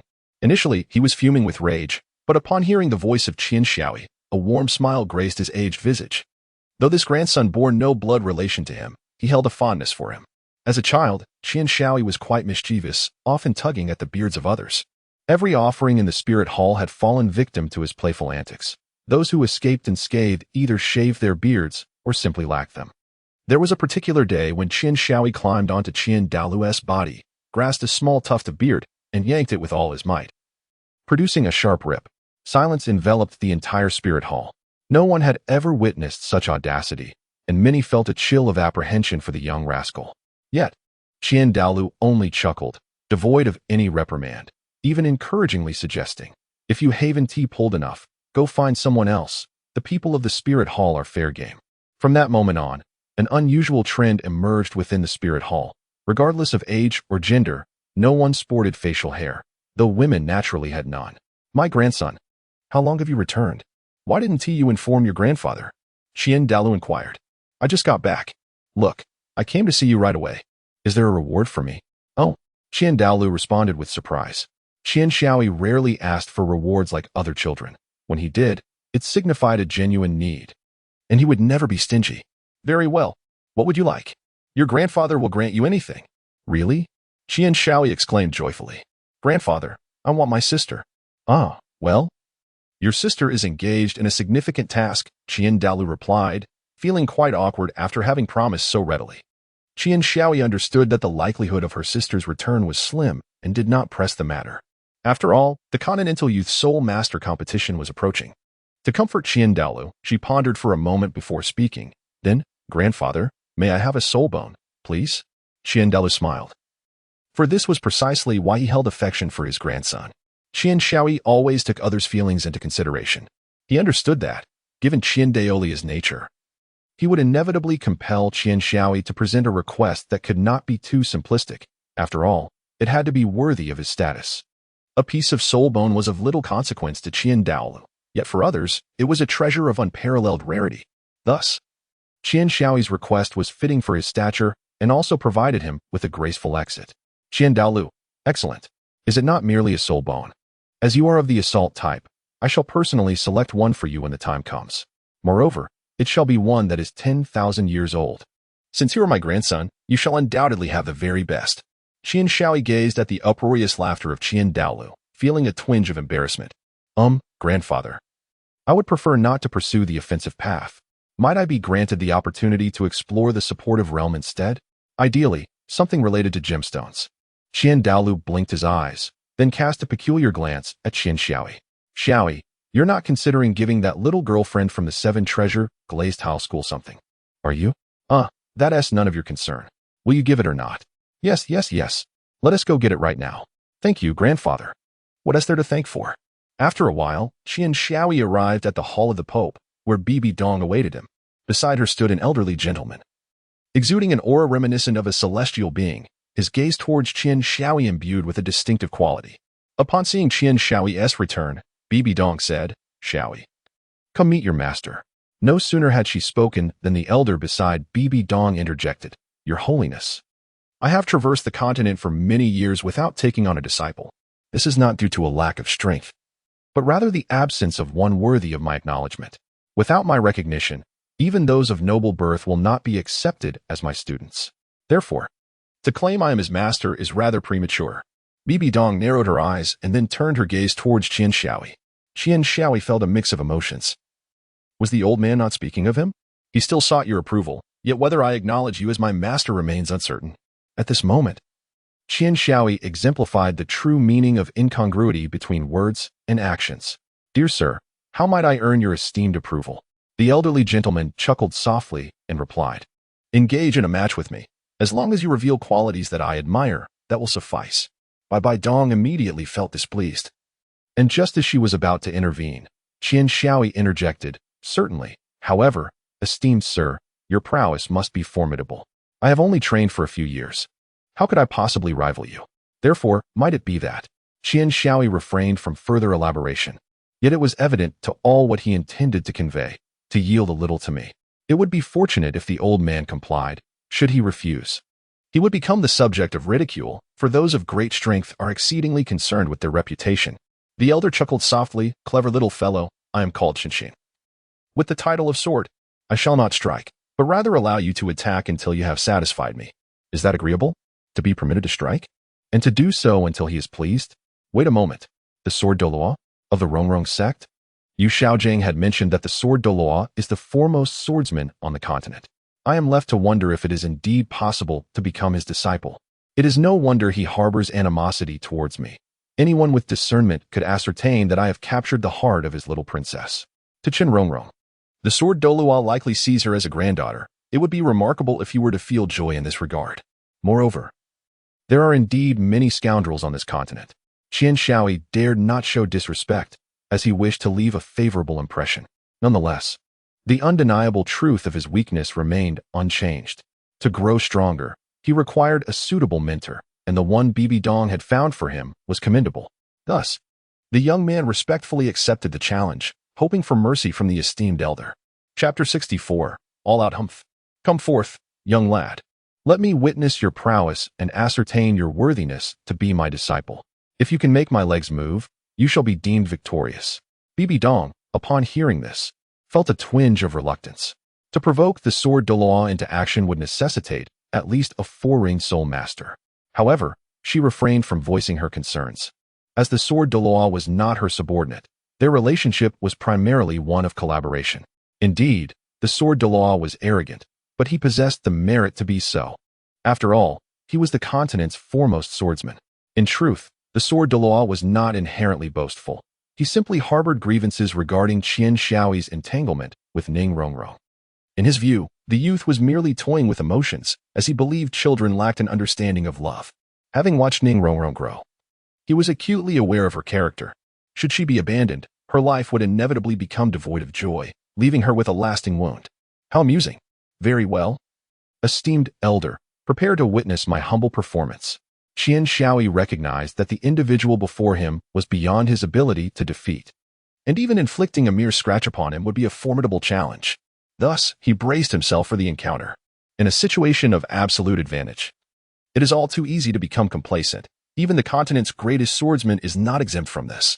The opportunity for Qian Shaoi to claim victory would arise precisely when his opponent underestimated him, allowing him to launch a surprise, formidable attack.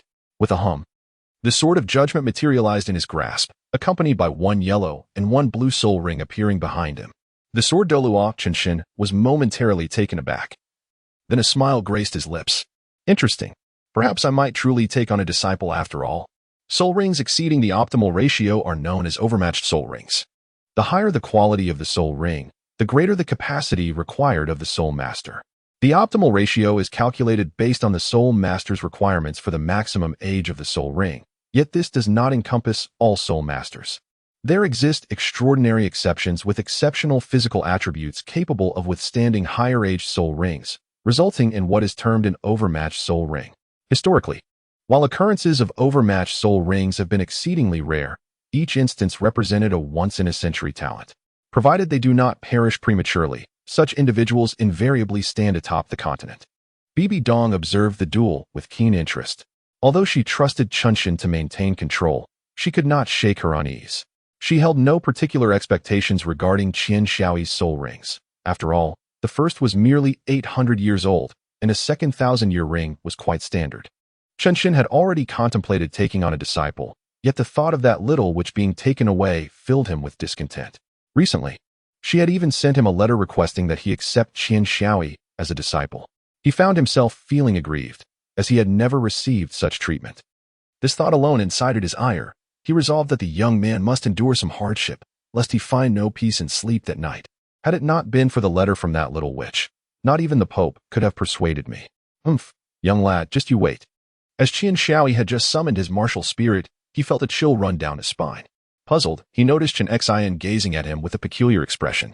Though Qian Xiaoyi could not discern the specifics, the general implication was clear. His days of tranquility seemed, perhaps, to be drawing to a close. Chen Xian nodded slightly, foregoing the display of his martial spirit and soul rings, and simply gestured to Qian Xiaoyi, beckoning him to come forth. With a powerful push, he surged forward like a flash of lightning, a speed that, among great soul masters, could only be rivaled by those of the agility type. While Qian Xiaoyi's speed was commendable, who was Chen Xian? A titled Douluo. The battles he had experienced were beyond anything Qian Xiaoyi could fathom, rendering Qian Xiaoyi's speed, in his eyes, rather sluggish. Qian Xiaoyi was acutely aware that his speed could not escape the discerning gaze of Chen. His acceleration was not intended to provoke Chen, but rather to enhance the potency of his strike at the decisive moment. Although Chen could not evade the attack, he remained indifferent to this minor assault. In his perspective, such an attack could easily be neutralized with his external soul force. True to this, Chen made no overt movements. At the very instant Qian Xiaoyi's sword of judgment descended, a wall of soul force materialized around him. Contrary to expectations of a thunderous collision, Qian Xiaoyi's blade became suspended in midair. Qian Xiaoyi exhibited no trace of surprise. It was amusing. One would only be astonished if a great soul master triumphed over a titled Douluo.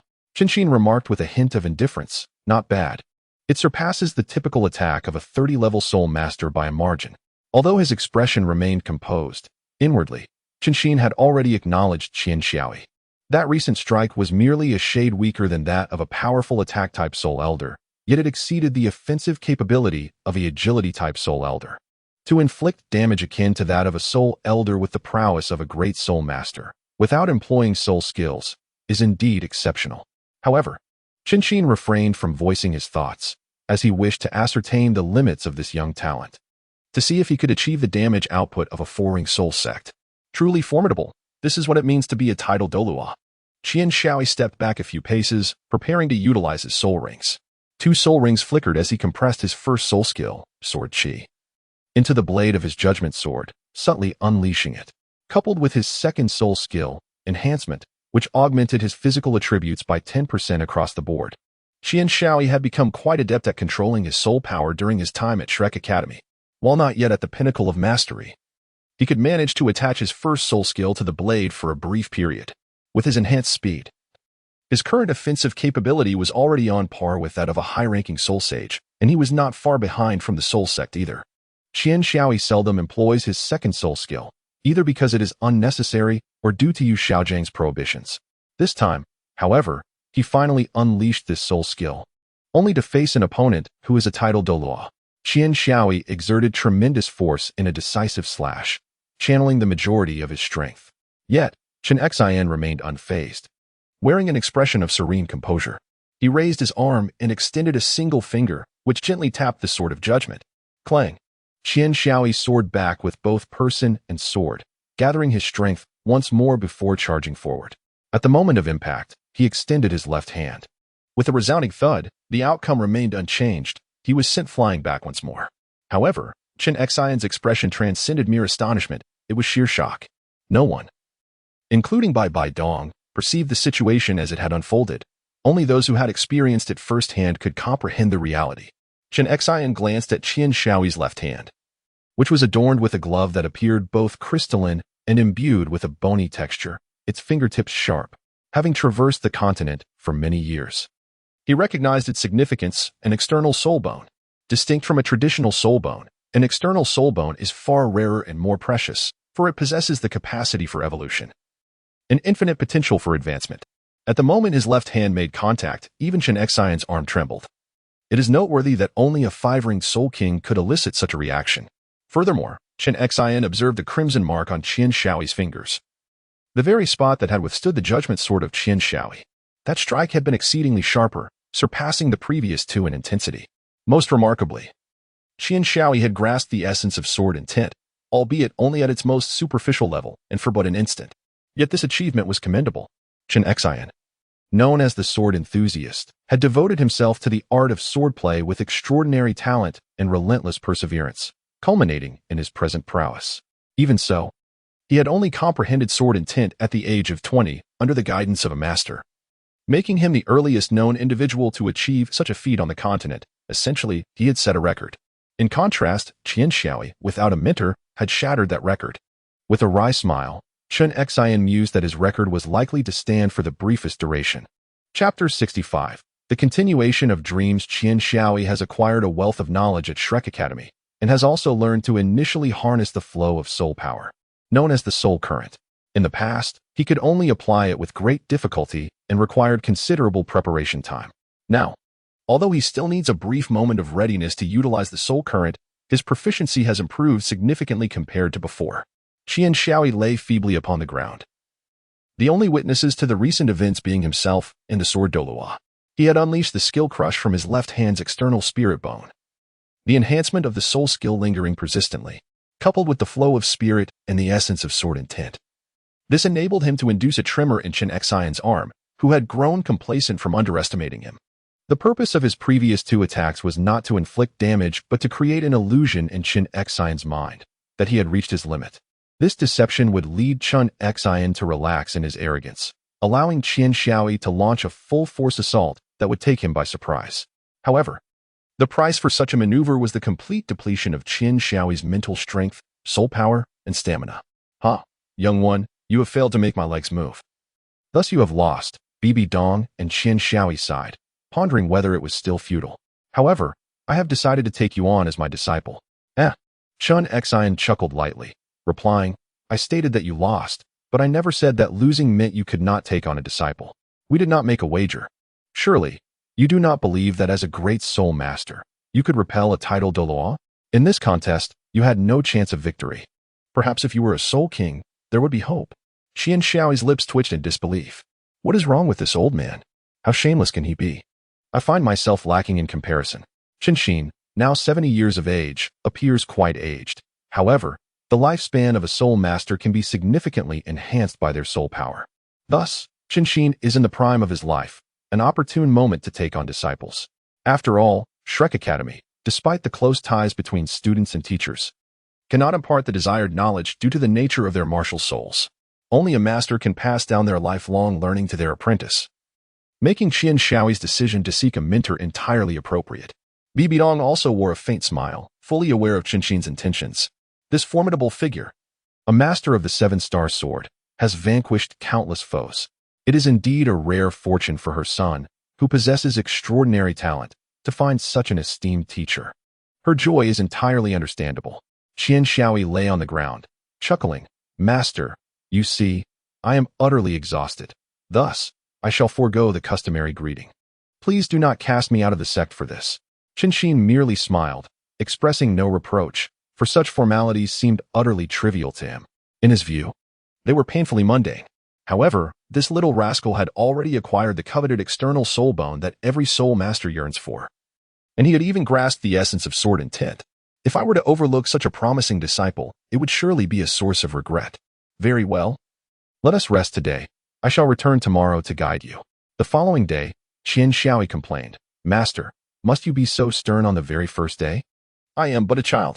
He leaned weakly against the trunk of a tree, voicing his grievances. Qian Shaoi did not consider himself to be someone who toiled with utmost diligence. Chen Xin scoffed lightly. Do you not understand? A strict master cultivates exceptional disciples. My expectations for you are exceedingly high. Qian Shaoi curled her lip and said with evident discontent, Humph, what can one expect? Chen Xian's expression turned unusually solemn as he slowly uttered two words. Become a god. In the world of Douluo continent, legends of gods exist. Yet few believe in them due to their mythical nature. However, for individuals like Chen Xian, who stand at the pinnacle of soul masters, it may well be a reality. I am to cultivate you into a god. For those of us who stand at the apex, the ultimate dream is to ascend to divinity. I am uncertain of my own hopes, but I sense that you possess great potential. Therefore, I must be stringent with you. Suddenly, Chen Xian grasped Qian Shaoi's shoulder and chuckled. Moreover, after you've captured our little princess, do you expect me to be lenient? Ah, so that is your true intention. Months later, Chen Xian, observing Qian Shaoi before him, noted that she had not disappointed him. Over these months, she had not only broken through to the 30th level, but had also made significant progress in her comprehension of sword intent. It is important to recognize that grasping sword intent is not merely a matter of training. It requires unwavering perseverance, innate talent, and keen understanding. Chen Xian remarked, Shaoi. Master must return to the 7-treasure glazed tile school today. You must continue to strive diligently and not lose sight of your ambitions. Understood. By the way, Master, here. Take this. Qian Shaoi suddenly recalled something, and with a flick of her wrist, a soul-guiding device materialized in her hand, resembling a robust right arm, which she handed to Chen Xian. Upon receiving it, Chen Xian's eyes widened as he exclaimed, Is this a soul bone? A right arm bone of 70,000 years? This soul bone was what Qian Shaoi had requested from Qian Douluo upon her return. Made of precious gems, Qian Douluo had no need for it. Since it was surplus and his grandson desired it, he gifted it to him. Although the soul bone held little utility for Qian Douluo, its value was immeasurable. A soul bone of 70,000 years is among the finest, capable of causing many to fight fiercely for it. Yes, I wish for you to deliver this soul bone to Rongrong when you return to the sect, Qian Shaoi stated. It is perfectly suited for her. Chen Xian's gaze shifted slightly. Even he possessed no more than 4 soul bones, the highest being merely 60,000 years. He had not anticipated that Qian Shaoi would so readily bestow a 70,000-year soul bone upon someone else. I don't care. Huh? Qian Shaoi was somewhat taken aback. Is the gift too extravagant? Chen Xian replied, If you wish to give it, you should deliver it yourself. The nature of our gifts differs. You will be far happier presenting it to Rongrong. But how can I deliver it? Are you suggesting I visit the 7-treasure glazed tile school? Qian Shaoi felt somewhat troubled. Chen Xian saw nothing inappropriate in this and said, Why not? You are not barred from returning. You've been at home for several months. It would be a good opportunity to visit the 7-treasure glazed tile school and inform the Pope. Qian Shaoi pondered for a moment, then nodded and replied, Very well. I shall go and gather my belongings. When Qian Shaoi mentioned to Bibi Dong their intention to visit the 7-treasure glazed tile school, Bibi Dong furrowed her brow. Her tone tinged with unease. Why must we depart once more? We have only just returned a few months ago. Qian Shaoi understood that her mother was reluctant to part with her, yet circumstances were beyond her control. At that moment, Chen Xin entered the room. He felt no obligation to bow before the Pope and stated, Your Holiness, it is only by leaving with me that Shaoi can secure a brighter future. As I am bound to the 7 treasures glazed tile school, I must return. By following me, Shaoi will avoid unnecessary detours, grow swiftly, and learn to protect herself. Surely, Your Holiness desires Shaoi's safety? I will safeguard her, he added. Bibi Dong, however, was unwilling to let go. She could not fathom why she was so reluctant to allow Qian Shaoi to leave her side. Can the Pope provide constant protection for him? If he wishes to survive, he must grow stronger. It has been quite some time since anyone has ascended to divinity on our continent, Chen Xin remarked calmly. Bibi Dong's gaze sharpened. So you intend to create a god? Reluctantly, she conceded, Let Shaoi accompany you, but I warn you, if anything happens to her, you will face dire consequences. Chen Xin smiled softly. Your Holiness need not threaten me. I would go to great lengths to protect my own disciple, for he represents the continuation of my dreams. Chapter 66. Hulaina and her brother Xie Yu were pitiable souls. Their parents had perished in war when they were very young, leaving them orphaned. Since that time, they had relied solely on each other, and to survive in such tumultuous times, they were compelled to beg on the streets. Occasionally, they resorted to thievery to make ends meet. Over time, the siblings noticed the pity and disdain in the gazes of others directed at them. They grew weary of such looks and contemplated relying on their martial spirits to sustain themselves, as earning their own way felt far more secure than living off the charity of others. However, fate played a cruel trick on them. The Martial Soul Hall had numerous branches, varying in size based on their geographical remoteness. Some were grand enough to rival a castle, while others were merely high-rise buildings. On this continent, most people's dreams revolved around becoming soul masters or growing stronger, and Hulaina and her brother were no exceptions. Their region housed a branch of the Martial Soul Hall, and although modest in scale, it appeared to be a sanctuary in the eyes of the siblings. They truly yearned to remain there. With determination, Xiaoyu led Hu Laina into the martial soul hall, seeking to awaken their martial spirits, only to be obstructed by the gatekeeper. The gatekeeper, seemingly in a foul mood, growled, "What do you little brats want?" Fearful, Hu Laina hid behind Xiaoyu, who mustered his courage and declared, "We are here to awaken our martial spirits." The gatekeeper erupted in laughter, casting a malicious glance at the trembling Hu Laina behind her brother. "Your sister?" the gatekeeper inquired, pointing at Hu Laina. After a moment's hesitation, Xiaoyu nodded silently. The gatekeeper smirked, "If you allow me to have some fun with your sister, I might just let you both in. If you have good potential, rising to prominence will be a breeze." He perceived the desolation of the brother and sister and seized the opportunity to speak. Although Hu Laina was merely 7 years old, it was evident from her figure and visage that she would one day be breathtakingly beautiful.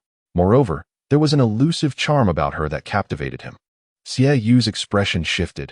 It was not hesitation regarding whether to send his sister away that troubled him, but rather a profound anger.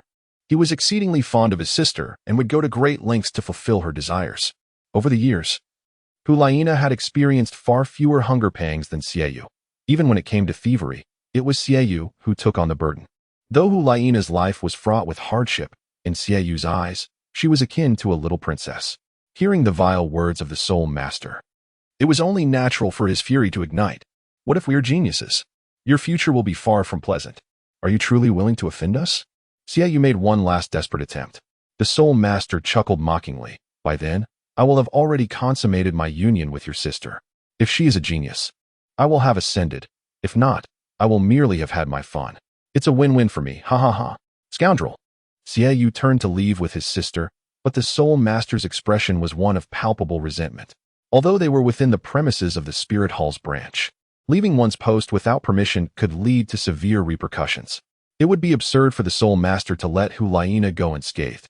Following this incident, Hu Laina began to view the Spirit Hall with disdain, and the siblings resolved to journey to the main Spirit Hall, awaken their martial spirits, and flee to a better life. Any thoughts of remaining within the Spirit Hall were cast aside, and the so-called sanctuary they once held in their hearts was erased. Little did they know, this decision would alter the course of their lives forever. As the siblings entered Spirit City, they made their way directly to the Spirit Hall. The inhabitants of Spirit City were all connected to soul masters, enjoying relatively favorable living conditions, while Hu Laina and her brother appeared disheveled and out of place in their tattered clothing. They did not dwell on these thoughts for long. Their sole desire was to awaken their martial spirits and escape. Not far along their path, they encountered a richly dressed, lively little boy, who seemed to be searching for something. The gazes of the onlookers toward him were filled with envy, jealousy, respect, and malice.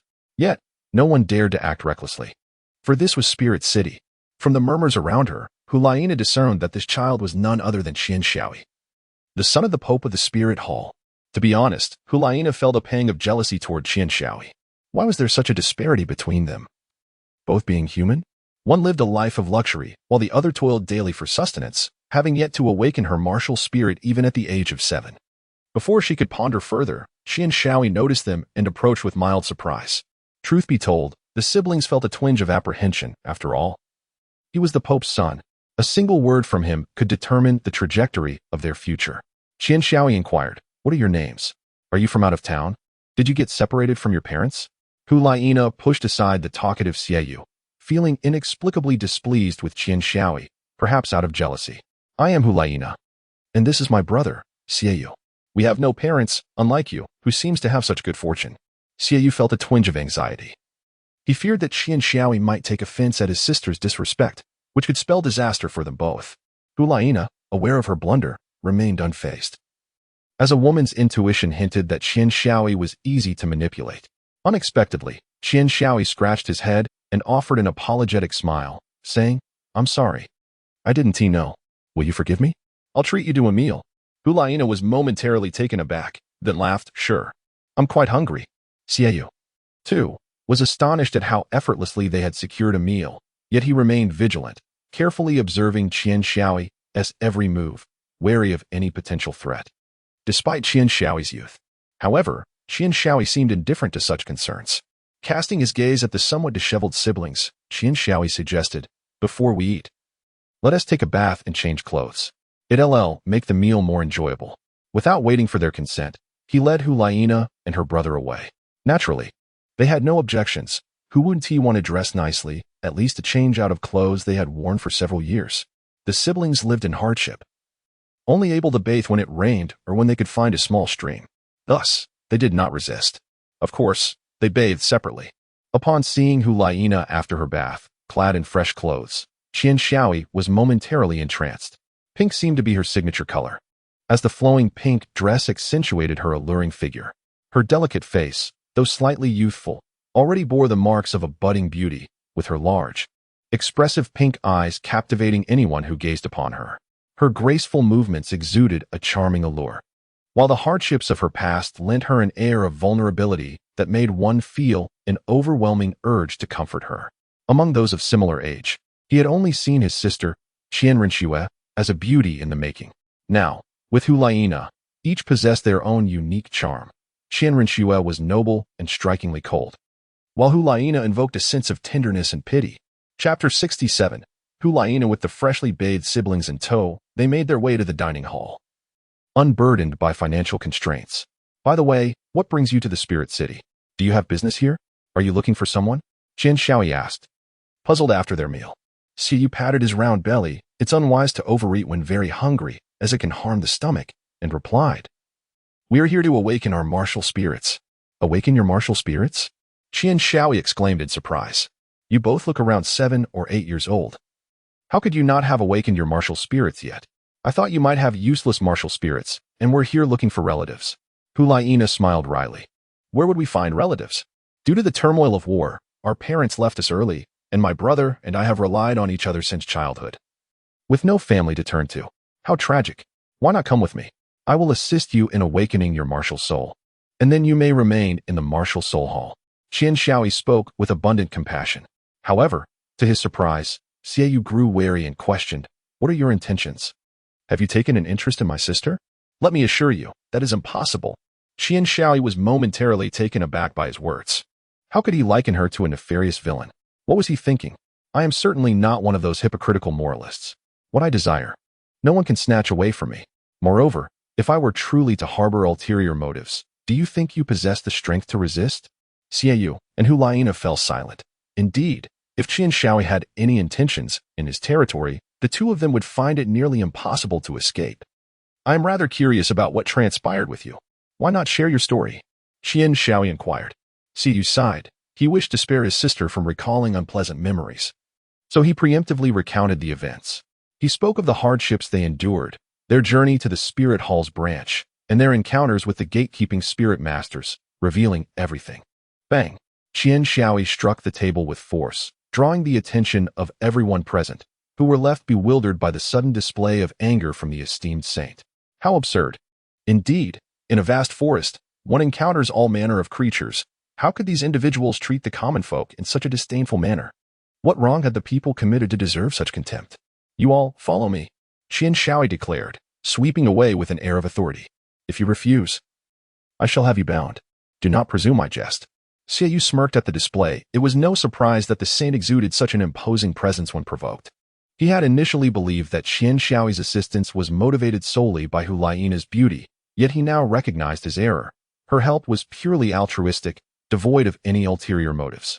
Upon glancing back, Xiaoyu noticed Hulaina gazing starry-eyed, murmuring her admiration for his charm.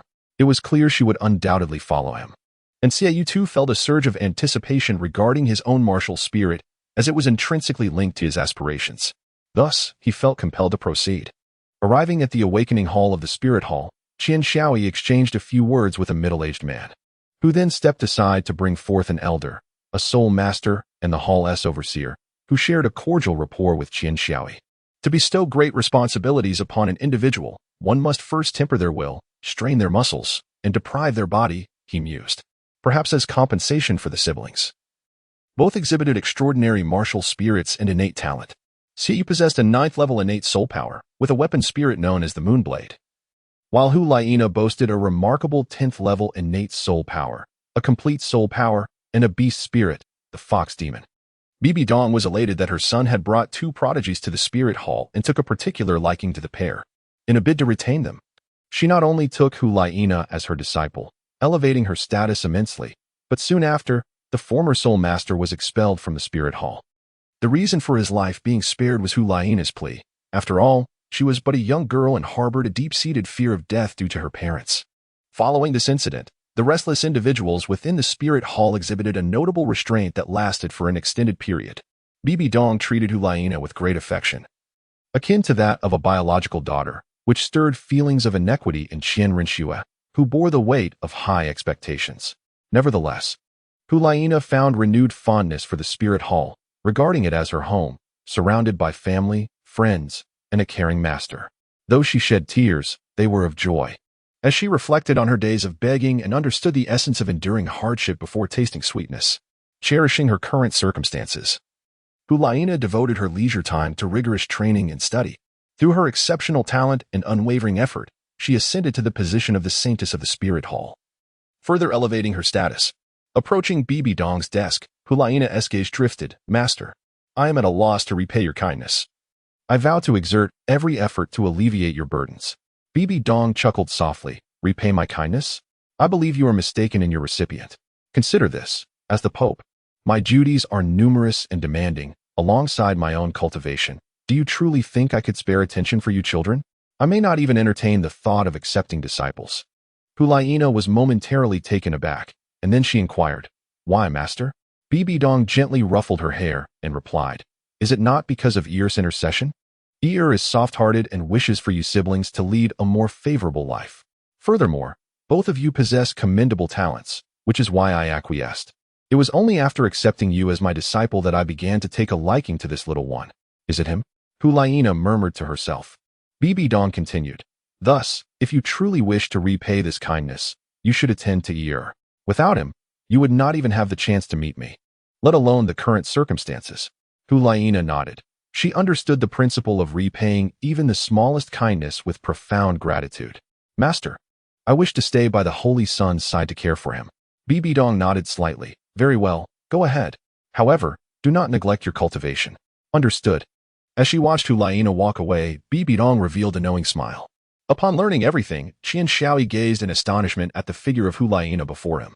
He had not anticipated that his mother would bestow upon him a personal maid. Although Hulaina was a saintess, she bore none of the haughty demeanor typically associated with her title. Instead, she was submissive in Qian Shaoi's presence. Despite his numerous attempts to persuade her, she remained steadfast. In his eyes, she was not a saintess but a servant.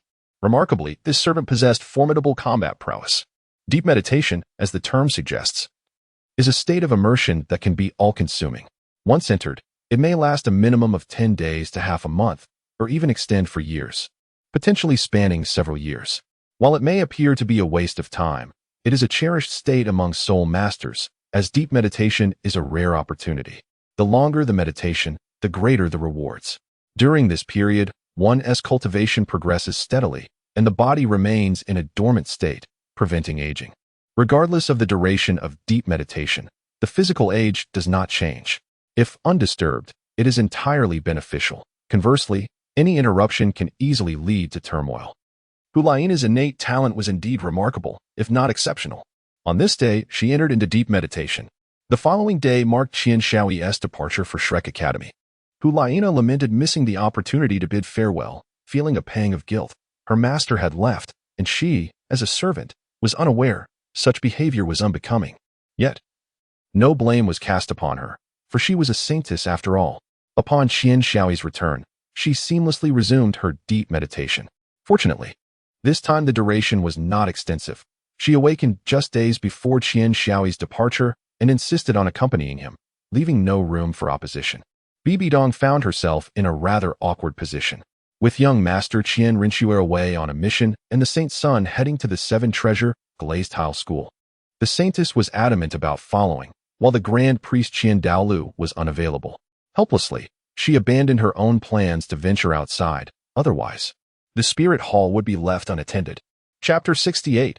Seven Treasure Glazed Tile School. With a sharp sound, a beam of sword light flashed, severing a multitude of trees with smooth, even cuts. Qian Shaoi, panting heavily, knelt on the ground, gripping his sword. That sword light was his first soul skill, Sword Qi, albeit enhanced this time with the infusion of soul flow.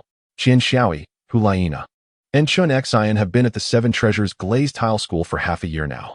During this time, Qian Shaoi has ascended to the rank of a 33rd level soul master, a testament to his remarkable talent and diligent, though somewhat coerced, training. His mastery over the flow of soul power has become increasingly adept, allowing him to initially infuse his soul power into soul skills, significantly enhancing their potency. However, due to his lack of proficiency, he often finds himself completely drained of spiritual energy and with scant soul power remaining. His understanding of sword intent has deepened through Chun Xian's teachings, yet mere instruction is insufficient. True advancement relies on personal insight. Enlightenment can occur in an instant or may elude one indefinitely. Knowledge imparted by others may fade, but insights gained through personal reflection are etched in memory for a lifetime. What Qian Shaoi currently lacks is opportunity, and his task at present is to practice the application of soul flow and soul skills. Hulaina has wholly embraced the role of a devoted servant, attending to Qian Shaoi with meticulous care, wiping his sweat when he tires and offering tea when he is thirsty. Were it not for his awareness of her true identity, Chen Xian might have been led to believe that Hulaina was indeed a mere maid.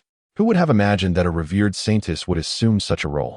Sister Nana, you truly need not concern yourself with me. I can manage these trifles on my own. Please do not waste your time on me. You are a saintess. Do not neglect your training. Qian Shaoi has uttered these words countless times, yet each time, it has fallen on deaf ears. This occasion is no exception. Hulaina shook her head and replied, Your Excellency, the saint's son, you have said it is but a small matter, of no consequence. Moreover, it does not waste my time, for I enjoy it. Even if it tires me, it is far better than being lost in a foreign land. Everything I have now is due to you. Without you, I cannot imagine what my brother and I would have become. And as for my training, do you truly think I would fall behind? Sister Nana, just call me by my name. Otherwise, it feels too distant. Distant? Not at all. Then perhaps you could refer to me as young master? I do not fancy the title of saint's son. As you wish, young master. Indeed, Hulaina's training has not faltered. She has now reached the rank of a 4-ring soul master. Her martial spirit is that of a fox demon, not the pinnacle, but certainly of high caliber. With each additional soul ring, she gains another tail, culminating in 9 tails upon reaching the title of Douluo. Each tail signifies a considerable enhancement in her strength, while also augmenting her inherent allure, a fact of which she remains oblivious. Currently, Hulaina possesses 4 tails, exuding an imperceptible charm she does not recognize. Yet that does not mean others are unaware, such as Qian Shaoi. One of the reasons Qian Shaoi urged Hulaina to take a break was her irresistible charm. Over time, one could hardly predict what might transpire. Importantly, they were presently at the 7-treasure glazed tile school. This was the household of Ning Rongrong. And in the presence of his girlfriend, there were certain liberties he could not afford to take. Yet, the allure was indeed formidable.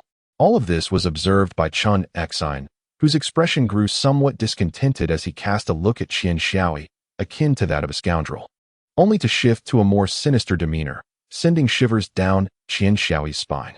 How dare you engage in romantic entanglements while at Rongrong's home? Fortunately, Rongrong was not present. Otherwise, that girl would surely be in tears again. Humph, just wait until I have the chance to train you relentlessly. If Qian Shaoi were to fathom Chen Xian's thoughts, he would undoubtedly cry foul. When have I ever engaged in romance? Would I dare to do so in Rongrong's residence? Perhaps elsewhere, but certainly not here. He chuckled softly. Once our training concludes, Master, you mentioned that Rongrong is returning? Qian Shaoi exclaimed with delight. The two had not seen each other for nearly a year. Though they frequently exchanged letters, nothing could match the immediacy of a face-to-face encounter. Longing was inevitable. Chen Xian nodded slightly, affirming, yes. The sect leader himself has gone to fetch her. The sect leader has personally gone to receive her? What has transpired? Qian Shaoi felt a wave of anxiety wash over him, fearing that Ning Rongrong might have encountered some misfortune. It seems that Rongrong's martial spirit has undergone a mutation. Mutation? Is it a positive transformation? Although Qian Shaoi posed the question, his genuine concern was unmistakable. After a martial spirit mutation, outcomes can be both favorable and unfavorable. Yet the latter is more common. Often, a genius's downfall occurs in the blink of an eye. It would be impossible for Qian Shaoi not to worry. Qian Shaoi is concerned about Ning Rongrong, and of course, Chen Xian is delighted to see this. One of his goals as Qian Shaoi's master is to bring them together. Chen Xian, steadfast in his affections for Ning Rongrong, cannot relinquish his feelings. To prevent the little demoness from feeling sorrow, he must keep Qian Shaoi close at hand. Oh. The martial soul has evolved, transforming into the legendary 9-treasure glazed tower. While the 7-treasure glazed tower is the mightiest auxiliary spirit on the continent, it bears a flaw. Its possessor can only cultivate up to the 7th ring, which means a maximum of 79 levels. However, it is said that the owner of the 9-treasure glazed tower can transcend to the 9th ring titled Douluo with no limits. The sect master, having devoted his life to research, has yet to discover a means to this breakthrough, but with this development in the little demoness, he cannot afford to overlook it. Phew. Qian Shaoi feels a sense of relief, and then he ponders a question. While he is certainly pleased that Ning Rongrong has grown stronger, what could have caused her martial soul to evolve? Chen Xian patted his shoulder and remarked, Rongrong is coming back, lad. What are you planning to give her for her birthday? Huh? A birthday gift? Qian Shaoi asked, somewhat bewildered. You can't possibly be unaware, can you? If all goes as planned, the day Rongrong returns is her birthday. TSK, TSK, TSK, the disdain in Chen Xian's eyes was palpable. Well, how about that soul bone? Qian Shaoi suggested hesitantly. That's not sufficient. If there were no birthday, you would still present her with a gift, thus rendering it no longer special. Therefore, you must add something more. Qian Shaoi forced a smile and shook his head. Master, which is more important, the disciple or that girl? Without hesitation, Chen Xian replied. Of course, it is that girl. You are merely an outsider. Well, as long as you are happy. No one noticed the fleeting glimmer of emotion in Hulaina's eyes upon hearing of Ning Rongrong's return. Given Qian Shaoi's status, his accommodations were naturally exceptional. Upon learning of Ning Rongrong's imminent arrival, he felt a mix of joy and concern, joy for the reunion with his spouse, and concern for the enchanting Hulaina by his side. Previously, she had not allowed him to play with Xuxqing, and if she were to discover that he had a stunningly obedient maid nearby, it would be a miracle if she showed him any mercy. Young master, do you have a fondness for Ning Rongrong? Hulaina inquired after tidying up Qian Shaoi's room. Qian Shaoi nodded slightly, affirming her genuine fondness for her. Hulaina remained silent and stormed out, leaving Qian Shaoi in a state of bewilderment. Was she angry? After pondering for a moment, Qian Shaoi managed a wry smile. Thinking to herself, surely not. She must be grateful. Undoubtedly, I am overthinking this. 3 days later, a procession approached gradually, with the foremost carriage exuding unparalleled opulence. While the others were commendable in their own right, they paled in comparison to this one. It was the exclusive carriage of Ning Fengxi, which also housed Ning Rongrong and Bon Douluo, Guyong. Chapter 69. Birthday. Qian Shaoi specifically requested that Ning Fengxi and Gu Rong keep his matters at the 7-treasure glazed tile school confidential, intending to surprise Ning Rongrong. At that moment, Hulaina stormed off in a huff, while Chen Xian, standing nearby, jested, Oh, a surprise you say? What if the little witch despises you? That would turn into quite the fright. Ha! Qian Shaoi entirely disregarded the unscrupulous master, for otherwise, he would surely be driven to exasperation. With Ning Rongrong's return, a sense of anxiety began to creep into his heart. People do change, and emotions are not eternal. A year is ample time to forget many things. Chen Xian, observing the somewhat pale countenance of Qian Shaoi, felt a secret delight, having gleaned a hint of understanding. Yet he was far more acquainted with the little witch than Qian Shaoi could ever be. Despite her mischievous antics and penchant for teasing, her loyalty in matters of the heart was unwavering. For reasons unknown, Ning Fengxi delayed his return by a day, which meant that today marked Ning Rongrong's birthday. Inside the carriage, Ning Rongrong appeared somewhat discontented. She abhorred constraints, yet the evolution of her martial soul would inevitably bring her endless troubles. Once she possessed the 9-treasure glazed tile pagoda, she would undoubtedly be groomed as the heir to the sect, rendering her unable to return to the academy. Though the small academy was filled with friends, the vast sect would be devoid of such companionship. The thought of encountering those sycophantic faces daily was unsettling. Ning Fengxi, however, was in high spirits. After all, Ning Rongrong was his daughter, and a father naturally takes pride in his daughter's accomplishments. Moreover, today was Rongrong's birthday, and the evening promised to be a celebration. The 7-treasure glazed tile sect was adorned with festive decorations, fireworks illuminating the inky night. Clad in a long gown, Ning Rongrong stood smiling beside Ning Fengxi from an elevated position. As the gala commenced, an address was, of course, in order. Welcome, everyone, to this evening's festivities. I, Ning Fengxi, on behalf of the 7-treasure glazed tile sect, extend my warmest greetings. Today marks the return of my beloved daughter from the academy, and it is also her birthday. After an extensive speech, the performances began, showcasing magic tricks, songs, and dances. As the evening progressed, Ning Fengji glanced at the disinterested Ning Rongrong and uttered words that took the audience by surprise. The next act has been meticulously prepared, and I assure you it will be delightful. Please welcome the Holy Son of the Spirit Hall, Qian Xiaoyi, and the Holy Maiden, Hulaina. What? Qian Xiaoyi? The arrival of Qian Xiaoyi and Hulaina at the seven-treasured glazed tile sect was known only to a select few, all of whom had been instructed to keep this matter confidential, especially from Ning Rongrong. Thus, it was entirely reasonable for her to be unaware. Ning Rongrong was astonished by Qian Xiaoyi's presence. However, the audience was captivated by the significance of their identities. To them, it was evident that the Spirit Hall placed great importance on this gala, even sending their Holy Son and Holy Maiden. Of course, had they known the underlying connections, their astonishment would have been tempered. Qian Xiaoyi ascended the stage, cradling a yaoqin, measuring approximately 3 feet 6 inches in length, 6 inches in width, and 2 inches in thickness. Hulaina stood empty-handed, uncertain of her purpose. In truth, Hulaina had little desire to be there. She did not know Ning Rongrong. Yet she had been compelled by Qian Xiaoyi to join, under the pretense of fostering sisterly bonds. Perhaps out of reluctance or other reasons, she ultimately acquiesced, though her expression bore a hint of melancholy. Both Hulaina and Qian Xiaoyi had been sent to the Tiando Imperial Court Etiquette Academy at a tender age, with their instructor being Tang Yuehua. Graduating from the Tiando Imperial Court Etiquette Academy was no simple feat. Qian Xiaoyi had endured considerable hardships in the process. The yaoqin he was about to play was a skill he had acquired from that very institution. Qian Xiaoyi played the piano while Hulaina danced gracefully, her movements a delicate blend of elegance and beauty. As Hulaina twirled, Qian Xiaoyi realized his miscalculation. He felt more like a mere supporting character in the spectacle. The audience's gaze was fixed intently on Hulaina, rendering his music little more than a backdrop, no matter how melodious. Fortunately, women were less captivated by Hulaina's charm, which offered him some consolation. The most unfortunate aspect was Ning Rongrong. Her mischievous nature made it implausible for her to attend the Tiando Imperial Academy of Etiquette. Such an environment would surely stifle her spirit, leaving her unprepared and overshadowed by Hulaina's beauty, her eyes filled with jealousy as she regarded her. As the performance concluded, Qian Xiaoyi breathed a sigh of relief and exclaimed, "Rongrong, happy birthday. I love you." The audience was taken aback, bewildered by the declaration.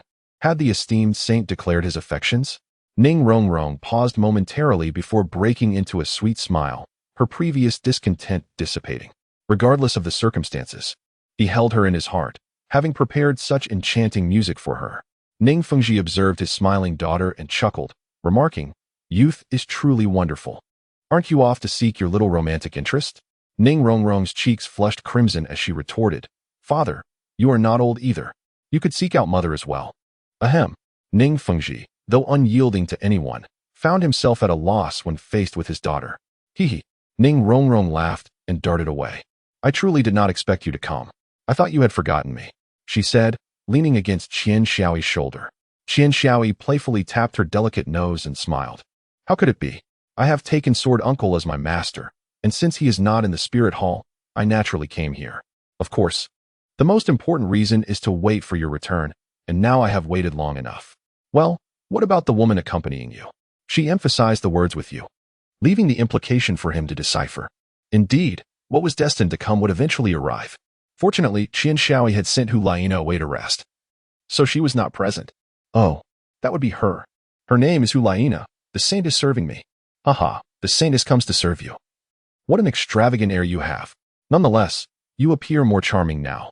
Why did you choose to wear a mask back then?" Ning Rongrong opted not to press further, seeking to avoid any awkwardness by diverting the conversation. Qian Xiaoyi naturally followed up, "Isn't that a confidential identity? By the way, my dear, how is your cultivation progressing? Have you been slacking off?" "I have already reached the level of Soul Master." When it came to the topic of cultivation, Ning Rongrong became quite animated, giggling. "I am already at level 38. Impressive, isn't it? Ever since my martial spirit evolved into the Seven Treasures Glazed Tower, my cultivation speed has been astonishingly rapid. If I weren't so lazy, breaking through to level 40 wouldn't be a difficult feat. 38? So fast? 12 levels? You cultivated 12 levels in such a short span of time?" Qian Xiaoyi expressed disbelief, considering he had only progressed 7 levels himself. "What? You don't believe me? Actually, not all of this is due to my own efforts."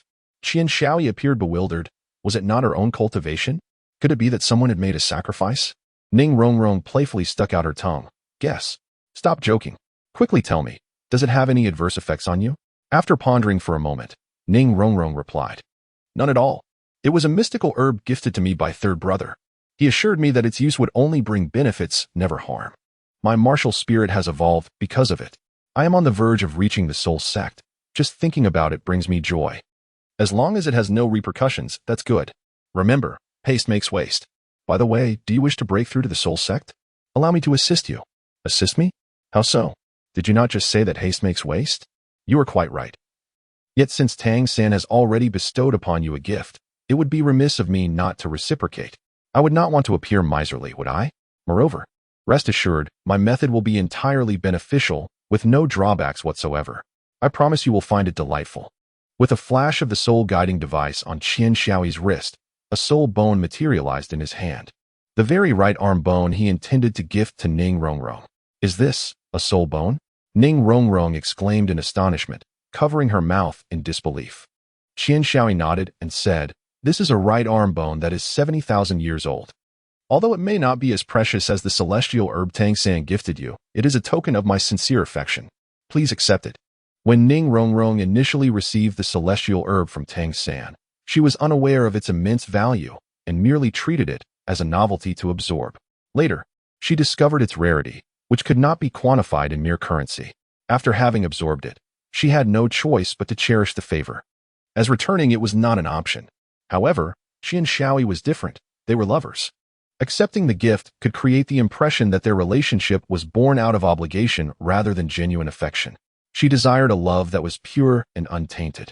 She understood the significance of a 70,000-year soul bone.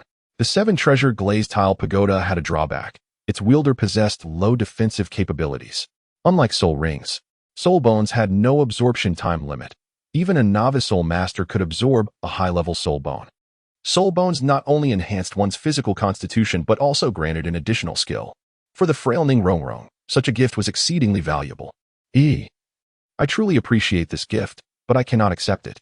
If I do, others may think I am with you for ulterior motives. I wish to be by your side, carefree and untroubled, forever. Is that all right? Deep down, Ning Rongrong yearned for this gift, recognizing how rare it was to find something so fitting. Yet she was still burdened by numerous concerns. Qian Shaoi chuckled, aware that Ning Rongrong had omitted the most crucial reason for her refusal. Silly girl, why concern yourself with the opinions of outsiders? Your love for me is sufficient, and besides, this soul bone is utterly unsuitable for me. If I were to absorb it, it would only hinder my future. Yet for you, it represents an opportunity for growth. Accept it, otherwise, it would seem you disdain me, and I shall take my leave.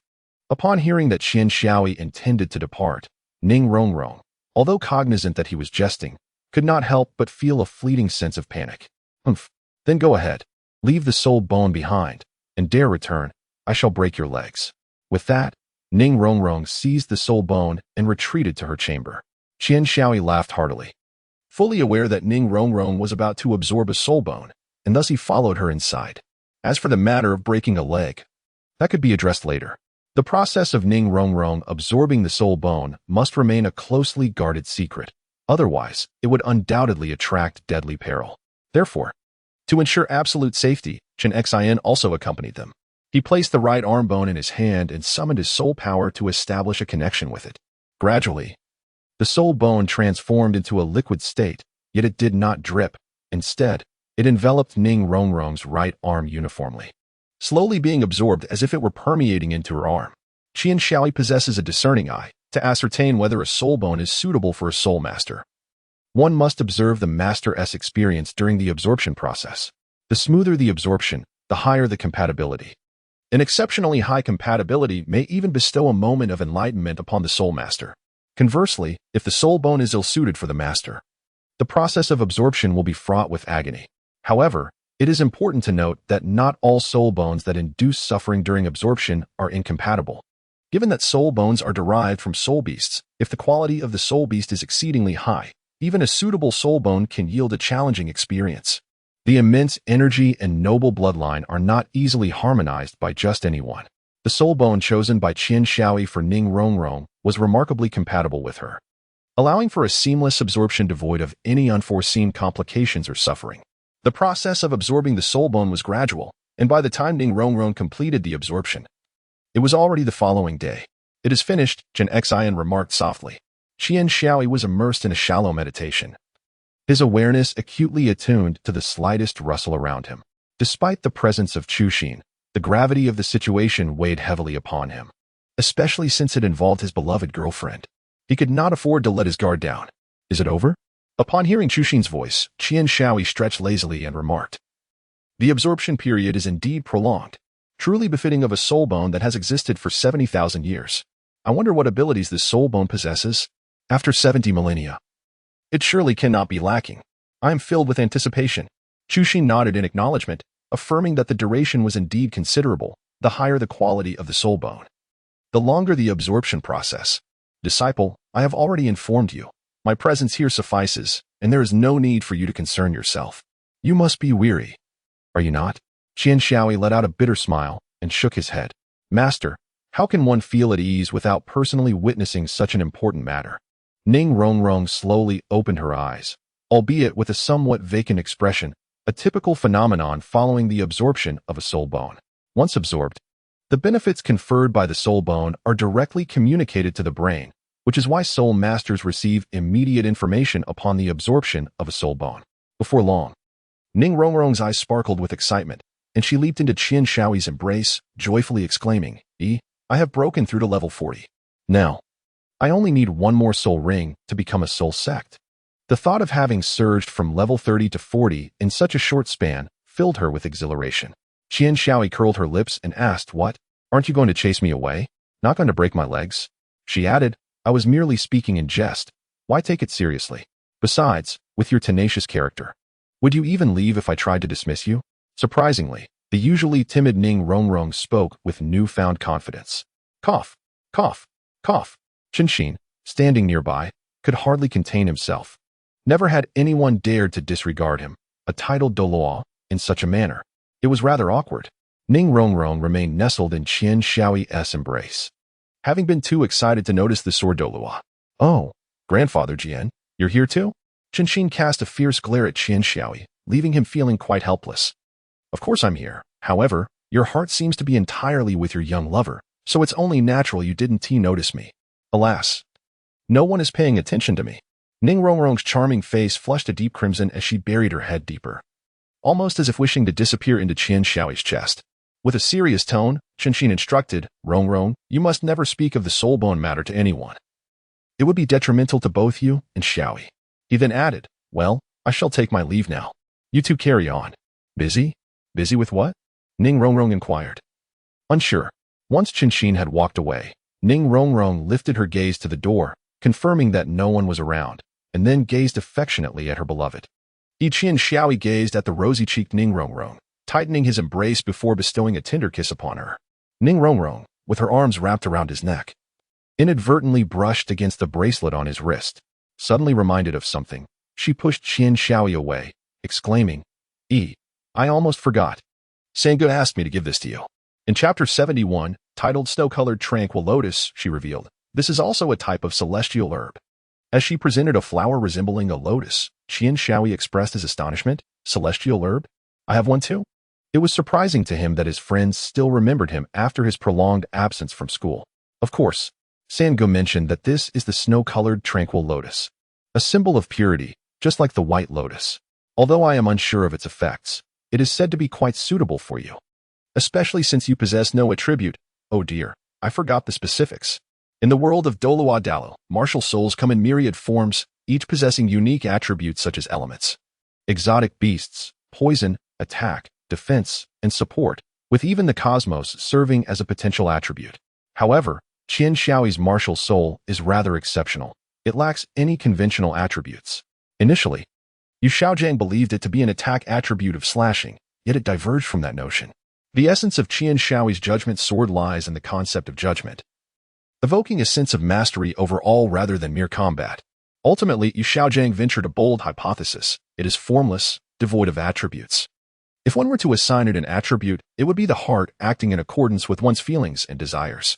Upon receiving the tranquil lotus, Tang San also identified it as lacking attributes, or rather, possessing the attribute of the heart.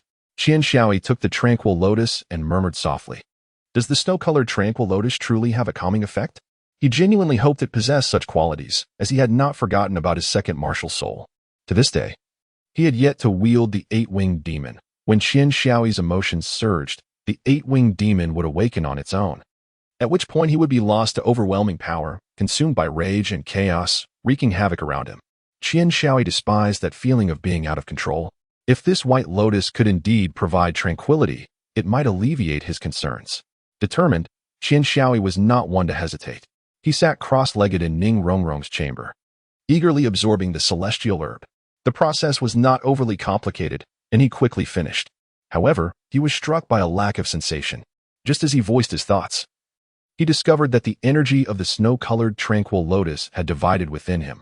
The majority was consumed by the eight-winged demon, with only a fraction remaining for the judgment sword. Ignoring Ning Rongrong's astonishment, both martial souls manifested simultaneously. Two horns sprouted from his forehead. His hair transformed into a deep crimson, lengthening slowly, while a layer of keratin-like substance formed on his skin.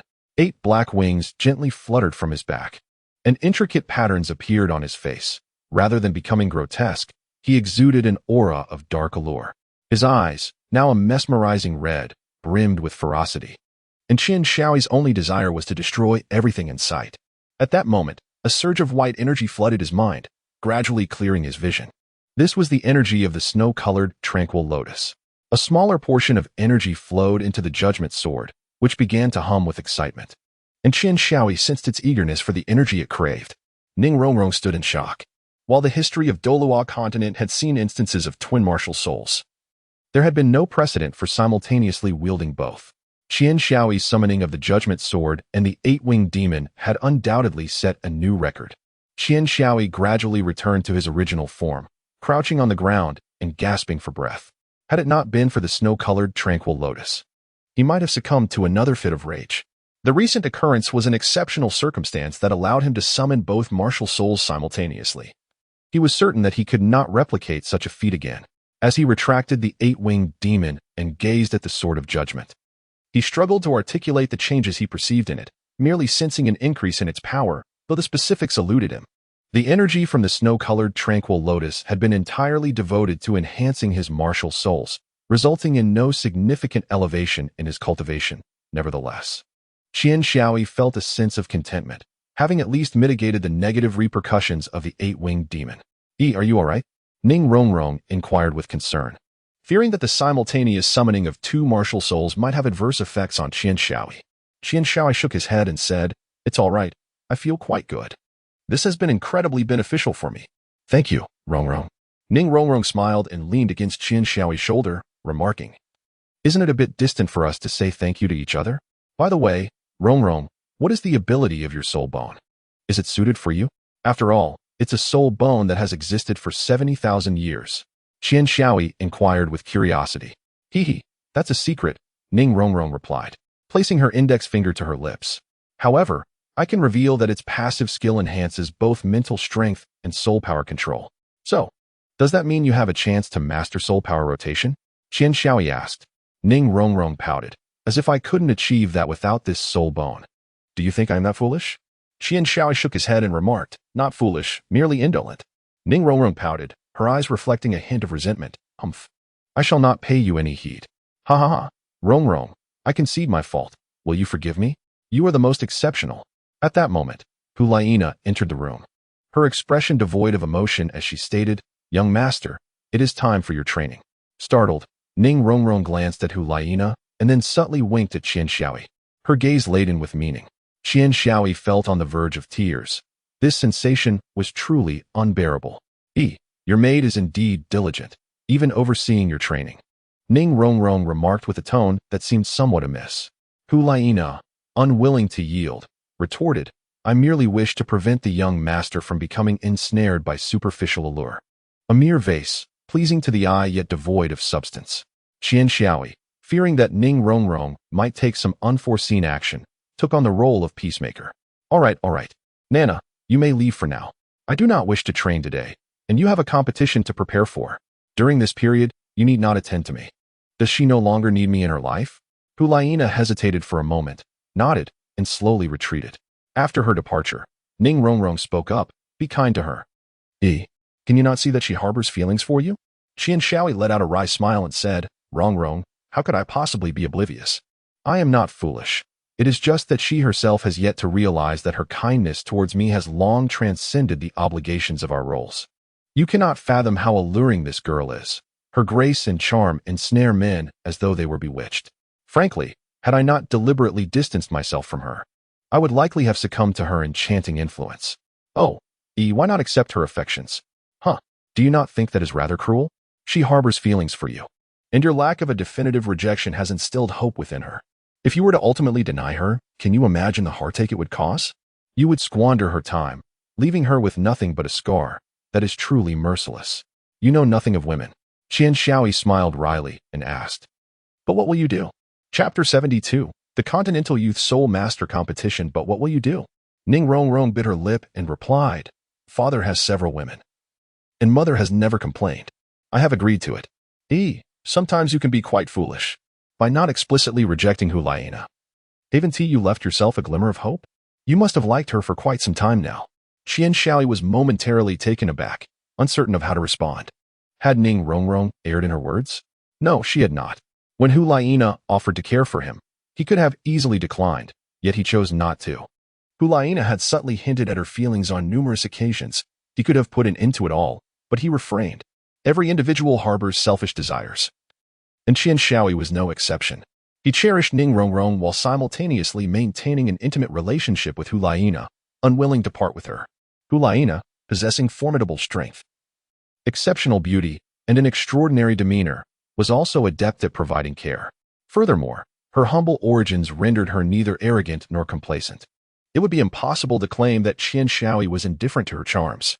One might deceive others, but not oneself. However, the prospect of being together with Hulaina was still beyond his reach, as it was for her, due to their lack of opportune timing. The Continental Youth Soul Master Competition was on the horizon. Hulaina was summoned back to the Spirit Hall to prepare for the competition, while Ning Rongrong needed to return to Shrek Academy, as she had to join her teammates before the commencement of the Continental Youth Soul Master Competition. Qian Shaoi missed those friends from Shrek Academy, and he longed for Shrek itself. He couldn't help but glance at Hulaina with a twinge of guilt. Ever since Ning Rongrong had given her consent, every time Qian Shaoi encountered Hulaina, he felt utterly flustered, awkwardly unsure of what to do. Nana, I wish to return to school for a visit. I cannot accompany you any longer. Qian Shaoi spoke nervously, his words coming out in fragmented bursts, as if he feared Hulaina's reproach. It's as if you ever accompanied me, she retorted. If you wish to be with your girlfriend, just say so. Your duplicity is transparent. Hulaina, being older and more mature than Qian Shaoi, could easily discern the changes in him and had begun to speak with a hint of audacity. Although Ning Rongrong had acquiesced to Qian Shaoi's relationship with Hulaina, it did not imply her acceptance. After all, who would willingly share the one they cherish? What? You're concerned about me missing you? Hulaina countered defiantly. He simply cannot bear to part with me. Could you not be more ladylike? Your demeanor in public would embarrass the young master. Ning Rongrong had never bested Hulaina in their verbal sparring, and each exchange left her seething with anger. Qian Shaoi could no longer bear it. All right, Rongrong, let's refrain from saying too much. Sister Nana, we shall see each other in the competition. Despite the apparent discord between Ning Rongrong and Hulaina, it is evident that both harbor fondness for one another. Their reticence stems merely from Qian Shaoi's presence. In private, their relationship is quite amicable. Ning Rongrong and Hulaina have few friends. The so-called friends of Ning Rongrong are merely drawn to her due to her status, while Hulaina, hailing from a humble background and being an orphan, possesses nothing that would attract companionship.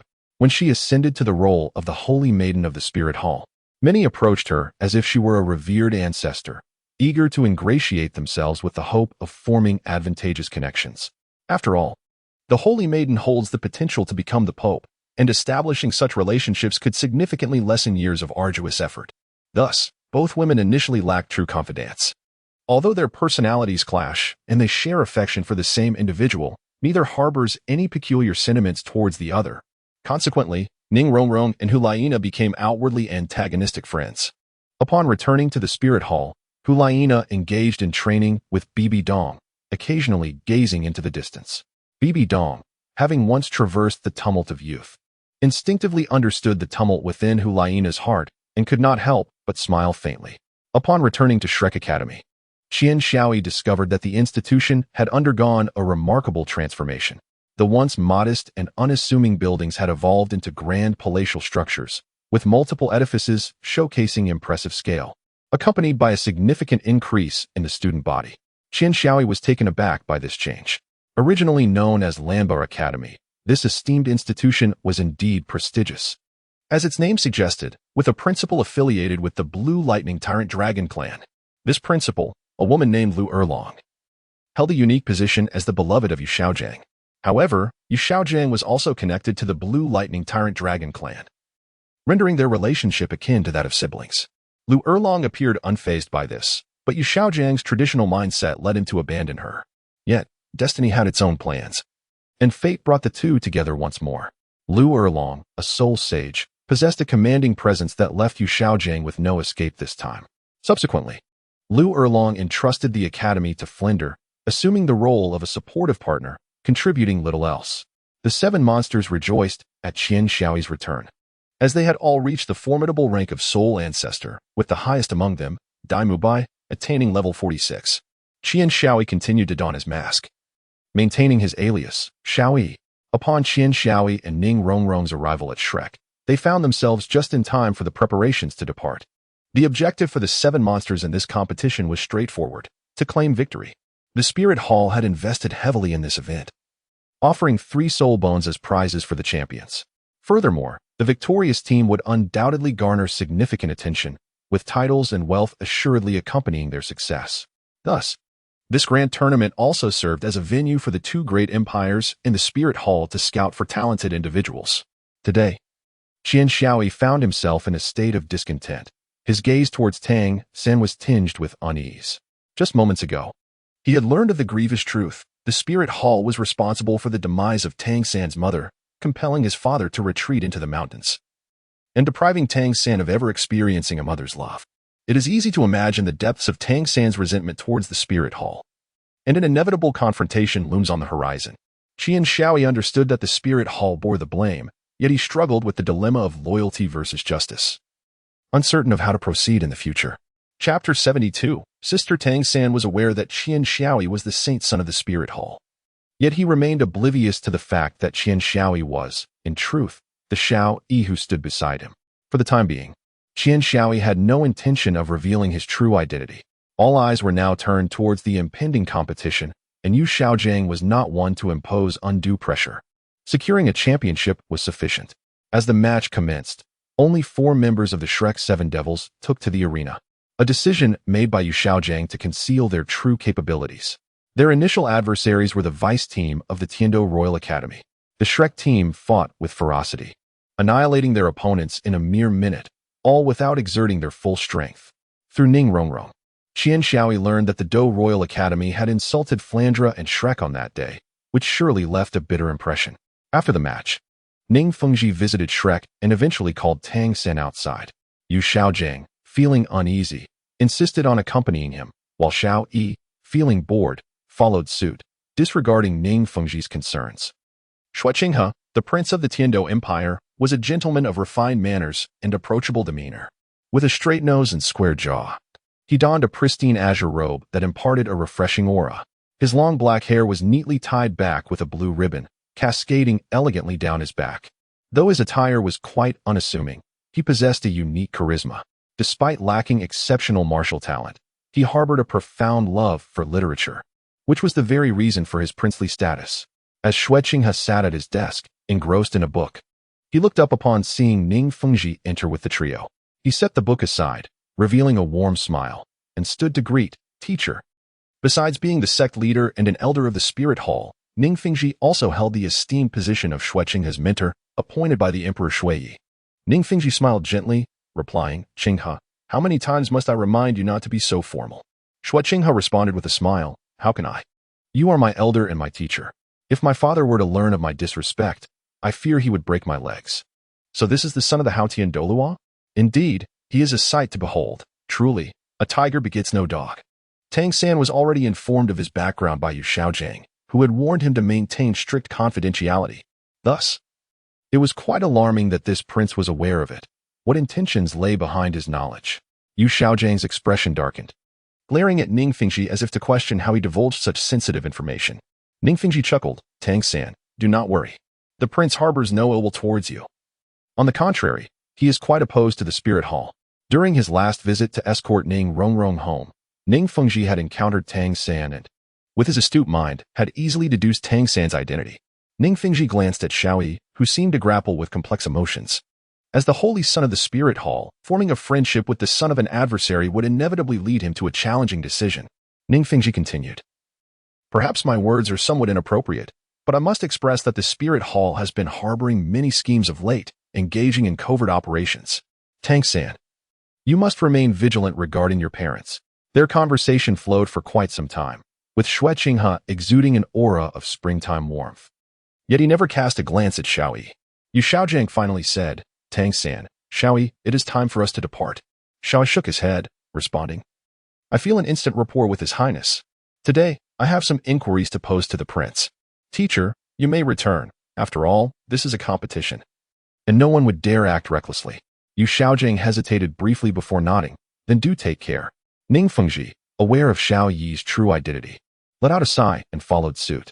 Only Xue Qinghe and Qian Xiaoyi remained in the room. Xue Qinghe lowered his head, a flicker of panic glimmering in his eyes. Yet it went unnoticed. He inquired, might I ask what insights this young brother has to offer? Qian Xiaoyi lowered her head, her voice trembling slightly. Why don't you look up at me? Is something wrong? Xue Qinghe lifted his gaze and smiled. Yet even Qian Xiaoyi could discern that he was merely putting on a brave face. Qian Xiaoyi remarked, I am simply in awe of you.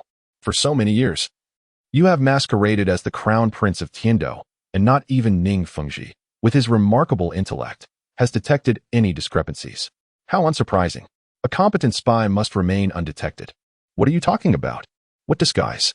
Who are you insinuating as a spy? Xue Qinghe responded, visibly taken aback and filled with indignation. Indeed, it is quite fitting. Qian Xiaoyi stepped closer and suddenly embraced Xue Qinghe. Can a man's body truly be so supple?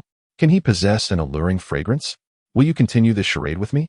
Sister, Xue Qinghe sighed, since you have uncovered my secret, there is no need for pretense any longer. How did you come to this realization? It seems my disguise is still lacking in finesse. Qian Xiaoyi released Xue Qinghe, or rather, Qian Renxue, and said, it is not that your disguise skills are insufficiently refined, but rather that I am profoundly acquainted with you. We understand each other all too well. Even with a mask, you were still able to recognize me, weren't you? I never anticipated that the mission you undertook would be this. Could it be that Mother truly intends to unify the continent? Qian Renxue nodded, acknowledging. My mother is an ambitious person. If given the choice, I would prefer a different path. I have scarcely experienced a childhood, and even my cultivation has been conducted in secrecy. Unlike you, who can go wherever you wish. Sister, do you think my situation is any better? She continued. I have forged a brotherhood with my enemy, Tang San, and my choices are equally challenging. Oh, you claim you are not well off? That is not what it appears. I see you getting along quite well with that Ning Rongrong. Qian Renxue remarked with a hint of peculiarity in her tone. Qian Xiaoyi playfully remarked, then sister could also find a princess consort, as it perfectly suits your status. Xiaoyi, you are being mischievous. Now off you go. Otherwise, they may grow suspicious. Ha ha. Very well, I shall visit you often. As you wish. After Qian Xiaoyi departed, Xue Qinghe's cheeks flushed. Upon seeing Xue Qinghe again, Ning Fengji noticed that Xue Qinghe was in high spirits, pondering what Xiao Yi had communicated to him. In the subsequent competitions, the Shrek 7 monsters navigated their challenges with remarkable ease, triumphing even against formidable opponents. However, their exceptional prowess inevitably incited envy. Tang San showcased astonishing talent and skill in each of his matches, which naturally drew the ire of others. Qian Xiaoyi sought the assistance of the ghostly figure and Uncle Ghost. Could you help me with something? He inquired. The specter gently ruffled his hair and replied, what is it that warrants such formality? Speak freely. Uncle Ghost will surely assist you. Qian Xiaoyi pondered for a moment and said, I need your assistance in safeguarding someone, as I fear that they may be in danger. Who are you referring to? Is it that girl Rongrong? She has her own protection. With Ning Fengji here, who would dare to act recklessly? No, it is Tang San, A student from our academy, Qian Xiaoyi replied. With the surname Tang? Gui Mei sighed. I will only assist him this once, for I am concerned about his connection to that individual. Qian Xiaoyi did not refuse, for he understood that the spectre had already extended him a courtesy. The spectre harbored a disdain for those bearing the surname Tang, and his act of protection was a testament to his benevolence. Chapter 73. Plea for mercy. As Qian Xiaoyi had anticipated, the spectre discreetly shielded Tang San, soon discovering a soul sage stealthily tailing him. Though Tang San remained oblivious to this danger, it did not escape the spectre's keen perception. Renowned for his cunning, it would be a mere trifle for the spectre to execute a silent assassination of a soul sage. The mission to protect Tang San concluded almost as soon as it began, and fortuitously, a soul bone was unearthed from the very soul sage in question. This soul bone, a skull from the esteemed collection of 6 major soul bones aged 30,000 years, was serendipitously a gem type, perfectly suited for Ning Rongrong. Perhaps it was divine favor. Throughout this year, fortune had favored Ning Rongrong with her martial soul's evolution and the acquisition of soul bones, granting her opportunities that would invoke envy and admiration in the hearts of many. Qian Xiaoyi presented this soul bone to Ning Rongrong as a gesture of generosity, having already acquired one. Thus, the addition of another was inconsequential. Upon receiving the soul bone, Ning Rongrong inquired, "From whence did you acquire this soul bone?" One must understand that the skull bone surpasses others in value. Pray, be honest and confess. Have you engaged in any clandestine dealings? Qian Xiaoyi felt profoundly wronged. When have I ever engaged in any clandestine activities? This soul bone actually belongs to a soul saint, but he sought to harm Tang San, and I merely took measures to eliminate him. Upon mentioning this matter, Ning Rongrong expressed her concerns. What shall we do in the future? Given your and San Ji's identities, you will inevitably face a choice. Qian Xiaoyi sighed and remarked, let us proceed step by step. Unless Tang San and the Spirit Hall share a common adversary, I am truly at a loss regarding my choice. Ning Rongrong wrapped her arms around Qian Xiaoyi's waist from behind, her delicate face resting against his back. Regardless of whom you choose, I shall remain by your side, even if it means betraying my family. Hearing Ning Rongrong's words, Qian Xiaoyi felt a surge of emotion.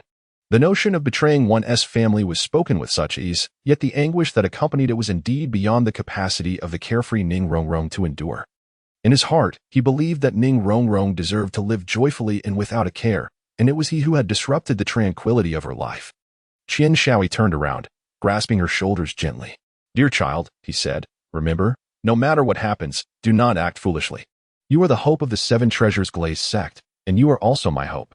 Therefore, promise me that you will find joy in the depths of her heart. Qian Xiaoyi wrestled with conflicting emotions, as did Ning Rongrong. On one side lay her beloved, and on the other, her family and friends.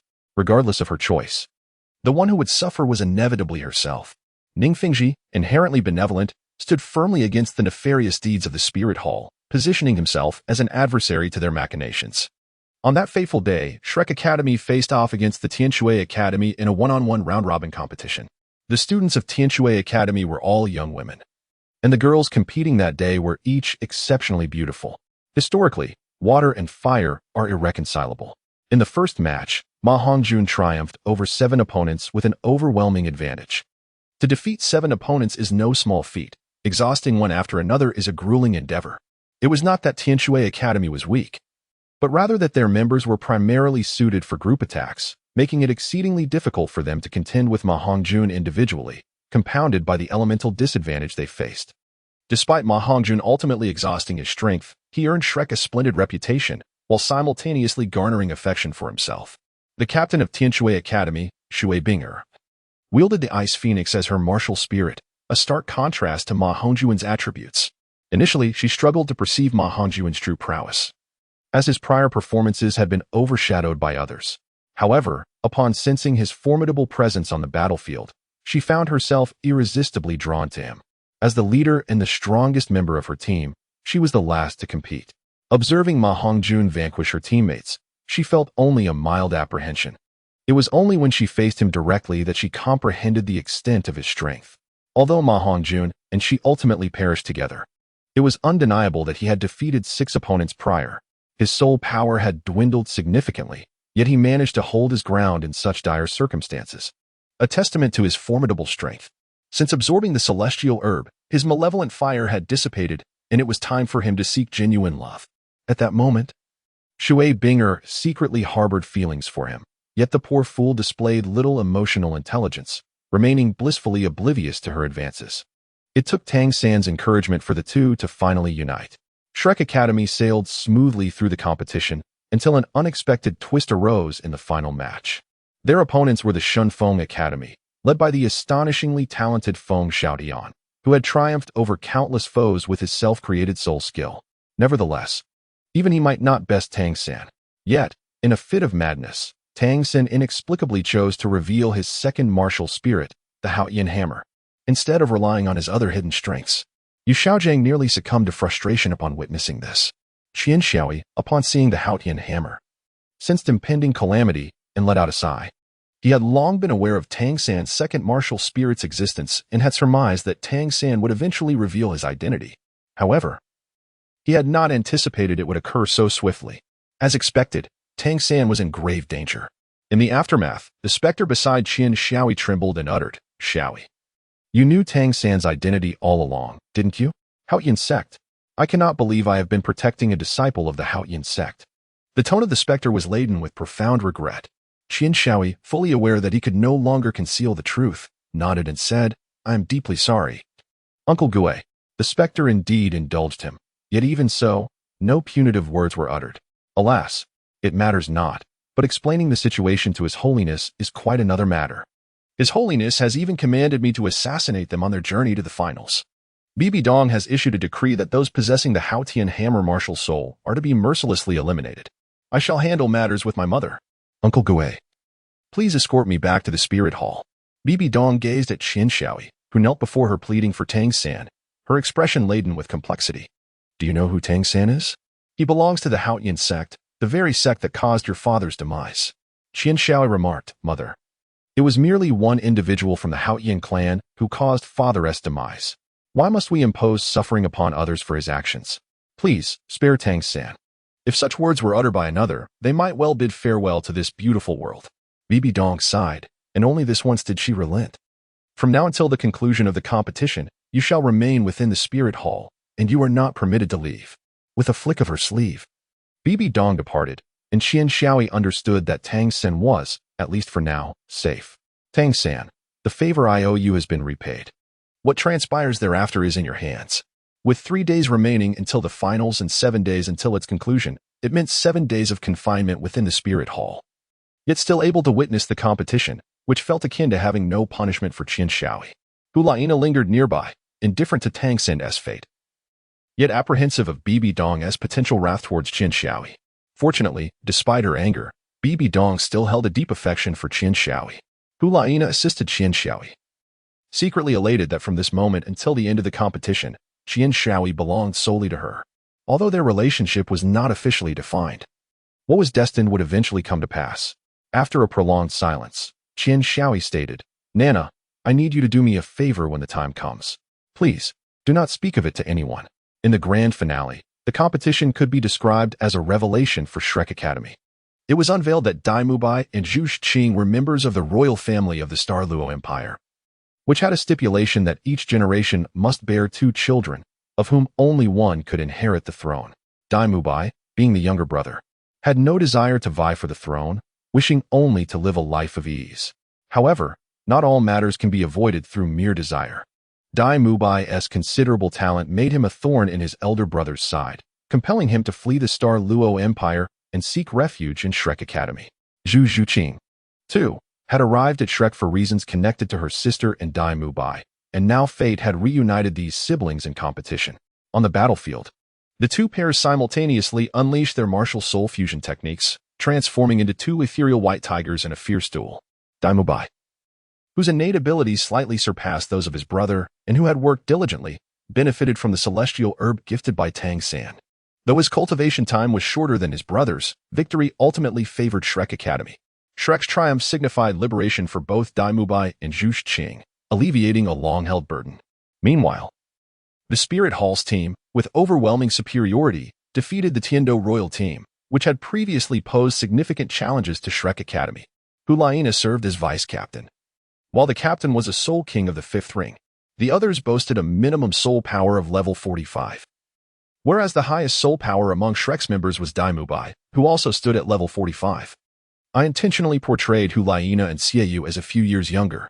In the corner, Qian Shaoi sat with a smile, murmuring, "At last, there is something to behold. I wonder if Nana's martial soul fusion skill can surpass Tang San and his companions." As the competition commenced, the announcement of the final battle in the Continental Advanced Soul Master Academy Elite Competition was made, and the Cardinal swiftly retreated, clearing the arena. Surprisingly, it was not the captain at the forefront of the Spirit Hall Academy team who made the first move, but rather Hulaina, with a graceful shift. She appeared at the forefront in an instant. A faint smile graced her lips, and as her martial soul was unleashed, her beauty seemed to radiate even more. Complemented by the emergence of a fluffy tail from her back, a delicate rosy glow enveloped her, and her eyes sparkled with an enchanting allure that irresistibly drew the gaze of onlookers. Qian Shaoi was momentarily taken aback, pressing her forehead and murmuring about the enchantress. However, Hulaina was somewhat astonished that, despite her alluring charm, the Shrek 7 monsters remained unaffected, apart from Tang San and Xiao Wu. The other 5 swiftly closed their eyes and plugged their ears, completely isolating themselves from both sight and sound. No matter how potent the charm, it must inevitably engage one of the 6 senses: sight, hearing, taste, smell, or touch. At this moment, Hulaina could only influence the Shrek 7 monsters through their visual and auditory senses, and their calm demeanor undeniably diminished the efficacy of her enchantment. 2 beams of golden light simultaneously shot forth from the staff of a support-type soul master of the Spirit Hall Academy team, shimmering brilliantly as they rapidly melded into the bodies of Xiaoyu and Hulaina. A crimson light curtain suddenly materialized and expanded, enveloping both Xiaoyu and Hulaina at the instant of their collision. Concurrently, that crimson glow erupted, akin to the expansion of a luminous sphere, encompassing nearly half of the arena. The Shrek 7 monsters were entirely shrouded within it, while Tang San remained 13 meters away. Unlike the previous occasion, the red light curtain did not require time to amplify. With the aid of his companions, the brilliance surged to its optimal state in an instant, triggering the martial soul fusion technique of Xiaoyu and Hulaina, demonic charm. Daimobai and Zhu Shuqing also unleashed their martial soul fusion technique, the Nether White Tiger. At the moment of their contact, both were taken aback. Was this the power of soul shock? Could it be attributed to Xiaoi? Hulaina remained silent. This was indeed a technique taught to her by Qian Shaoi, though few were aware that Qian Shaoi was, in fact, Xiaoi. It must be said that Shrek's secrecy was impeccable, as they had concealed 2 trump cards, Oscar and Ning Rongrong, whose support proved indispensable, instantly elevating Shrek's overall strength to a significant level despite their average prowess being relatively low. Tang San, utilizing hidden weapons and external soul bones, restrained the Soul King, while demonic charm was held at bay by the Nether White Tiger. Xiao Wu and Ma Hongjun maneuvered deftly. The disparity between a Soul King and a Soul Zone was substantial. It wasn't long before Tang San began to feel fatigued, his soul power nearly depleted. Often, it is during such moments of exhaustion that opponents are most prone to carelessness, presenting an opportunity for victory. Tang San intentionally took a hit, executing his exquisite technique, Batwing Rebirth, at the moment his opponent relaxed. The dispersed attacks struck multiple foes. While one was defended against, the others could not be thwarted. The hidden weapons collided and refracted in the air, ultimately piercing through when the enemy let their guard down. Tang San's concealed weapons were toxic, compelling the Spirit Hall to concede defeat. Shrek Academy emerged as champions. The reward for their victory consisted of 3 soul bones, personally allocated by Yu Xiaojing, the rapid movement wind chase left leg, most suitable for agile attack-type soul masters, undoubtedly belonging to Zhu Qing. As for the explosive burning flame right arm, best suited for powerful attack-type fire soul masters, it was designated for Ma Hongjun. Regarding the wisdom skull that embodies the essence of mental concentration, at this juncture, the master paused, his gaze shifting towards Tang San and Ning Rongrong. At this moment, both of their eyes were evidently fixated upon the skull. The manifestation of mental concentration held significance for both Tang San and Ning Rongrong. Although Tang San was not primarily a spirit master of mental prowess, he possessed the extraordinary ability of the purple extreme magic eyes and was inherently a control-type spirit master. Thus, the advantages of the wisdom skull for his future were self-evident. Moreover, among the 3 spirit bones, this particular one was undeniably the most precious. Tang San raised his gaze towards Ning Rongrong, quietly sighing inwardly, and spoke, "I cannot relinquish it." Ning Rongrong suddenly exclaimed, Third brother, it rightfully belongs to you. You have sacrificed so much for this final championship. Our seven treasures glazed sect will not lack in spirit bones. You should accept it. With it, your team's spirit will truly be worthy of its name. Besides, I have already received a spirit bone from Xiao Yi, which is even more suited to me. Yu Xiaojiang, somewhat uncertain, inquired, really? Such a precious item as a spirit bone can simply be given away? Ning Rongrong nodded affirmatively. If you do not believe me, just ask Xiao Yi. Upon mentioning Xiao Yi, Dai Mubai and Zhu Zhuqing recalled the spirit shock he utilized during the competition, and they had surmised his identity. Yet they wisely chose to remain silent. If this were indeed the case, Xiao Yi certainly did not lack for spirit bones. Chapter 76. Identity. As the conclusion approached, one must not grow complacent. Just as Shrek was about to exit the stage, Xiao Wu, in her exuberance, flailed her arms joyously, inadvertently dropping a miraculous herb from her embrace. This herb bore a single blossom, named Heartbreak Red, a token of love gifted to her by Tang San, symbolizing their affection. Subsequently, all the titled Douluos present turned their gaze towards Xiao Wu, momentarily stunned, their eyes greedily fixated on her and the flower she hastily retrieved. The others remained unperturbed, continuing their light-hearted banter. Yue Guan and Ghost Douluo exchanged glances, exhaling a sigh. Long ago, when they had ventured to Shrek Academy to protect Qian Xiaoyi, they had uncovered Xiao Wu's true identity. However, they understood Qian Xiaoyi's character would undoubtedly safeguard Xiao Wu, which dissuaded them from any thoughts of capturing her. Yet, ultimately, one cannot conceal the fire with mere paper. Qian Xiaoyi, perplexed, furrowed her brow, sensing an impending event that stirred her unease. At that moment, the Pope commanded, Elders Ghost Douluo and Chrysanthemum Douluo, seize that girl. With a swift gesture, Bibi Dong pointed directly at Xiao Wu. Instantly, shock rippled through the crowd. Tang San instinctively positioned himself in front of Xiao Wu, with the rest of the Shrek 7 monsters rallying alongside him. Yu Xiaojiang, wearing an expression of astonishment, exclaimed, Your Holiness, what do you mean by this? Ghost Douluo and Chrysanthemum Douluo exchanged resigned smiles, but just as they were about to act, Ning Fengji quickly interposed himself before them. Your Holiness, shouldn't we clarify matters first? Bibi Dong's voice was grave as she replied, Do you wish to know why? Then why not inquire of that young lady? If she is merely a student of Shrek Academy, what reason would I have to detain her? However, if she is a soul beast transformed into human form, I would have ample justification to apprehend her. What did you say? Yu Xiaojiang gasped, abruptly turning to look at Xiao Wu. The Shrek 7 monsters, including Qian Xiaoyi, displayed expressions of profound horror, save for Tang San. The implication that a soul beast could take on human form suggested a singular circumstance, that this soul beast had surpassed 100,000 years of cultivation. Soul beasts at this level can choose to transform into humans, yet they still retain their beastly essence. Only upon reaching the rank of Soul Emperor can they truly become human. Transformed soul beasts possess innate soul power and can progress rapidly, given sufficient time. It is inevitable they will become titled Douluo. Moreover, their first 6 soul rings do not require hunting other soul beasts but are generated automatically. However, few soul beasts desire to transform into humans due to the perilous nature of the process. Their bodies still harbor beastly genes, leading to the generation of soul rings and bones. The fate of a 100,000-year soul beast that has not yet attained the rank of soul sage is all too predictable. At this moment, Xiao Wu appeared remarkably composed, betraying no hint of panic under the weight of the gazes upon her. Her delicate visage bore a cool demeanor. I see as she regarded Pope Bibi Dong. The atmosphere was thick with silence, as the Shrek 7 monsters stood resolutely beside Xiao Wu, proclaiming in unison, Together in life and death. Flinder struck Ma Hongjun on the head with vigor, exclaiming, What nonsense! I'm still alive, why the hurry to perish? Initially, Flinder had felt fear. Yet he soon found solace. Death is indeed terrifying, a notion he had long held. However, retreating at this critical juncture would be an even greater horror for him. Your Holiness, Chrysanthemum diligently reminded the somewhat dazed Pope, awaiting her command, especially since one among them held the Elder's token. Bibi Dong emerged from her stupor, her eyes reflecting a complex array of emotions. Taking a deep breath, her gaze sharpened, and she issued a sudden decree. Seize them. Show no mercy to those who resist. Just as Ghost Douluo and Chrysanthemum Douluo were about to act, a voice rang out, Stop immediately.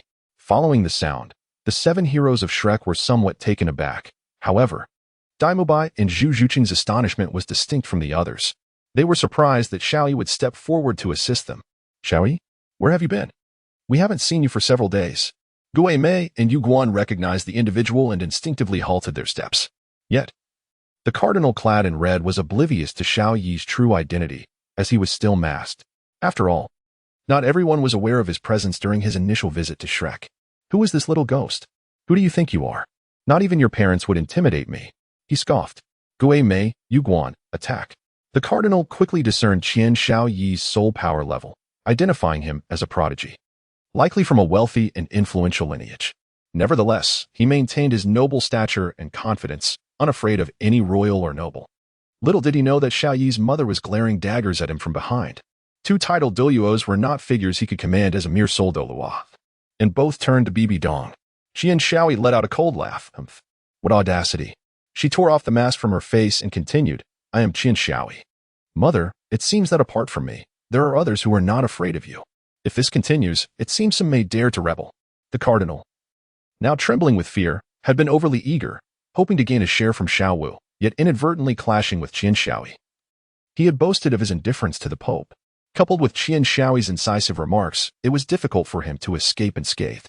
At Shrek Academy, astonishment swept through the crowd. Xiaoyi? Qian Xiaoyi? The Sword of Judgment? So it is. Qian Xiaoyi? The Pope's son? Is he an enemy? That seems unlikely. Given he is assisting us, trust him. While others remained relatively unfazed, the situation was most complex for Tang San and Xiao Wu. Both bore deep-seated grievances against the Spirit Hall, yet their closest friend turned out to be the offspring of their adversary, leaving them at a loss. I am sorry for deceiving you for so long. As you can see, Xiaoyi is indeed Qian Xiaoyi. That is merely my alias. Chapter 77.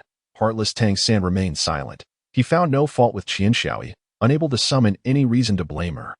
The only explanation that resonated was that Qian Xiaoyi was the Pope's son. Dai Bai patted him on the shoulder. Brother, let go of those useless thoughts. We do not blame you for not stepping forward. However, the fact that you could means you are our true brother. He harbored some suspicions, now confirmed. Yet he felt a surprising calm rather than exhilaration.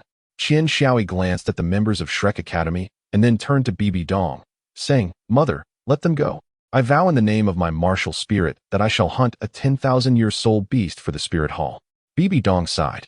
Soul beasts are the adversaries of humanity, and your words carry weight. Qian Xiaoyi remarked, Mother, soul beasts are indeed adversaries, but Xiao Wu is human now. In truth, many are aware of Bibi Dong's intentions, which merely revolve around preserving the 100,000-year soul beast for her offspring or disciples. For Bibi Dong, who possesses twin martial souls, soul rings hold little significance and are not of paramount importance. Xiaoyi understands this well, yet he remains resolute against it. This time, Bibi Dong did not indulge Xiaoyi. Issuing a command, Pope, you are granted an opportunity to atone. Restrain the young master. Gui Mei and Yu Guan capture them. Concurrently, Bibi Dong revealed her soul rings, 2 yellow, 2 purple for black, and a crimson ring, signifying her rank as the foremost soul master on the Soul Master Dream ranking. Gui Mei and Yu Guan, 2 titled Douluos, charged towards Tang San's companion, Xiao Wu. The defenses of the Golden Iron Triangle appeared as fragile as paper before the might of the 2 titled Douluos. How dare you harm my son? Begone! Just as the 2 titled Douluos were about to succeed, a deep, resonant voice filled the skies with an aura of dominance. Tang Hao. Bibi Dong's expression grew grave. Tang Hao's innate talent was formidable, and with the Haotian hammer, the strongest weapon martial soul in the continent, even she would retreat. A middle-aged man, seemingly in his 50s, wielded a massive hammer and bore 9 soul rings, the last of which was also a 100,000-year ring. Despite the similarity in soul rings, Bibi Dong could not match the imposing presence of Tang Hao. Someone approaches. Sensing a powerful aura, Tang Hao hesitated. His aim was not to fight, but to rescue. He lifted Tang San and Xiao Wu into the air. Aware that she was no match for him, Bibi Dong refrained from pursuit and venomously remarked, Tang Hao, you cannot protect them forever. Though Tang Hao had already departed, his voice lingered. Hey, Bibi Dong, do not forget, you cannot protect your child either. What a formidable threat. Dare to touch my son, and fear for your own. The challenge echoed, Come, let us inflict harm upon one another. Bibi Dong glared at Qian Xiaoyi, her teeth clenched. This competition had cost her 3 soul bones and left her threatened. Such indignities were intolerable for one accustomed to power. Bibi Dong had little inclination to confront Shrek Academy. Doing so would inevitably breed suspicion. After all, the champions were not from the Spirit Hall. Targeting them would lead the populace to believe that the Spirit Hall could not bear defeat. As the tournament concluded, she cautioned Xiaoyi as a member of the Spirit Hall. You must distance yourself from Shrek Academy. Otherwise, it will not bode well for you or them. Xiaoyi lowered her head, and I realized what must be done. Ever since Shrek Academy achieved its championship, it has garnered immense fame, attracting a multitude of pretentious individuals eager to enroll. Yet, Master Flandra remains steadfast in his principles, opting for quality over quantity, only accepting true talents. Amidst the throngs of applicants, a few exceptional individuals might emerge, but they will inevitably pale in comparison to the original 7 monsters. Flandra, contemplating this, found solace in the thought that if such extraordinary beings appeared annually, the Douluo continent would cease to be what it is, and would instead be aptly named the continent of monsters. When Xiaoyi arrived, Shrek was in the midst of celebrating their championship victory. Naturally, he had received an invitation as well, and it appeared that his affiliation with the Spirit Hall did not diminish their warmth towards him. Upon his arrival, the joyous atmosphere remained undiminished. Despite the presence of someone from the Spirit Hall, everyone was present, with the exception of Tang San and Xiao Wu, including Ma Hongjuan's girlfriend, Shui Binger, whom he had met during the competition.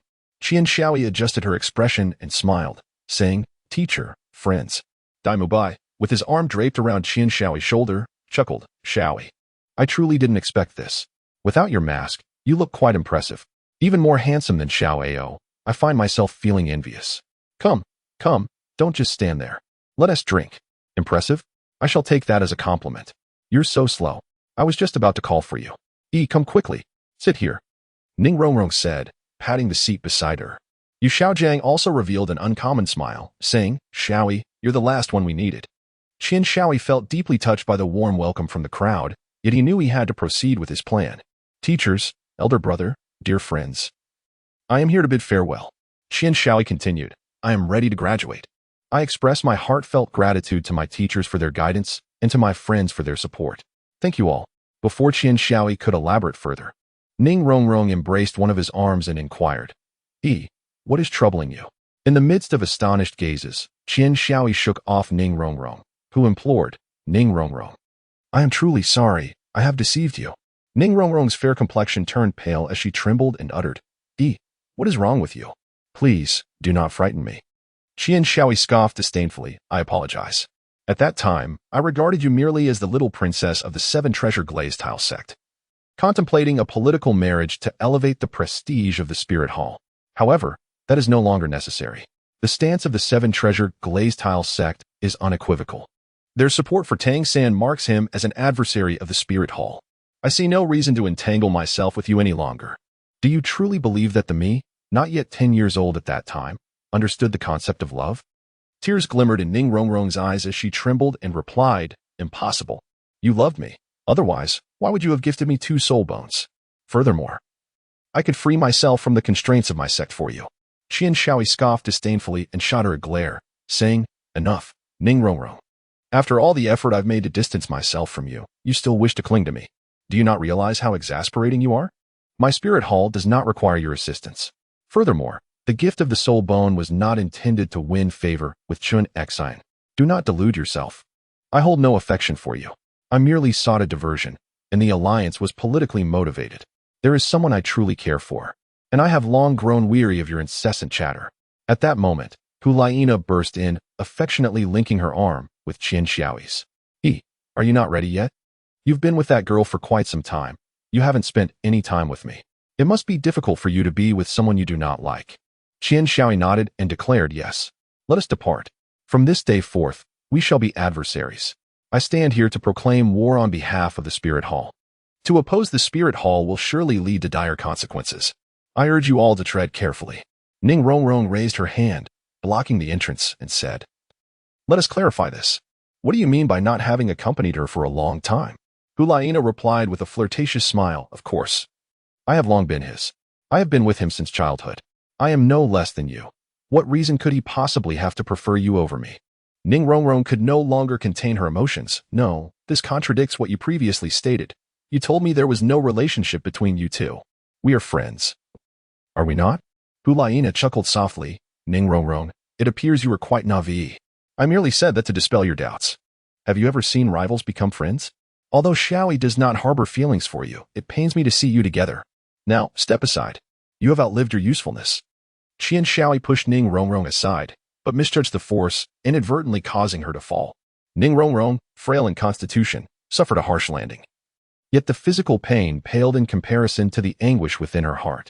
Tears flowed uncontrollably as she weakly knelt upon the cold ground.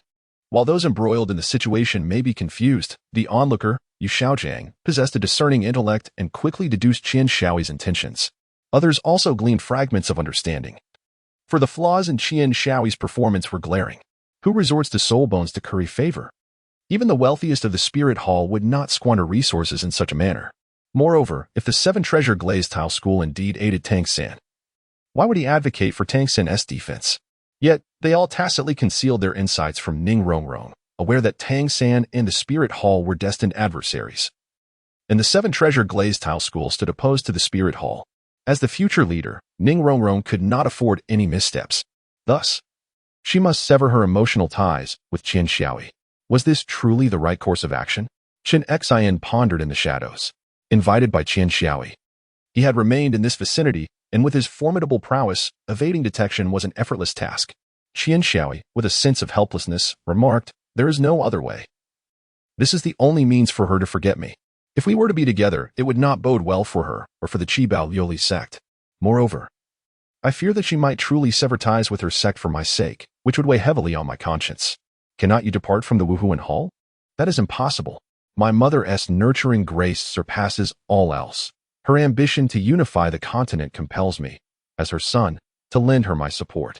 Master, please assist me in persuading Rongrong to relinquish her feelings." With that, Qian Xiaoyi departed alongside Hu Liana. Chengxin observed Qian Xiaoyi's retreating figure and softly murmured, "Alas, with her temperament, how could that girl ever forget you? She must resent you deeply. Yet, perhaps this is for the best. Rongrong may undergo some transformation." Chapter 78. Resentment. As the members of Shrek Academy offered their consolation to the emotionally numb Ning Rongrong, Qian Xiaoyi and Hu Liana made their way back to the Wuhuan Hall. Upon reaching Bibi Dong, he expressed, "Mother, the competition has concluded. I wish to venture outside." Bibi Dong regarded her son, who appeared somewhat despondent, with a complex gaze. Her ambition to unify the continent placed her in direct opposition to the Houghton sect, with Tang Hao as her foremost adversary. In fact, she scarcely regarded the two great empires as threats. Yet now, she sensed formidable pressure emanating from Tang San, whose prowess rivaled that of Tang Hao in his prime, positioning him as a significant obstacle to her aspirations. However, Tang San was also a friend of Qian Xiaoyi, leaving Bibi Dong at a loss for words. "Outside? Where to?" Qian Xiaoyi stated, "It is merely a matter of taking a stroll to clear my mind. There is no need for anyone to accompany me."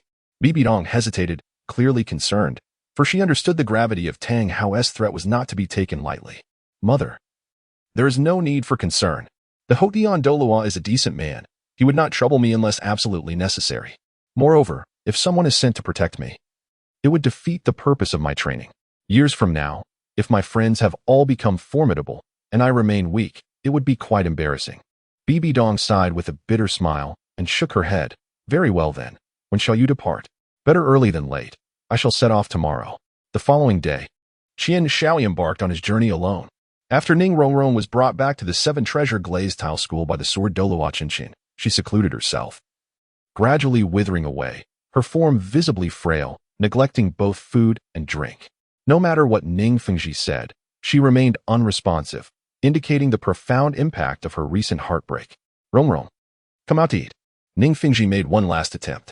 Silence reigned within. Chengxin placed a reassuring hand on Ning Fengji's shoulder, indicating he would take over the conversation. Standing outside the door, Chengxin called, "Rongrong, you have not eaten for an entire day. According to Grandfather Jian, someone like Qian Xiaoyi is not worth your distress.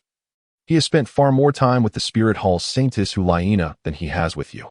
He has merely deceived you." Upon hearing this, tears streamed down Ning Rongrong's face as she murmured, "He would never deceive me." Despite her words, memories of Qian Xiaoyi's gaze filled with disdain haunted her, echoing the sound of her heart shattering. Seeing Ning Rongrong remain obstinate, Chengxin recalled Qian Xiaoyi's earlier words. "Rongrong, I have been following Qian Xiaoyi from the start. Do you know what he has kept hidden from you? Every time he kisses you, he retreats to a secluded place to vomit. I refrained from telling you to spare you from heartache. But now, you must let go. Ning Rongrong stood frozen for a moment, then forced a pained smile, vomiting. So I have caused you such distress. You find me so detestable, do you? Very well, Qian Xiaoi, you have brought this upon yourself. Hypocritical scoundrel. And Hulaina as well, I foolishly regarded you as a friend. May you both suffer the consequences of your actions. Ning Rongrong paused, glancing at her right hand and slowly clenching her fist, continuing with resolve. Qian Xiaoi, you surely never anticipated this. The gift you bestowed upon me will become the most advantageous weapon in my pursuit of your demise. To prevent you from deceiving others, your life shall be forfeit. What I cannot possess, no one else shall have. Ning Rongrong's words were overheard in their entirety by Chun Xian outside the door, eliciting a mix of emotions within him. He felt joy that Ning Rongrong had finally found her motivation, yet he was troubled by the murderous intent she harbored towards Qian Xiaoi. However, he remained unconcerned. For Ning Rongrong, being a support-type spirit master, could scarcely pose a threat to Qian Xiaoi, even if she were to gain the upper hand. It was unlikely she would ever be able to strike him down. As Ning Rongrong exited the room, her eyes were filled with palpable hatred. Chun Xian, feeling a sense of dread, remarked, Rongrong, I believe your school Oscar is quite commendable. Do you require? His words were abruptly cut off by Ning Rongrong's icy interruption. No need. After she had distanced herself, Chun Xian sighed, reflecting, hatred, if it must be, is far preferable to severing ties with one's sect and becoming an enemy of the world. After all, the spirit hall embodies malevolence and ambition. Aligning oneself with them would undoubtedly lead to ruin, leaving only Xiaoi to suffer.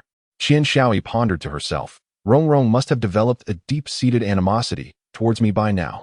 Yet, this is still insufficient. I must hasten to grow stronger. She then mused, but where am I exactly? How foolish of me to have neglected to bring a map. Qian Xiaoi has been journeying aimlessly for several days, fully aware that he is heading north, but oblivious to where fate will ultimately lead him. No matter the location, there will always be those who seek to provoke. Even if one takes a detour, evasion remains futile. As Qian Xiaoi pondered how to procure a map, an ominous laughter echoed around him. Heh, little brat, hand over your valuables. I might spare your life. A middle-aged man, with a lecherous visage and a lanky frame, wielded a knife, accompanied by 4 yellow soul rings that encircled him, exuding an air of arrogance.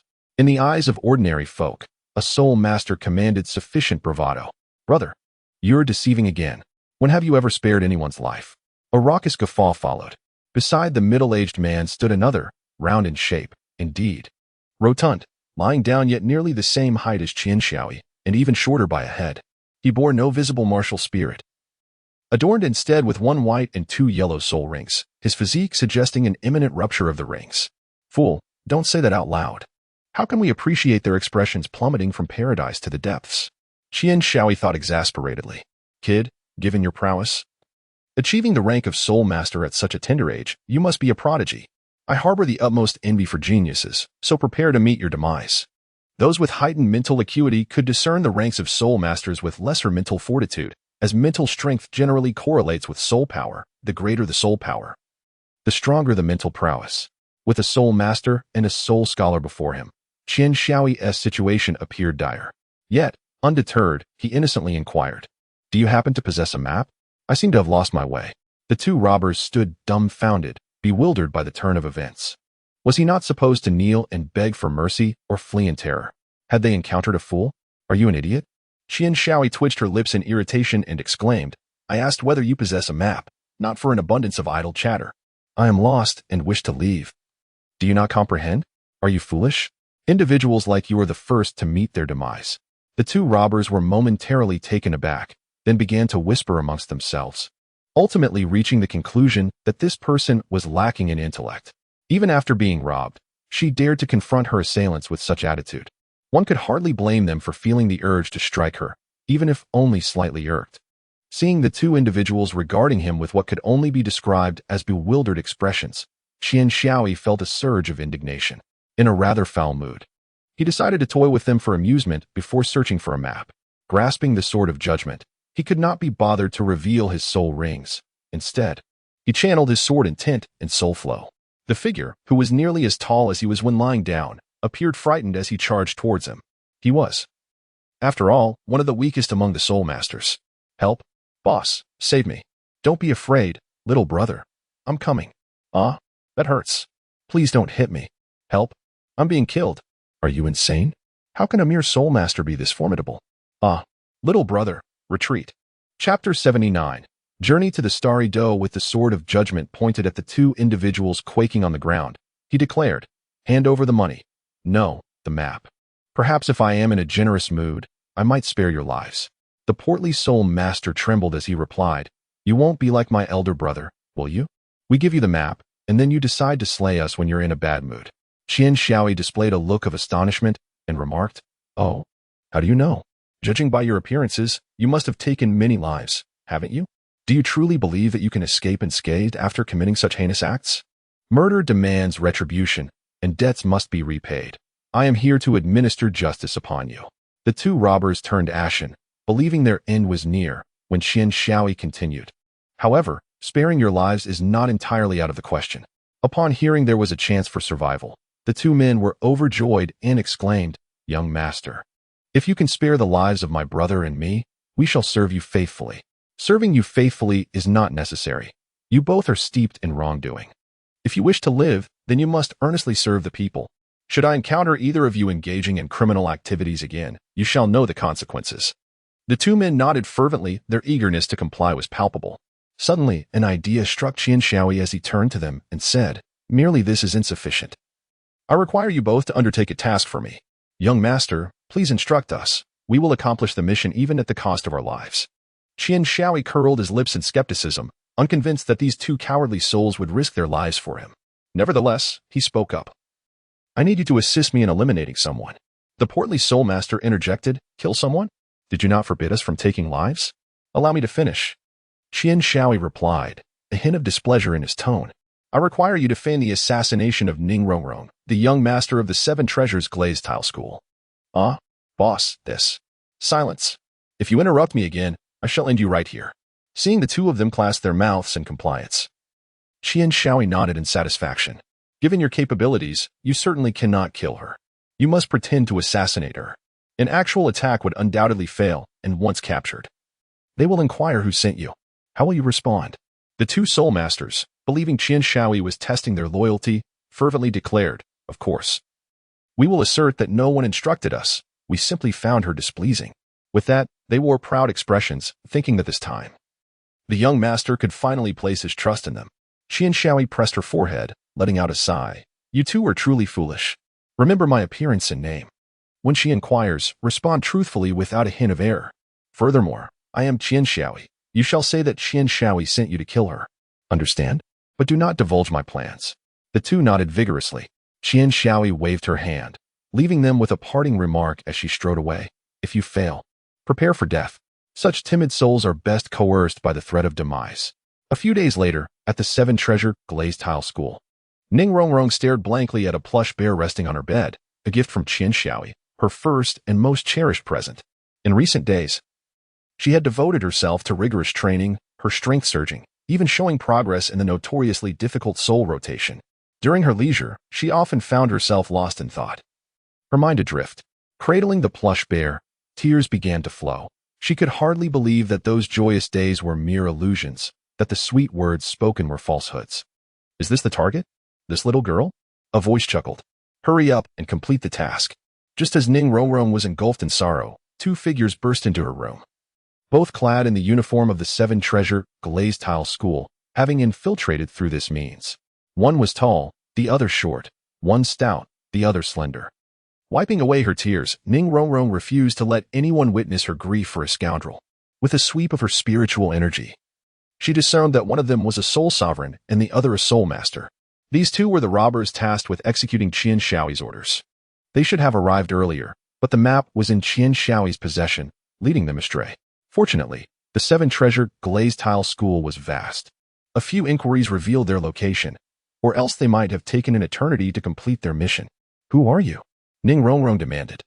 Do you dare to intrude upon the Seven Treasure Glazed Tile School? Are you tired of living? The slender one replied, we have no choice. The task must be completed. Little beauty, there's no escape for you. Ning Rongrong narrowed her eyes and suddenly laughed charmingly. You think to assassinate the young master of the Seven Treasure glazed tile school with your sole master prowess? Is your master a fool? Someone, apprehend them. Ning Rongrong was disinterested in them. Her curiosity lay in discovering who was foolish enough to send assassins after her, eager to provoke the 7-treasure glazed tile school. Big brother, there are so many people, and they are all experts, the stout soul master remarked. The slender soul master nodded in agreement with his observation. What do you intend to do? I assure you, I am formidable. Wait, don't come any closer. Help? Murder. The onlookers from the 7-treasure glazed tile school regarded the two with bemusement. As assassins, they were being subdued by the guards while crying for help. Quite amusing indeed. Ning Rongrong waved her hand, signaling everyone to halt, her aura exuding palpable danger. Who is your master? Speak, or else death shall be a luxury you cannot afford. The rotund man was engulfed in terror, his legs trembling uncontrollably. The slender man, witnessing this, confessed truthfully. It was just as Qian Xiaoyi had not finished speaking when Ning Rongrong excitedly interjected. You lying. Your master is fully aware that you cannot complete the task it still sent you here. You are clearly attempting to frame Qian Xiaoyi. Moreover, if he truly wished to kill me, why wouldn't he come himself? The slender man, drenched in cold sweat, stammered. It is true. Young Master S. Martial Soul is the sword of judgment, and he is quite handsome. He instructed us to act only because he deemed killing you beneath him. Every word I speak is the truth. I also possess a handwritten letter from the young master detailing our mission. With that, he produced a piece of paper embossed with the emblem of the Spirit Hall. Upon seeing this paper, Ning Rongrong was already half convinced. As she opened it, she confirmed it was indeed in Qian Xiaoyi's handwriting. Her vision dimmed, and she nearly fainted, only prevented from collapsing by the support of a household servant. The letter read, I have long despised the young master of the 7-treasure glazed tile sect, yet I do not wish to sully my hands. I hereby commission you two to assassinate him. A substantial reward awaits upon successful completion. Ning Rongrong sank helplessly to the ground, weeping uncontrollably while simultaneously laughing maniacally. Qian Xiaoyi. How utterly heartless you are. I could endure your insults and blows, but to think you would seek to end my life? Have you ever harbored any feelings for me? With your wisdom, you chose these two to carry out your deadly intent. Are you so eager for my demise? Just how much do you detest me? Qian Xiaoyi. If you lack compassion, do not blame me for being ungrateful. I refuse to fulfill your wishes. Not only will I live, but I shall ensure you lose everything. Do you not despise me? One day, I will bind you to my side, and you will be forced to witness my life. Miss. How should we deal with them? One of the men pointed at the two assailants. Ning Rongrong glanced at them and said, Let them go. They are of no use. It was only then that the two assailants realized they were merely pawns in a game with no value. It made sense why the young master had declared their mission utterly safe.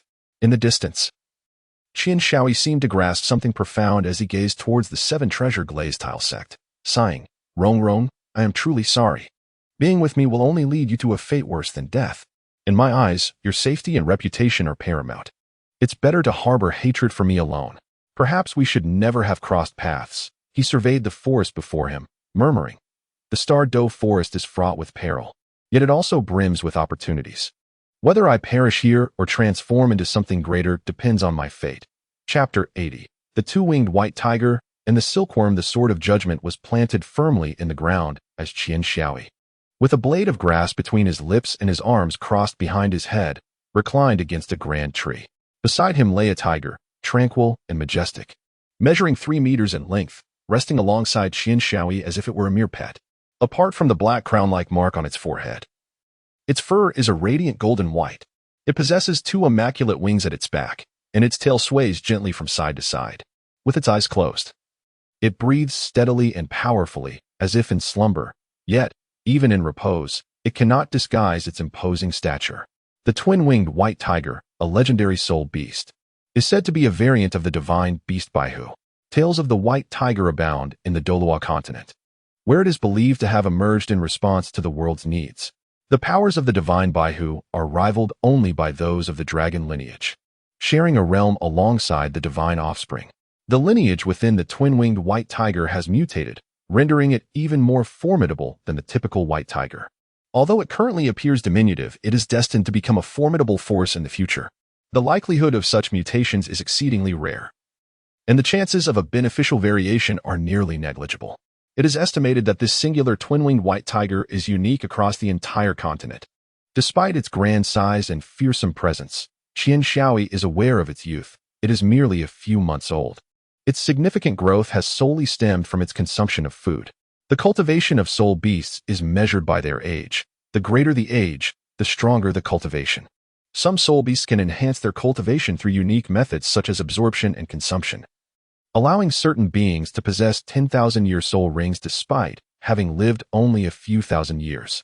However, cultivation does not solely equate to strength. It is also influenced by lineage. The more noble the lineage, the greater the strength. For instance, a 1,000-year dark golden terrorclaw bear can contend with an ordinary 10,000-year soul beast. Upon his arrival in the starry forest, Qian Shaoi was acutely aware of the necessity for caution.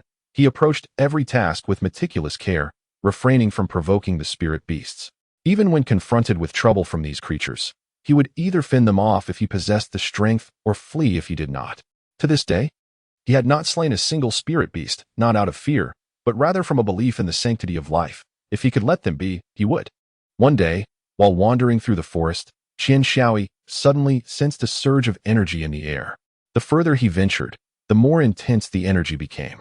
Though he heightened his vigilance, curiosity compelled him to investigate further.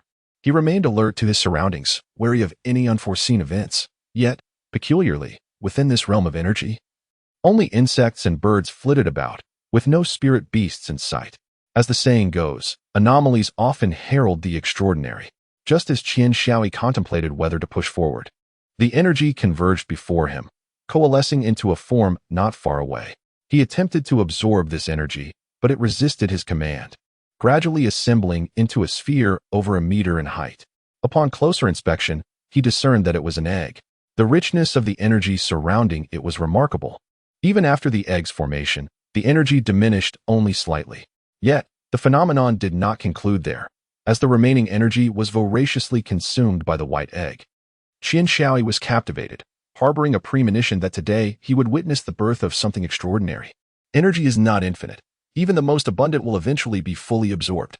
Just as the last remnants of energy were consumed, a column of platinum light descended from the heavens, striking the egg and simultaneously sending shockwaves outward. Caught off guard, Qian Shaoi was unceremoniously propelled away. Upon closer inspection, perhaps influenced by that radiant beam, he noticed the white egg was now covered in cracks, as if something within was yearning to break free. At last, the shell shattered, revealing a pair of pristine white wings, followed by the emergence of a small white tiger's body. In that fleeting moment, Qian Shaoi recalled an ancient tome that chronicled various mythical beasts, which mentioned the white tiger and its peculiar transformation. Unlike the ordinary white tiger, this one possessed an additional pair of wings. Before him stood this remarkable creature, born of destiny, adorned with dual wings and shimmering platinum fur. Qian Shaoi dared to conjecture that it was the winged white tiger, a mutated variant of the divine white tiger. Perhaps it was that very beam of light that instigated this extraordinary transformation of the white tiger. The winged white tiger rose to its feet, displaying no signs of weakness despite its recent birth. Its limbs were strong, and its large blue eyes blinked adorably. As it surveyed its surroundings and spotted Qian Shaoi approaching unsteadily, it leaped with excitement, landing directly on his shoulders. Qian Shaoi, already weakened by the turbulent winds, found it difficult to endure the sudden descent of the winged white tiger. As he was knocked to the ground, a chill ran down his spine when the tiger opened its mouth. Just as he was about to defend himself, the winged white tiger extended its tongue and gently licked his face, nuzzling against him affectionately. Realizing that the tiger bore no ill intentions and was remarkably friendly, Qian Shaoi summoned his courage and stroked the little white tiger's head, prompting it to display a look of pure enjoyment. Before long, the winged white tiger stood before him, its expression one of poignant vulnerability, as it pointed towards its belly and licked its lips.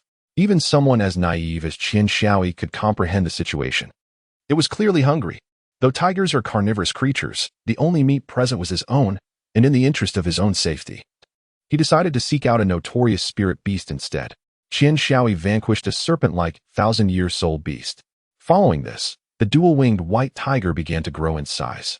Qian Shaoi distinctly perceived the steady advancement of the white tiger's cultivation, which had transitioned from its nascent state to possessing a decade's worth of prowess.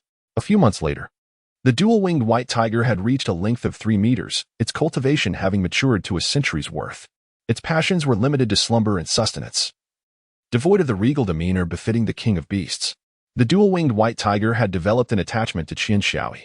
Typically, soul beasts attain a modicum of intellect after a millennium, gain a deeper understanding of human emotions after 10 millennia, and become scarcely distinguishable from humans at the 100,000-year mark.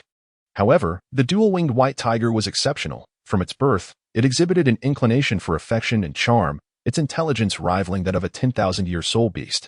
Qian Xiaoyi's greatest delight was to perch upon the back of the twin-winged white tiger, treating it as a noble steed. As they rested, the majestic creature slowly opened its eyes, casting a vigilant gaze into the depths of the starry forest. Observing its demeanor, Qian Xiaoyi braced himself for battle. At long last, those rascals emerged, foolishly attempting to absorb Brother Tianming. How utterly misguided. With that thought barely departing his lips, a shadow began to materialize from the thicket ahead, and Qian Xiaoyi felt the temperature drop palpably. Before him loomed a rotund head, plump and substantial, measuring over 1 meter in diameter. It writhed as it advanced from the forest's depths, revealing its immense size. This was a silkworm, stretching over 7 meters in length. Its skin shimmered with a radiant glow, and its golden eyes sparkled atop its head. Around its body, 10 golden stripes encircled it at intervals, from head to tail. Chapter 81. The Tianming Ice Silkworm. The colossal silkworm, though expressionless, was in turmoil upon spotting Qian Xiaoyi and the twin-winged white tiger. How could I have been so careless? In my haste to flee, I failed to notice these 2 creatures ahead. Am I to stumble from the jaws of one predator into the den of another? What does that winged tiger signify? Why is it drooling? Does it perceive me as sustenance? Yet, it appears formidable, though merely a century old. How liberating. The twin-winged white tiger fixated on the corpulent insect, saliva trickling from its mouth as it licked its lips, throat rumbling with hunger. It yearned to devour the creature immediately. However, Qian Xiaoyi did not share Xiaobai's reckless abandon. Judging by the earlier sounds, it was likely this creature that had spoken. Soul beasts capable of human speech typically boasted over 100,000 years of cultivation. 100,000-year soul beast could rival a tidal Douluo, and due to their innate advantages, even a tidal Douluo might not be a match. Xiaobai, be cautious. This creature is likely a 100,000-year soul beast. Xiaobai was the name Qian Xiaoyi had given to the twin-winged white tiger, devoid of any deeper significance, merely a moniker inspired by Flinder's reference to Daimubai as Xiaobai. Though Xiaobai could not yet speak, comprehending human language posed no challenge. However, understanding and responding were 2 distinct matters. Xiaobai remained undeterred, gazing languidly at the large, fleshy worm. The silkworm, feeling discontent, regarded Qian Xiaoyi and the century-old Xiaobai with disdain. Allow me to introduce myself. I am the embodiment of heroism and chivalry, the paragon of wisdom and beauty, the supreme soul beast, the Tianming Ice Silkworm, a peerless powerhouse, cultivated for 1,000,000 years, holding the record for the longest lifespan on Douluo continent. You may call me Brother Tianming. 1,000,000 years? Who are you trying to deceive? In truth, even 100,000-year soul beast would overshadow your presence. Qian Xiaoyi wore an expression of disbelief, while Xiaobai appeared utterly exhilarated, as if the strength of the heavenly dream ice silkworm only served to heighten his enthusiasm. Dismiss disbelief if you must, but beware of that little tiger over there. Should you gaze at me with such an expression again, I shall not hesitate to end you. The heavenly dream ice silkworm declared fiercely. Xiaobai, with an adorably naive blink, let out a few roars before defiantly locking eyes with the heavenly dream ice silkworm. After all, the heavenly dream ice silkworm was a soul beast of 1,000,000 years, and it would not take kindly to being provoked by a mere century-old soul beast. Oh dear, little white tiger, do you take me for a mere insect in the absence of my might? Watch as I obliterate you. With that, the temperature around the heavenly dream ice silkworm plummeted sharply, prompting Qian Xiaoyi to summon his soul power to shield both Xiaobai and himself from the biting cold. The heavenly dream ice silkworm snorted disdainfully, realizing that not all humans were driven solely by greed. However, in a flash, a beam of icy light darted forward, striking Xiaobai. In an instant, all of Xiaobai's movements froze, his exterior gradually encased in frost, until he was transformed into an exquisite ice sculpture. Xiaobai. Qian Xiaoyi glared furiously. During this period, he and Xiaobai had formed an inseparable bond, becoming the best of friends. At times, Xiaobai even regarded him as a maternal figure. Though it was somewhat awkward, Qian Shaoi vowed that should Xiaobai ever find himself in peril, he would not stand idly by. You fat worm, I will end you. The Tianming ice silkworm sensed the murderous intent, its expression growing grave. Just as the conflict was on the verge of erupting, a shattering sound resonated. And the layers of ice encasing Xiaobai began to fall away. Xiaobai regained his mobility and let out a series of roars directed at the Tianming ice silkworm. The Tianming ice silkworm's mind went blank as it pondered. When did a century-old spirit beast become this formidable? After all, I am a million-year spirit beast. There is a disparity of at least 10,000 times. The Tianming ice silkworm excelled in mental prowess, and sensing something amiss, it employed its mental energy to probe Xiaobai. The moment its mental energy made contact with Xiaobai, the Tianming ice silkworm's expression shifted dramatically, murmuring, "How is this possible? This aura is far superior to mine, even surpassing that of Bing Bing by several magnitudes. No, Bing Bing cannot even compare. How can a being of such caliber, destined to be a king, coexist with a human?" When Qian Shaoi utilized his mental strength with the celestial dream ice silkworm, he immediately discerned its formidable power. Despite his own mental prowess being prominent even within the soul sect, here, it felt as inconsequential as a raindrop in an ocean. Who exactly are you? Qian Shaoi began to believe that the celestial dream ice silkworm might indeed be a million-year soul beast. The ice silkworm's demeanor softened somewhat as it replied, "I was once an ordinary ice silkworm soul beast, not born in the Douluo forest but in the frigid northern reaches of the continent. We ice silkworms are naturally dual attribute soul beasts, embodying both mental and ice properties. However, our combat capability is severely hampered by our speed, categorizing us merely as average soul beasts. Additionally, we have natural enemies, and very few of my kin managed to cultivate for over 10,000 years. I, however, am an exception. Perhaps it is divine favor. I have lived for 1,000,000 years simply by eating and sleeping. Yet, I cannot fight. My strength pales in comparison to a 10,000-year soul beast, rendering me a mere delicacy for others. Nevertheless, I managed to escape. Little brother, might you lend me a hand?" "So, you are that weak." Qian Shaoi scoffed, and even the nearby Xiaobai cast a look of disdain. "I merely harbor good intentions and prefer not to engage in combat. Otherwise, they certainly would not survive until the morrow." Let us just say that that's the case." "What do you mean by let us just say that that's the case? I am indeed quite formidable."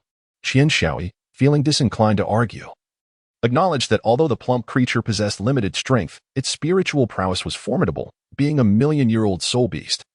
Even its modest abilities were beyond the capabilities of both herself and Xiaobai at present. "Hey, Rotund Worm, what are your plans? Will you continue to flee?" Qian Shaoi inquired. The heavenly dream ice silkworm shook its head, replying, "I have been in flight for several millennia. I am weary and in need of slumber. Moreover, you should refer to me as Brother Tianming.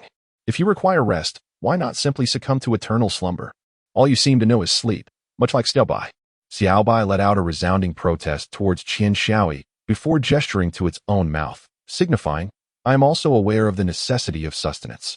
Qian Shaoi cast a glance at the ineffectual fellow and inquired, "Tianming, where do you intend to rest?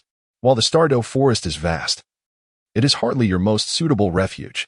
Tianming blinked and shook its head in response, stating, "You are correct. However, should I venture beyond the Douluo forest, I would be discovered almost instantly.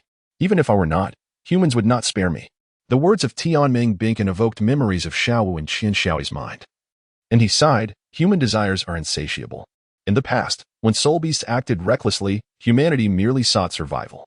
Now, in their quest for strength, they hunt soul beasts, leaving even less space for their existence in the future." Tianming blinked and nodded in agreement and remarked, "It seems your perception is quite astute. You speak the truth. Humanity progresses at an alarming rate, and it remains uncertain whether soul beasts will endure in the future. Young one, you are the first human I do not find detestable." Qian Shaoi chuckled softly. "Yet, you are not the first spirit beast I have fancied." Tianming blinked and paused for a moment, then burst into hearty laughter. "How intriguing. I do hope I am not the last spirit beast you come to adore." Chapter 82. Snow Cold City. On another note, even if you choose to rest here, you ought to seek a secure location. The creatures capable of hunting you down are at least 100,000 years old. Do you possess the confidence to elude them? A hint of concern washed over Qian Shaoi at this juncture. Tianming blinked, however, exuded confidence as he replied, "Though my combat prowess may not be remarkable, I assure you, as long as I conceal myself, Even the divine cannot locate me. Qian Shaoi felt a stir in her heart and inquired, God? Tianming, do you truly believe in the existence of deities? In an instant, Tianming's demeanor shifted to one of seriousness as she replied with unwavering certainty, Indeed, they exist. You are still too weak at present, but when you stand atop the pinnacle of the continent, you will sense the reality of the divine realm. Just as the peak Douluos among humanity have already come to realize that the divine realm is indeed real. Once chosen by a divine heir, one can ascend to godhood. Almost all soul masters opt for this path to divinity, for the alternative is far too arduous. Qian Shaoi grasped the essence of the matter. The second path? What is it? Is there another way to attain divinity? Indeed, there exists an alternative method to achieve godhood, which is to create one's own divine position. However, given that it is a self-created endeavor, the difficulty is readily apparent. If one were to be favored by a divine heir, the probability of inheriting their divine position stands at 50%. Conversely, the likelihood of achieving godhood through the creation of one's own divine status is a mere 0.5%. When considering other factors, this probability diminishes even further. At this juncture, Tianming Binkin sighed. Originally, we spirit beasts had the potential to ascend to divinity. But ever since a silver light descended from the heavens tens of thousands of years ago, we have been unable to attain godhood. Even reaching 1,000,000 years of age is no longer sufficient. The only method to achieve divinity now is to transform into a human at the age of 100,000 years and, through exceptional talent and profound understanding of soul power, strive to reach the pinnacle of the continent, thereby attracting the attention of a divine heir. Yet, the risks involved are exceedingly great. Setting aside the question of whether one would even be noticed by a divine heir, the fact remains that humans would not spare us. Thus, the number of spirit beasts choosing to transform into humans is exceedingly scarce, as no one wishes to take such tremendous risks in pursuit of those elusive aspirations. Tianming Binkin then glanced at Qian Shaoi and remarked, By the way, I still do not know your name. Qian Shaoi smiled awkwardly, realizing that after all this conversation, she had yet to reveal her name. I am Qian Shaoi. Tianming, do you know what it takes to create a divine position? Tianming shook his head. I do not know, but to be honest, I do not believe you can create a divine position. It is exceedingly difficult. While a self-created divine position is far more powerful than an inherited one, the disparity in difficulty is equally vast. Qian Shaoi, undeterred, confidently remarked, The future? Who can say? Do you not believe that challenges are what make life intriguing? Tianming Ice Silkworm opened its mouth, only to let out a sigh in resignation. Truth be told, it harbored doubts about Qian Shaoi's potential for success, yet it hesitated to dampen his enthusiasm. Very well, I shall leave you to your pursuits. I am off to sleep now, and as for that little white creature, do not regard me with those eyes. I am not your meal. Qian Shaoi glanced back at Xiaobai, noticing its comical demeanor as it leered at the dream-eyed silkworm with a glint of mischief in its eyes, its limbs occasionally inching toward it. The dream-eyed silkworm excelled in mental prowess. However, its psychic abilities proved utterly ineffective against Xiaobai. Just moments ago, when it launched a mental assault, Xiaobai's mental ocean absorbed the attack like a sponge, not only disregarding the onslaught but also siphoning off a portion of its own psychic energy. Although mental energy can be replenished, it rendered the assault futile. If Xiaobai had not gained any advantage, it would not have regarded the creature with such a gaze. Seeing that Tianming Binkin was at a loss regarding Xiaobai, Qian Shaoi's courage grew bolder. Tianming, Xiaobai hasn't had a proper meal in days. I wonder if you could lend a hand. After all, you are a 1,000,000-year soul beast. Losing a piece of flesh wouldn't be fatal. Tianming Binkin retorted with a roar. I want to die, but it will hurt. How about I take a piece of your flesh instead to see what it feels like? Qian Shaoi smirked, patting Xiaobai. Go on, devour it, and let it chatter. Qian Shaoi discerned that Tianming Ice Silkworm was unable, or rather, unwilling to harm Xiaobai. Thus she felt liberated from any reservations. Qian Shaoi, you demon, help. Uncertain of how to articulate it, suffice it to say that amidst their playful scuffles, their bond grew closer. Qian Shaoi gazed at the ground, beneath which the celestial dream ice silkworm lay in slumber, while Xiaobai's expression was one of melancholy, for it had ultimately not tasted the delectable morsels it longed for. A year later, Qian Shaoi reclined languidly against Xiaobai, whose form had grown considerably, nearing a millennium in cultivation. Throughout this year, Qian Shaoi had not been idle. He had not only enhanced his survival skills in the wilderness but had also significantly enriched his combat experience. Most importantly, He had ascended to the rank of a soul master, having recently vanquished a 10,000-year soul beast, acquiring soul rings of yellow, blue, and black. Xiaobai, my initial plan has come to fruition. It is time to venture forth. Xiaobai growled softly, as if to express its discontent. Gently stroking Xiaobai's form, Qian Shaoi said, "You cannot accompany me. Until you possess absolute strength, do not leave the Douluo forest. The outside world is far too perilous for soul beasts like you. While danger lurks even within the forest, your abilities should suffice for self-preservation. Do not worry. I shall return, for there are matters I must clarify with her." Xiaobai gazed at Qian Shaoi with lingering reluctance before finally nodding and darting deeper into the forest. Until we meet again. Departing from the Douluo forest, he journeyed northward. Snowy Cold City stands as one of the northernmost cities in the Douluo continent, where even in the coldest of times, water freezes upon contact, a common occurrence.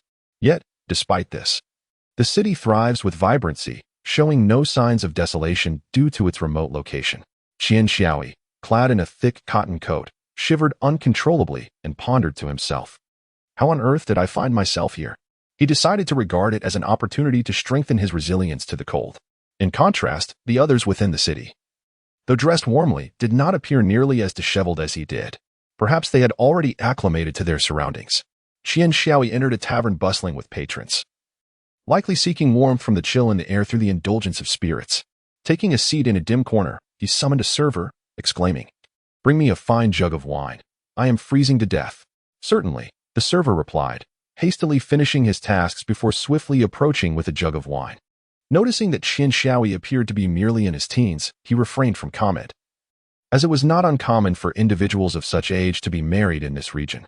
Observing the boy's evident discomfort with the surroundings, the server inquired, "You must not be from around here, dear guest?" In an effort to conceal his identity as a soul master, Qian Shaoi refrained from unleashing his soul power to ward off the cold, which was the reason behind his shivering that prompted the server's question. "Indeed, I hail from the south, and I must admit, I am struggling to acclimatize to this dreadful weather. I thought to rely on the warmth of wine to fend off the chill." The server, slightly puzzled, responded, "Then why are you not accompanied by your parents? Perhaps it would be wise to limit your drinking." Qian Shaoi was acutely aware of her tender age. Realizing that it was indeed extraordinary for someone so young to travel such a distance alone, a feat unattainable by the average person, she found the innkeeper to be amiable enough. And thus, she felt no irritation. She had merely slipped away to indulge in some playful escapism, just as the innkeeper was about to express further concern for the child. A coarse voice resonated within the tavern. "Ah, what a lovely sight. Bring her to me as my concubine." Chapter 83. The mysterious woman. "Well, this girl is quite striking. Truly beautiful. It seems fortune smiles upon me tonight. Someone, take her away to serve as my concubine." Following the voice, Qian Shaoi beheld a burly man in his 30s, flanked by several servants, leering at a woman who, like Qian Shaoi, had been seated in an inconspicuous corner. The woman had her back turned, preventing Qian Shaoi from catching a glimpse of her features, thus she paid her no mind. Yet, no matter how unremarkable one might seem, attention could not be avoided. It was evident that someone was attempting to forcibly seize a maiden, and the servants strategically obstructed all possible escape routes, indicating that this was not their first transgression. The innkeeper sighed, "Alas, this Han Bing is quite the tyrant in Shuahan City. He exploits his father's position as the city lord, leaving many to simmer in silent fury." At this moment, Qian Shaoi became intrigued and inquired, "Have you ever considered leaving this place or reporting it to the empire? As far as I know, the emperors of both empires are enlightened rulers who would surely take action." "Is it really that simple?" a voice replied. "Shuahan City was established by the city lord himself and does not belong to either of the two great empires. One could almost regard it as an independent realm. The city lord wields military power and is rumored to be a formidable soul Douluo of level 87. Due to its remote location, both empires tend to turn a blind eye to it. It's not that no one has wished to escape. Rather, the city lord forbids it. I recall a person attempting to sneak out, but by the following day, his head was displayed at the city gate. Since the establishment of Shuahan City, no one has ever successfully left. Even if we wish to, we cannot." Qian Shaoi furrowed her brow, feeling an overwhelming sense of bitterness. Must the trials be so arduous? What about the soul masters? Surely, if there were a soul master, they could lead you all to safety, couldn't they? The young waiter shook his head. "Soul masters hold esteemed positions and have all been courted by the city lord. Those few who refuse to serve him rarely see another dawn. Yet, despite the Lord's harshness towards soul beasts, he treats us common folk with relative kindness. Though his son is another matter entirely. Alas, Qian Xiaoyi smiled slightly and mused, perhaps not. The soul flow that he had diligently practiced could also hone his mental fortitude. At this moment, his mental prowess was on par with that of a soul king. Through his mental acuity, he discerned that Han Bing was merely at level 40. While the servants hovered around their 20s, bolstered only by potions. Yet, he could not fathom the woman before him. The aura she emitted sent a shiver through him. The woman sensed the gaze upon her and turned to identify its source. In that instant, Qian Xiaoyi was struck by her beauty. A girl of 17 or 18. With cascading white hair that flowed down her back to the ground, her sky-blue eyes were ethereal and translucent, as if capable of piercing through the very fabric of the world. Her slender yet curvaceous form was flawless, and the simple white gown she wore, devoid of any embellishments, rendered her exceptionally noble and breathtaking. She resembled a winter plum blossom, standing apart from the crowd, proud against the snow and frost. That fleeting glance she cast back left him momentarily dazed. Having grown amidst a multitude of beauties, he could not help but marvel at her. The woman merely regarded him with a fleeting glance before turning her attention to the window, as if the snow beyond held her sole interest. Han Bing felt a surge of irritation. In his past encounters when he had forcefully taken maidens, he relished their struggles, yet this woman seemed devoid of emotion, unfazed and unafraid. Her ice-blue eyes were as calm as a still pond, disinterested in everything around her, rendering the notion of struggle utterly irrelevant. This lack of response vexed him greatly, prompting him to signal to his subordinates, who began to approach the woman slowly. Qian Xiaoyi displayed no intention of intervening. Rather, he wished to observe the cultivation level of the girl who appeared to be merely 18 or 19. In such frigid weather, her choice of a skirt suggested a high level of skill, a notion he found hard to dismiss. The young woman turned back and shot Qian Xiaoyi a glare, her ruby lips parting as she murmured in a tone only she could hear, "He seems to have the appearance of a gentleman, yet he is nothing more than a coward." Witnessing a delicate and fragile girl fall into the hands of others without daring to intervene, what a spineless wretch. Had Qian Xiaoyi been privy to her words, he would have been at a loss for a rebuttal, though he would undoubtedly have protested his innocence. In an instant, as the servants approached her, a glint of murderous intent flashed in her eyes. With a sudden release of soul power, she sent the servants flying, their bodies crashing to the ground with cries akin to that of slaughtered pigs. "These mere servants obey your commands. I shall spare them their lives. However, you, who have committed numerous atrocities, shall not escape unscathed." With that, a frostbitten sword materialized in her hand, aimed at the wicked young man. The scoundrel stood frozen, taken aback. For this was far from what he had envisioned. Observing the absence of any soul power emanating from her, he had presumed her to be an ordinary person, never daring to consider that she might be a formidable expert. Qian Xiaoyi remained vigilantly aware of his surroundings, immediately detecting the murderous intent emanating from the woman. And he thought to himself that it was dire, prompting him to rush outside in haste. Clang! The judgment sword clashed with the ice sword, producing a crisp sound, as Qian Xiaoyi staggered back several steps. In contrast, the woman remained utterly unmoved. Qian Xiaoyi was somewhat astonished. After rigorous training and battles with soul beasts in the Stardow Forest, his strength had become comparable to that of a soul king. Yet, the woman effortlessly countered his attack, revealing her formidable prowess. Observing that her prey had been rescued, the woman fixed a cold, expressionless gaze upon Qian Xiaoyi, her eyes brimming with lethal intent that unnerved him. Gritting his teeth, he delivered a swift chop to the back of the rogue, rendering him unconscious on the ground. Without regard for his own safety or the woman's struggles, he seized her and attempted to flee. The woman shook off Qian Xiaoyi's grip, declaring, "Do not touch me, you filthy scum." Qian Xiaoyi let out a bitter smile, realizing that the woman had misunderstood him. Anxiously, he urged, "I will explain everything later. For now, please come with me, or we shall be too late." The woman's gaze shifted momentarily, as if lost in contemplation.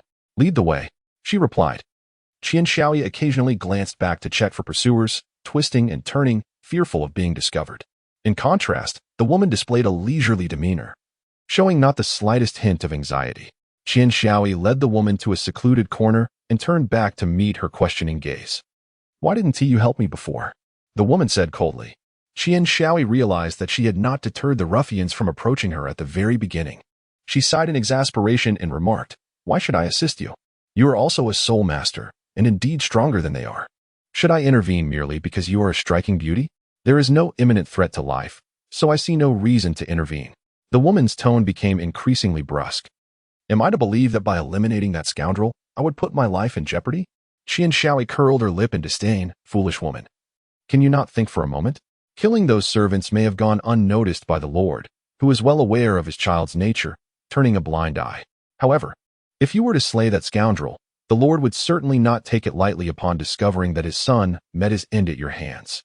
The Lord is a formidable figure, empowered by soul masters. Do you believe yourself to be a titled Douluo? From your appearance, you seem to be an heir of some grand power. It is wise to maintain a low profile in public. Oh, what is the matter with you? Who did you call a foolish woman? I dare you to repeat that. The woman glared at Qian Shaoi, her voice dripping with malice. When had anyone ever dared to speak to her in such a manner?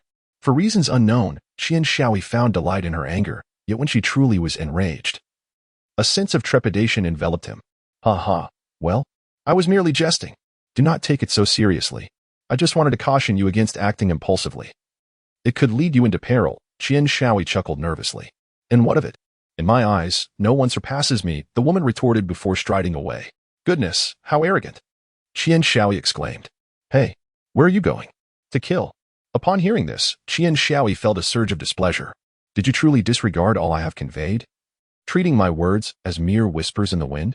Never has anyone dared to hold me in such contempt. You shall not go, no matter your prowess. You cannot prevail against a multitude. Do you doubt this? Very well, proceed if you must. We shall see who ends up being pursued. Why do you hesitate now? It baffles me how you young ladies can be so willful. The woman hesitated for a moment, yet resolutely stepped outside. Wait, I was merely jesting. And you truly intend to go? Return, foolish woman. Whoosh. The icy blade of the frost sword was pressed against Qian Shaoi's throat as the woman coldly declared. Repeat that if you dare. Do not presume that your assistance grants you the liberty to act recklessly. Should you provoke my wrath, none shall be able to shield you. Qian Shaoi understood that she would not harm herself. Otherwise, she would have acted long ago. Ice blade. My martial spirit is the judgment sword. We seem to share a certain affinity, she exclaimed. By the way, I still do not know your name. Which faction do you belong to?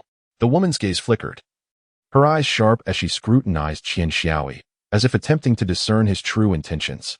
Qian Shaoi, feeling no guilt, was unperturbed by her penetrating stare. My name is Bai Shui. Bai Shui? A lovely name, indeed. You embody your name, as you are as pure and flawless as freshly fallen snow. However, you tend to act impulsively, she remarked. Why do you speak so much? A grown man should not be so indecisive, Bai Shui said disdainfully. Bai Shui. I am Qian Shaoi. What shall we do next? He inquired. Bai Shui, as beautiful as a flower, had caught the eye of that rogue, who would not let the matter rest easily. Bai Shui regarded Qian Shaoi with a look of contempt. What else can we do? If you cannot handle such a trivial matter, it is a shame you are a man. Just kill him and be done with it. Qian Shaoi helplessly remarked, Sister, if it were merely about killing him, that would be a trivial matter. The crux of the issue lies with his father, the lord of the city, coupled with the formidable subordinates he has amassed over the years. Without the strength of a titled Douluo, escape is utterly impossible. However, you must understand that there are very few titled Douluos across the continent. Given our current capabilities, we would barely be able to make a dent in his defenses. Bai Shui, somewhat displeased, retorted, Then what do you propose? That scoundrel must die. Anyone daring to lay hands on me must be prepared for death. I share your disdain for him, and I won't stand in your way if you wish to kill him.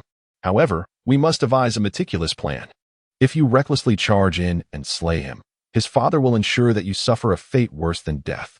Our approach should be one of assassination, creating the illusion of an accidental demise. This way, we would be much safer. Is that agreeable? Such a hassle, Bai Shui muttered, turning her head in discontent, yet fortunately, she did not refuse. The following day, a piece of news sent shockwaves throughout the snowy cold city. The sole son of the city's lord met an unfortunate fate, crushed by falling debris while walking. Although this incident was rife with suspicion, no one could provide or deduce any valuable information. Enraged, the lord ordered a thorough investigation, decreeing that every suspect must face execution. The first person under suspicion was the formidable Bai Shui, tormented by the villainous youth, followed closely by Qian Shaoi, who had aided her escape. In a secluded spot, Bai Shui pouted adorably, casting a displeased glance at the cautious Qian Shaoi. I say, why are you so timid? It's merely a matter of confronting them in battle. Qian Shaoi glanced at her bosom and, with a wry smile, remarked, "Indeed. A generous bosom often accompanies a lack of intellect. It seems my mind has migrated southward." Noticing the rising tide of anger in Bai Shui, Qian Shaoi hastily shifted the conversation, saying, "Although we created FAA yesterday, astute observers will undoubtedly perceive the discrepancies. Now, how have we found ourselves branded as fugitives? Venturing outside would be tantamount to courting death. Even if you are a fierce tiger, can you truly contend against a pack of wolves?" "Yes, I can." Qian Shaoi, in exasperation, pressed her forehead and exclaimed, "You are utterly unreasonable. Remain here quietly while I assess the situation outside." "I refuse." Qian Shaoi, suppressing his dissatisfaction, spoke in a comparatively gentle tone. "Be good. I will be back shortly. It won't take long." Noticing that Bai Shui remained silent, he took it as her agreement and proceeded into the crowd.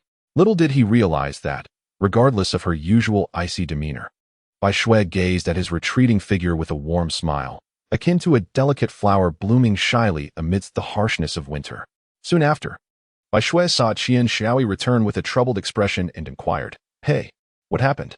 Qian Shaoi, burdened by a heavy heart, failed to perceive the concern woven into Bai Shui's words. "We have found ourselves on the assassination list. Our disappearance stems from a guilty conscience, and now, with a warrant out for our capture, patrols about outside. Although they are merely ordinary folk, their sheer numbers are overwhelming, and lurking in the shadows are soul masters. The city gates are firmly shut, and the walls are manned by soul masters of the soul sovereign rank and above. The only way to escape is to force our way through, yet there remains a glimmer of hope. I have learned that we are closest to the extreme north, where beast tides are rampant. Now, our only option is to wait for the soul beast from the extreme north to arrive. We can seize the chaos to make our escape. Oh, by the way, Shaoi, what are your thoughts on soul beasts?" Bai Shui suddenly inquired. Qian Shaoi was taken aback. She actually called him Shaoi. Previously, she would only address him as He. She always maintained a frigid demeanor towards everyone, her expression unchanging regardless of the circumstances, as if she were assured of victory. Qian Shaoi, feeling a touch of embarrassment, said, "Well, to be honest, I still have a fondness for soul beasts. Compared to humans, they possess a far greater honesty. It is not that they are foolish, but rather that they disdain deceit. True scoundrels are far more endearing than hypocritical gentlemen. I genuinely wish to befriend soul beasts. However, my family harbors a relentless desire to eradicate them." Bai Shui chuckled softly, "I am not mocking you.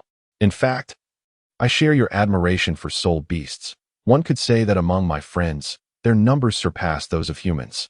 "What's the matter?" Bai Shui inquired. Noticing Qian Shaoi pointing at her, his mouth agape in astonishment. A chill ran through Bai Shui's heart. Had he uncovered something? "You actually smiled. My goodness, how terrifying." Qian Shaoi exclaimed, astonished by Bai Shui's unexpected expression of mirth. Bai Shui's forehead twitched with tension as she clenched her fists, a sinister grin spreading across her face. "Shaoi, you might as well perish." "Wait, I was just joking." "Bai Shui, you mustn't be like this. Who's there?" Qian Shaoi smiled wryly and said, "Oh no, I've been discovered." At that moment, Bai Shui remained utterly unfazed, retorting, "It's all your fault. Why are you shouting?" Qian Shaoi grasped Bai Shui's wrist and fled, not forgetting to retort, "Oh, am I to blame? If you hadn't hit me, would I have cried out?" Bai Shui shook off Qian Shaoi, replying, "Don't touch me. If you don't court disaster, how could I strike you? If you don't smile, can I truly bring misfortune upon myself? What is wrong with my laughter? I refuse to take the blame. It's all your fault." All right, it's my fault. But the priority now is to escape." "You silly girl." "Silly girl? Qian Shaoi, I shall end you." Chapter 85. Morning. Qian Shaoi concealed himself in an inconspicuous alley, his right hand covering Bai Shui's mouth, while his left arm encircled her delicate shoulders, cautiously peering outside. The pursuers were still nearby, yet they had neglected to search this place. Bai Shui was entirely enveloped in Qian Shaoi's embrace, although he was not as tall as she. His masculine presence left her flustered. She struggled violently, yet refrained from using her soul power, as if she had forgotten that, with her strength, escaping would be a trivial matter. "Foolish woman, why are you shouting with so many pursuers around? Is your head filled with snow?" Qian Shaoi exclaimed once the danger had receded. Bai Shui, taken aback, thought to herself, "How absurd. He dares to chastise me after invading my personal space? When have I ever been touched by a man? Does he think he has any right?" She pouted, now disinclined to argue with him. Through this ordeal, She realized that fleeing could actually be quite exhilarating. Unbeknownst to anyone, beneath Bai Shui's frigid exterior lay a heart yearning for adventure. Days later, the city of Shiwehan was finally confronted by a beast tide. The arrival of the beast tide struck Qian Shaoi as somewhat peculiar. It felt as if fate had conspired to align with their needs at this very moment. Furthermore, their escape had proven far simpler than anticipated, as they had yet to encounter a soul master above the rank of Soul Emperor, as if the city lord were toying with them. However, the city lord was not so naive. After all, this was a matter of vengeance for his son, and it was inconceivable that he would refrain from sending soul emperors after them. Yet, astonishingly, not a single high-ranking soul master had appeared. Could it be that the city lord was incapable of commanding those elite soul masters? Regardless, it was best to prioritize their flight. As they approached the city walls, Qian Shaoi and Bai Shui beheld rows of high-ranking soul masters, 2 soul Douluos, several soul saints, a dozen soul emperors, and numerous soul kings among them. No matter the reason for their prior absence, a direct confrontation now would lead to their certain demise. Fortunately, the scale of the beast tide was considerable, displaying an insatiable determination to conquer Shiwehan City, thereby capturing the attention of many soul masters. The leader of the beast tide possessed formidable strength, including a 100,000-year soul beast, a being comparable to a tidal Douluo. Should it engage, Shiwehan City would face utter devastation. The city lord was not foolish. He understood that if he allowed Qian Shaoi and Bai Shui to escape, he would never have another opportunity to capture them.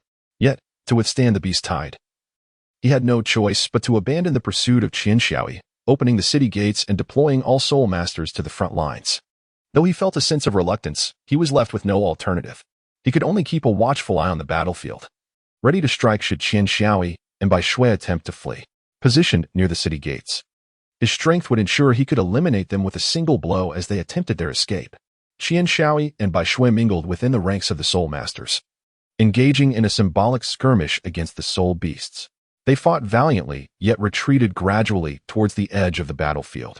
As the moment presented itself, Qian Shaoi seized the opportunity, grasping Bai Shui's hand as they turned and fled. The soul beasts, intent on besieging the city, paid no heed to the fleeing soldiers, resolutely continuing their mission. This fortunate turn of events granted Qian Shaoi and Bai Shui a reprieve. What they had anticipated would require a greater effort to evade the soul beasts seemed no longer necessary. In fact, they had inadvertently managed to delay their pursuers. Elated, Qian Shaoi urged Bai Shui to accelerate their escape. The city lord wielded a spear as his martial spirit. Though he was embroiled in the chaos of battle, he remained vigilant, observing the unfolding events. Naturally, Qian Shaoi's actions did not escape his notice. However, due to the overwhelming number of soul beasts and his inability to detach himself from the fray, he gritted his teeth. In a flash, a dark soul ring appeared behind him, and he released his spear, which soared through the air like a shooting star, aimed directly at Qian Shaoi. The 6th soul skill. A desperate gamble. Qian Shaoi felt a subtle chill and turned to see a spear swiftly lunging towards her, causing her heart to sink. The lord of the city had perfectly timed his attack. It struck just as they were airborne, with no means of evasion, and aligned in a straight trajectory. Should it connect, both would surely perish. Observing that Bai Shui appeared stunned, her gaze vacant, Qian Shaoi muttered "fool" under her breath, gritting her teeth as the black soul ring behind her suddenly radiated with brilliance, enveloping her in a faint black protective shield. Qian Shaoi's 4th soul skill, the Dustless Realm, is a formidable defensive ability derived from the 13,000-year-old Imperial Armored Dragon Beast. Considerable effort was expended by Qian Shaoi to obtain this soul ring. Its function is to withstand attacks equivalent to twice one's own attack power, with the duration fluctuating according to the intensity of the assault. The stronger the sensation of the impact, the shorter the duration. However, when confronted with the fatal strike of a soul Douluo, this soul skill appears rather inadequate. Qian Shaoi was acutely aware that the Dustless Realm could only afford her a fleeting moment. Nonetheless, that was sufficient. Just as the Dustless Realm shattered, Qian Shaoi summoned all her strength to cast Bai Shui away. Qian Shaoi.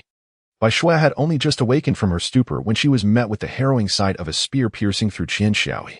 At that moment, the city lord had returned to the city wall, frowning at the realization that only one individual had been struck, clearly dissatisfied with this outcome. After being flung aside, Bai Shui landed on the ground and rushed towards Qian Shaoi, who had a gaping wound in her left chest. Hearing the approaching footsteps, Qian Shaoi slowly turned her head, her weakened state rendering her eyes merely slits. Everything before her appeared hazy. Yet, through the delicate outline and the current scene, she discerned that it was indeed Bai Shui who had come to her side, unharmed. Qian Xiaoyi opened her mouth slightly, her voice barely audible. Had Bai Shui possessed a modicum of skill, she would not have heard it at all. I'm so glad you're all right. Initially, she had intended to flee on her own, yet her body refused to heed her mind. Indeed, how meddlesome of me. There was no alternative. For who could resist your allure? Before she could finish her thought, Qian Xiaoyi's head tilted, and she fell into unconsciousness. Bai Shui, of course, understood that Qian Xiaoyi had genuinely sought to save her. The body not only obeyed the mind, but also adhered to the whispers of one's subconscious, which reveals true intentions. Even if the mind urged her to escape, her subconscious was resolute in rescuing her. Bai Shui nudged Qian Xiaoyi, her voice trembling as she addressed the girl who rarely showed weakness. Qian Xiaoyi, why did you meddle? Why did you save me? I could have handled this myself. You brought this upon yourself. Wake up, you must wake up. In a flurry, Bai Shui unleashed her icy aura, freezing Qian Xiaoyi's wounds to preserve the sliver of life that remained. Suddenly, a radiant glow enveloped Qian Xiaoyi, and before the astonished gaze of the city lord, she vanished. Once this was accomplished, Bai Shui turned her attention to the city lord, who had regained his spear and was advancing menacingly towards her. Bai Shui steadied her racing heart, her expression impassive as she faced the approaching threat, her eyes brimming with lethal intent. For the first time, she yearned to end a life. I will see you dead. Chapter 86. The Azurite Xiaoyi, rest assured, I shall resurrect you. Bai Shui's face remained stoic as she trudged through the howling blizzard, cradling the lifeless body of Qian Xiaoyi. Strangely, the fierce winds and snowflakes, upon nearing Bai Shui, veered away as if recognizing a formidable adversary. The bitter cold prevailed around her, yet in her immediate vicinity, there was an eerie stillness. Qian Xiaomi's complexion was pale, devoid of any trace of color, and the gaping wound on her left chest had been sealed by the icy embrace of the snow. Suddenly, Bai Shui furrowed her brow and glanced around. Before lowering her gaze to the lifeless Qian Xiaoyi in her arms, her expression quickly transforming into one of exhilaration. The sound of a heartbeat. Initially, Bai Shui suspected she might be mistaken, but with no one else in sight, and the heartbeat distinctly not her own, there was only one possibility: Qian Xiaoyi was still alive, albeit with a heartbeat so faint it was nearly imperceptible. After the initial surge of excitement, Bai Shui felt a twinge of confusion. After all, Qian Xiaoyi's left chest had been pierced through. How could there be a heartbeat? Unless, perhaps, the heart possessed the ability to regenerate. With this thought in mind, Bai Shui set Qian Xiaoyi down and began to investigate further. Indeed, Qian Xiaoyi's heart had not regenerated at all, leaving Bai Shui in a state of bemusement. Qian Xiaoyi is unlike anyone else. His heart is situated on the right side of his chest. After losing a considerable amount of blood, he fainted. His breathing so faint it was scarcely perceptible. In her flustered concern, Bai Shui mistakenly thought he had passed away. With a sigh of relief, she lightly struck him and scolded playfully, "You rascal, you nearly scared me to death. I thought you were gone. Just wait until I figure out how to deal with you." Yet, she reflected, it was indeed a lapse in judgment. Given my capabilities, how could I have not noticed until now? For the time being, I shall begrudgingly take care of you. When Qian Xiaoyi finally opened his eyes, he found himself in a room that seemed to have been crafted from ice and snow. The space was vast and furnished with every conceivable comfort, akin to a grand palace. He lay upon a bed made of ice, which, surprisingly, lacked the expected hardness and chill, offering a sense of comfort rather than discomfort. Bai Shui was nestled at the bedside, fast asleep, her breath fragrant as orchids, occasionally emitting peculiar sounds. It seemed that during his unconsciousness, she had exhausted herself caring for him. Qian Xiaoyi gently touched her delicate nose, while Bai Shui Tang also twitched her nose, appearing to be in a deep slumber. Hee. You've worked hard, Shuer. Qian Xiaoyi carefully assisted Bai Shui in adjusting her covers, ensuring she was snugly tucked in. With nothing else to occupy his time, he decided to join her under the blankets. As he gazed upon Bai Shui's serene profile in sleep, a surge of emotion stirred within him. His self-discipline faltered, and he could not resist the temptation to softly plant a kiss on her cheek. How beautiful she is, as pure and flawless as a snowflake. At 17, she is not much younger than I. Qian Xiaoyi pressed her lips together, her eyes darting around. Noticing the absence of onlookers, she mustered her courage and bestowed a gentle kiss upon Bai Shui's ruby lips. However, before Qian Xiaoyi could revel in her audacity, she sensed an imminent peril. A mere twitch could lead to her demise or grievous injury. Bai Shui opened her eyes, her expression devoid of emotion as she pushed Qian Shaoi away, remarking, "You seem to have healed quite swiftly. Your constitution is rather unique." Qian Shaoi, feeling awkward, replied, "I suppose so." At that moment, Bai Shui questioned, "Why are you so foolish? Did you not realize you should have fled? Why attempt to save me? Do you truly believe I am inferior to you?" Despite Bai Shui's continued icy demeanor, Qian Shaoi discerned a hint of reproach in her tone, stirring a flicker of warmth within her heart. "Is it not your own foolishness, you silly woman, to be dazed in such a situation? Otherwise, my intervention would have been unnecessary. You could have managed alone. Surely, you have been coddled since childhood?" To Qian Shaoi's surprise, Bai Shui did not take offense at being called a foolish woman. Instead, she exhibited a trace of self-reproach. Should I reveal to her the reason for my moment of stupor? Upon noticing the unusual expression on Bai Shui's face, Qian Shaoi felt an involuntary softness in his heart. He deftly shifted the topic, inquiring, "Where is this place?" Bai Shui glanced at Qian Shaoi and replied, "This is my home, near the extreme north. Quite an impressive household you have. Just the location alone reveals that you are not an ordinary person. By the way, do your parents know that you brought me here? They wouldn't force me into marriage with you, would they?" Bai Shui chuckled softly. "You certainly have a high opinion of yourself. My parents couldn't care less about you." Returning to the previous subject, Bai Shui suddenly asked, "How much do you know about the three great kings of the extreme north?" The three great kings of the extreme north? The Titan Snow Demon King, the Ice Emperor, and the Snow Empress? Bai Shui nodded, encouraging him to elaborate. The three great kings of the extreme north are the most formidable spirit beasts in that region. Due to their inherent attributes, they possess immense combat power in the extreme north. However, the environmental conditions mean that there are few rare treasures, resulting in a relatively short lifespan for spirit beasts. The Titan Snow Demon King, ruler of the Titan Snow Demon Clan, boasts nearly 300,000 years of cultivation, towering at a height of 100 meters. Its size places it among the most powerful beings on the continent. While its strength is noteworthy, it exudes a somewhat foolishly endearing aura. As for the Ice Emperor Scorpion, I harbor a deep aversion to scorpions. The mere thought of them is utterly repulsive. Despite its nearly 400,000 years of cultivation, it cannot escape its inherently disgusting nature. Moreover, being female, I truly fail to see any merits in that scorpion. As for the Snow Empress, Bai Shui's heart tightened at the mention, for her connection with the Snow Empress was no ordinary one. However, unbeknownst to him, Qian Shaoyi's tongue was sharp, claiming to be the Ice Maiden, yet I perceive her as nothing more than a reclusive girl without her own clan. Were it not for my extensive reading, I would have remained oblivious to her existence, as she languishes in the extreme north, accomplishing nothing. What's wrong? You look rather pale. Bai Shui suppressed her urge to retaliate and responded, "It's nothing. Big sister, your adorable little sister has arrived. Did you miss me?" Just then, a charming figure dashed in, appearing to be around 14 years of age. Her long, jade-green hair was styled in twin ponytails, and she wore a flowing green gown, radiant yet infused with a hint of rebellion. Though she lacked Bai Shui's chilling beauty, she was undeniably more endearing, revealing a playful fong as she hopped about like a child. "Your sister?" Qian Shaoi pointed at the girl who had entered and asked Bai Shui. "Yes, my sister. Her name is Bai Bing. Isn't she adorable?" Bai Shui glanced at Qian Shaoi and added, "Do not harbor any inappropriate intentions towards her." Qian Shaoi grinned mischievously and said, "All right. Since I cannot harbor intentions towards your sister, I can only set my sights on her elder sister. Am I right, Shuier?" Bai Shui, not willing to let Qian Shaoi have the upper hand, replied, "Fine. If you're not afraid of death, I have no objections." Why does this involve safety concerns? Is there danger in your ulterior motives?" She laughed. Meanwhile, Bai Bing, noticing that no one was paying her any attention, turned to Qian Shaoi, revealing a playful toothy grin, and asked, "Sister, I heard you captured a human. Is this the one? It's been ages since I've dined on a human. Today, I finally have a chance.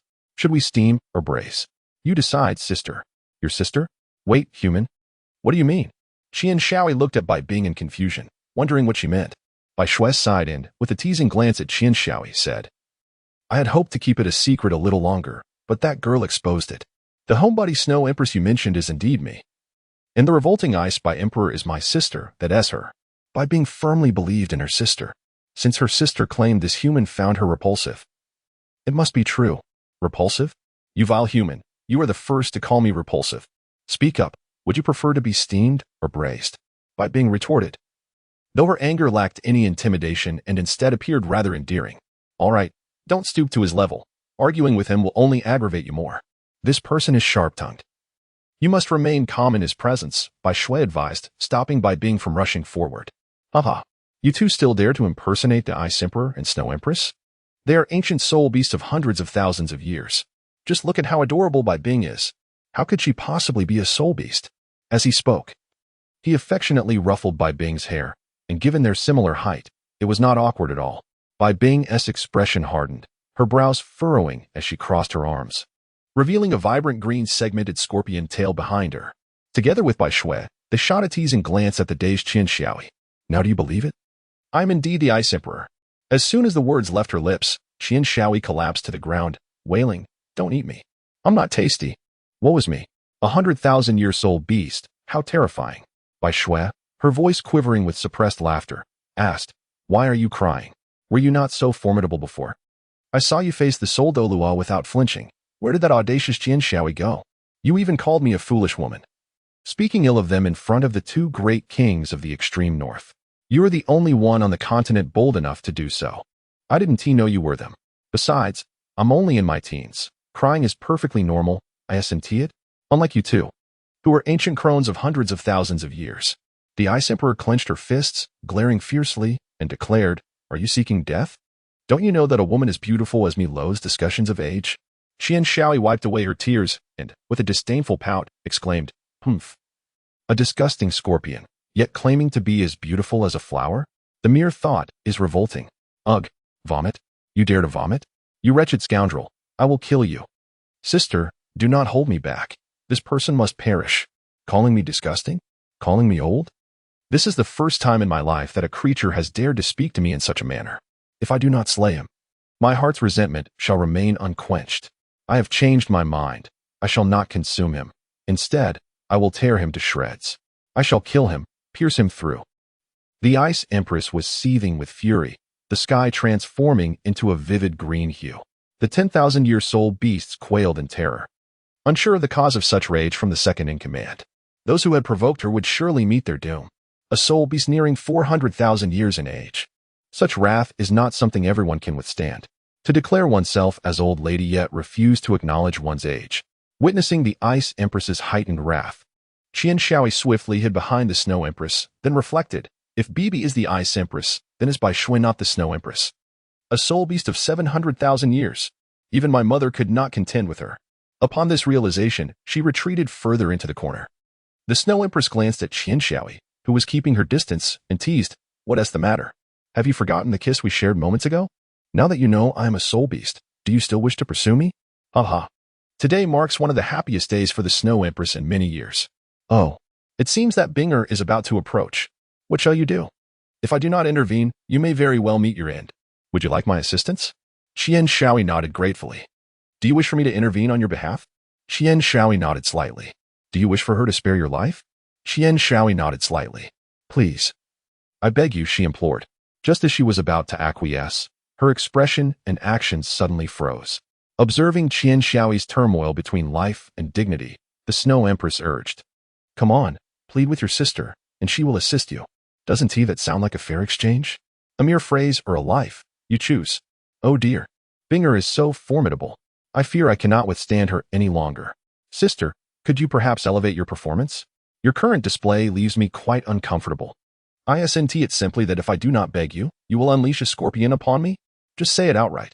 For Qian Xiaoyi, dignity was far more paramount than life itself. In this world, one ought to live with grace.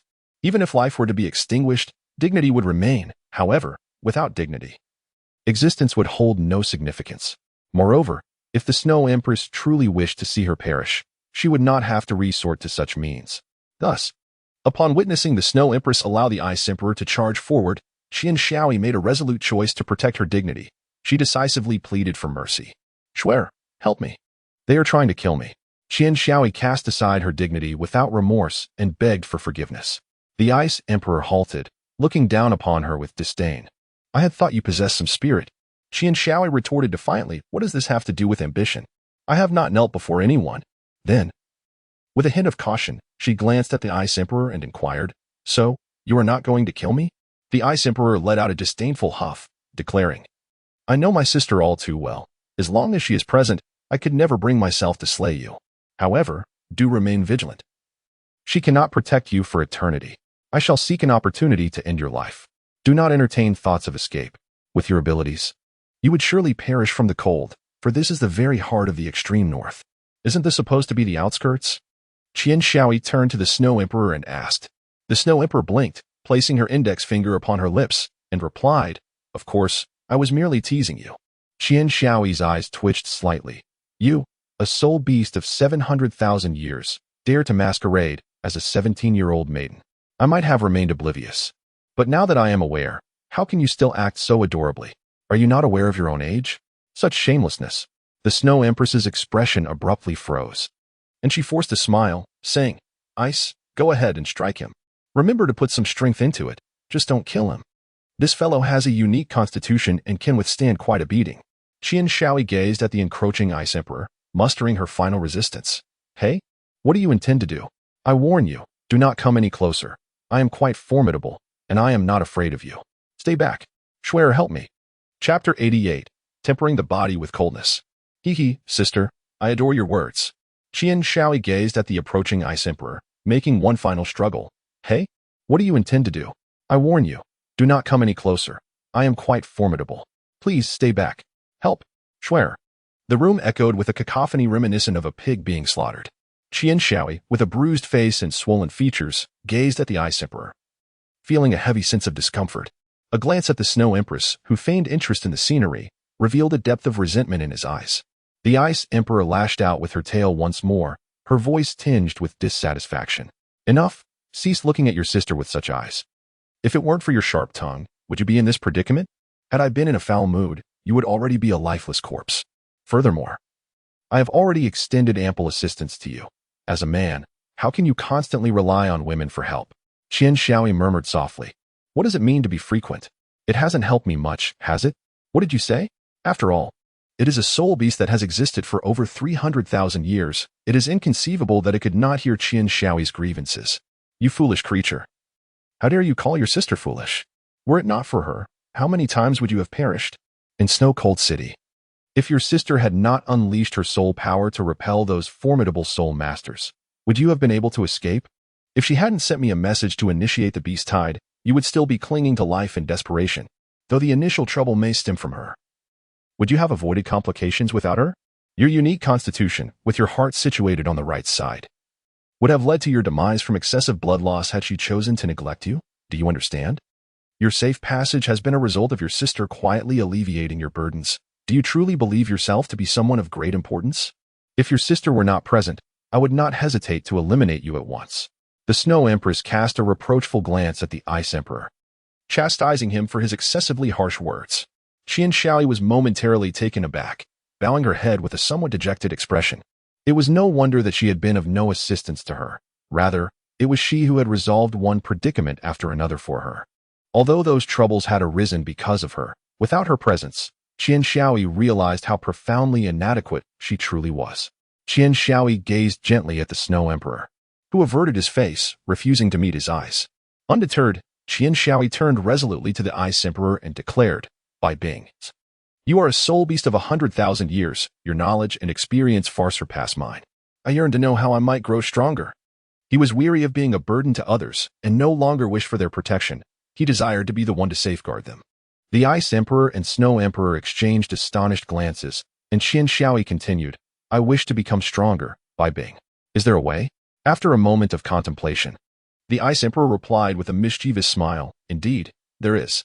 Qian Shaoi trembled slightly, her throat constricting as she steeled herself to speak. Take me there. The Ice Emperor nodded and replied, Follow me.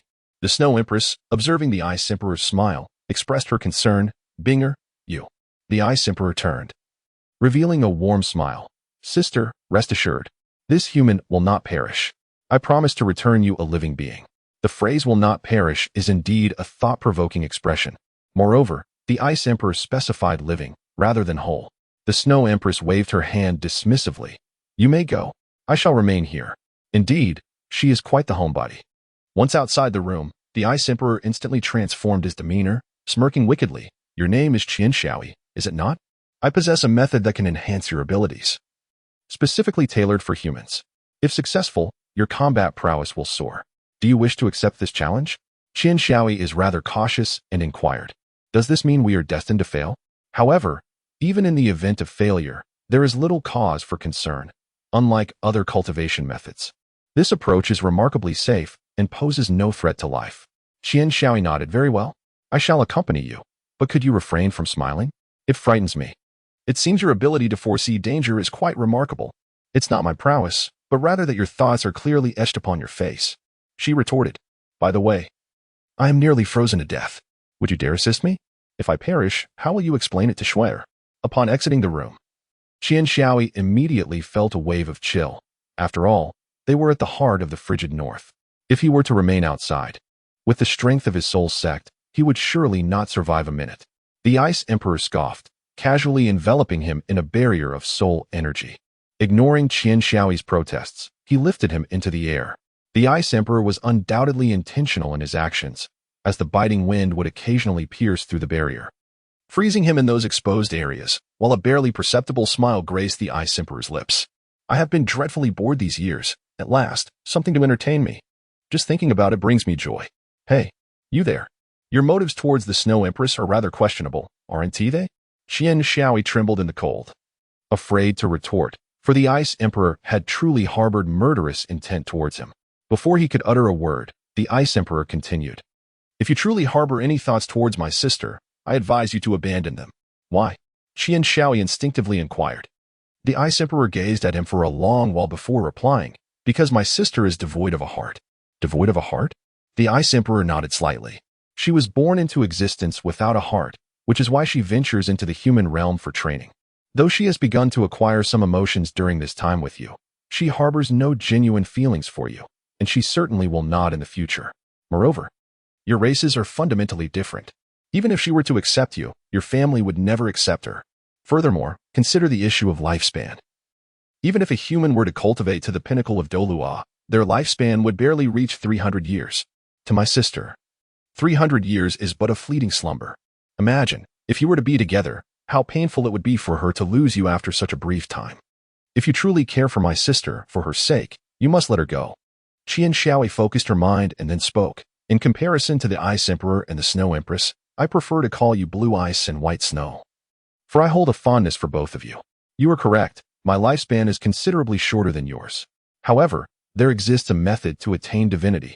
The Ice Emperor was momentarily taken aback, then haughtily retorted, becoming a deity is not as simple as you think. Such arrogance. Shall we make a pact? The Ice Emperor, intrigued by Qian Xiaoyi's proposition, inquired, what kind of pact? If I can indeed become a deity, you must not obstruct our union. Agreed. But if you fail to achieve divinity, you shall not pursue my sister. Deal. The Ice Emperor smirked. You seem quite confident, but overconfidence borders on arrogance. Enough talk. We've arrived at our destination. The Ice Emperor brought Qian Xiaoyi to a cliff in the farthest reaches of the north. Jump down. You do not intend to harm me, do you? Qian Xiaoyi pointed towards the unfathomable abyss, where a chilling wind howled. The Ice Emperor, impatient, replied, enough with the chatter. I will descend shortly. You leap first. Before Qian Xiaoyi could protest, she was pushed off the edge. Ice Sister, is this wise? I worry he may not endure. The Snow Empress, having appeared beside the Ice Emperor, expressed her concern. Do not fret, sister. This is my domain, and below lies my kin. He shall be unharmed. I assure you he will return to you unscathed. Now, I shall descend. The Snow Empress murmured as she watched the Ice Emperor plummet. I meant to ask if pushing him down might lead to his demise. The Ice Emperor grinned wickedly as she observed Qian Xiaoyi, who had landed painfully and was wailing. Qian Xiaoyi, to disrespect this king, you shall live in torment. Now, let the training commence. The frigid air will temper your body, enhancing your strength. Though your physical prowess is commendable among your peers, it remains insufficient. Fear not. Though the process will be excruciating, endure, and it shall pass. Moreover, training in this environment invigorates the spirit. I shall remain by your side. Should misfortune befall you, my sister would hold me accountable. Chapter 89. 3 years later. Ice Sister. Are we not finished yet? Qian Xiaoyi gazed at the enormous scorpion before her. This creature measured 1.5 meters in length, adorned in hues of icy blue and vibrant green. Its front segment was layered in 4 tiers, each exceeding half a foot in length. With its head poised atop the foremost layer, its silvery mandibles glimmered with a faint, cold light. The front half of this layered body was sheathed in scales reminiscent of diamonds, densely scattered across its torso and 6 elongated, powerful legs. Under the radiant light of the snow, it exuded an unparalleled brilliance. In that moment, it seemed to transform into a source of light, radiating countless hues that refracted from its being. Each of its 2 formidable pincers extended a full meter, adorned with peculiar hexagonal protrusions reminiscent of diamond facets, while the foremost claw and mouth parts gleamed with a mirror-like silvery sheen. Its eyes, a striking yellow, resembled 2 yellow diamonds embedded within its visage, also hexagonal in shape. The crystalline yellow luminescence flickered, evoking a sense of resplendent treasure. The elongated and arched tail at the rear of its body, unlike the multi-jointed tails of ordinary scorpions, comprised only 6 segments in total. Each segment shimmered in an alluring emerald green, exuding a vitality that sparkled with life. The coloration was consistent across all 6 segments, with the segment closest to the upper body being the widest, tapering gradually towards the rear. At the terminal segment, the tail's hook, adorned with diamond-like granules, was raised high, its tip also radiating a silvery mirror-like brilliance. Qian Xiaoyi harbored an aversion towards venomous creatures, particularly the treacherous serpents and scorpions. Initially, when the Ice Emperor sought to revert to her true form, Qian Xiaoyi was vehemently opposed. Yet, upon witnessing the transformation, he found not disdain but an unexpected beauty in her essence. Although the Ice Emperor's true form was that of an ice-blue emperor scorpion, Qian Xiaoyi had never encountered a spirit beast that rivaled her in splendor. Over the span of 3 years, the Ice Emperor's murderous intent towards him had diminished significantly, to the point of vanishing entirely. He even grew fond of calling her Binger, despite enduring various beatings during his early attempts. However, he soon acclimated to it. At that moment, the Ice Emperor's tail was entwined around his spine, channeling soul energy to Qian Xiaoyi. Throughout these 3 years, he endured countless tortures, his body frozen stiff, excruciating pain causing him to faint, and brushes with death. These trials became routine. Qian Xiaoyi could swear that the torment inflicted by the Ice Emperor during this period was unforgettable, yet it was also the most rewarding time of his life. Not only had he significantly enhanced his physical strength, but his soul power had also ascended to a remarkable 56th level, gaining over 10 levels in just 3 years, a pace that would evoke envy in anyone. Moreover, the Judgment Sword now bore the essence of ice and snow. Every swing would envelop the opponent in an icy chill, not merely the cold of death, but a profound temperature drop. In other words, the Judgment Sword had evolved, now endowed with the attribute of frost. Most gratifying for Qian Xiaoyi was his ability to create a unique soul technique, the cold sword style, blending sword intent, soul flow, and icy aura, all under the guidance of the Ice Emperor in this frigid environment. Once, when the Ice Emperor used Qian Xiaoyi as a living target, this soul technique inflicted pain upon her, albeit momentarily. It was noteworthy that the Ice Emperor was a being comparable to a super Douluo, possessing a physical strength that even surpassed that of most super Douluos. Thus, the fact that she had felt pain from his attack spoke volumes about the potency of this soul technique. During this time, the Snow Emperor had visited Qian Xiaoyi, but her stay was fleeting, as she was swiftly driven away by the Ice Emperor under the pretense of fostering focused training. In truth, she sought to minimize their encounters, allowing time to dilute their emotions. Currently, the Ice Emperor was transmitting her soul power through her tail to help Qian Xiaoyi adapt to the cold and enhance the icy intensity of the Judgment Sword. Her intention was to determine whether she could forge a weapon soul of ultimate ice. Success was inconsequential. It was merely a diversion from her boredom. With a sigh, the Ice Emperor retracted her tail and transformed into her human form, lamenting, "It seems futile. Your Judgment Sword appears to have reached its limit, as the cold cannot surpass a certain threshold, remaining akin to an ordinary ice weapon soul." Qian Xiaoyi, ever the optimist, stretched lazily and chuckled, saying, "It matters not. I am already far superior to others. I have no aspirations to be the greatest of all time. This is sufficient for me. Thank you for your support during this time." The Ice Emperor scoffed, turning away to reply, "Isn't it simply to keep you away from my sister? Do you think I relish your company?" Qian Xiaoyi curled her lip and said, "Humph, your words are quite sharp now. If you can't bear to part, just admit it. Can't bear to part? Huh, how shameless. All right, let's tidy up and leave. Have you grown too accustomed to lingering here?" Qian Xiaoyi nodded with excitement. To be honest, He dreaded staying here. Although his strength was rapidly increasing, the agony was truly beyond what any human could endure. His survival was merely due to the leniency of the Ice Emperor. The Ice Emperor brought Qian Shaoi to the front of the Snow Empress's palace and said, "When you meet my sister, just greet her, and I will take you away. Understand? It's just a brief visit, as this is the territory of soul beasts. And you should also prepare to leave the far north. Do not forget your promise." Qian Shaoi disregarded her and entered directly. Leaving the Ice Emperor standing alone in the biting wind and snow, his face a mask of fury, Qian Shaoi gazed at the Snow Empress, who had turned her back to him, gritting his teeth as he spoke. "Swear, I must take my leave. Perhaps I shall return soon. Or perhaps this farewell shall be everlasting. Please take good care of yourself." The Snow Empress merely responded with a soft HM, seemingly devoid of any emotion. However, the Ice Emperor, who had just entered, noticed the inconspicuous shards of ice on the ground. The Snow Empress's palace was immaculate. How could there be ice shards? Thus, the only possibility was that they originated from the Snow Empress herself. "Sister, have you wept? Have you truly begun to feel emotions? I am uncertain whether this is a blessing or a curse. Sister, we shall take our leave now." After the Ice Emperor escorted Qian Shaoi out of the far north, he returned. Qian Shaoi cast a final glance at the depths of the far north before turning away from the place he had inhabited for 3 years. "Farewell, Shuer. And you too, Binger." Qian Shaoi departed from the northernmost land, making his way directly to the Spirit Hall, pondering the current state of the institution. His friends from Shrek Academy were far from mediocre. Facing them as adversaries would undoubtedly pose a significant challenge. Upon his return to the Spirit Hall, he became aware of the momentous developments aimed at unifying the continent.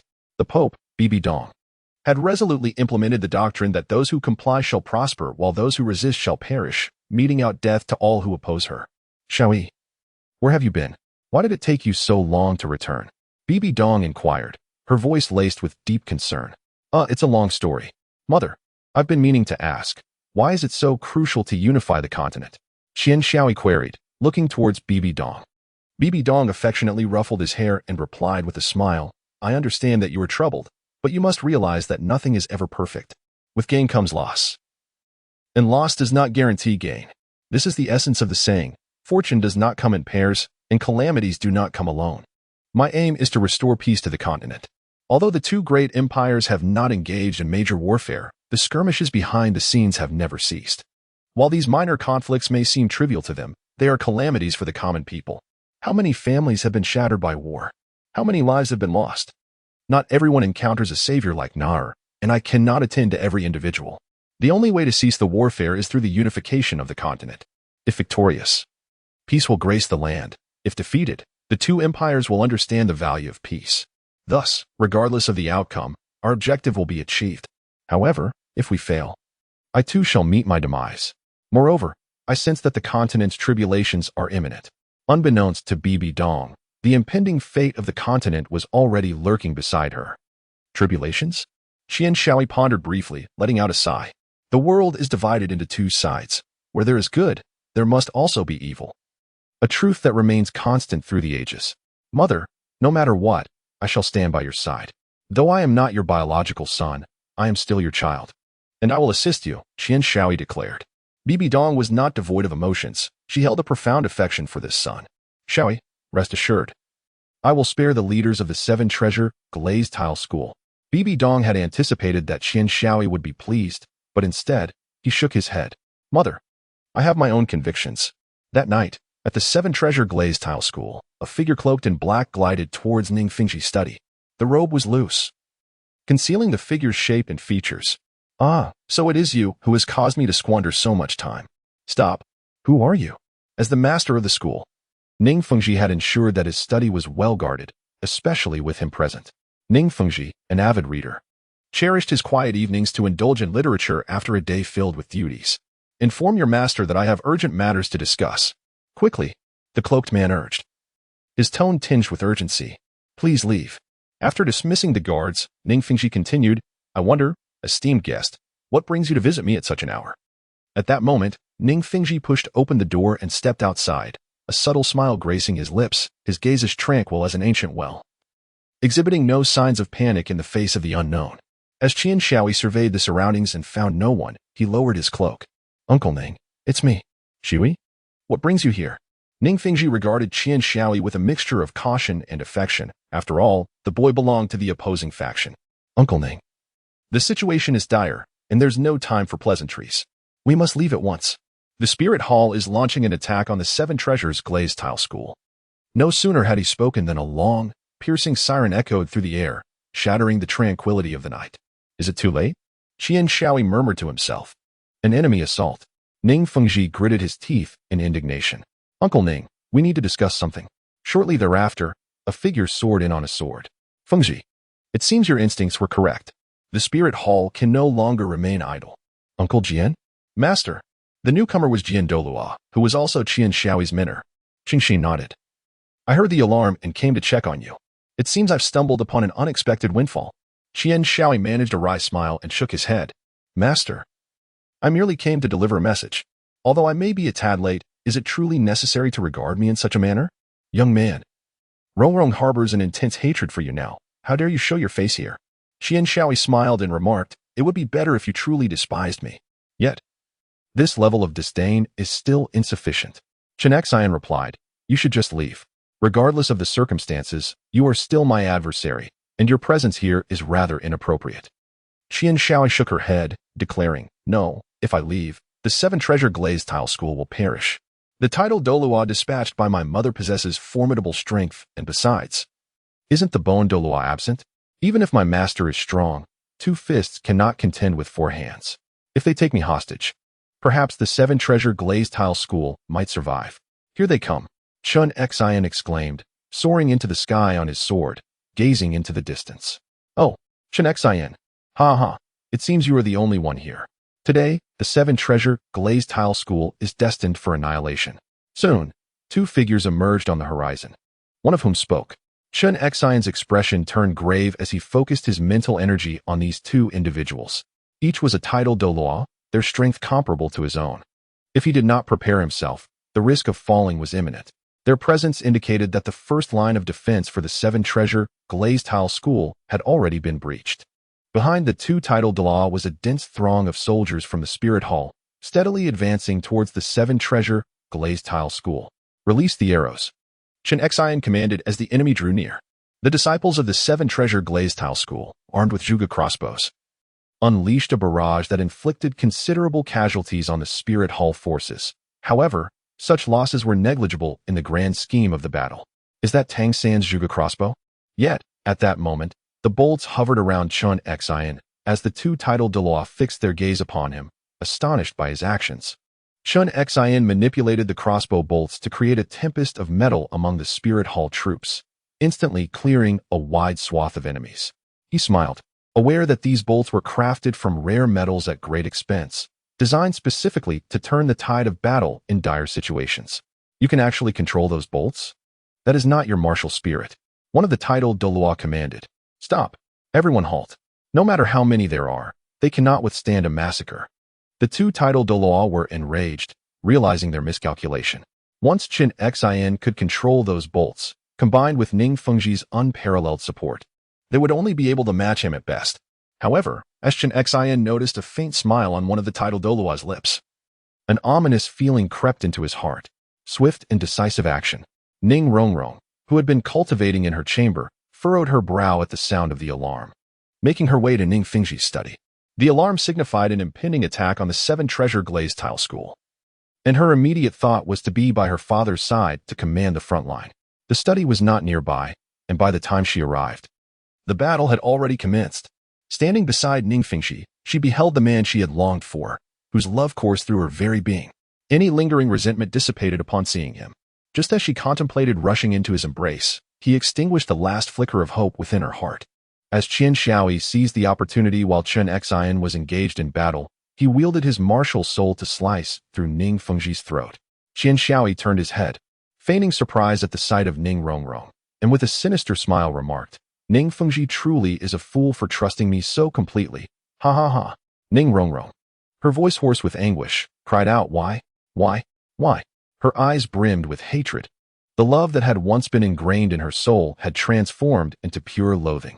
Chen Xian, upon discovering Ning Rongrong at the scene of Ning Fengji's demise, gritted his teeth and steadied his emotions, fully aware that engaging in battle while consumed by feelings would lead to certain defeat. One of the title Douluo shouted, "Protect the young master, retreat." A few Soul Douluo surrounded Qian Xiaoyi, driving away the formidable opponents one by one. As they passed Ning Rongrong, one of them attempted to eliminate her effortlessly, but Qian Xiaoyi gestured for him to fall back. He waved his hand, dispersing the soul rotation in Ning Rongrong's grasp, seized her by the neck, and lifted her with a mocking whisper in her ear. "Years have passed, and you remain so weak. Do you hate me? Do you wish to kill me? Do you seek vengeance for your father?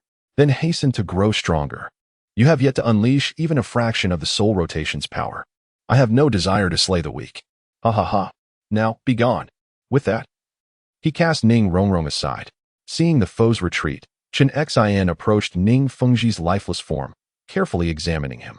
Upon confirming he had truly drawn his last breath, a faint smile crept upon his face. Chapter 91. 5 years. Ning Rongrong had never harbored such hatred for anyone before. The person she loved most was also the one she despised the most. Time and again, he inflicted pain upon her, leaving her in despair and hopelessness. After this ordeal, Ning Rongrong had truly matured. In the spirit hall, Bibi Dong remarked, "Xiaoyi, I never anticipated you could be so ruthless, leaving no room for sentiment." "Qian Xiaoyi, it's not too bad. How is the blue electric Tyrannosaurus sect faring? I trust your judgment, intentionally allowing a few direct disciples to escape, along with those honing their skills outside, should sufficiently ensure the continuity of our legacy. After all, it is a form of culture, and to sever it entirely seems rather cruel. However, I do harbor concerns for their well-being." Qian Xiaoyi smiled reassuringly. "Mother, do not worry. We shall incapacitate our opponents. They are not guilty, merely hindering our progress, and there is no need to drive them to their demise.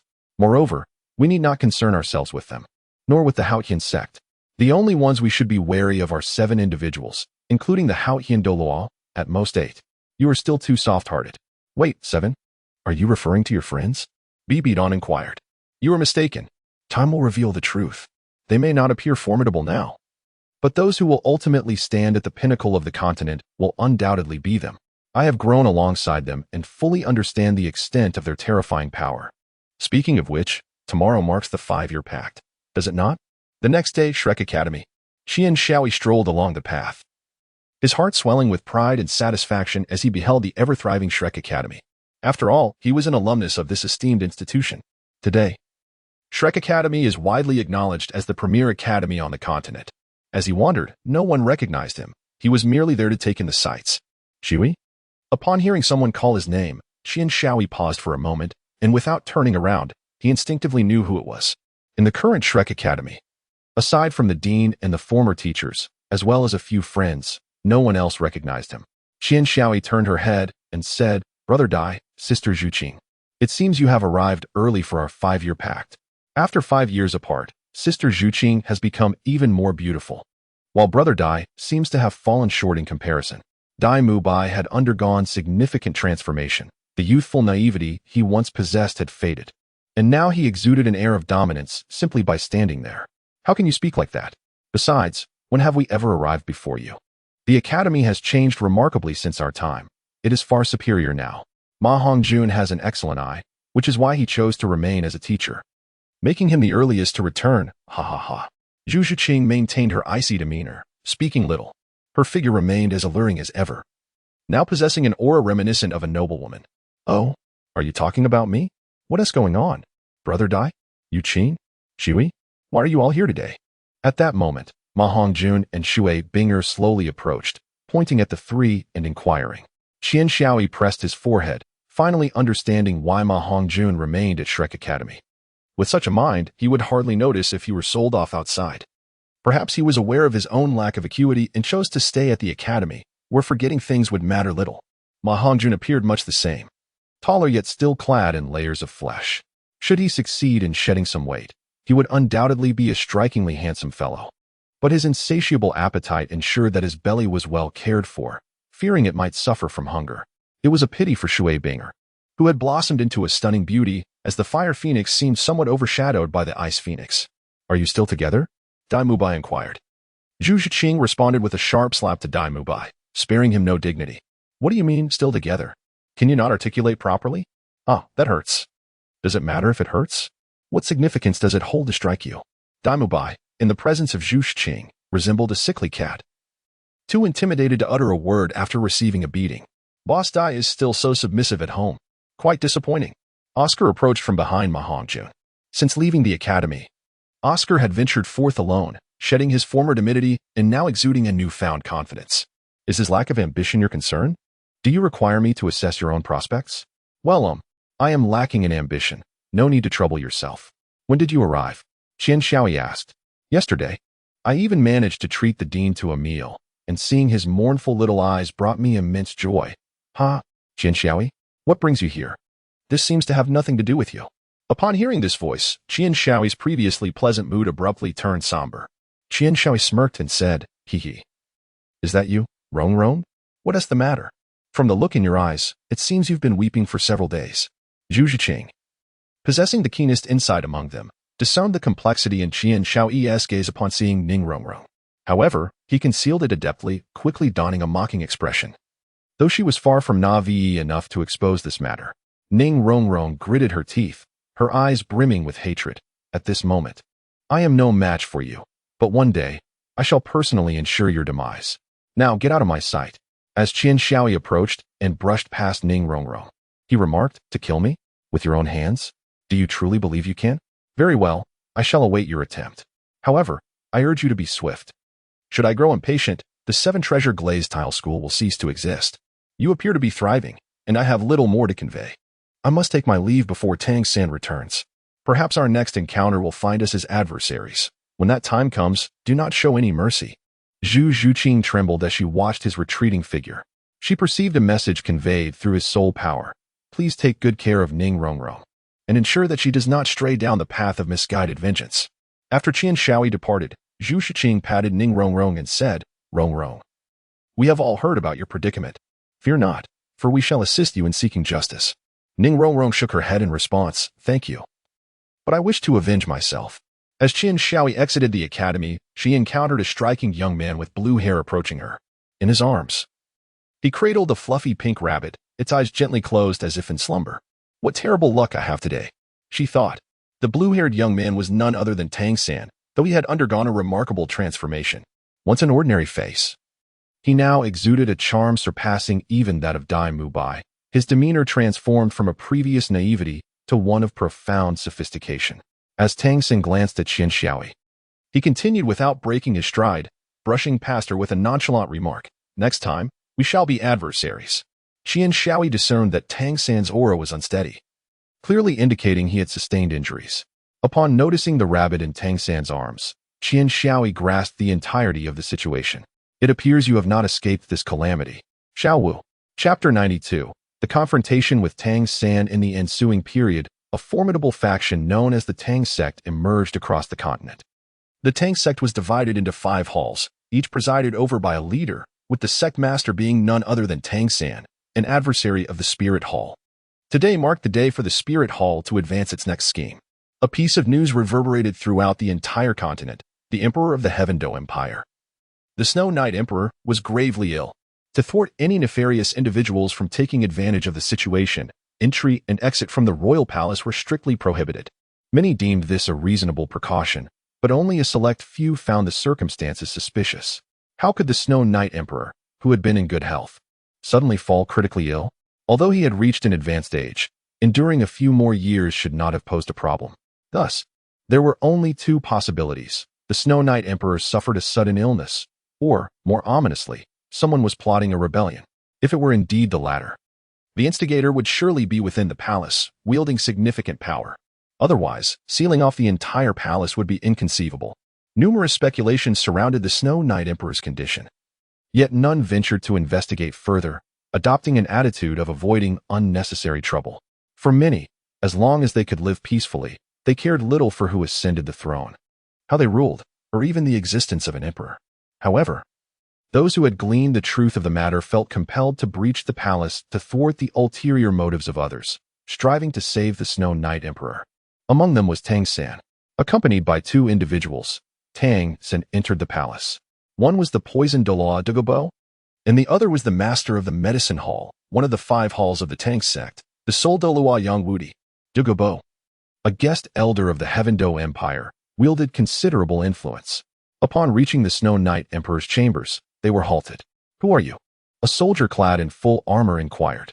Douluo produced a golden token, inscribed with two prominent characters, "Personal Visit," signifying the Emperor's direct presence. To present the token was akin to presenting oneself. Yet, to their surprise, the soldier remained unmoved, standing coldly in place. At this moment, Tang San realized that the Snow Knight Emperor's illness must have been orchestrated by someone. Pointing to young Wudi, Tang San declared, "We are here to attend to His Majesty's health, particularly this esteemed young Wudi, who is a luminary in the field of medicine. Should we delay, and His Majesty's condition worsen, the consequences are beyond your capacity to bear." The leading soldier showed no inclination to yield, coldly stating, "His Majesty is resting. Per the decree of the Crown Prince, no one is permitted to disturb him. Those who defy this order will face lethal consequences." Fearing that prolonged negotiations might lead to unforeseen incidents, Tang San nodded to Douluo, preparing to force their way inside. Just then, a voice echoed, "Brother Tang San. How delightful to see you. Greetings, Your Highness the Crown Prince." The surrounding soldiers fell to their knees in unison. The newcomer was none other than the Crown Prince. Shui Qinghe, accompanied by three others, two elderly men and a familiar face, Qian Shaoi. Tang San gazed calmly at Qian Shaoi, suddenly letting out a long sigh. It seemed that those stationed here were likely all members of the Spirit Hall. "Your Highness," Shui Qinghe said with a faint smile. She was well aware of Tang San's intelligence. From the moment he arrived, she realized the truth could no longer be concealed. It was better to be forthright. So she had brought Qian Shaoi along. "If my conjecture is correct, Your Highness, you are also affiliated with the Spirit Hall, are you not? And Qian Shaoi has known your true identity for 5 years now. Have you been conspiring since that time?" Tang San spoke with a calm demeanor. Shui Qinghe smiled lightly, raising one hand and reaching into her garment. With a swift motion of her wrist, she revealed an extraordinary mask that had been intricately connected to her hair. Her skin was as pale as snow, and her phoenix eyes held an air of authority. Compared to her previously approachable demeanor, she now exuded a distinct personality. With a straight nose and slightly delicate phoenix eyes, while she may not be the most beautiful, she certainly stood among the elite. Qian Rinxue stated, "Tang San, there is one aspect in which you are mistaken. Among those plotting, there is no Xiao Yi. Rather, it is Xiao Yi who seeks to thwart my plans." Although his efforts have proven futile, Tang San cast a complex glance at Qian Xiao Yi and sighed deeply. "Xiao Yi? Such an endearing term. I wonder how you would address me. It seems your standing within the Spirit Hall is quite esteemed. My name is Qian Rinxue. It is understandable that you have not heard of me, for I am the trump card of the Spirit Hall, and Xiao Yi is my younger brother," she continued, affectionately ruffling Qian Xiao Yi's hair. "A biological brother? No blood relation, much like you and Xiao Wu." Tang San replied, "I offer you an opportunity to pledge allegiance to the Spirit Hall, should you align with us." Before he could finish, Qian Shaoi interrupted, "Sister, do not continue. He will not acquiesce. Such enticing words may please others, but to Tang San, they are an affront." Tang San smiled, "You are right. It is no wonder you are my rival. You truly understand me. However, I am curious as to what compels you to side with the Spirit Hall. Turning back would be wise. Enough, third brother. You lack the standing to critique me. Your enmity with the Spirit Hall is merely a quest for vengeance for your loved ones, is it not? My allegiance to the Spirit Hall is solely to protect my family and friends. In truth, we are akin. Neither of us holds the moral high ground." Tang San shook his head. "It is different. Should the Spirit Hall wage war, countless innocents would be rendered homeless." Qian Shaoi remarked, "There is no need to speak so grandiloquently. If the Spirit Hall withdraws its forces, would you truly forsake your vengeance?" "Absolutely not. Thus, all this discourse is futile." Tang San sighed. "Must you insist on opposing me? The Spirit Hall embodies malevolence. You are merely playing with fire, risking self-immolation." Qian Shaoi glanced at Qian Rinxue beside her and remarked, "There is no true distinction between righteousness and evil. What constitutes righteousness and what constitutes evil? They are merely the judgments of individuals. I protect my friends and family, which I deem righteous. You seek vengeance for your family, and that too is righteous. We are fundamentally the same." Qian Rinxue, upon noticing Tang San's desire to speak further, interjected, "Enough.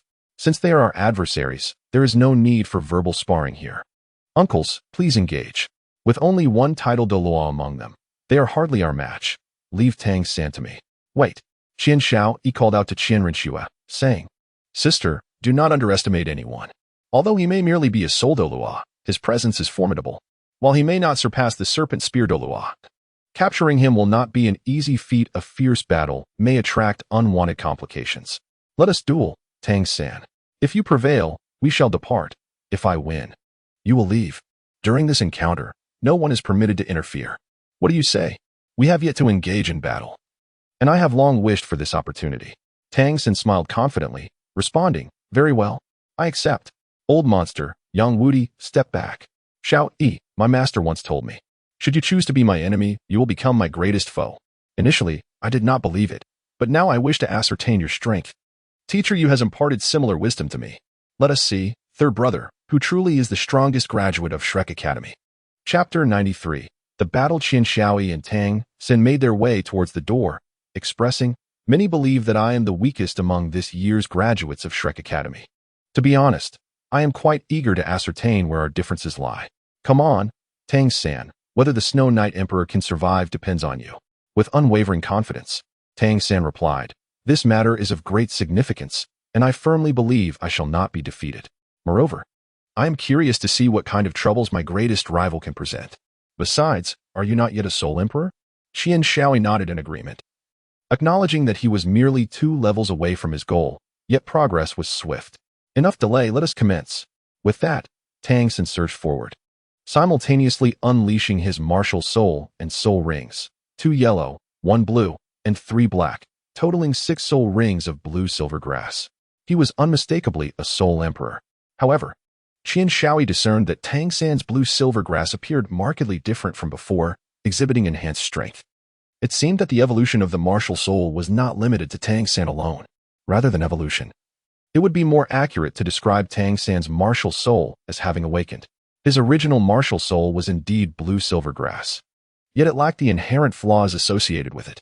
Following the awakening, it had transformed into the blue silver emperor, elevating the quality of his martial soul to an entirely new echelon. Coupled with the fact that Tang-san himself was a Soul Emperor, Qian Xiaoyi, though not far from that rank, still faced a shortcoming in terms of realm. This disparity was one of the reasons for Tang-san's unwavering confidence. It was indeed a formidable challenge to achieve victory. Suddenly, a black soul ring illuminated behind Tang-san, and from the ground beside Qian Xiaoyi, sharp spikes erupted. Yet he recognized this as the evolution of Tang-san's 4th soul skill, the blue-silver spike formation. Qian Xiaoyi did not expect Tang-san to commence with such earnestness. Unleashing a timeless soul skill, with a deft push of his toes against the ground, he leaped into the air, evading the blue-silver piercing thrust. I mean, Brother San, is it truly necessary to go all out right from the start? He remarked, somewhat incredulous at the display of such formidable power. Tang-san smiled. And while his confidence was palpable, he was far from arrogant. He harbored a healthy respect for the potential pitfalls that lay ahead. I cannot afford to be careless against you, Xiaoyi. Please do not let me down. With that, a long spear materialized in his hand, representing his 5th soul skill, the blue-silver Emperor's spear. As soon as it appeared, Tang-san hurled it with great force, aiming directly at Qian Xiaoyi. His timing was impeccable, striking at the moment when Qian Xiaoyi reached the apex of his leap, utterly devoid of any means to gain leverage. Qian Xiaoyi's gaze sharpened. The formidable power of the blue-silver Emperor's spear posed a threat even to him, yet it was merely a threat, easily resolvable. Before Qian Xiaoyi, a black circular barrier materialized, a manifestation of the 4th soul skill, the Dustless Realm. This skill serves as a comprehensive defensive measure, enveloping Qian Xiaoyi in a 360-degree shield without any blind spots. Through the rigorous training under the Ice Emperor, the Dustless Realm has evolved to adapt according to Qian Xiaoyi's innermost intentions, allowing for the selection of defense in a singular direction. After all, deploying an all-encompassing defense against an attack from only one direction would indeed be a considerable waste. By condensing it into a singular wall, not only is soul power conserved, but the defensive capacity of the Dustless Realm is also significantly enhanced. With a resounding impact, the blue-silver Tyrant gun struck the Dustless Realm, and for a moment, the 2 soul skills were at an impasse. Ultimately, the Dustless Realm shattered, as Tang-san's blue-silver Tyrant gun proved to be the superior force, being his 5th soul skill and the most formidable attack of his blue-silver Emperor martial soul. Chapter 94. A decisive blow. At this moment, Qian Xiaoyi had already descended to the ground, exhibiting no astonishment at Tang-san's ability to shatter his soul skill. If Tang-san could not even breach such a defense, then he would not merit being his opponent. His intention was merely to delay for a brief moment, never anticipating that the land of no dust would withstand the assault. As he touched the ground, the first and second soul rings of Qian Shaoi shimmered brilliantly, with the support of his second soul skill. A swift blade of energy shot towards Tang San. Following the trajectory of the sword energy, Qian Shaoi charged at Tang San, fully aware that his first soul skill would be ineffectual against him. Indeed, Tang San, employing a footwork as elusive as a phantom, deftly evaded the blade of energy. Simultaneously, Qian Shaoi had already reached his front. With a subtle grasp of his right hand, Tang San rendered Qian Shaoi's body paralyzed, as if it were overrun by the invasive blue-silver grass. This was Tang San's second soul skill, Parasite. Concurrently, an overwhelming pressure surged within Qian Shaoi's heart, making him acutely aware of his diminishing strength while Tang San's prowess intensified. A singular term flashed through his mind: domain. Indeed, Tang San had activated his God of Slaughter domain, designed to disrupt the enemy's mental state, weaken them, and bolster his own strength. At this moment, Qian Shaoi was still in a state of relentless charge. If he were to continue barreling forward, he would undoubtedly lose his balance and fall. Even a mere second on the ground would allow Tang San, with his formidable strength, to determine the outcome of their clash. Just as Tang San believed victory was within his grasp, a flash of purple from Qian Shaoi's soul ring illuminated the air, a sign of his third soul skill, body enhancement. As the name suggests, its purpose was to fortify his body for a brief duration. Empowered by this ability, Qian Shaoi effortlessly disregarded the blue-silver grass and paralysis effects surrounding him, even negating the impact of the killing god domain. He surged forward towards Tang San. After all, he was a melee-oriented soul master. The sword energy of the Judgment Sword was reined in, with his soul power circulating, should it pierce his opponent. It would surely result in severe injury, if not death. Recognizing that Qian Shaoi had broken through his second soul skill and that evasion was futile, Tang San resolved to let Qian Shaoi's Judgment Sword strike him. As Qian Shaoi observed that Tang San showed no intention of evading, his expression grew increasingly grave. The unusual circumstances suggested that there was something amiss. Tang San's lack of retreat indicated he must possess an ulterior strategy. With this in mind, Qian Shaoi remained vigilant, preparing his fourth soul skill. Even if Tang San had additional tricks up his sleeve, Qian Shaoi felt confident he could withstand the onslaught. Just as Qian Shaoi struck Tang San, the latter's form became ethereal, and Qian Shaoi found himself passing right through him. Before he could fully comprehend the situation, a dark, ominous hammer descended upon him with great force. Though Qian Shaoi was startled, she remained composed and unleashed her long-prepared fourth soul skill, the Dustless Realm. Although the Dustless Realm only held for a brief moment before shattering into fragments, it provided Qian Shaoi with ample time to evade. Qian Shaoi gazed at the hammer in Tang San's hand, fully aware that it was the pinnacle martial soul of the continent, the Haotian hammer. With an expression devoid of emotion, Tang San stated, "Initially, I had no intention of employing my sixth soul skill. However, your strength compels me. I lack the confidence to evade your previous assault, and your combat awareness is equally formidable, rendering my attempt at a surprise strike utterly futile. Were you not my adversary, I would have spared myself much trouble." Qian Shaoi smiled gently and remarked, "It is not solely you who is making progress, is it? Furthermore, I cannot possibly stand in opposition to my mother, can I?" Tang nodded slightly. If his mother were to confront his friend, he too would find it impossible to side with his companion. At most, he would show mercy in the heat of the moment. Ultimately, he realized he lacked the standing to judge others. "Shaoi, let us settle this with a single decisive blow. Prolonging this contest will surely lead to your spiritual energy being depleted, especially considering you are only at the 58th level." Qian Shaoi was acutely aware of his circumstances. He nodded in agreement and said, "That is precisely my intention. Third brother, unleash your most formidable technique." Chapter 95, Stalemate. Third brother. Let us see to whom the ultimate victory shall belong. Tang San nodded, gripping the Haotian hammer in his hand. He swung it through the air, generating a wave of dark energy that unleashed a powerful fluctuation of soul power, the initial form of the chaotic wind hammer technique. The aura of the god of death was inscribed upon the Haotian hammer, and only when wielding this hammer could its full power be realized.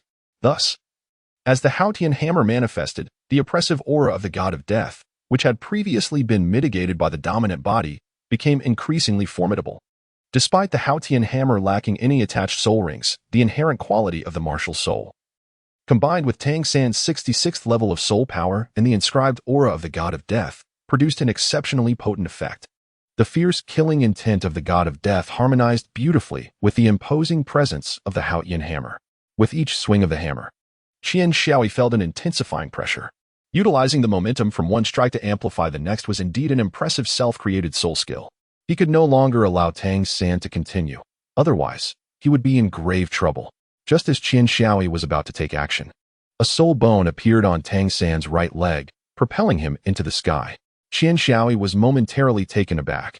Tang San's elevation undoubtedly diminished the threat he posed. Only the first soul skill was ranged, yet its power was insufficient to disrupt Tang San.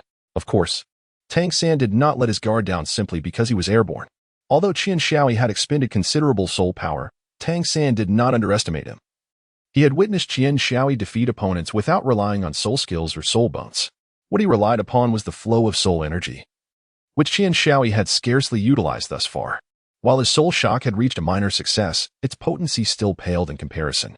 Qian Xiaoyi glanced at Tang San, noting the considerable distance between them, rendering it impossible for her to reach him. Helpless, she braced herself to endure the impact of Tang San's self-created soul skill.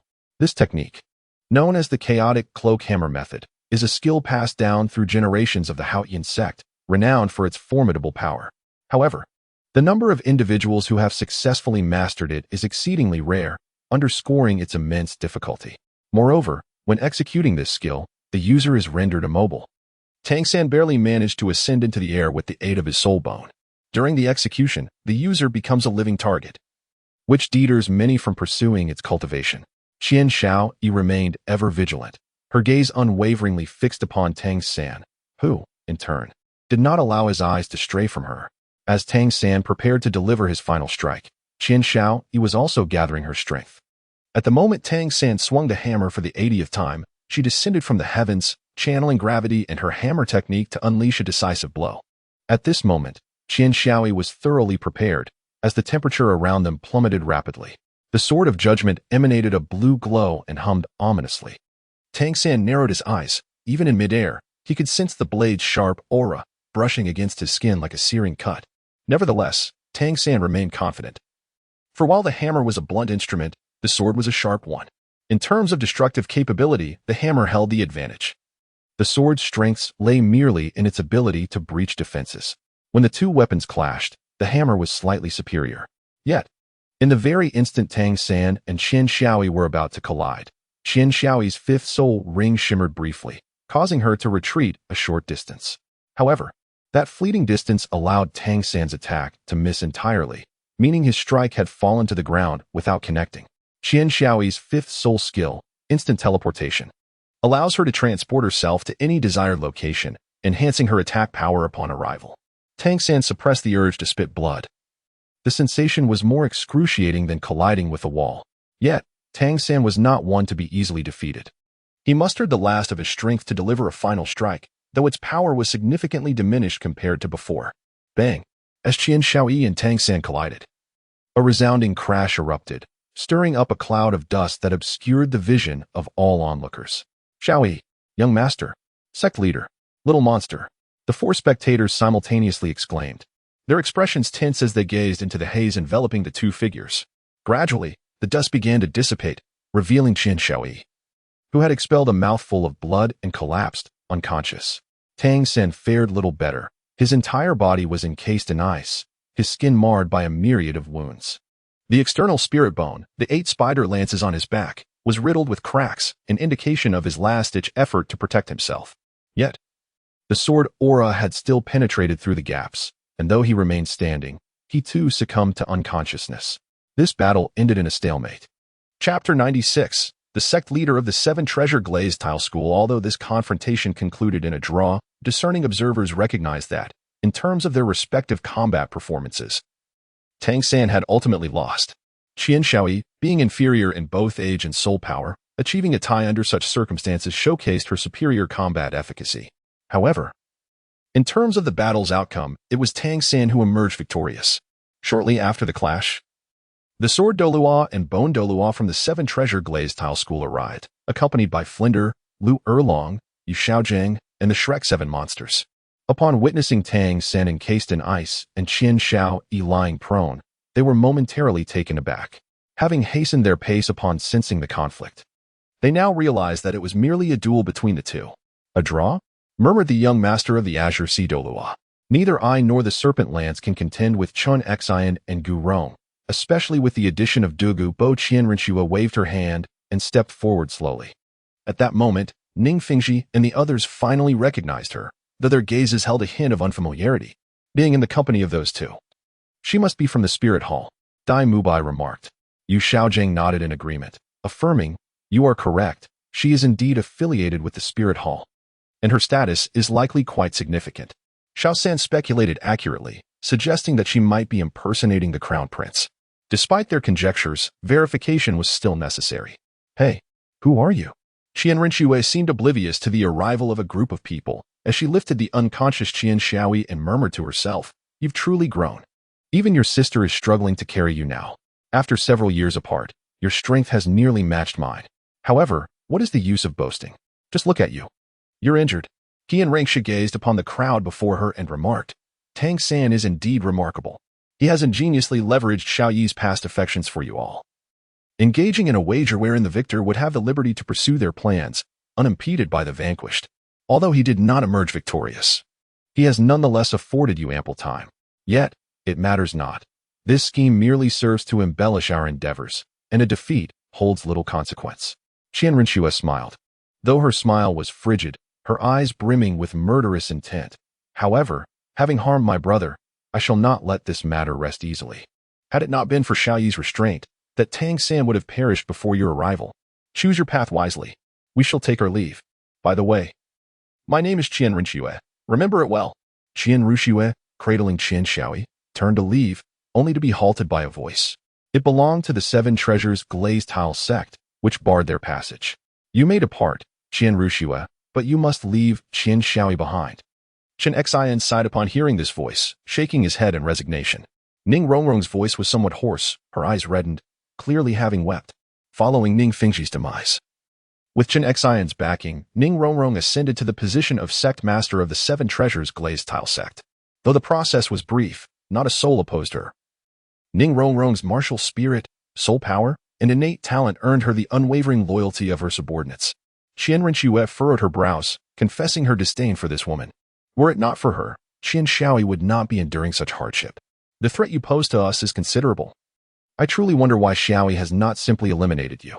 Observing the surrounding disciples of the Seven Treasures Glazed Tile School, Qianrenshue smiled faintly, truly deserving of being the second sect of the continent, to have such a multitude even after a war. That conflict was an indelible scar for Ning Rongrong, one that not only inflicted severe losses upon her family, but also cost her the father who cherished her most dearly, while simultaneously placing her beloved on a list of those destined for death. Reflecting on it now, her heart feels as though it is being sliced by a blade. "Qianrenshue, you are quite the talker. Were it not for your Spirit Hall, would my Seven Treasures Glazed Tile School find itself in such dire straits? Had your brother not slain my father, perhaps the situation would be vastly different. If you leave Qian Xiaoyi with me, I am willing to accept all your conditions." Qianrenshue remained composed and stated, "There is no need for that. The Spirit Hall will obtain what it desires on its own. However, you must allow my brother to remain. It is rather inappropriate to speak such words in front of his sister. Moreover, from where does your confidence arise to believe you can impede us?" Qianrenshue is indeed correct. As a titled Douluo, it is exceedingly difficult to perish unless one engages in reckless behavior or faces an insurmountable disparity in strength. If one cannot prevail, surely one can still flee. Chapter 97. Ning Rongrong's Strength. Qianrenshue glanced at the little Qian Shui in her arms, sighed softly, and spoke. "Master Ning, although my brother and I seldom have the opportunity to meet, I am acutely aware of the matters concerning you. You are indeed a pitiable soul. I never anticipated that little Shui would go to such lengths for the Spirit Hall." Ning Rongrong inquired in astonishment, "What do you mean by that?" Qianrenshue smiled.